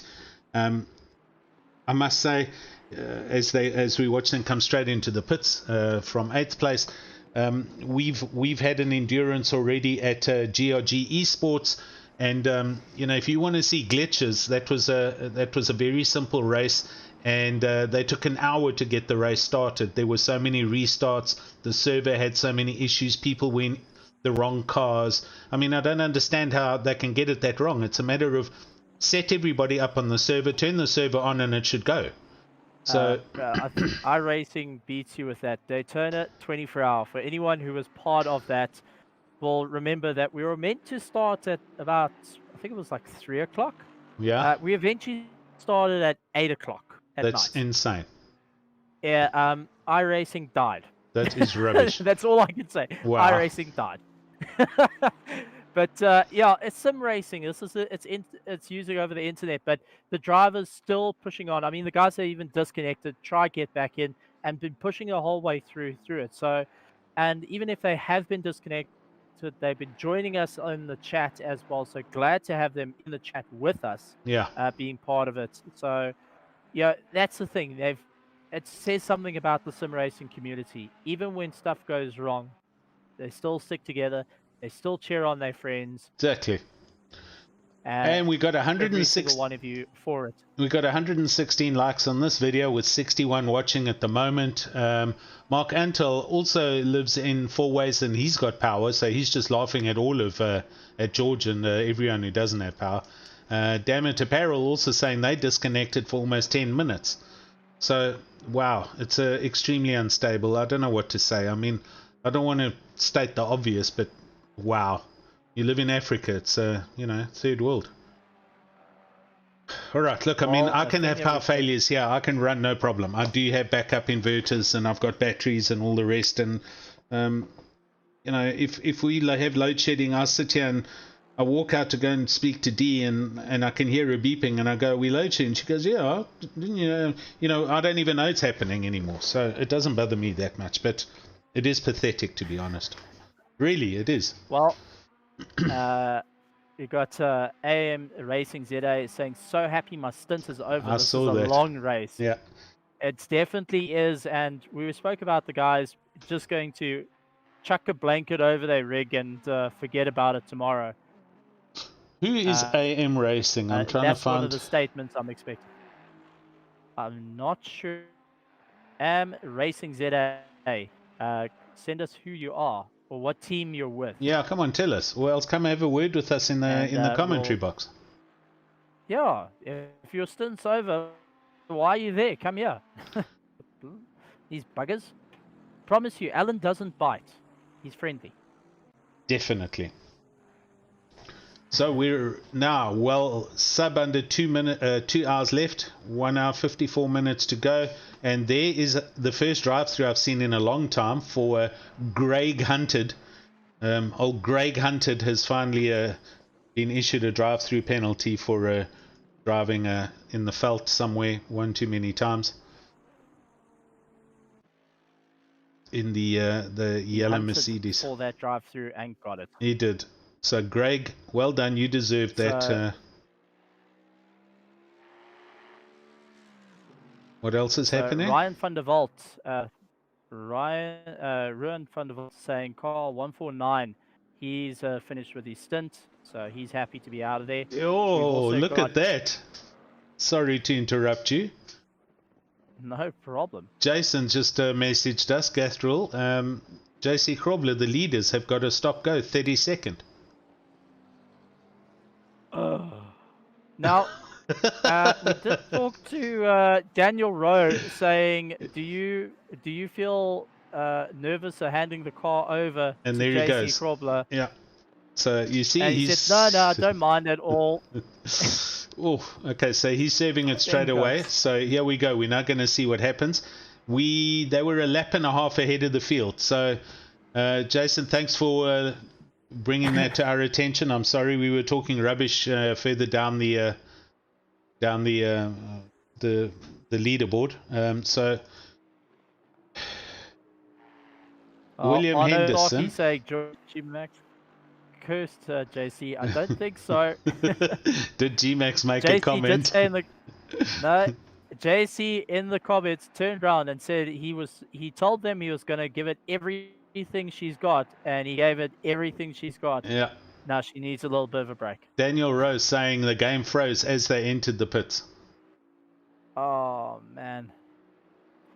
Okay, so here is second place we're currently watching, Hendrickson, as he piles up the back straight. So he is now officially driven onto, sorry, he's halfway around to getting to the lap where JC is. JC's leaving the pits and he's out and going. So they are 3/4 of a lap ahead with, I'd say, with 1 hour 50 minutes to go. So there we go. It's still on. It is going to be so close at this point, as the guys are going to have to keep on going. One of the Mercedes has got a bit of damage to the front of his nose. Yeah, that's a Greg Hunter's car. So a bit of damage to the bonnet there. They just decided to keep on, no matter what. Yeah. For, advanced aerodynamics and advanced cooling at that point. Steve, have a look at the YouTube channel. See what Gathrel's saying. My heavens. So Jason Isherwood, aka Gathrel, saying Daniel's a temporary owner of Retro. Pass all questions and comments and complaints on to him. Jason Isherwood is the creator of Retro Racing and a very good friend of everyone's. And he's decided he cannot do the work it's necessary and Daniel Rose taking over on the face at this point. I like it. Jan Sparma is having a bit of fun there. He is still on a hard charge to try and catch up to the Bentley. He's got Bruno Cadili behind him, 10 seconds seconds behind now. Yeah. It might seem like a lot, but Kadili is one to close a gap very quickly, and his Race Labs team that shows you how to drive properly. I've actually had quite an honor to be around Bruno Kadili last. He gave me a little bit of insight into driving as well in sim racing, which helps quite a bit. So they actually knocked off about 2.5 seconds off my constantly. That bit of driver training comes in handy, and he's no slouch behind the wheels, ladies and gentlemen. No, he isn't. He's he's very kind, he's very friendly, but when that red mist comes down, he's a different type of monster. He's also currently lapping 1 second a lap, every lap quicker. So that 10 seconds is going to be null and void in 10 laps time, if everything goes according to plan. Jan Spammer's doing 2:00.8, Bruno Kadili 1:59.5. And then you've also got Chris Heineke who's trying to make up a bit of ground with Stratum right behind him, who's pushing hard as they're sitting about 5 seconds behind Chris Heineke. So there's going to be a bit of a race there for the PWSR racing team. They're trying to keep on going and pushing as hard as they can to just try and maintain that 5th place at this present point. And seeing how close the times are there, Alan, how are you feeling about that? Yeah, I've got to say I'm starting to get a little nervous because they are now currently 5th after the last cycle of pit stops. So Chris has got enough pace in the car. His last lap was a 2:01. Sean Stratum, all right, a 1:59.9. So they're very close. They're 2/10 apart. But there is traffic, as you can see. But I would hesitate to guess right now without talking to the team. The Bentley has one more pit stop to do, and the Aston, I don't know, or the McLaren, I don't know. So it's close, man. Close. Yeah, it is going to be very, very close. Sean Buck going and cheering on the LNR teams. So glad to see the console guys going and supporting their fellow drivers. Lots of love for the WRG team as they keep on going, and lots of chats happening in YouTube. We got Hendrickson flashing his lights as he's trying to carve his way through the back markers. This is Bruno Kadili ahead of him. So Bruno is really pushing hard now. He has got Krobler behind him. Exactly. They're coming up to lap 4th place again after the pit stop, the stop-go. So Krobler's flashing at Kadili. Can you imagine what Kadili is doing in the cockpit of that car? I think Kadili's got a big smile on his face and not worrying about it. Yo, what a send! Ooh, jeez, I thought he was actually going for it there. Dash, that was close. Okay, so Wow. Bruno Kadili has just learned that Krobler is not hanging around here and is more than happy to yeet his way into the position. That big Bentley is a dominating force on the circuit over the curb. What is going on? Yeah, he's getting frustrated. Krobler's got the red mist on him and is making little mistakes all over the show. Yeah. And it's unsettling the car. So what he needs to do and what his team needs to do is calm him down a little bit. Exactly. Say, listen, mate, we've got the race here. We are pushing the race, but you don't have to, go off and go flying.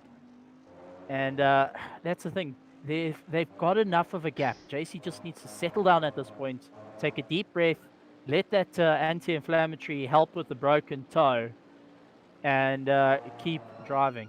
And that's one thing. Maybe the frustration's coming in from the broken toe. I don't know. Pushing the throttle pedal. And right ahead of Bruno is the McCall car. So McCall's now trying to just hang out the way. Gambon. Not to lose too much time. So this is going to be interesting. Moving out to the inside, letting the likes of Bruno Kadili by with no problem. JC gets behind it, gets a lot of understeer in the Bentley. Oh, and gets overtaken. Oh, shucks. What is going on? It's going berserk here for first place. These guys, now they're Bentley. Oh, here comes a collision. Wow. Oh, this is turning into a... What on earth is going on? We knew the final parts of the race is going to be a bit... Who's in this other Bentley? That is Bago. I think that's Bago. Is that that's in Bago Krobler?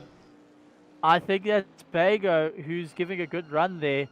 But what's got to happen now is the guys have to Yeah. settle down. There's 1 hour and 45 minutes to go. It's You Johan can Bago. end your race still. Yeah. You don't want to end your race. No. Bago very close as he's trying to make his way through. The ATK team just moving over, not trying to get involved with this whole nonsense. Bago trying to get past. He needs to get past Gambon, who's right ahead of him. So this is for position, ladies and gentlemen. This is for position. Yeah, this is 8th and 9th. Oh, Gambon getting that was the only way he could recover. He had to just straight line through the off run there, the runoff. And that's just allowed Krobler to get by. So Bago now on the charge. JC looking to try and pull away. But you can see JC's very unsettled. He's going incredibly wide with that Bentley. Yeah. Which is Daniel Rose saying on the YouTube channel, shh. keep the noise level down. That's for your driver, bud. Wow. Oh my heavens, this is turning. And check JC once again, very wide. He's not comfortable in that Bentley. I wonder what is going on with old JC there. If the frustration's coming in. 14 degrees. Do you think there's an imbalance in the tire pressures here on the temperatures? Who knows? I think so, because he's getting a lot of understeer and then all of a sudden a snap oversteer by the looks of it. Now I can be horribly wrong, as I've been this whole 10 hour. Yeah. But there is something at play. JC is usually a fast driver, but quite consistent. Chris Shorter has got himself a drive-through penalty in 14th place, so they're not going to be a happy camper. So, Steve, let me bring this. I'm going to raise this now again. We've been here for, 8 hours, 15 minutes. So that's a long time for a lot of these guys to have done a number of off-track excursions. And we've got to be at some point where there's a couple of people carrying 3 or 4 warnings for off-track. And getting one more now is going to introduce a drive-through, and we know how much time you're going to lose. So any of these guys in the top 5 or 10 places, they could all be on their 3rd warning, or maybe even possibly 2nd or 3rd or 4th warning, and some more drive-throughs are going to happen in the next hour 40 minutes. That is very true, and it's something that everyone has to be quite mindful of going with it. And you can be sure it could change up at front. Take a look. JC coming off the circuit a bit can build up a bit of incident points too, and get a drive through, which allows Hendrickson to get closer, or even spammers to get closer. Bruno Cadili still hard on the charge, trying to make his way through. Spammers is 28.5 seconds behind 2nd place, so he's still within earshot. He's in with a shout. That was a 1:59.5 last lap. You see, JC is incredibly quick. The lap before that was a 2:02. Yeah, he's inconsistent. There's something weird happening here, but anyway, Bago's there, and he's going to keep on pushing. So JC can't exactly relax here and just drive to the end of the race. Although he should, because that's not his race. He should just let Bago go, which I think he's going to do right now. I don't think so.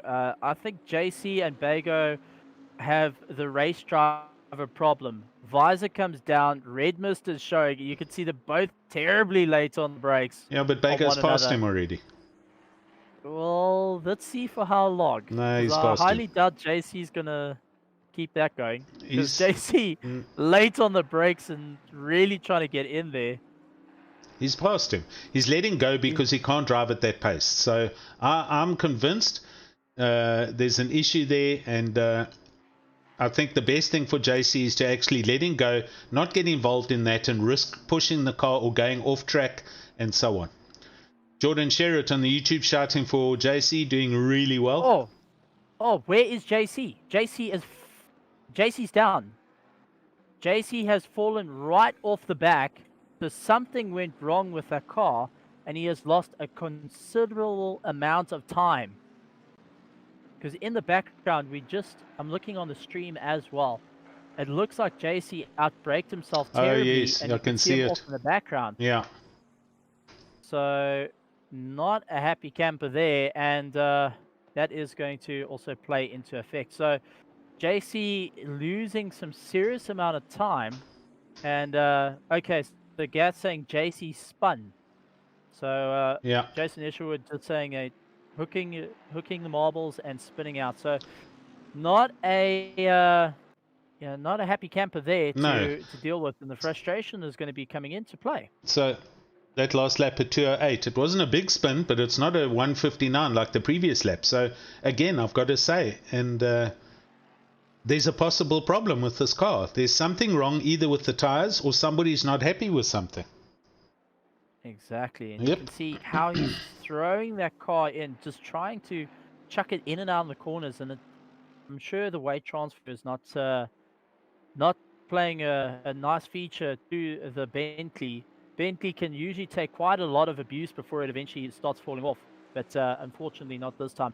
But if we go to 6th and 5th, I think we've got a big race going on there as Stratum and Heineke are duking it out with each other. Here we go. And this is your team versus Eleanor. So Eleanor is taking on the PWSR Racing. It's absolutely... Oh.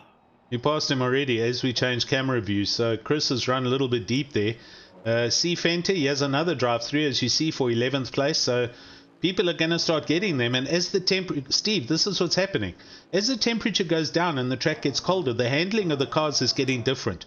And the guys who aren't set up here properly, the cars are drifting too far off track, and there gets an off-track excursion. 4 of those, and now you get a drive-through. And that's it. I mean, it's so difficult to plan it out, especially with it, getting so cold.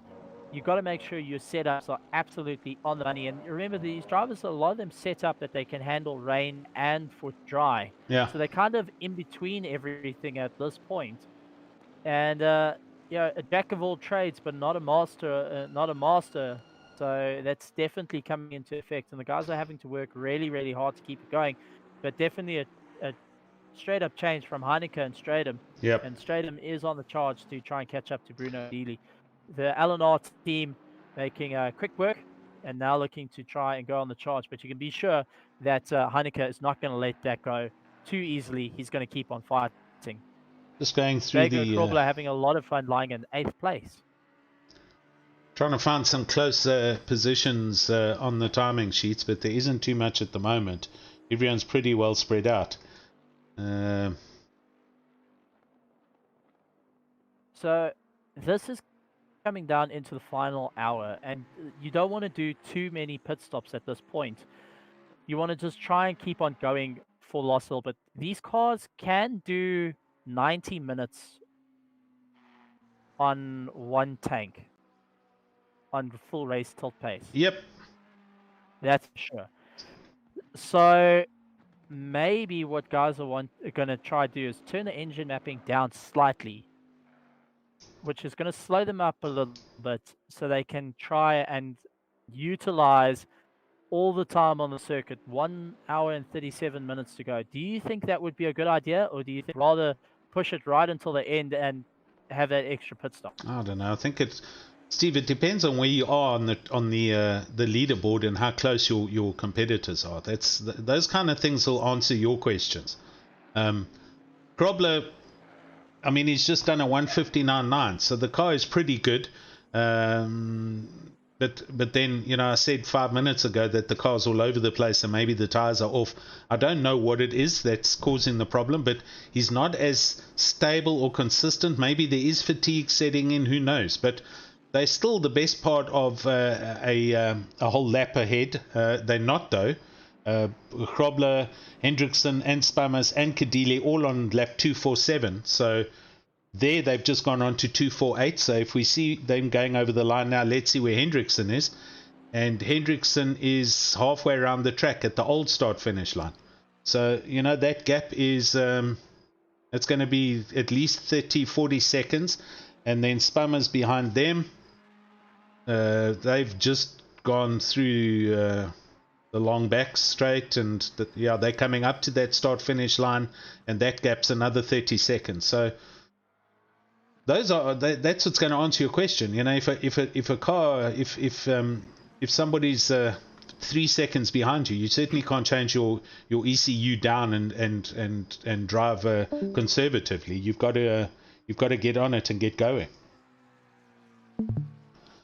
I think my man Steve's just disconnected himself, so at the moment it's just me with everybody.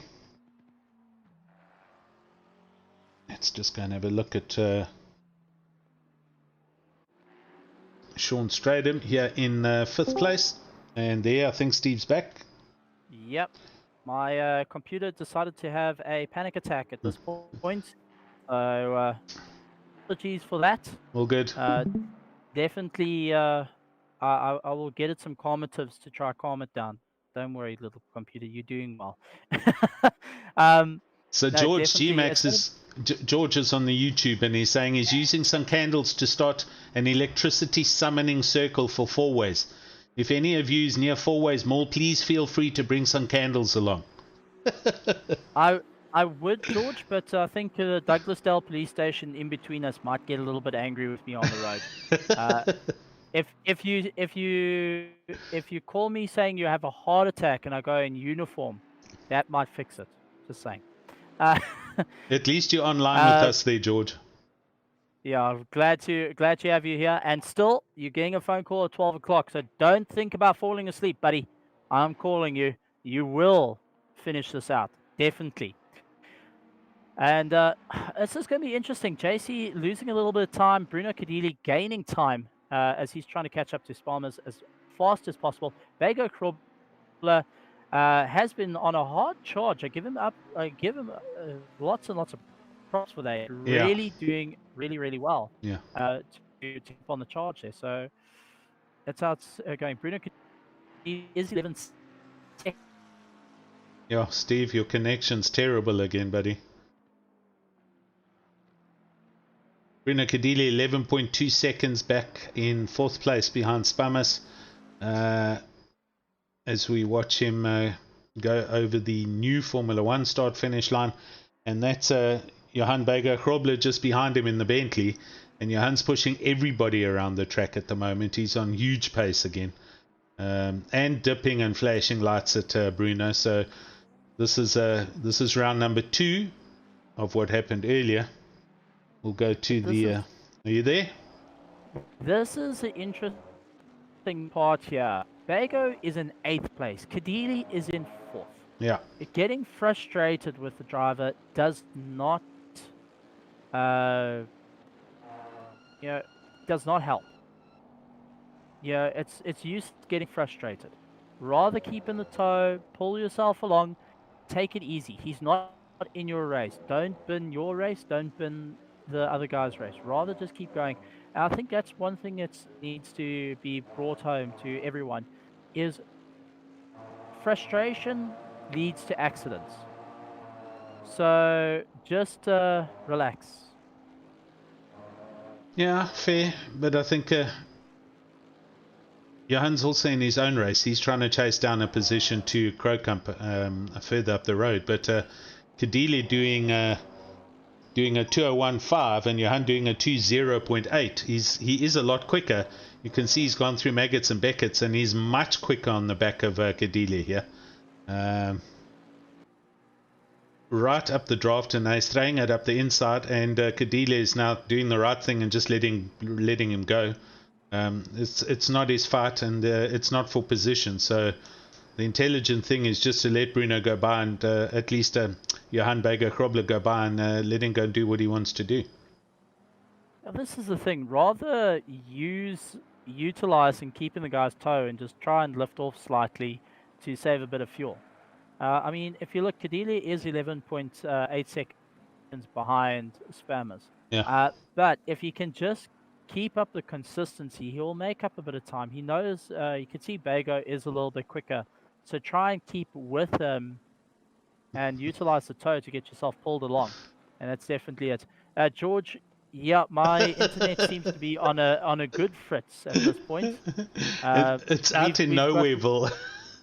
Yeah, I can tell you that we have got the the fiber lines are exposed once again, much like last year. So I'm very excited about this. Unreal. They've putting water lines down by us, so they've opened it all up. So we've got trenches and moats at this point. If you want to drop off any piranhas, I'll give you my address. Chris Heineke pulling into the pits, and are they going to do a driver change? Yeah, this will for the be a last little change. bit? Marcus Stain's probably going to get in. I'm just doing the sums, but this is 1.5 hours to go. They can't go from here to the end, so there's going to be a pit stop in with between half an hour and 15 minutes left in the race, I think. That's splash and dash. Yeah, there's going to be something like that. Maybe they put Leslie back in the car, or Chris DeSantis will go in for the last hit. We'll see now if there's a driver change. Brett Crocump just goes over the line, so they've actually just gone past them now. Brett Crocump goes up into 6th place. Johan Bago, he's just going round, so that means Chris will come out, which he does. And Marcus Stein is in the car now, so there has been a driver change, and Marcus is driving. So they're down into 7th place with one more pit stop to go, which is essentially going to be a splash and dash, and they'll put Chris DeSantis in the car for the last stint. Absolutely. And I mean, it's amazing to see how hard every single one of these drivers are, how hard they're actually pushing to keep on going. And also, for the teams that have stuck in, I'm getting a bit of reports from the KK Racing team. They are really pushing hard, trying to keep their drivers going up and racing as hard as they can right the way through. So KK is pushing hard. WRG trying to keep up their retro, just hoping that their driver can keep it all together right until the end. Yep. So definitely going to be a difficult one for all the teams, and I think every single one of these teams are going to get a well-deserved pat on the back for starting, and even for the teams that are going to be finishing this epic 10-hour event brought to you by Raceface. And a big thank you to our sponsors, PWSR, Race Labs, and Resource Complete, along with our international RCI. I'm looking at Mike LaRue down here in 21st place in their McLaren. Also doing well. 5 seconds off the back of Greg Hunted in his Mercedes. And just trying to find anybody else on the leaderboard that is relatively close that we can watch. Now, Alan, getting down to this, the nitty-gritties. We're getting down to the final hour and 27 minutes. We are. This has been a hell of a race. It's now getting darker for every single one of these drivers. You can see those lights coming off the race circuit. And from our outside perspective, it doesn't look too dark. But if you go inside the car's perspective with them racing, it's starting to get pretty dark out there for the drivers. And they're having to try to figure out where their lines are. As we saw one of the cars coming to a complete stop, actually. Yeah. So the guys are having to work incredibly hard. Now it's about the long game in terms of keeping it together. And it's easier said than done. Ladies and gentlemen, I mean, it is 10 to 11 here in South Africa. Yeah. So these drivers have been awake for quite a considerable amount of time, and trying to just keep it all together throughout the race. How would you treat your driver's fatigue going this late into the race? Those who have fatigue must now go and lie down and go to sleep. Those who still have to drive, they've got to keep on driving. It's yeah, we've covered this. I mean, we know, it again, it depends on how many drivers in your team, but it's a 10-hour event, and you entered this because you wanted to race in an endurance, and here we are. We're an hour and a half away from the end of a 10-hour endurance. You've got to keep on going. There's a long way to go, but not a long way to go at the same time. So each and every driver's got to do his best and whatever he needs to stay focused, stay attentive, talk to teammates on his headset, and get updates on positions and so on and so forth. So lots of energy drinks, but you can be sure that the chatter in the disc in the radio channels is going to be a lot more reduced from the start of the excitement build up, everyone chatting, to the end where there's not going to be much talking. I think as all the drivers are starting to feel the wear and tear as the day has gone by. Jansbaum is having a lot of fun, part of the BWR Vipers, who's lying up in third place, snuck their way through right to the top, 12 seconds ahead of Bruno Cadili. So they've been opening up a gap to fourth place. So they're looking to try and hold that third place right until the end. And they're 31 seconds behind Hendrickson. So this gap is still 42 seconds for third, fourth, and fifth place. Absolutely. So the guys are really, really doing well. Down in the comments, it seems like GeeMax is having a great chat with a couple of guys about the electricity at this present point.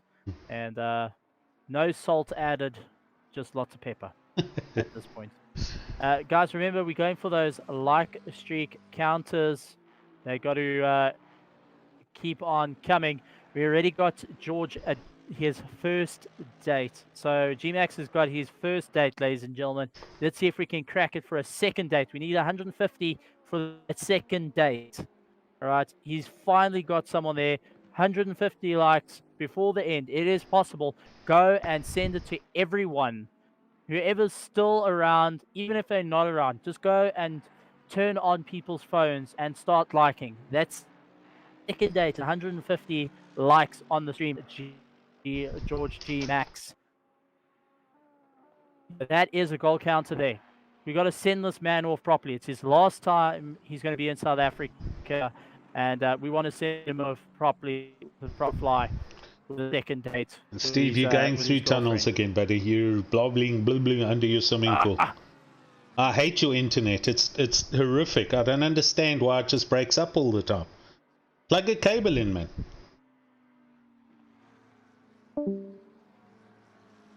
Etienne Kleb, 22.5 seconds off the back of Mr. Gambon for 9th and 10th place, yeah? So I do have the cable plugged in. Well, I don't... What the heck then, dude? I don't know. This is a fiber line, 50 meg fiber line, that the whole lines are exposed for a good couple of days. Well, take a timestamp here with 1 hour 23 left. Go back and listen to the live stream and listen to the quality of what you sound like, so that you can understand. I know, I'm hearing it. It's unbelievable. We catch every fourth word that you say. Who's the service provider? Vumatal. So apologies to everyone in the stream. Yeah, it's all good. Yeah, this is unfortunate. If I could change it, I would. Not ideal at all. Hendrickson looking down the inside of one of the Ferraris. I think that's Barry Mayer's Ferrari down in 21st. And Hendrickson powers on, going over the start-finish line and still maintaining a pace. The new finish line. His last lap a 1:59.1, so still almost doing 1:58. Henzero on the YouTube channel. Our friend George has decided to go and find wetter pastures in the United Kingdom from March, I believe it is. So he's on a countdown for his last days here in South Africa. And he's going to go and try and chase his dreams in the UK and Europe. So, unfortunately, listen, if I was his age and I didn't have any responsibilities and I had a passport, I think I would also be well out of this place by now with the state that things are happening. But, it's not something I can do at my age. And but all the best to George GeeMax. I'm sure he'll make a go of it and things will go his way. As we see Hendrickson coming into the pits from second place. So here we go. These are now going to be position changes from here towards the end of the race. These guys coming in from second place, they will go down to third. So let's see where Spamas is. And we can try and work out. Here he comes around onto that straight, and he's about to go on to lap 255. He will go up into second place. And also between now and the end of the race, Jan Spamer is also going to have to pit once more.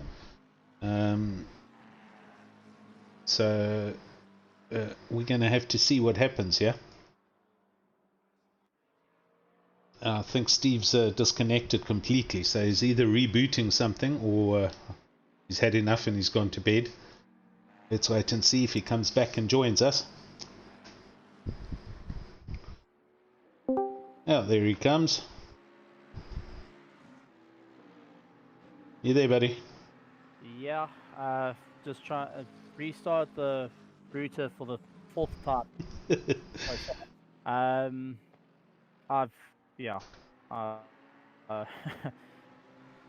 There's a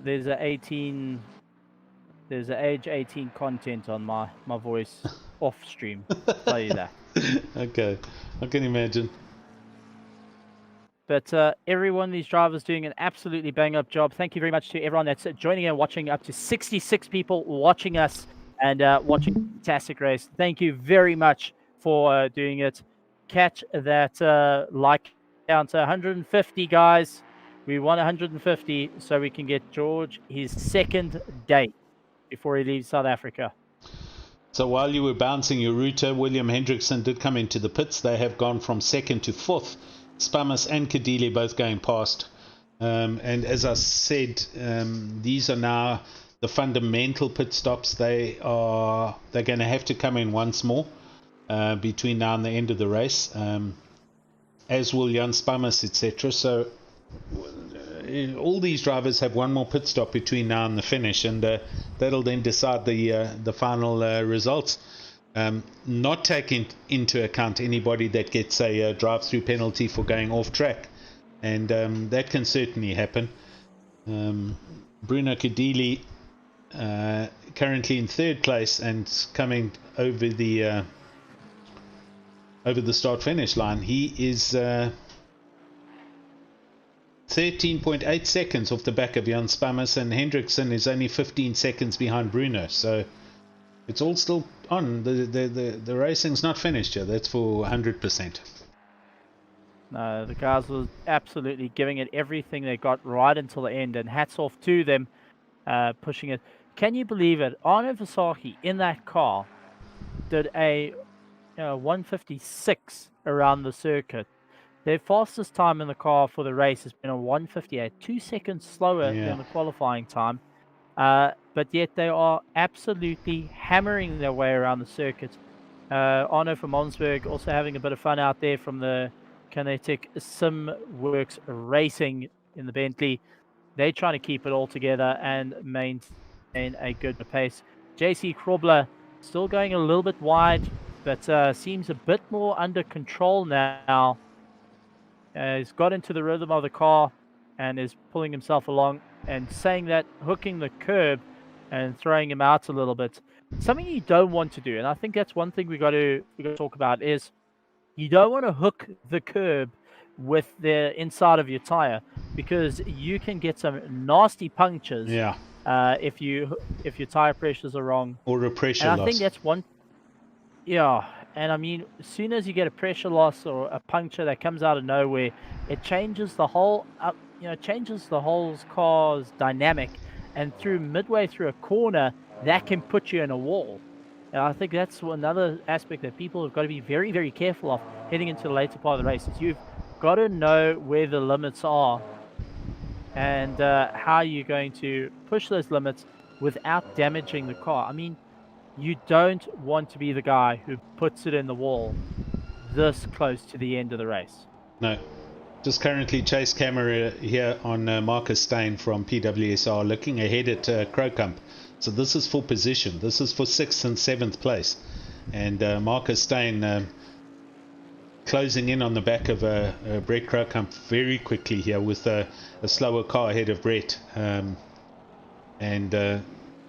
yeah, this is going to affect everybody going forward because Marcus Steyn has now joined this party. The gap is under a second here, 1.8 seconds, and he's looking for a way to get past Brett Krocump as they go over the start-finish line onto lap 256. Full 2 laps behind JC Krobler, but still in this and still in a dice for 5th position, possibly 4th. As you see, Jay Carr down in 23 getting a 15-second penalty for, and there we go. Marcus Steyn has just driven right around the outside of Brett Krocump. So Brett's having an issue there. Krocump just went in a little bit too deep and unfortunately had to slow up quite a bit. And Steyn making very short work of him. But Krocump looking to try and come back on the attack, though. Gets into tow and trying to pull himself along. Don't think he's got the same pace as Steyn, though.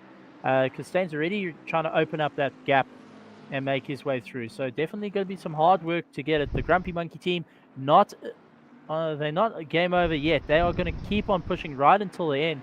The lights are shining on all the cars as they... doing everything they can. Daniel Rowe saying JC got a puncture 3 or 4 laps into the start of his stint. So at the start of his stint, he got a puncture and has kept going. So that is probably why he was scattering all over the circuit. Okay, so there at least we know. Puncture. Yep, the car wasn't 100% stable on the 4 corners, and that. But then, when did he come in to change the tyres? I haven't seen them come into the pits. So I don't know. I think until it's driving up, we might have missed it, or he's driving till it's landing on the rim at this point. No. So Daniel Rowe, maybe you can give us a bit of insight there when you guys actually came into the pits and got that tyre fixed, or is he still out with that puncture? He can't be on a puncture. He's doing 2 zeros, so his lap time is like under normal circumstances. You wouldn't be able to lap like that. There was either a pressure loss or they did a fuel stop, at least a... No, he's managing it. Daniel Rowe says he is managing the car with a puncture. That's a pressure loss. That's a pressure loss. So a bead coming off the rim. It's not the tire going flat. I've had one of those where it goes from 27 down to like 25 or 24 psi. So yeah, he's trying to hang on to that tire and not do a pit stop now. He's trying to carry it on to the pit stop, the normal pit stop. But it explains why he was all over the show with 100%. the circuit, because the car is not settled by any means, and every time he leans too much on that tire, he's going to start seeing more and more decreased pressure on it. So he's got to try and take the weight off it to try and keep it going. So definitely some hard work there right until the end. So JC has got his work cut out for him to keep on going. Car's got that 30-second penalty. Etienne Kleb dying in the 11th place with McCall going after Fenter as fast as possible. So he's got to make short work of Fenter if you want to get by. Yeah, this full position. Morgan has been on a hard charge. He's really got Silverstone down to a knack. Yeah, his last lap was a 59.5. So Morgan, he's got this track taped and he understands the layout and he enjoys it. Yeah, that's for sure. But the overall pace is not as fast as the Mackie and the Bentley. So, there's Kadili in the pits from 3rd. I'm telling you what, it's all going to happen in the last hour here. That is very, very possible. I mean, it's going to be a big change up for Kadili. He's going to go down. Exactly. He's going to go down. Hendricks looking to try and come by.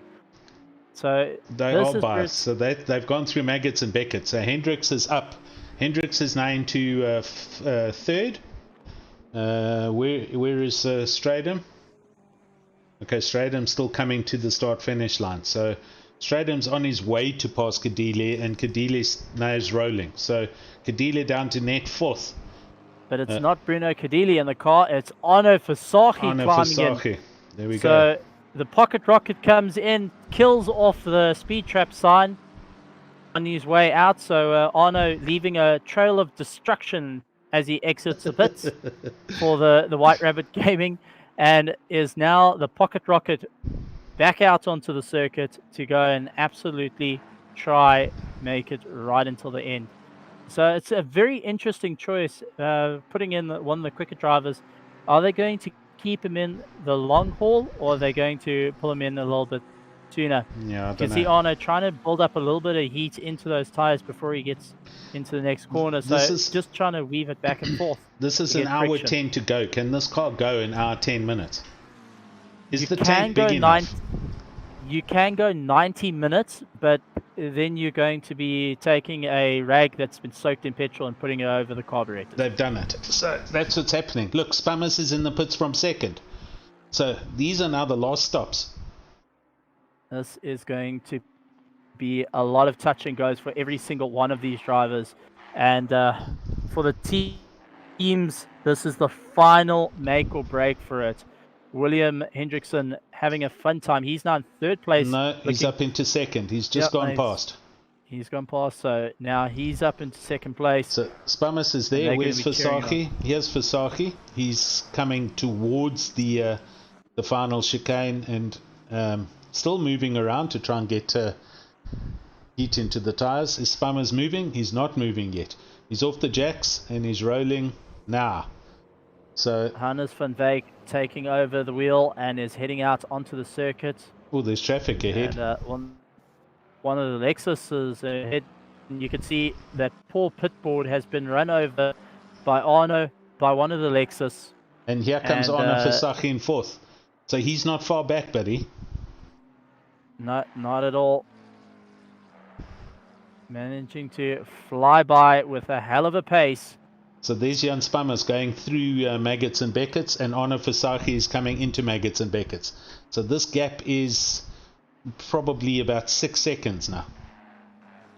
So this is going to be very interesting for Arno Fasaki. He has to try and get past Van Wyk as fast as possible to get into that third place, and then try go after Hendrickson. They were within earshot of it. Now they have to just keep on putting on the pressure and keep on going. Sparks flying as every single one of these drivers make their way around Silverstone in the remaining hour and 8 minutes. Yep. Oh, just saying that is actually nerve-wracking. Hour and 8 minutes left of this 10-hour race. And Van Wyk we're watching here is still behind the Lexus, by the way. Oh, who is in that Lexus? Is that the Kaikei Lexus? I don't know. That's the car came out the pits. So he's literally done a whole lap behind the Lexus. So Fasaki has caught him up. There you can see the gap's 9.7 seconds. I don't think that's the Kaikei Lexus. That's No, that he got held up behind. But definitely not what you want there to get held up behind someone that's a little bit slower. And the leader's in. Krobler's in. So JC in, 1 getting hour a to go. This is their last pit stop. This is going to be interesting. Right, Alan, we're in for an interesting last little bit. And, well, if stuff doesn't go quite to plan for the retro racing, for the retro team, they're going to have Hendrickson, part of Griphack's engineering, going past them. So it's a thing they've got to be very aware of. And Arno Fasaki also on a hard charge to go for Van Wyk. So the top four, it's still open cards. It is still open cards right to the end. Yep. Barrington Smith again back up into 5th place. But I think that's due to all the pit stops. So he's going to go down soon. Marcus should go up into 5th. But then I'm convinced the PWSR Bentley has one more stop to do. It's going to be a stop and go with like 15 minutes or 10 minutes to go. Yeah, so just do a 7 seconds. I mean, a splash and dash is, frustrating to start off, but it's going to be a bit of a run to the line here. I think that is the Kaikei Lexus it's in front that Arno's trying to work his way around. As we jump on board with Shorter, who's having a lot of fun in the Aston Martin. Sorry, he the was British very close. racing green. He was showing sub 2/10 behind somebody, but that person's gone now. I think it was Gerber, who's just gone past. Yeah. So Gerber is doing everything he can. Do Gerber, part of Resource Complete Racing, right behind him, 1.1 seconds behind, and is pushing hard in, all I could say, the Union Jack Bentley. Yep. And Jeff Carr down in 23rd with a very, very scrapped up looking Mercedes and a 30-second penalty added to them. So they've had a coming together with somebody. Yeah, definitely not a happy camper, and you can be sure that the front end of the car is going to be skating underneath them. And you don't realize how much these GT3s actually use a lot of aero until it's taken away from you. I mean, look, the Merc, the Bentley, and the Aston, they rely more on mechanical grip than aero grip, but you'll still notice when you lose that front end aero, you will battle quite a bit with it. Arno making short work of the Lexus, now looking to try and push as hard as he can. 6 seconds behind Van Wyk. Yeah, so he is really on a charge. That gap's come down by 2 seconds now. Now it's all about getting it to the end. Will Arno be able to catch up to Van Wyk? Does so. So we've missed the overtake somewhere. So Arno is up into 3rd place and is now going after Hendrickson as fast as possible. And Hendrickson 1 lap behind our leader. So that is definitely something to go for. As we have got someone to come join us in the commentary box as well. Mr. Meyerberg, are you there? Yes, I am. How are you, sir? Welcome to the booth with us. How's your race been going? Our race has been going pretty well, I must say. I'm pretty impressed with our pace and where our standing so far. And tell us about your strategies and your pit stops. Has everything gone according to plan? Except for I think it was I can't even recall all the stints. The one that was Paul was on, we had a slight mishap there. Obviously then we had to come in for a little bit of a repairs there. So then we added an extra stop to our pit strategy. But from there we just as we say, we just winged it and just went with the flow. Who's in the car now, Hannes? Paul is doing the last stint now. He's just taken over from Bago, so he's doing the last hour, which was about 1 hour and 15 minutes. It's 1 hour 3 minutes now. Okay, so this is it now. You're driving to the end from here now. Yes, we're going to the end, yeah. And overall, are you impressed with the McLaren, at least the Bentley? Are you happy with your car choice and all of that? Yeah, well, this is my season choice as well, and and I think it's a pretty good car. Yeah. I've never been a Bentley fan, but after the Imola I did last year and this one, it's a car of choice, I think, as well. Yeah, definitely. A lot of teams chose the Bentley for a number of reasons, but it's put up a good fight against the McLarens as well and some of the Aston Martins. A lot of people think it's a big lump car, but it's not actually. It's actually a very powerful, stable car. Yeah. So Gerber currently in the car. We're just on an hour left at 9 o'clock in the evening. So we've got the last 60 minutes of a 10-hour race. Have you enjoyed the endurance part of the race? Has the team enjoyed it? Yeah, no, for sure. Absolutely, 100% enjoyed it. That's awesome. I mean, the build up to get it. Yeah, how did it come to? All right, guys, we're going to take a day off. We are going to race this 10-hour race, and we're going to give it everything we got. You know, it takes a lot of planning to get it right and get all the drivers organized and the practice time to get ready for this race. You know, as a team, how was it for you guys to get yourselves ready for this epic 10-hour event? Yeah, it is actually. I mean, a lot of guys got their own things going, so we have to plan around it as well. Exactly. And have to say who's going to drive when, and this guy wants to do this, and that guy wants to do that. So yeah, no. And we've just been putting in the hours in the evenings and just making sure we understand this car and we're all driving on the same setup, and that's it, eh? And who was responsible for the setup? It's a team effort, okay. But mostly I would say Bago's input, Grobler's input. He's the main input, yeah. Yeah. And we had Silverstone last weekend, the RCI as well. So there was a bit of a prep for us. So yeah. Awesome. Well, buddy, you've got 60 minutes left, and then you can open a tap of water or a bottle of champagne, and the race will be over. But good luck for the rest of the race, and let's see how you guys can get to the end. Alrighty, thank you so much, guys. Awesome. Thanks for coming in and chatting. Thanks for the Big comments. shout out to the team. Good days, go well, guys. Cheers, man. Cheers. Absolutely incredible, and getting a little bit of insight from Team Tryhard Racing, giving us a bit of insight of how their team is going, and they're pretty happy with their car choice, and also about the Bentley. Yep. And Alan, I see you got another cop launch here. Yeah, here's Mr. Greg Hunted again. Good evening, guys. Again. How you doing, buddy? You know, this race I'm actually looking forward to 12 o'clock. I'll be honest. Are you tired now? Yeah. Our last batch has just gone from bad to worse. Not so good, but you've still enjoyed the endurance part of it, correct? Oh no, listen, this has been so much fun. I'm thankful it wasn't a straight 24 like originally sort of the idea for the event. Yeah. I don't know if I could do a 24. I don't know if I would survive. I heard you guys earlier saying, you know, if you don't have a shower or a power nap, I think the Oaks doing 24 hours probably take a couple. Yeah, it's not easy doing long distances, but you know, think about this: you've only done 10, and think about doing a 24. You're not even halfway of the distance of that race, and how you feel now?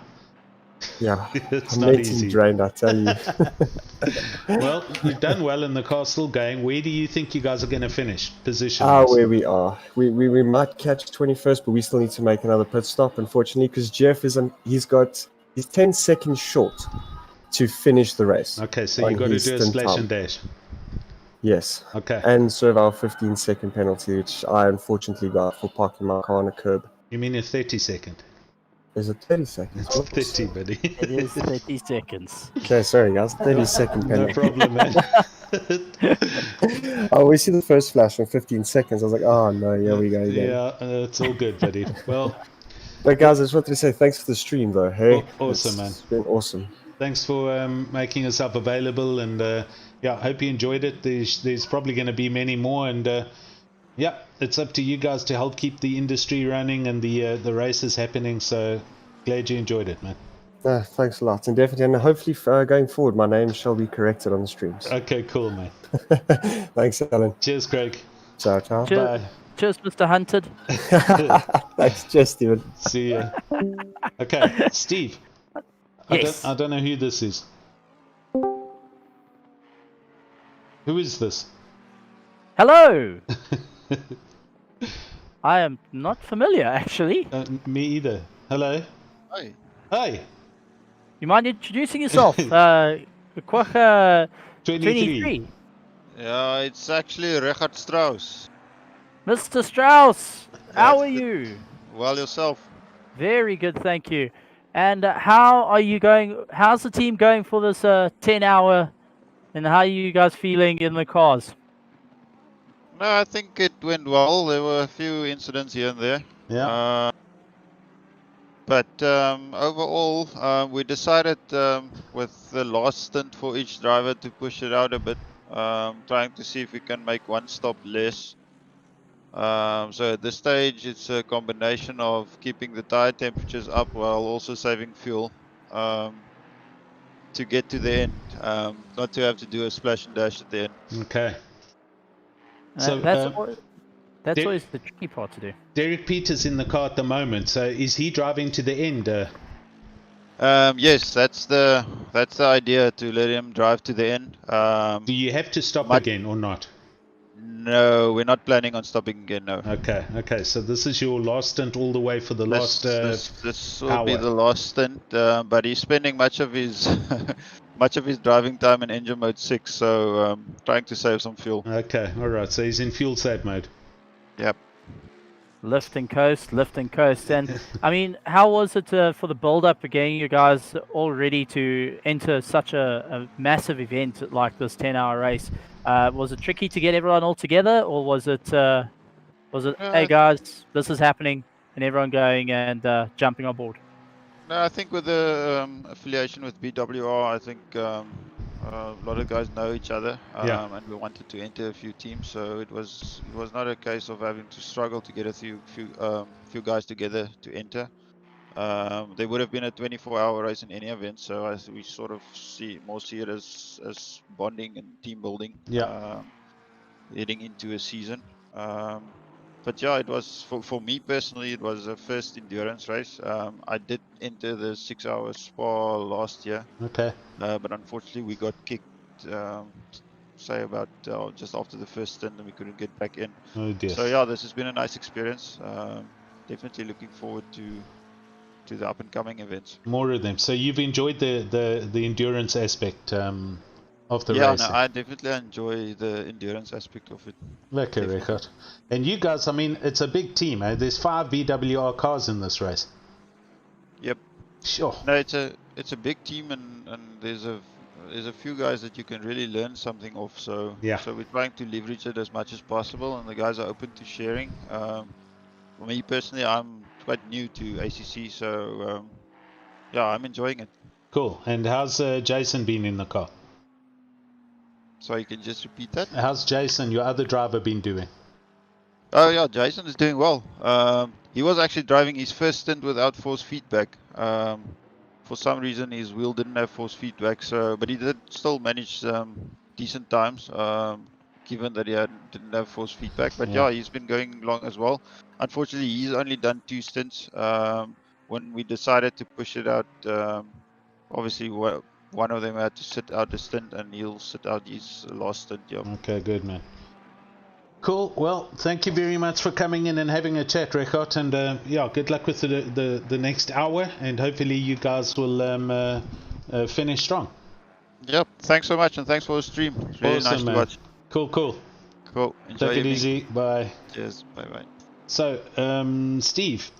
Yes. Mr. Hendrickson in second place has a 5-second time penalty. Ouch. Okay. It's all happening. So Grobler out in the lead, and Hendrickson only 42.8 seconds back now, but add on 5 seconds, so 49 seconds back. And then Versace up into third place. He's a lap down. He is a whole lap down. No, he's not. They're on the same lap. So we'll see a time separation happen there shortly. They're also on lap 268, as we see. So all 3 cars are currently, the top 3 are on the same lap. They are. So JC Grobler's just coming onto the start-finish line now, as we can see. Right here, I will then jump quickly to Hendrickson, who's he's just finished the new start-finish line, so he's about 2/3 of the way around. And Honor Versace has gone through Maggots and Beckett's. So, and Hannes van Wyk, who's just gone over the start-finish line. So, first, second, third, fourth are now all on the same lap. This is turning into a very interesting race. Seeing in the chat here, Hendrickson gave JC damage trying to overtake a couple of laps back. Interesting. So seems like Hendrickson and JC had a bit of a coming together, and unfortunately sustaining a little bit of damage to the car on the last stages of the race. So lots happening, and I've got to say, the guys coming in and chatting with us in the booth, you can hear them absolutely exhausted. Hammered. Agreed. I was just going to say, yep, you can hear it. The guys have they've had a long day. They've some of them have done 3 hours, 4 hours, whatever it may be. But for a first time, I mean, I can't remember now how long ago my first endurance and what I felt like, but it certainly takes it out of you. It's not a walk in the park. Well, one thing I'm curious is at a later stage, are they going to implement a multi-class endurance? Because that's going to really, imagine having GT4s, GT3s, and a 10-hour race. That will be a lot of fun. You can see total chaos in trying to overtake. No, 100%. You missed ours. We had 4 hours of Imola, which was GT3 and GT4. That was about 3 weeks ago on Simrace South Africa. I was working. Yeah. No, there's a lot of Trust good me, I racing watched happening it. that side as well. So, you know, have a watch on Monday night for the first round of the Legends touring cars at the old Kyalami track. So I'll be Don't worry, I'll be racing there. I'll be racing there soon. Don't worry. All right. I'm coming. All right. You can't have Legends without you hiding that away from me. Not a chance. Well, come and visit and come and chat on Monday on the YouTube channel and watch that. That's going to be awesomeness. Old Batmobiles and Capri 3-liter RSs, Porsche 911s, those types of cars. You know, 70s Grand Tourers. The 910 as well. Saw in a couple of the old things. But can we believe it? We have gone past. We're in the final hour of the race, ladies and gentlemen. 10 hours, and it's come down to this. 50 minutes left of this race. 66 people still watching this stream, and thank you very much for being here. You guys are doing the endurance race like these drivers, watching. We want to see that like counter go up. And guys, thank you very much for joining us, and a big thank you to our partners that have been keeping us going within this race as well. Brian Lewis on the YouTube channel saying he's lost around 10 kilograms of fluid. Yeah. Definitely a difficult race, that is by sure, and I think it's going to leave people wanting more by the end of this. Yep. I think we're going to see a full massive series of these massive long enduros coming up sometime. That's for sure. Currently in the car with Jay Krobler, and whoops, he has a little bit of a sideways session there, but you can see how dark it's getting, but you can also see the clouds are pretty much cleared, so there's no chance of rain happening here in the last hour, but 13-degree track temperature, 13 degrees ambient. It's cool weather out there, and if the tires aren't set right, you're going to struggle for the next 48 minutes. As we see Ross Bartle in 8th place getting a drive-through, so this is what I told you, one too many off-track excursions, they're all going to start accumulating now. Well, Ross Bartle getting a drive-through, and I mean, if you think about it, they had 130 seconds at one point as well, but that was negated due to the admin saying that unfortunately, since the third driver that was registered couldn't get into the server and didn't even do one lap, they neglected it and put the team down to a 2-driver vehicle. Exactly. So they now have to keep on going. So the race is not over, ladies and gentlemen. No. It's still open cards, as Bruno Cadilli says. It's still, anyone could get it. Arno is pushing hard to go after Hendrickson trying to go after JC. So the guys are really pushing hard to keep on going. And the only way we're going to see this is right at the end. It's going to finish just after 12 o'clock. So we're going to go into the next morning at this rate. And man, it's going to be absolutely incredible. And all the drivers that have finished joining us on the streams as well, going and having a chat and being part of it. Glad to have you guys here and showing support to the friends and the teams. And there we go. Darkness reigns, ladies and gentlemen. Those lights are starting to show more and more around the circuit. Yeah. Currently watching Arno Versace, as Bruno did say, this race isn't over.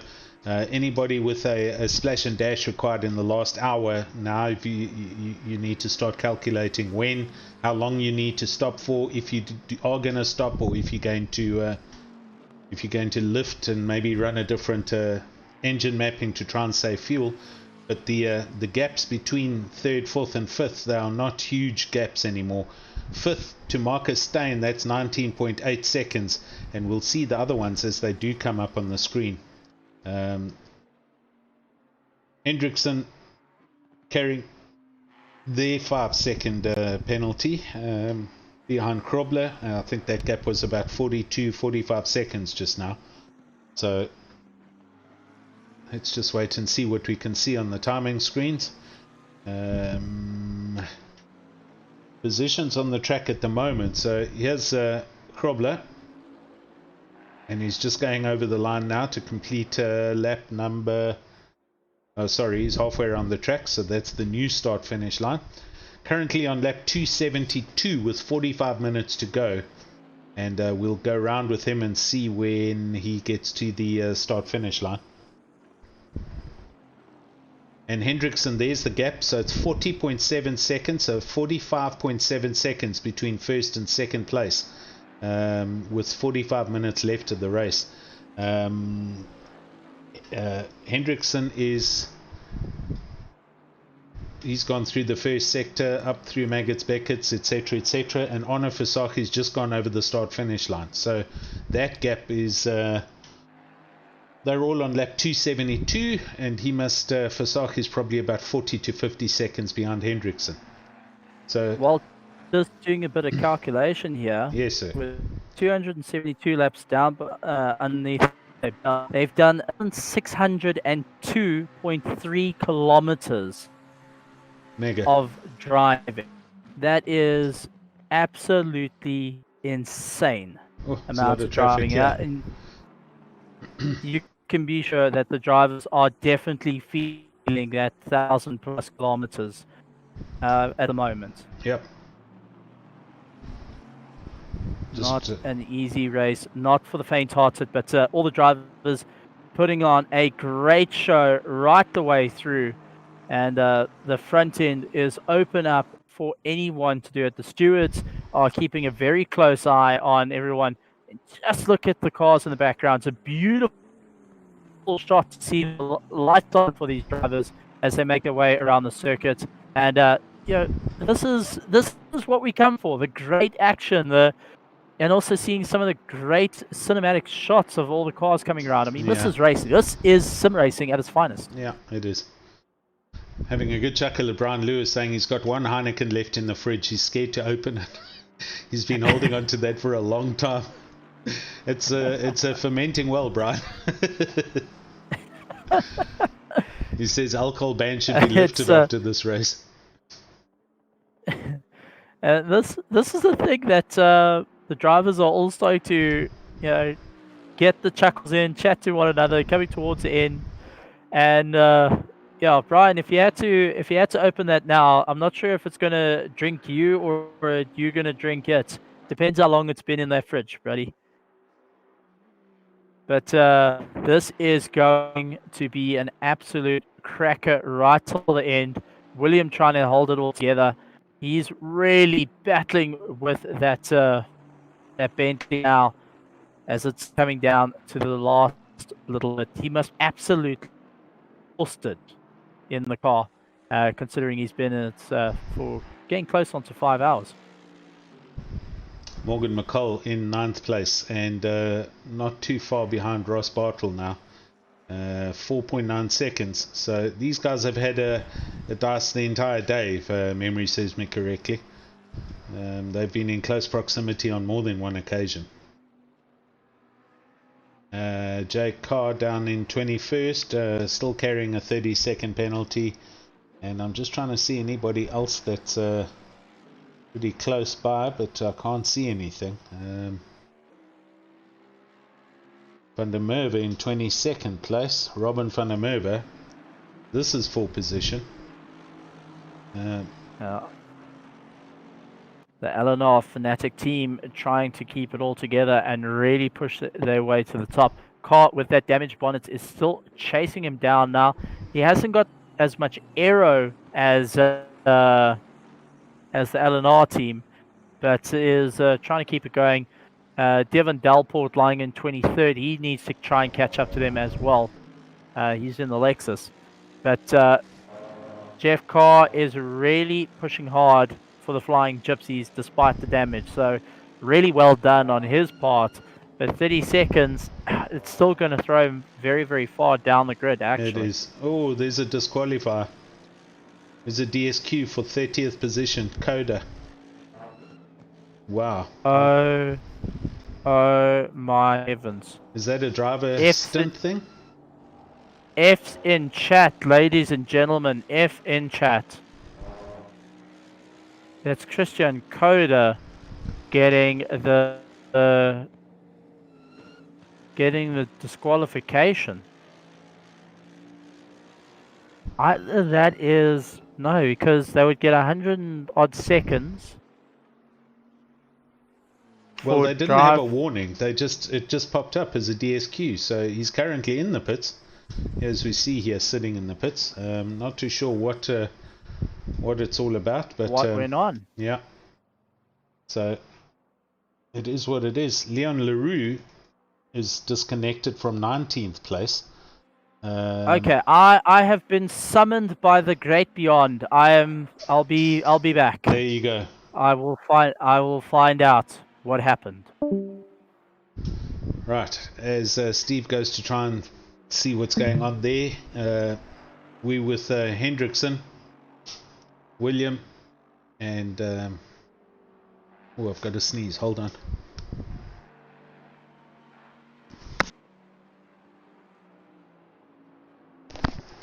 Okay, sorry, back. Hendrickson still carrying the 5 second, and for Saki in 3rd place. Oh! Vasaki going up the inside of that yellow Mercedes. That was a very risky move and could have been a spin or turnaround. The Mercedes now going into the pits. Vasaki took some big gulps there.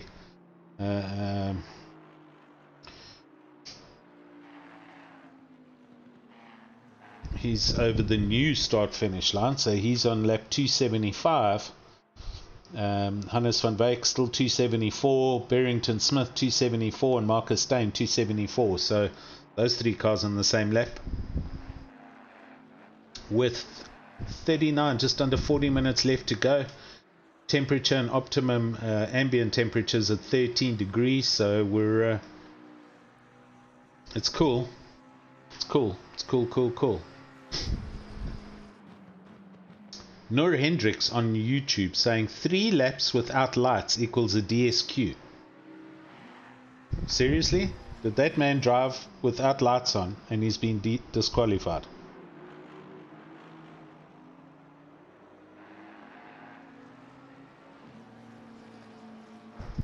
Yep, well he's gone. I can't get to his car anymore, so he has disconnected. So that's a DSQ. 3 laps without lights. Done.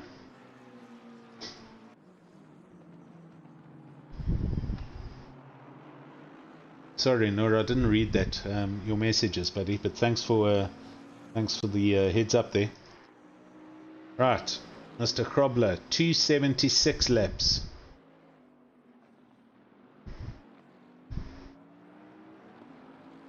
Last lap was a 201.1. Oh, William Hendrickson, last lap a 158.9. These guys are going quicker every other lap. Obviously trying to drive back that 5 seconds. That gap's 35 plus 5, so 40 seconds between 2nd and 1st place. That's not a lot of time. That's a pit stop. If the Bentley can do it and Krobler, they've maybe underestimated how much fuel they're carrying. This could be a... I don't even want to say it. If I say things like that, then they happen, and then everyone blames me for commentators' curse, blah, blah, blah, blah. Shot note. Pasaki also not too far back, and he's just gone through Maggots and Beckett's. Yeah, he belts up the straight. Just trying to find a close gap for us to watch here.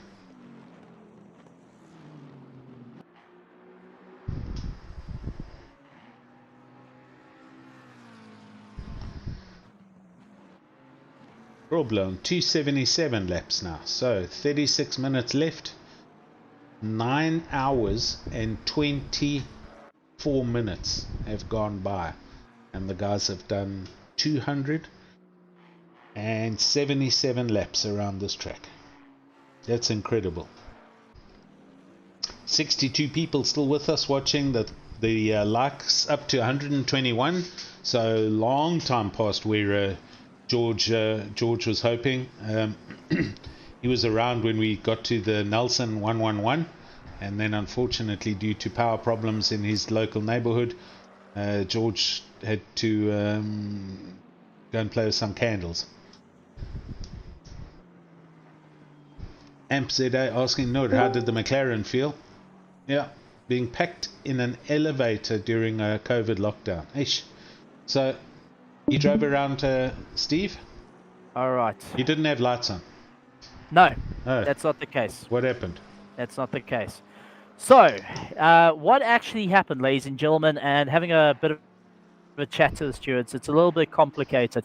Coda left the server with with his Aston Martin, the 111 Aston Martin. Yeah. He left the server, he was out. He then rejoined the server a little bit later down the line in a different Aston Martin, okay, 001. So in terms of he's changed car, he's now in a non-legal car. It hasn't gone past scrutineering, as he put it that way. The stewards sent him a message saying, pull in the pits. So in-game, there was a number with a name saying, pull in the pits. He then disobeyed the stewards in that regard, kept driving, and the steward said, right, you're in the wrong car, you disobey order, disqualification, sorry to be there. Okay. Which is fair enough. All the cars that are registered counters, they've gone for scrutineering. You can't just jump into a different car that hasn't been scrutineering. Yes. So if he rejoined the server in the correct car, it would be sort of okay. He would be doing 6 laps. But what they noticed is Coda was in the wrong car. Different race number, etc., etc. Yeah, it's a non-registered car. And unfortunately, did not help his case by not following his steward. So very unfortunate, especially towards the end of the race. But the stewards did make that call. And honestly, I have to say I go with him on that because 100%. Why did he disconnect in the first place? It could be anything, really. But he did not talk to the stewards in terms of the disconnect, reconnect, sort of thing. And I think that's where the communication comes in. It's a good thing. It's why the Dolkin team's not in. They had a problem. They couldn't connect, and even if they could get back in, it was the wrong thing. So it's across the board. It's to everyone. It's no favoritisms, and unfortunately, it is the case. So quite unfortunate. Gotcha. But rules are rules, and we're keeping it. This is why we got live stewards to maintain the rules right the way through the race to keep it fair. But yeah, that's it. As we jump on board with Jean-Andre Brits of CNM Racing, who's having a bit of fun out here. He's going chasing after Pullen. And really on a hard charge. The McLaren is really doing everything possible to try and make up a bit of ground. Very, very quick through the twisties. And now is moving on. Christian Deploy having lots of fun as well. Lying in 11th place, going after Etienne Kleb. 13.4 seconds behind. And wants to make an impact there. But that track is getting very, very dark. And the brake marker signs have been killed, that's for sure. So you're now looking for marks on the barriers to find where you're braking. And with your headlights only being the ones to see, it makes it very, very tricky. 100%. So I was doing some sums and checking on the gaps here just now. Again, Hendrickson carrying his 5 second. He was at 40 seconds just now. With the 5 seconds, so that was 45 seconds in total behind Krobler. So just waiting for a split to come up now, and we'll see how far back they are. These guys still doing 158s, high 58s and low 59 lap times. So incredibly fast pace for these two drivers. There's the gap, 30.8. It was 40 when you were talking to Gathdrill. So they've made up 10 seconds in the last 10 minutes, literally. So this gap is 35 seconds between first and second with half an hour of the race left. Absolutely. And Noah Hendricks, he didn't mislead anyone, but I actually inquired about the lights as well. Yeah. They actually said that there is a severe penalty if you're racing without lights. So you're not wrong, mate. You're definitely not wrong in that regard. So thanks, nice to point out. And it's another rule to be aware of. You've got to turn your lights on. Yeah. Especially when it gets darker. And I know some guys, I could see, okay, I don't need to it on, it's all chilled, or they forget to do it, or they haven't set it to automatic. There could be numerous things, but driving in the dark is dangerous to other drivers and yourself. So it is something to be pointed out. Thank you, Mr. Hendricks.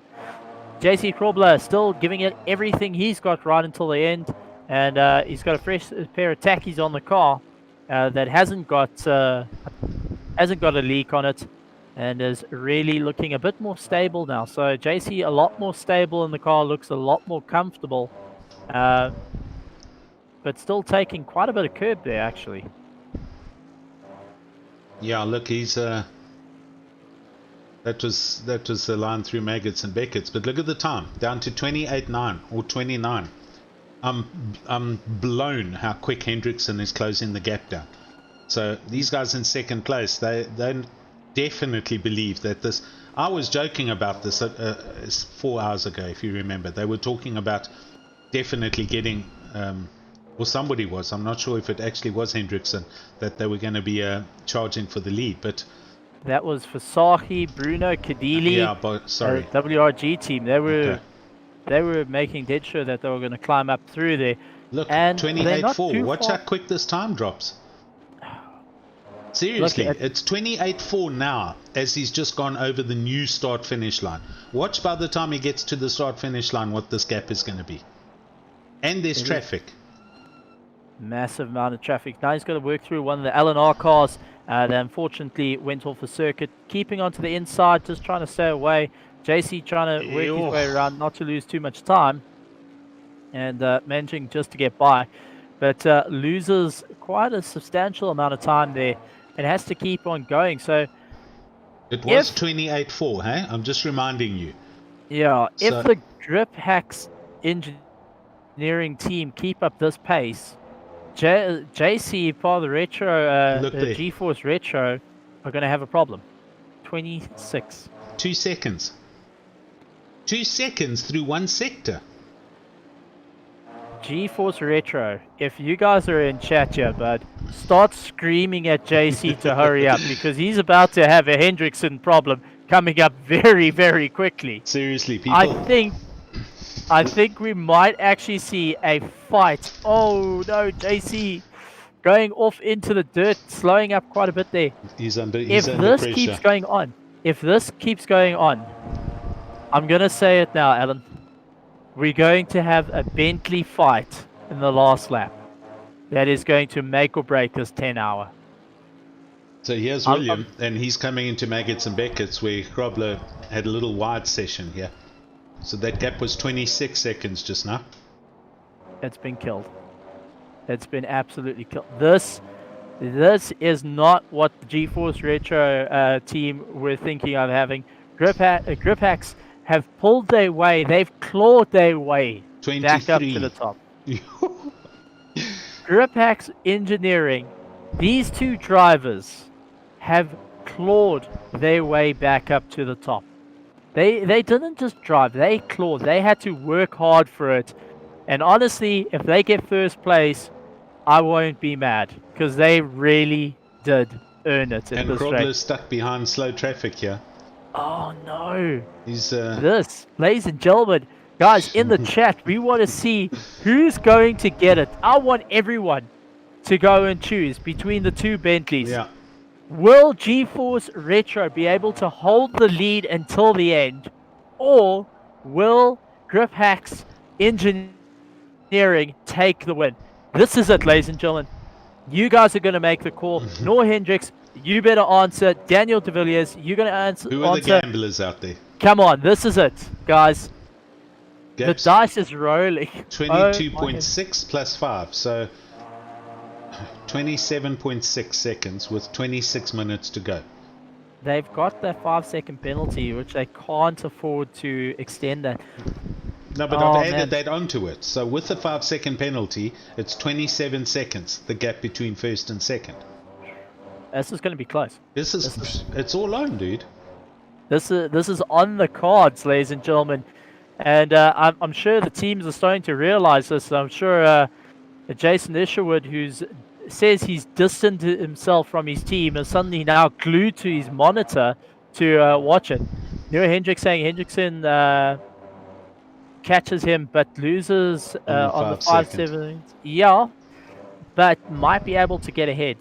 Yeah, this is Enzo Sure. saying you've got to know when to hold him and when to know to fold him. I At like this that. point, I this like that is saying. Yeah.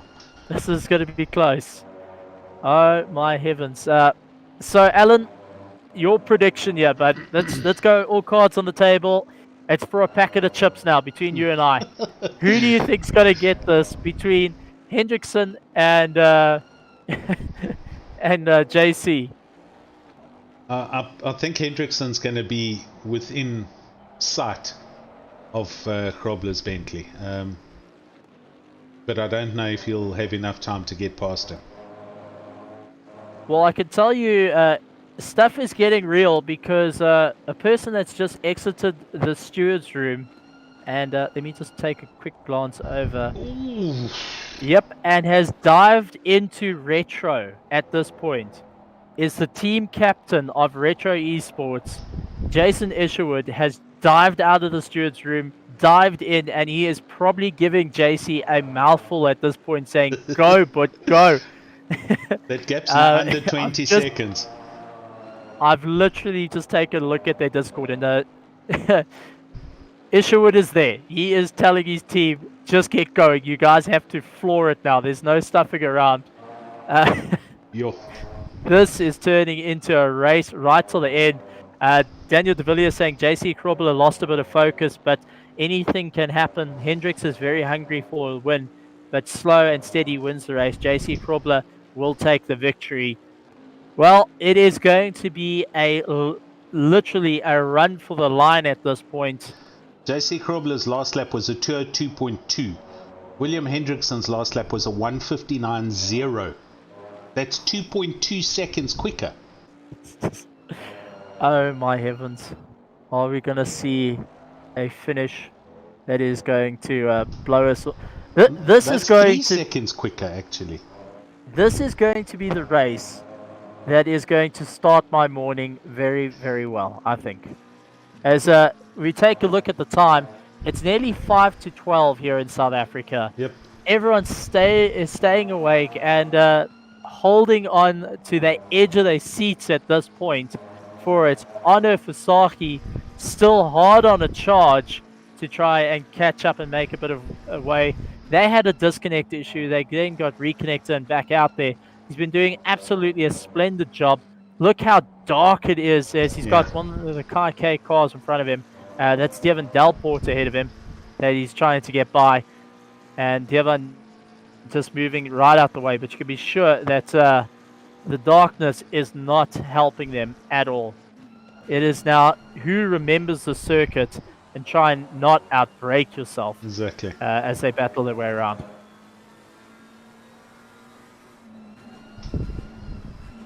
Oh no, flashing his lights saying, listen, I'm coming through, open up a gap for me. This is the Barry Mayer Ferrari, I think. I think so. I don't know, I think it might be Neil Berger in the car at the moment.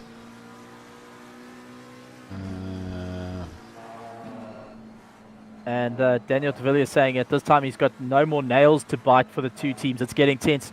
I can tell you that my legs are moving up and down. I'm building up friction on my chair here as I'm curious to see who's going to get it, because it is open cards at the top. It is anyone's gamble at it, and especially with how dark it is at the moment, that can also play an effect. It's so easy to go off circuit now. It is right now and when it's like this. Oh man, this is hanging on for it all, ladies and gentlemen. It's all about keeping it together. You can see JC going a little bit more over the curbs every single time. He's trying to keep it all together, but it's turning into a hard run for him. Hendrickson 16.7 seconds behind without that 5-second penalty, but it is coming down to the wire. It is really coming down to the wire. He's making up 2 seconds a lap. He might be able to get it in the last couple of minutes, but it's going to be a hard push for Hendrickson. Unless JC gets hooked behind back markers, loses it for whatever reason, I think JC might be able to hold it to the end. But he's going to have to run perfect laps. He can't put a wheel off now. If No. And listen, we've still got to consider if anybody maybe still has a splash and dash. That is very true. You know, this isn't done. We're coming down to the last 20 minutes, 15 minutes. I'm convinced my PWSR car's got to still come in. They pitted at 1.5 hours, so they must be on fumes. So I think there's still going to be a pit stop or two happening here, and that could still change a lot of things here. JC Krobler's last lap at 2:01.5. William Hendrickson a 1:59.3. I mean, it's a night and day difference in times there. The gap's now 20 seconds, Steve. Oh, JC's run deep. Oh, JC's starting to lose a little bit of focus there. He's trying to keep it together, but ladies and gentlemen, we may see a change. JC is hanging on for dear life. You can be sure that his entire team at this point are keeping a very close eye on second place.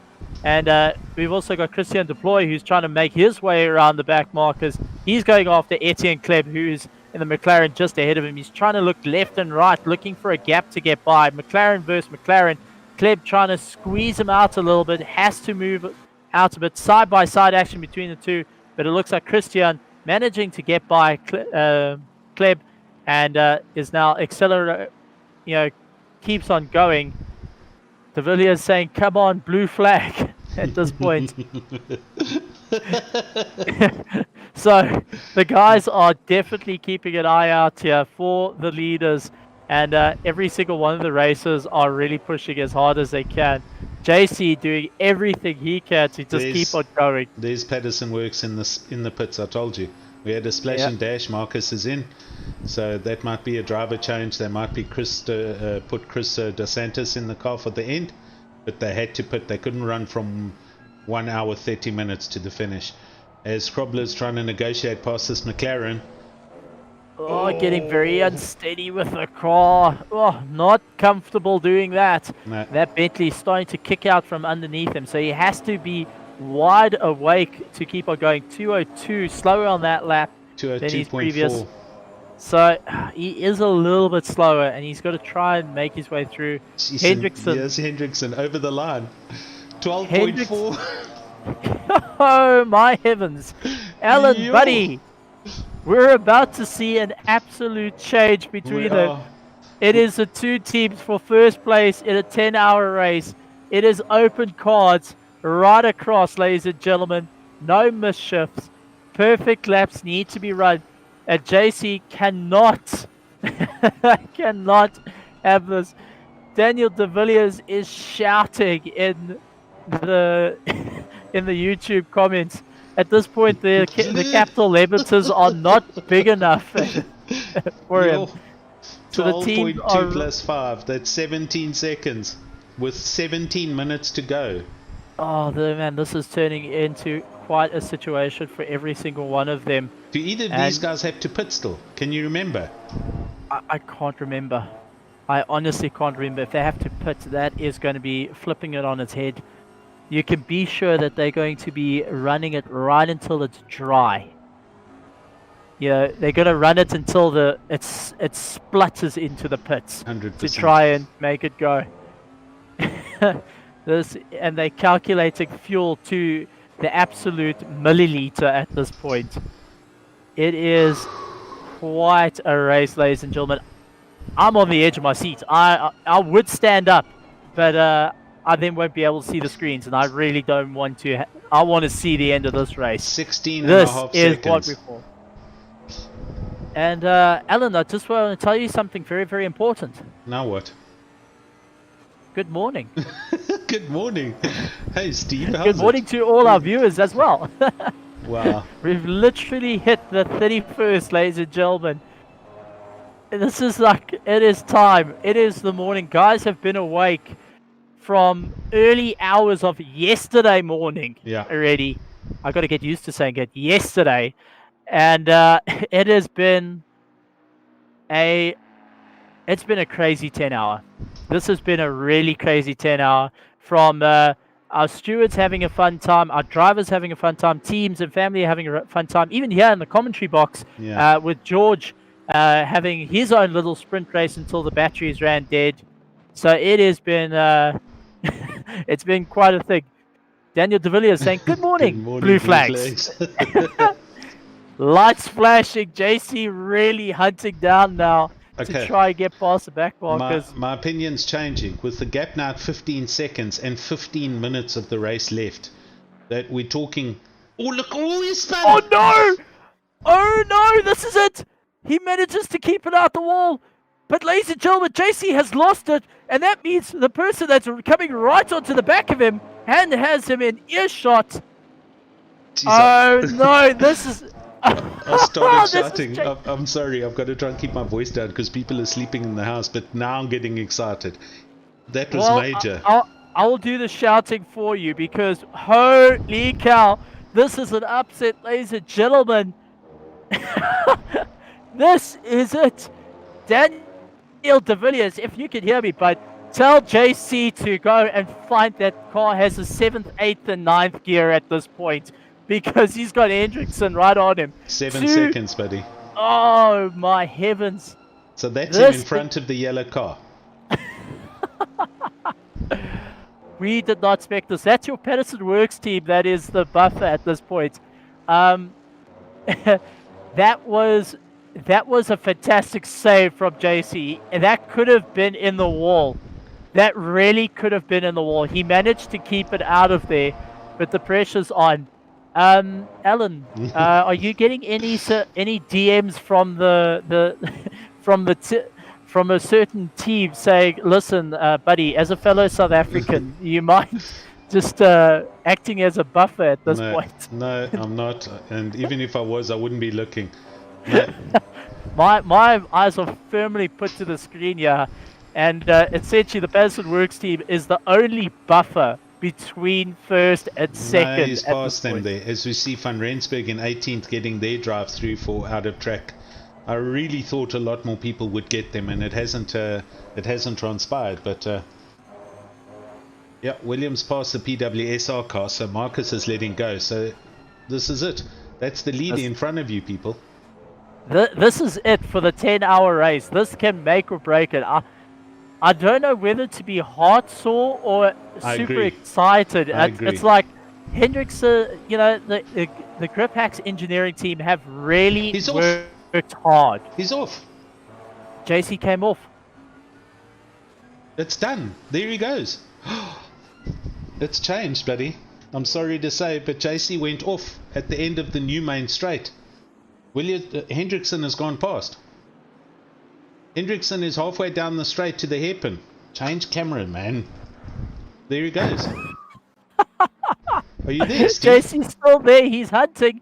JC is still hunting him down. Flashing the lights, telling Patterson Works team, please move. I need to make up our ground. Oh my heavens, ladies and gentlemen, with 12 minutes and 48 seconds left of the race, the leaders have just changed. It is all just changed. If JC can really push hard here, and I mean, JC has to just knuckle down. He's got to nail that throttle to the floor and be perfect. He might be able to catch, but I think it's said and done at this point. It's done.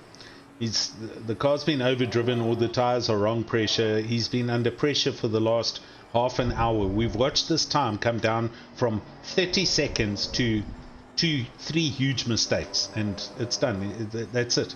They're going to be second. There, Marcus is getting out the way, and he's letting JC come past. I think that the only way that they can maintain that first place now is they have to stick within that 5 seconds of Hendrickson. Commentators curse. No, it's not. You're right, though. There is a 5 second gap, though. So the gap at the moment is 3 seconds. So as long as they stay within the 5 second gap, they will essentially still have won. Because that's a penalty. Daniel is saying that it was a commentator's curse. No, buddy. That's not a commentator's curse. No. That we've seen commentators curse. That's not a commentator's curse. That's unfortunate of overdriving the car a little bit too much. 100%. But T is also very well known into pushing hard to try and catch up. So if he can stay within that 5 seconds for the till the end, yeah, you guys will be able to take it. Exactly. But he's going to have to work hard now. This is where it's make or break for it. So you guys have got to just keep an eye on this. Noah Hendricks saying called it. He did. It's exactly what he said. It's all about keeping calm. And unfortunately, JC seriously outbraking himself, losing out that time. And Ivan saying William is literally flying. Ivan, it's been an impressive race to watch, buddy. William is definitely flying. He, I'm sorry, but you guys deserve this with that chase down. You were a whole lap and a bit behind, and you've chased him down. Jeez. Wow. You've got to give credit where it's due. Wow, this is absolutely amazing right to it. Ivan, if you're around the Discord, but we would love to have a chat to you. Please come in. We'd love to have a chat to you. Part of the international team that is racing with us. I know Eleanor's got a couple of international guys racing with us. Yep. JC really flying here. Gets past Etienne Kleb. He's out of the 5 seconds. So at the moment, Retro has just lost the lead. They have been leading the entire race. That's 9 hours and 50 minutes and 30 seconds that they led this race. And Hendrickson is now leading the race with 9 minutes and 20 seconds to go. Wow. Oh man, that is. I don't know to be so proud of what the Grip Hacks team have done. Yeah, it's mega. Or be absolutely shattered for the Retro. Do you know if is Williams got enough fuel? Are you okay to go to the end, or is there still a bit of a surprise here for an urgent pit stop? Are you? Or just leave ... if you're not saying because of your competitors watching the stream as well.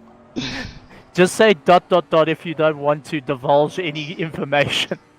I think that's another thing. I think at this point they're watching each other very carefully.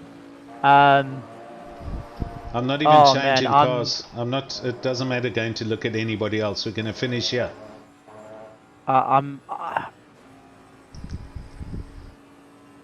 Sure. Yeah. Jordan's saying he thinks JC killed the tires. He's very hard with his inputs on the wheel. JC is an incredibly quick driver, that's for sure. But he's worked hard with this car, and I wouldn't be surprised. Man, I'm torn. I'm out of words, Alan. Yep. I know what you're saying, but it's done. Unless these guys have a fuel stop that we don't know about, there's still 8 minutes to go. There's still 4 laps. So, let's see. Ivan, everyone is compared to William. I just can't believe how he steers like that. That is the only thing that helps you in this situation. 85-minute stints with Bentley, you save tires. You go 2 seconds faster in the last 15 minutes. So, they had some strategy, that's for sure, and you've got to give credit where it's due.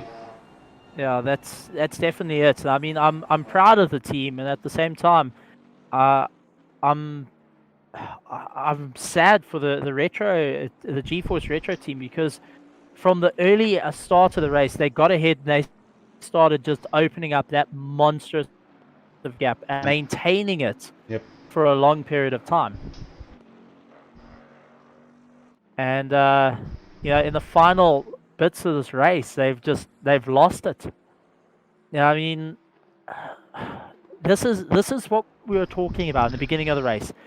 Fatigue kicking in, you're driving in the dark, setups. It's all so much that comes into and piles on. Yeah, but there's a lot of things that add to it. I mean, listen, these guys were a whole lap and some ahead. So, a lot of things had changed, or had to have changed for them to hemorrhage that amount of a whole lap, dude. That's a long way. You know, think back to Le Mans a couple of years ago, Toyota. It was about 4 or 5 years ago, and on the last lap, they pulled up on the start finish line, and the Porsche passed them for the win. Yeah, they broke down right, and that was about 35 meters from the start line. Exactly. I remember that. Yep. 35 meters after a 24-hour race, and they broke down there. Oh, I was broken after that. I felt terrible for the team, but I mean, I've got to give it up to every single one of these drivers, the teams, the families, to you guys in the chat as well, and to our stewards and to the marketing guys that have made this race possible. It's a 10 hours of Silverstone, the first of its kind here in South Africa, part of Raceface. It is history being written right now in front of us, Alan. It is history written in front of us. We have literally got 5 minutes and 10 seconds left of this outstanding race. It is a Sunday morning. Yeah, George, hang on. This thing Wow. isn't finished, buddy. Hendrickson could also spin the car. He could also run out of petrol. There's still 3 laps left here, so it's anyone's game. It is. The superlatives are awesome, but we got to just. You are now introducing the opportunity of a commentator's curse. Let's just let them get to the line first, and then we can go, yay, well done, blah blah blah. I'm serious. I'm just dude. saying for this feat. No, for the feat of lasting 10 hours. Yeah, I've done a 10-hour race before. Yeah. I've done a 10-hour race before, fortunately, through iRacing with Devon Delport and Vaynard. Survival is the hardest thing to do. Yeah. In an endurance race. And I mean, it's no slouch in a 10-hour race. And these guys have really worked so hard. Exactly. That gap's only 9.5 seconds out, so the realistic gap is only 4.5 seconds with the 5-second penalty. So if William has a little bit of a funny or a bump with the back marker and gets a spin, they're going to be second. This isn't over. No, so, it's definitely not. But yeah, this is what it's going. It's about just maintaining it now. And William can't back off. No. William can't back off because JC will be right up there as fast as possible. Oh, there's so many things that could still happen. Yeah, maybe they're carrying 4 off-track excursions. He runs one a little too wide. He gets a drive-through. It's done. Runs out of fuel. It's done. He could get a puncture. Oh, there's so many factors that can just change this race up. And wow, ladies and gentlemen, it is. What's playing in front of our eyes is absolutely amazing. You know, all the teams from Kai Retro, from from your team, Alan, just everyone has done so well. I'm lost for words, and I'm looking in the chat here, guys supporting each other, shouting out to each other, saying well done to one another. The guys that have finished the races and just watching the end happen in front of them as history is being written by every single one of these guys that have started the race, have been part of the stream. And that's an absolute blow away from everyone. It's an absolute ginormous feat what we have done here as a community, and I'm blown away by it. Right, just over 2 minutes to go. So based on where William is on the track, it's going to basically be one more lap. This is it, eh? Well, ladies and gentlemen, big thank you to our sponsors of our event, Racelabs, for being a part of Speedlabs, being part of it. Big thank you to Resource Complete, Patterson Works racing simulators. I think I got that. Sim racing. Yeah. Got that one. Big thank you to you guys as well for being part of it. Big thank you to all the teams for being a big part of it. And also you guys in the stream as well for making this event possible and joining us. Otherwise, we would have been 3 grown men all talking to each other, staring at a computer screen. And that doesn't sound as luxurious as saying commentating to, at one point we had getting close on to 80 people watching simultaneously. Yeah, it's been good. I mean, it's been fantastic. So I'm going to phone George. Go on. Daniel, it's happening. It's happening. Okay, I've got to change my microphone over as well. So let me get this going. We need a drive of the day.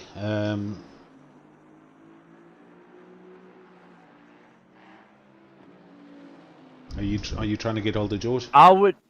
Oh, and yeah. Cool. Get hold of George. Let's try and see if we can get him on. These guys are coming along.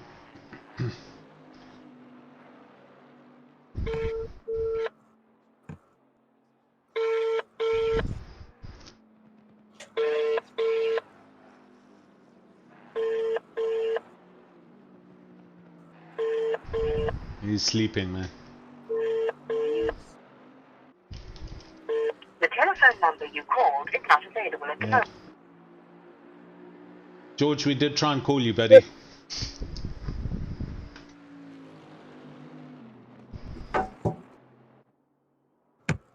Right, race is up. We're on with William Hendrickson as he...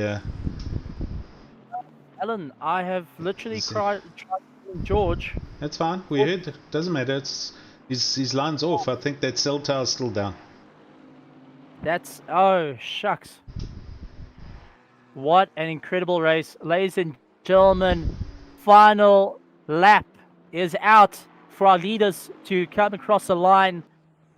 And after a hard-fought battle, ladies and gentlemen, Grip Hex Engineering have fought their way back straight through it all, and they're going to be coming across the line. JC Krobler, part of G-Force Row, also doing incredibly well. Arno Fasaki, who was on the charge for WRG. We've got Van Veek, we've got Barrington Smith, Marco Steen, Gerber, Bartle, McCall, Deploy, Kleb, Bertus Hugo, who's going to be running to the end. Bertus Hugo is finally going to see the end of one of these endurance races that he hosts. That's also another feat, might I add. And guys, thank you to every single one of you in the chat, watching, being part of this. Massive thank you to you guys as you cross the line. Checkered flag, everybody. The Raceface 10-hour of Silverstone is now complete. It is over. It is done. We have our victors. The victors goes to Grip Hex Engineering for taking the win. Second place goes into Retro as he bins the car properly into the wall. I mean, that's one way to do it. Arno Fasaki gonna come across the line. Ladies and gentlemen, we have all just done the 10 hours of Silverstone. Alan, how are you feeling about this? It is good morning. What's very interesting is that there's no fireworks and skyworks going off. So I wasn't sure if that was the last lap, but it doesn't, normally there's a whole lot of fireworks. It's like they've stopped doing that. Look, there's nothing at the start-finish line. But no fanfare. Great result. And no there we go. Fanfare at all. Fasaki over for third place. JC's disconnected already, so that was awesome. I wonder if we can, Alwyn, thanks man, excellent commentary. I wonder if these guys are going to be available for a quick chat with us or not. Steve, have a look around in Discord. I can go and try fish JC. Let's see if we can get, guys, if you are friends with the top three, Arno Fasaki, Ivan and Hendrickson, please come fireworks through. You guys need to come as well. So let's take a look and let's try to find the guys where they are. Yeah, let me try and find the winners, obviously, because we got to interview them. I'm not going to spend 20 minutes going through all the teams here.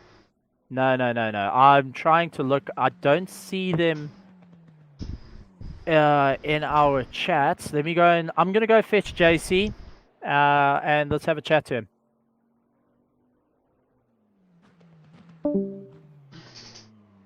Well, that was a very interesting race.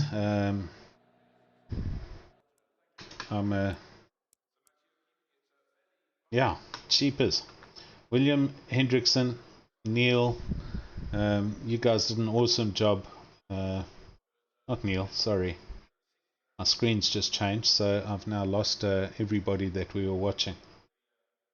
But I hope you enjoyed the coverage. I'm going to see if Stephen can find somebody.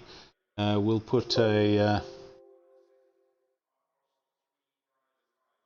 let's see if I've got a Raceface screen here.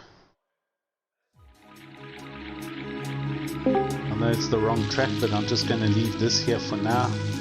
Alright, so I have gone and fetched Daniel Rowe, Johannes Schreckling. We have got Ivan as well, and we have... So we got first and second joining us in the booth.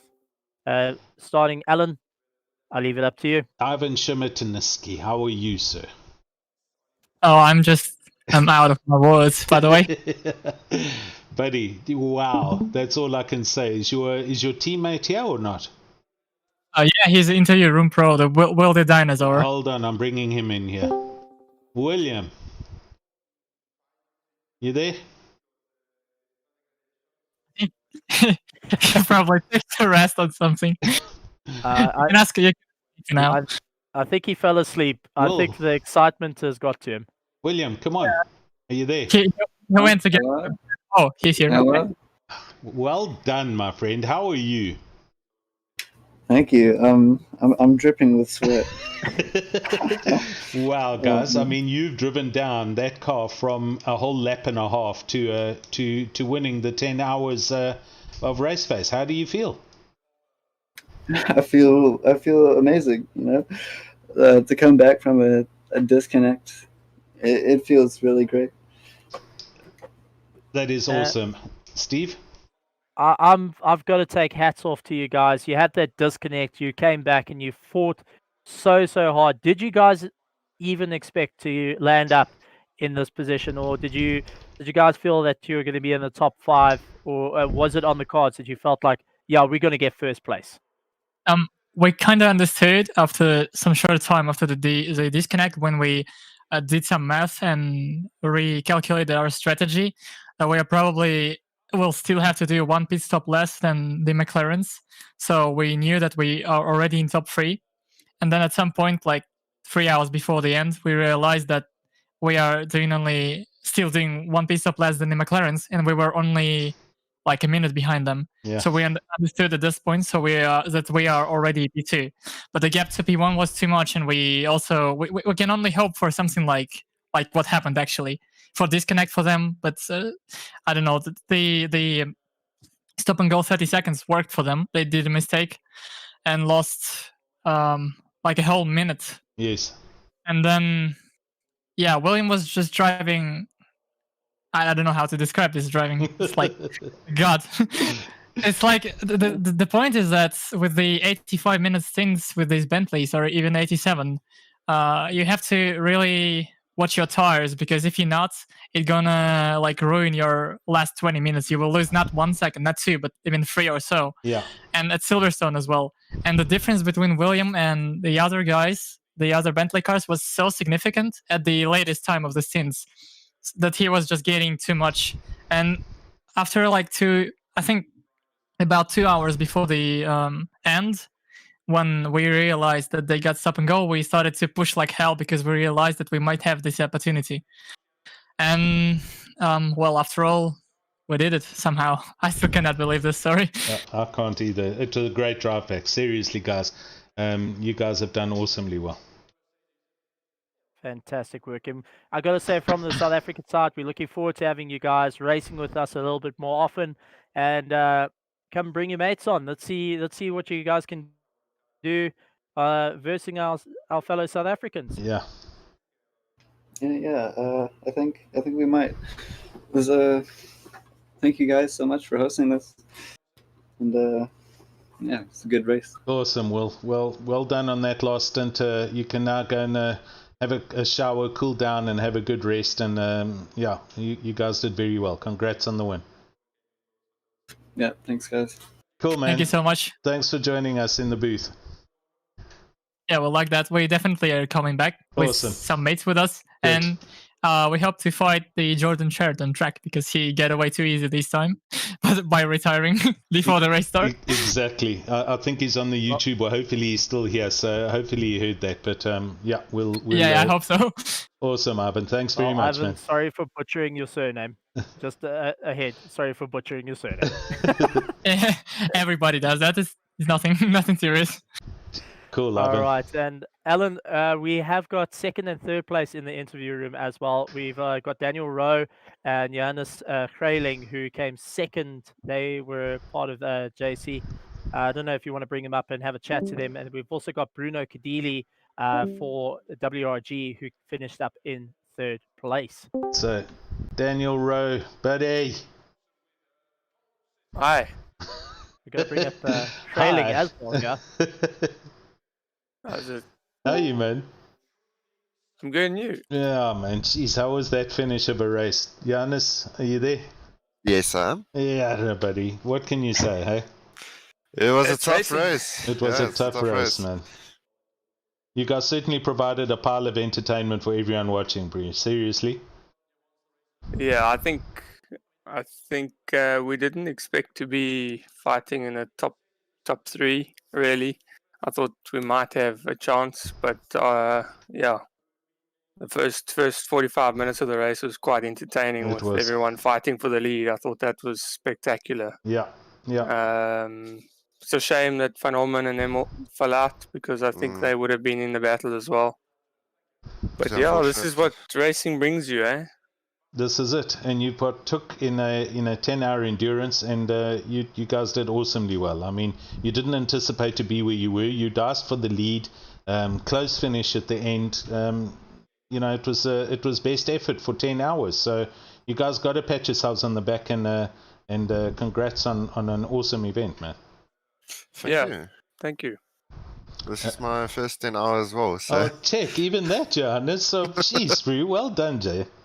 Thank you. And I've got to ask in the pits. Yeah. When you guys saw that you were getting chased down for the last moments, was there lots of just go, or was there calm before the? Well, I can let you know. I had 2 bags of chips prepped for this race. Those bags were done by 2 hours left. Absolutely amazing. Well done, guys. This was G-Force Retro. Guys, give them a massive round of applause. Awesome work. Alan, and then our third place, WRG. That's our White Rabbit Gaming. Bruno Kadili representing them. Awesome. And he also borrowed a driver from Retro. Bruno, you there, sir? I am indeed, Mr. Allen. How you doing? How you, buddy? I'm exhausted. Yeah, I'm cheapers. but I'm good. It was a race of note, eh? Oh yeah, it was. I'm sure it must have been exciting to commentate on that roller coaster ride of a race. Man, that was insane. Seriously, you know, we were throwing odds up in the air. Steve and myself were discussing who's going to make it. We asked all the other people who's going to be there at the end. It was just incredible. And, you know, I don't think anybody could have called it any different. There were so many variables that could have made or broke the final result, you know? That sounds fantastic, man. I'm glad that you guys enjoyed commentating in an unpredictable race. 100%. And yeah, you know, as Berta said, this is the beginning of the year, and the first event hopefully is going to be a lot more of these things. And you know, we had an unfortunate few disconnects with some other teams, but there's a lot to still happen, and hopefully we'll see a lot more of this through the year. Most definitely looking forward to it. Awesome, man. Well, to you, Daniel, to you, JC, guys, thanks very much. Steve, anything from your side, bud? I've just got to say, guys, well done with everyone for the great racing. Well done to all the drivers and the teams that made it out. Big thank you to the families, and a big thank you to our sponsors, you know, for being part of this historic event. And it's been an honor commentating with you, Alan, and also honor going and commentating with our fellow commentator who's not here. He's in darkness. Yeah. And that is George GeeMax. I did give him a call to try get him. So George, if you're listening to this afterwards, sorry, but I did try get hold of you. But what an epic event! I can't wait for the next. And man, Yep. If this is the start of 2021, guys, I can't wait Yeah. to see what's to come. This is awesome. Defos, guys. And from me, I'm going to say, shot. Thanks. I just want to say congratulations to Arvin and Hendrickson. I haven't said anything on the Discord, but I want to just say well done to those guys. They also got a disconnect like ourselves, and they came back fighting, and I thought it was a great drive. And also congrats to Daniel Rowe and his team for P2. I think that was also just a brilliant drive. And I'm also super proud of my team. We had our difficulties today, but we showed a lot of character and dedication. And, Agreed. And we pulled through, and we're happy with P3. We'll take it today after that race. So I just wanted to mention that. Shot, Bruno. Well done, man. Wait. We might be able to get George to say cheers. Let's see. Should we try? Yeah, try one more time. Let's try one more time to get George on the line. Yeah. 10 hours, gents.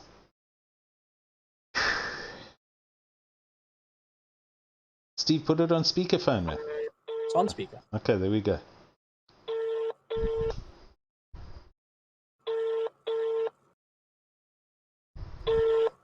Is he seriously going to ignore us?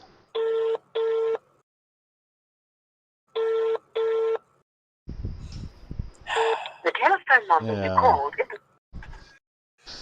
Alright, guys, I think that's it. Let's call this quits for Sunday morning. Everyone's probably really looking forward to getting to their beds now. I'm finished. Steve, anything from you in ending?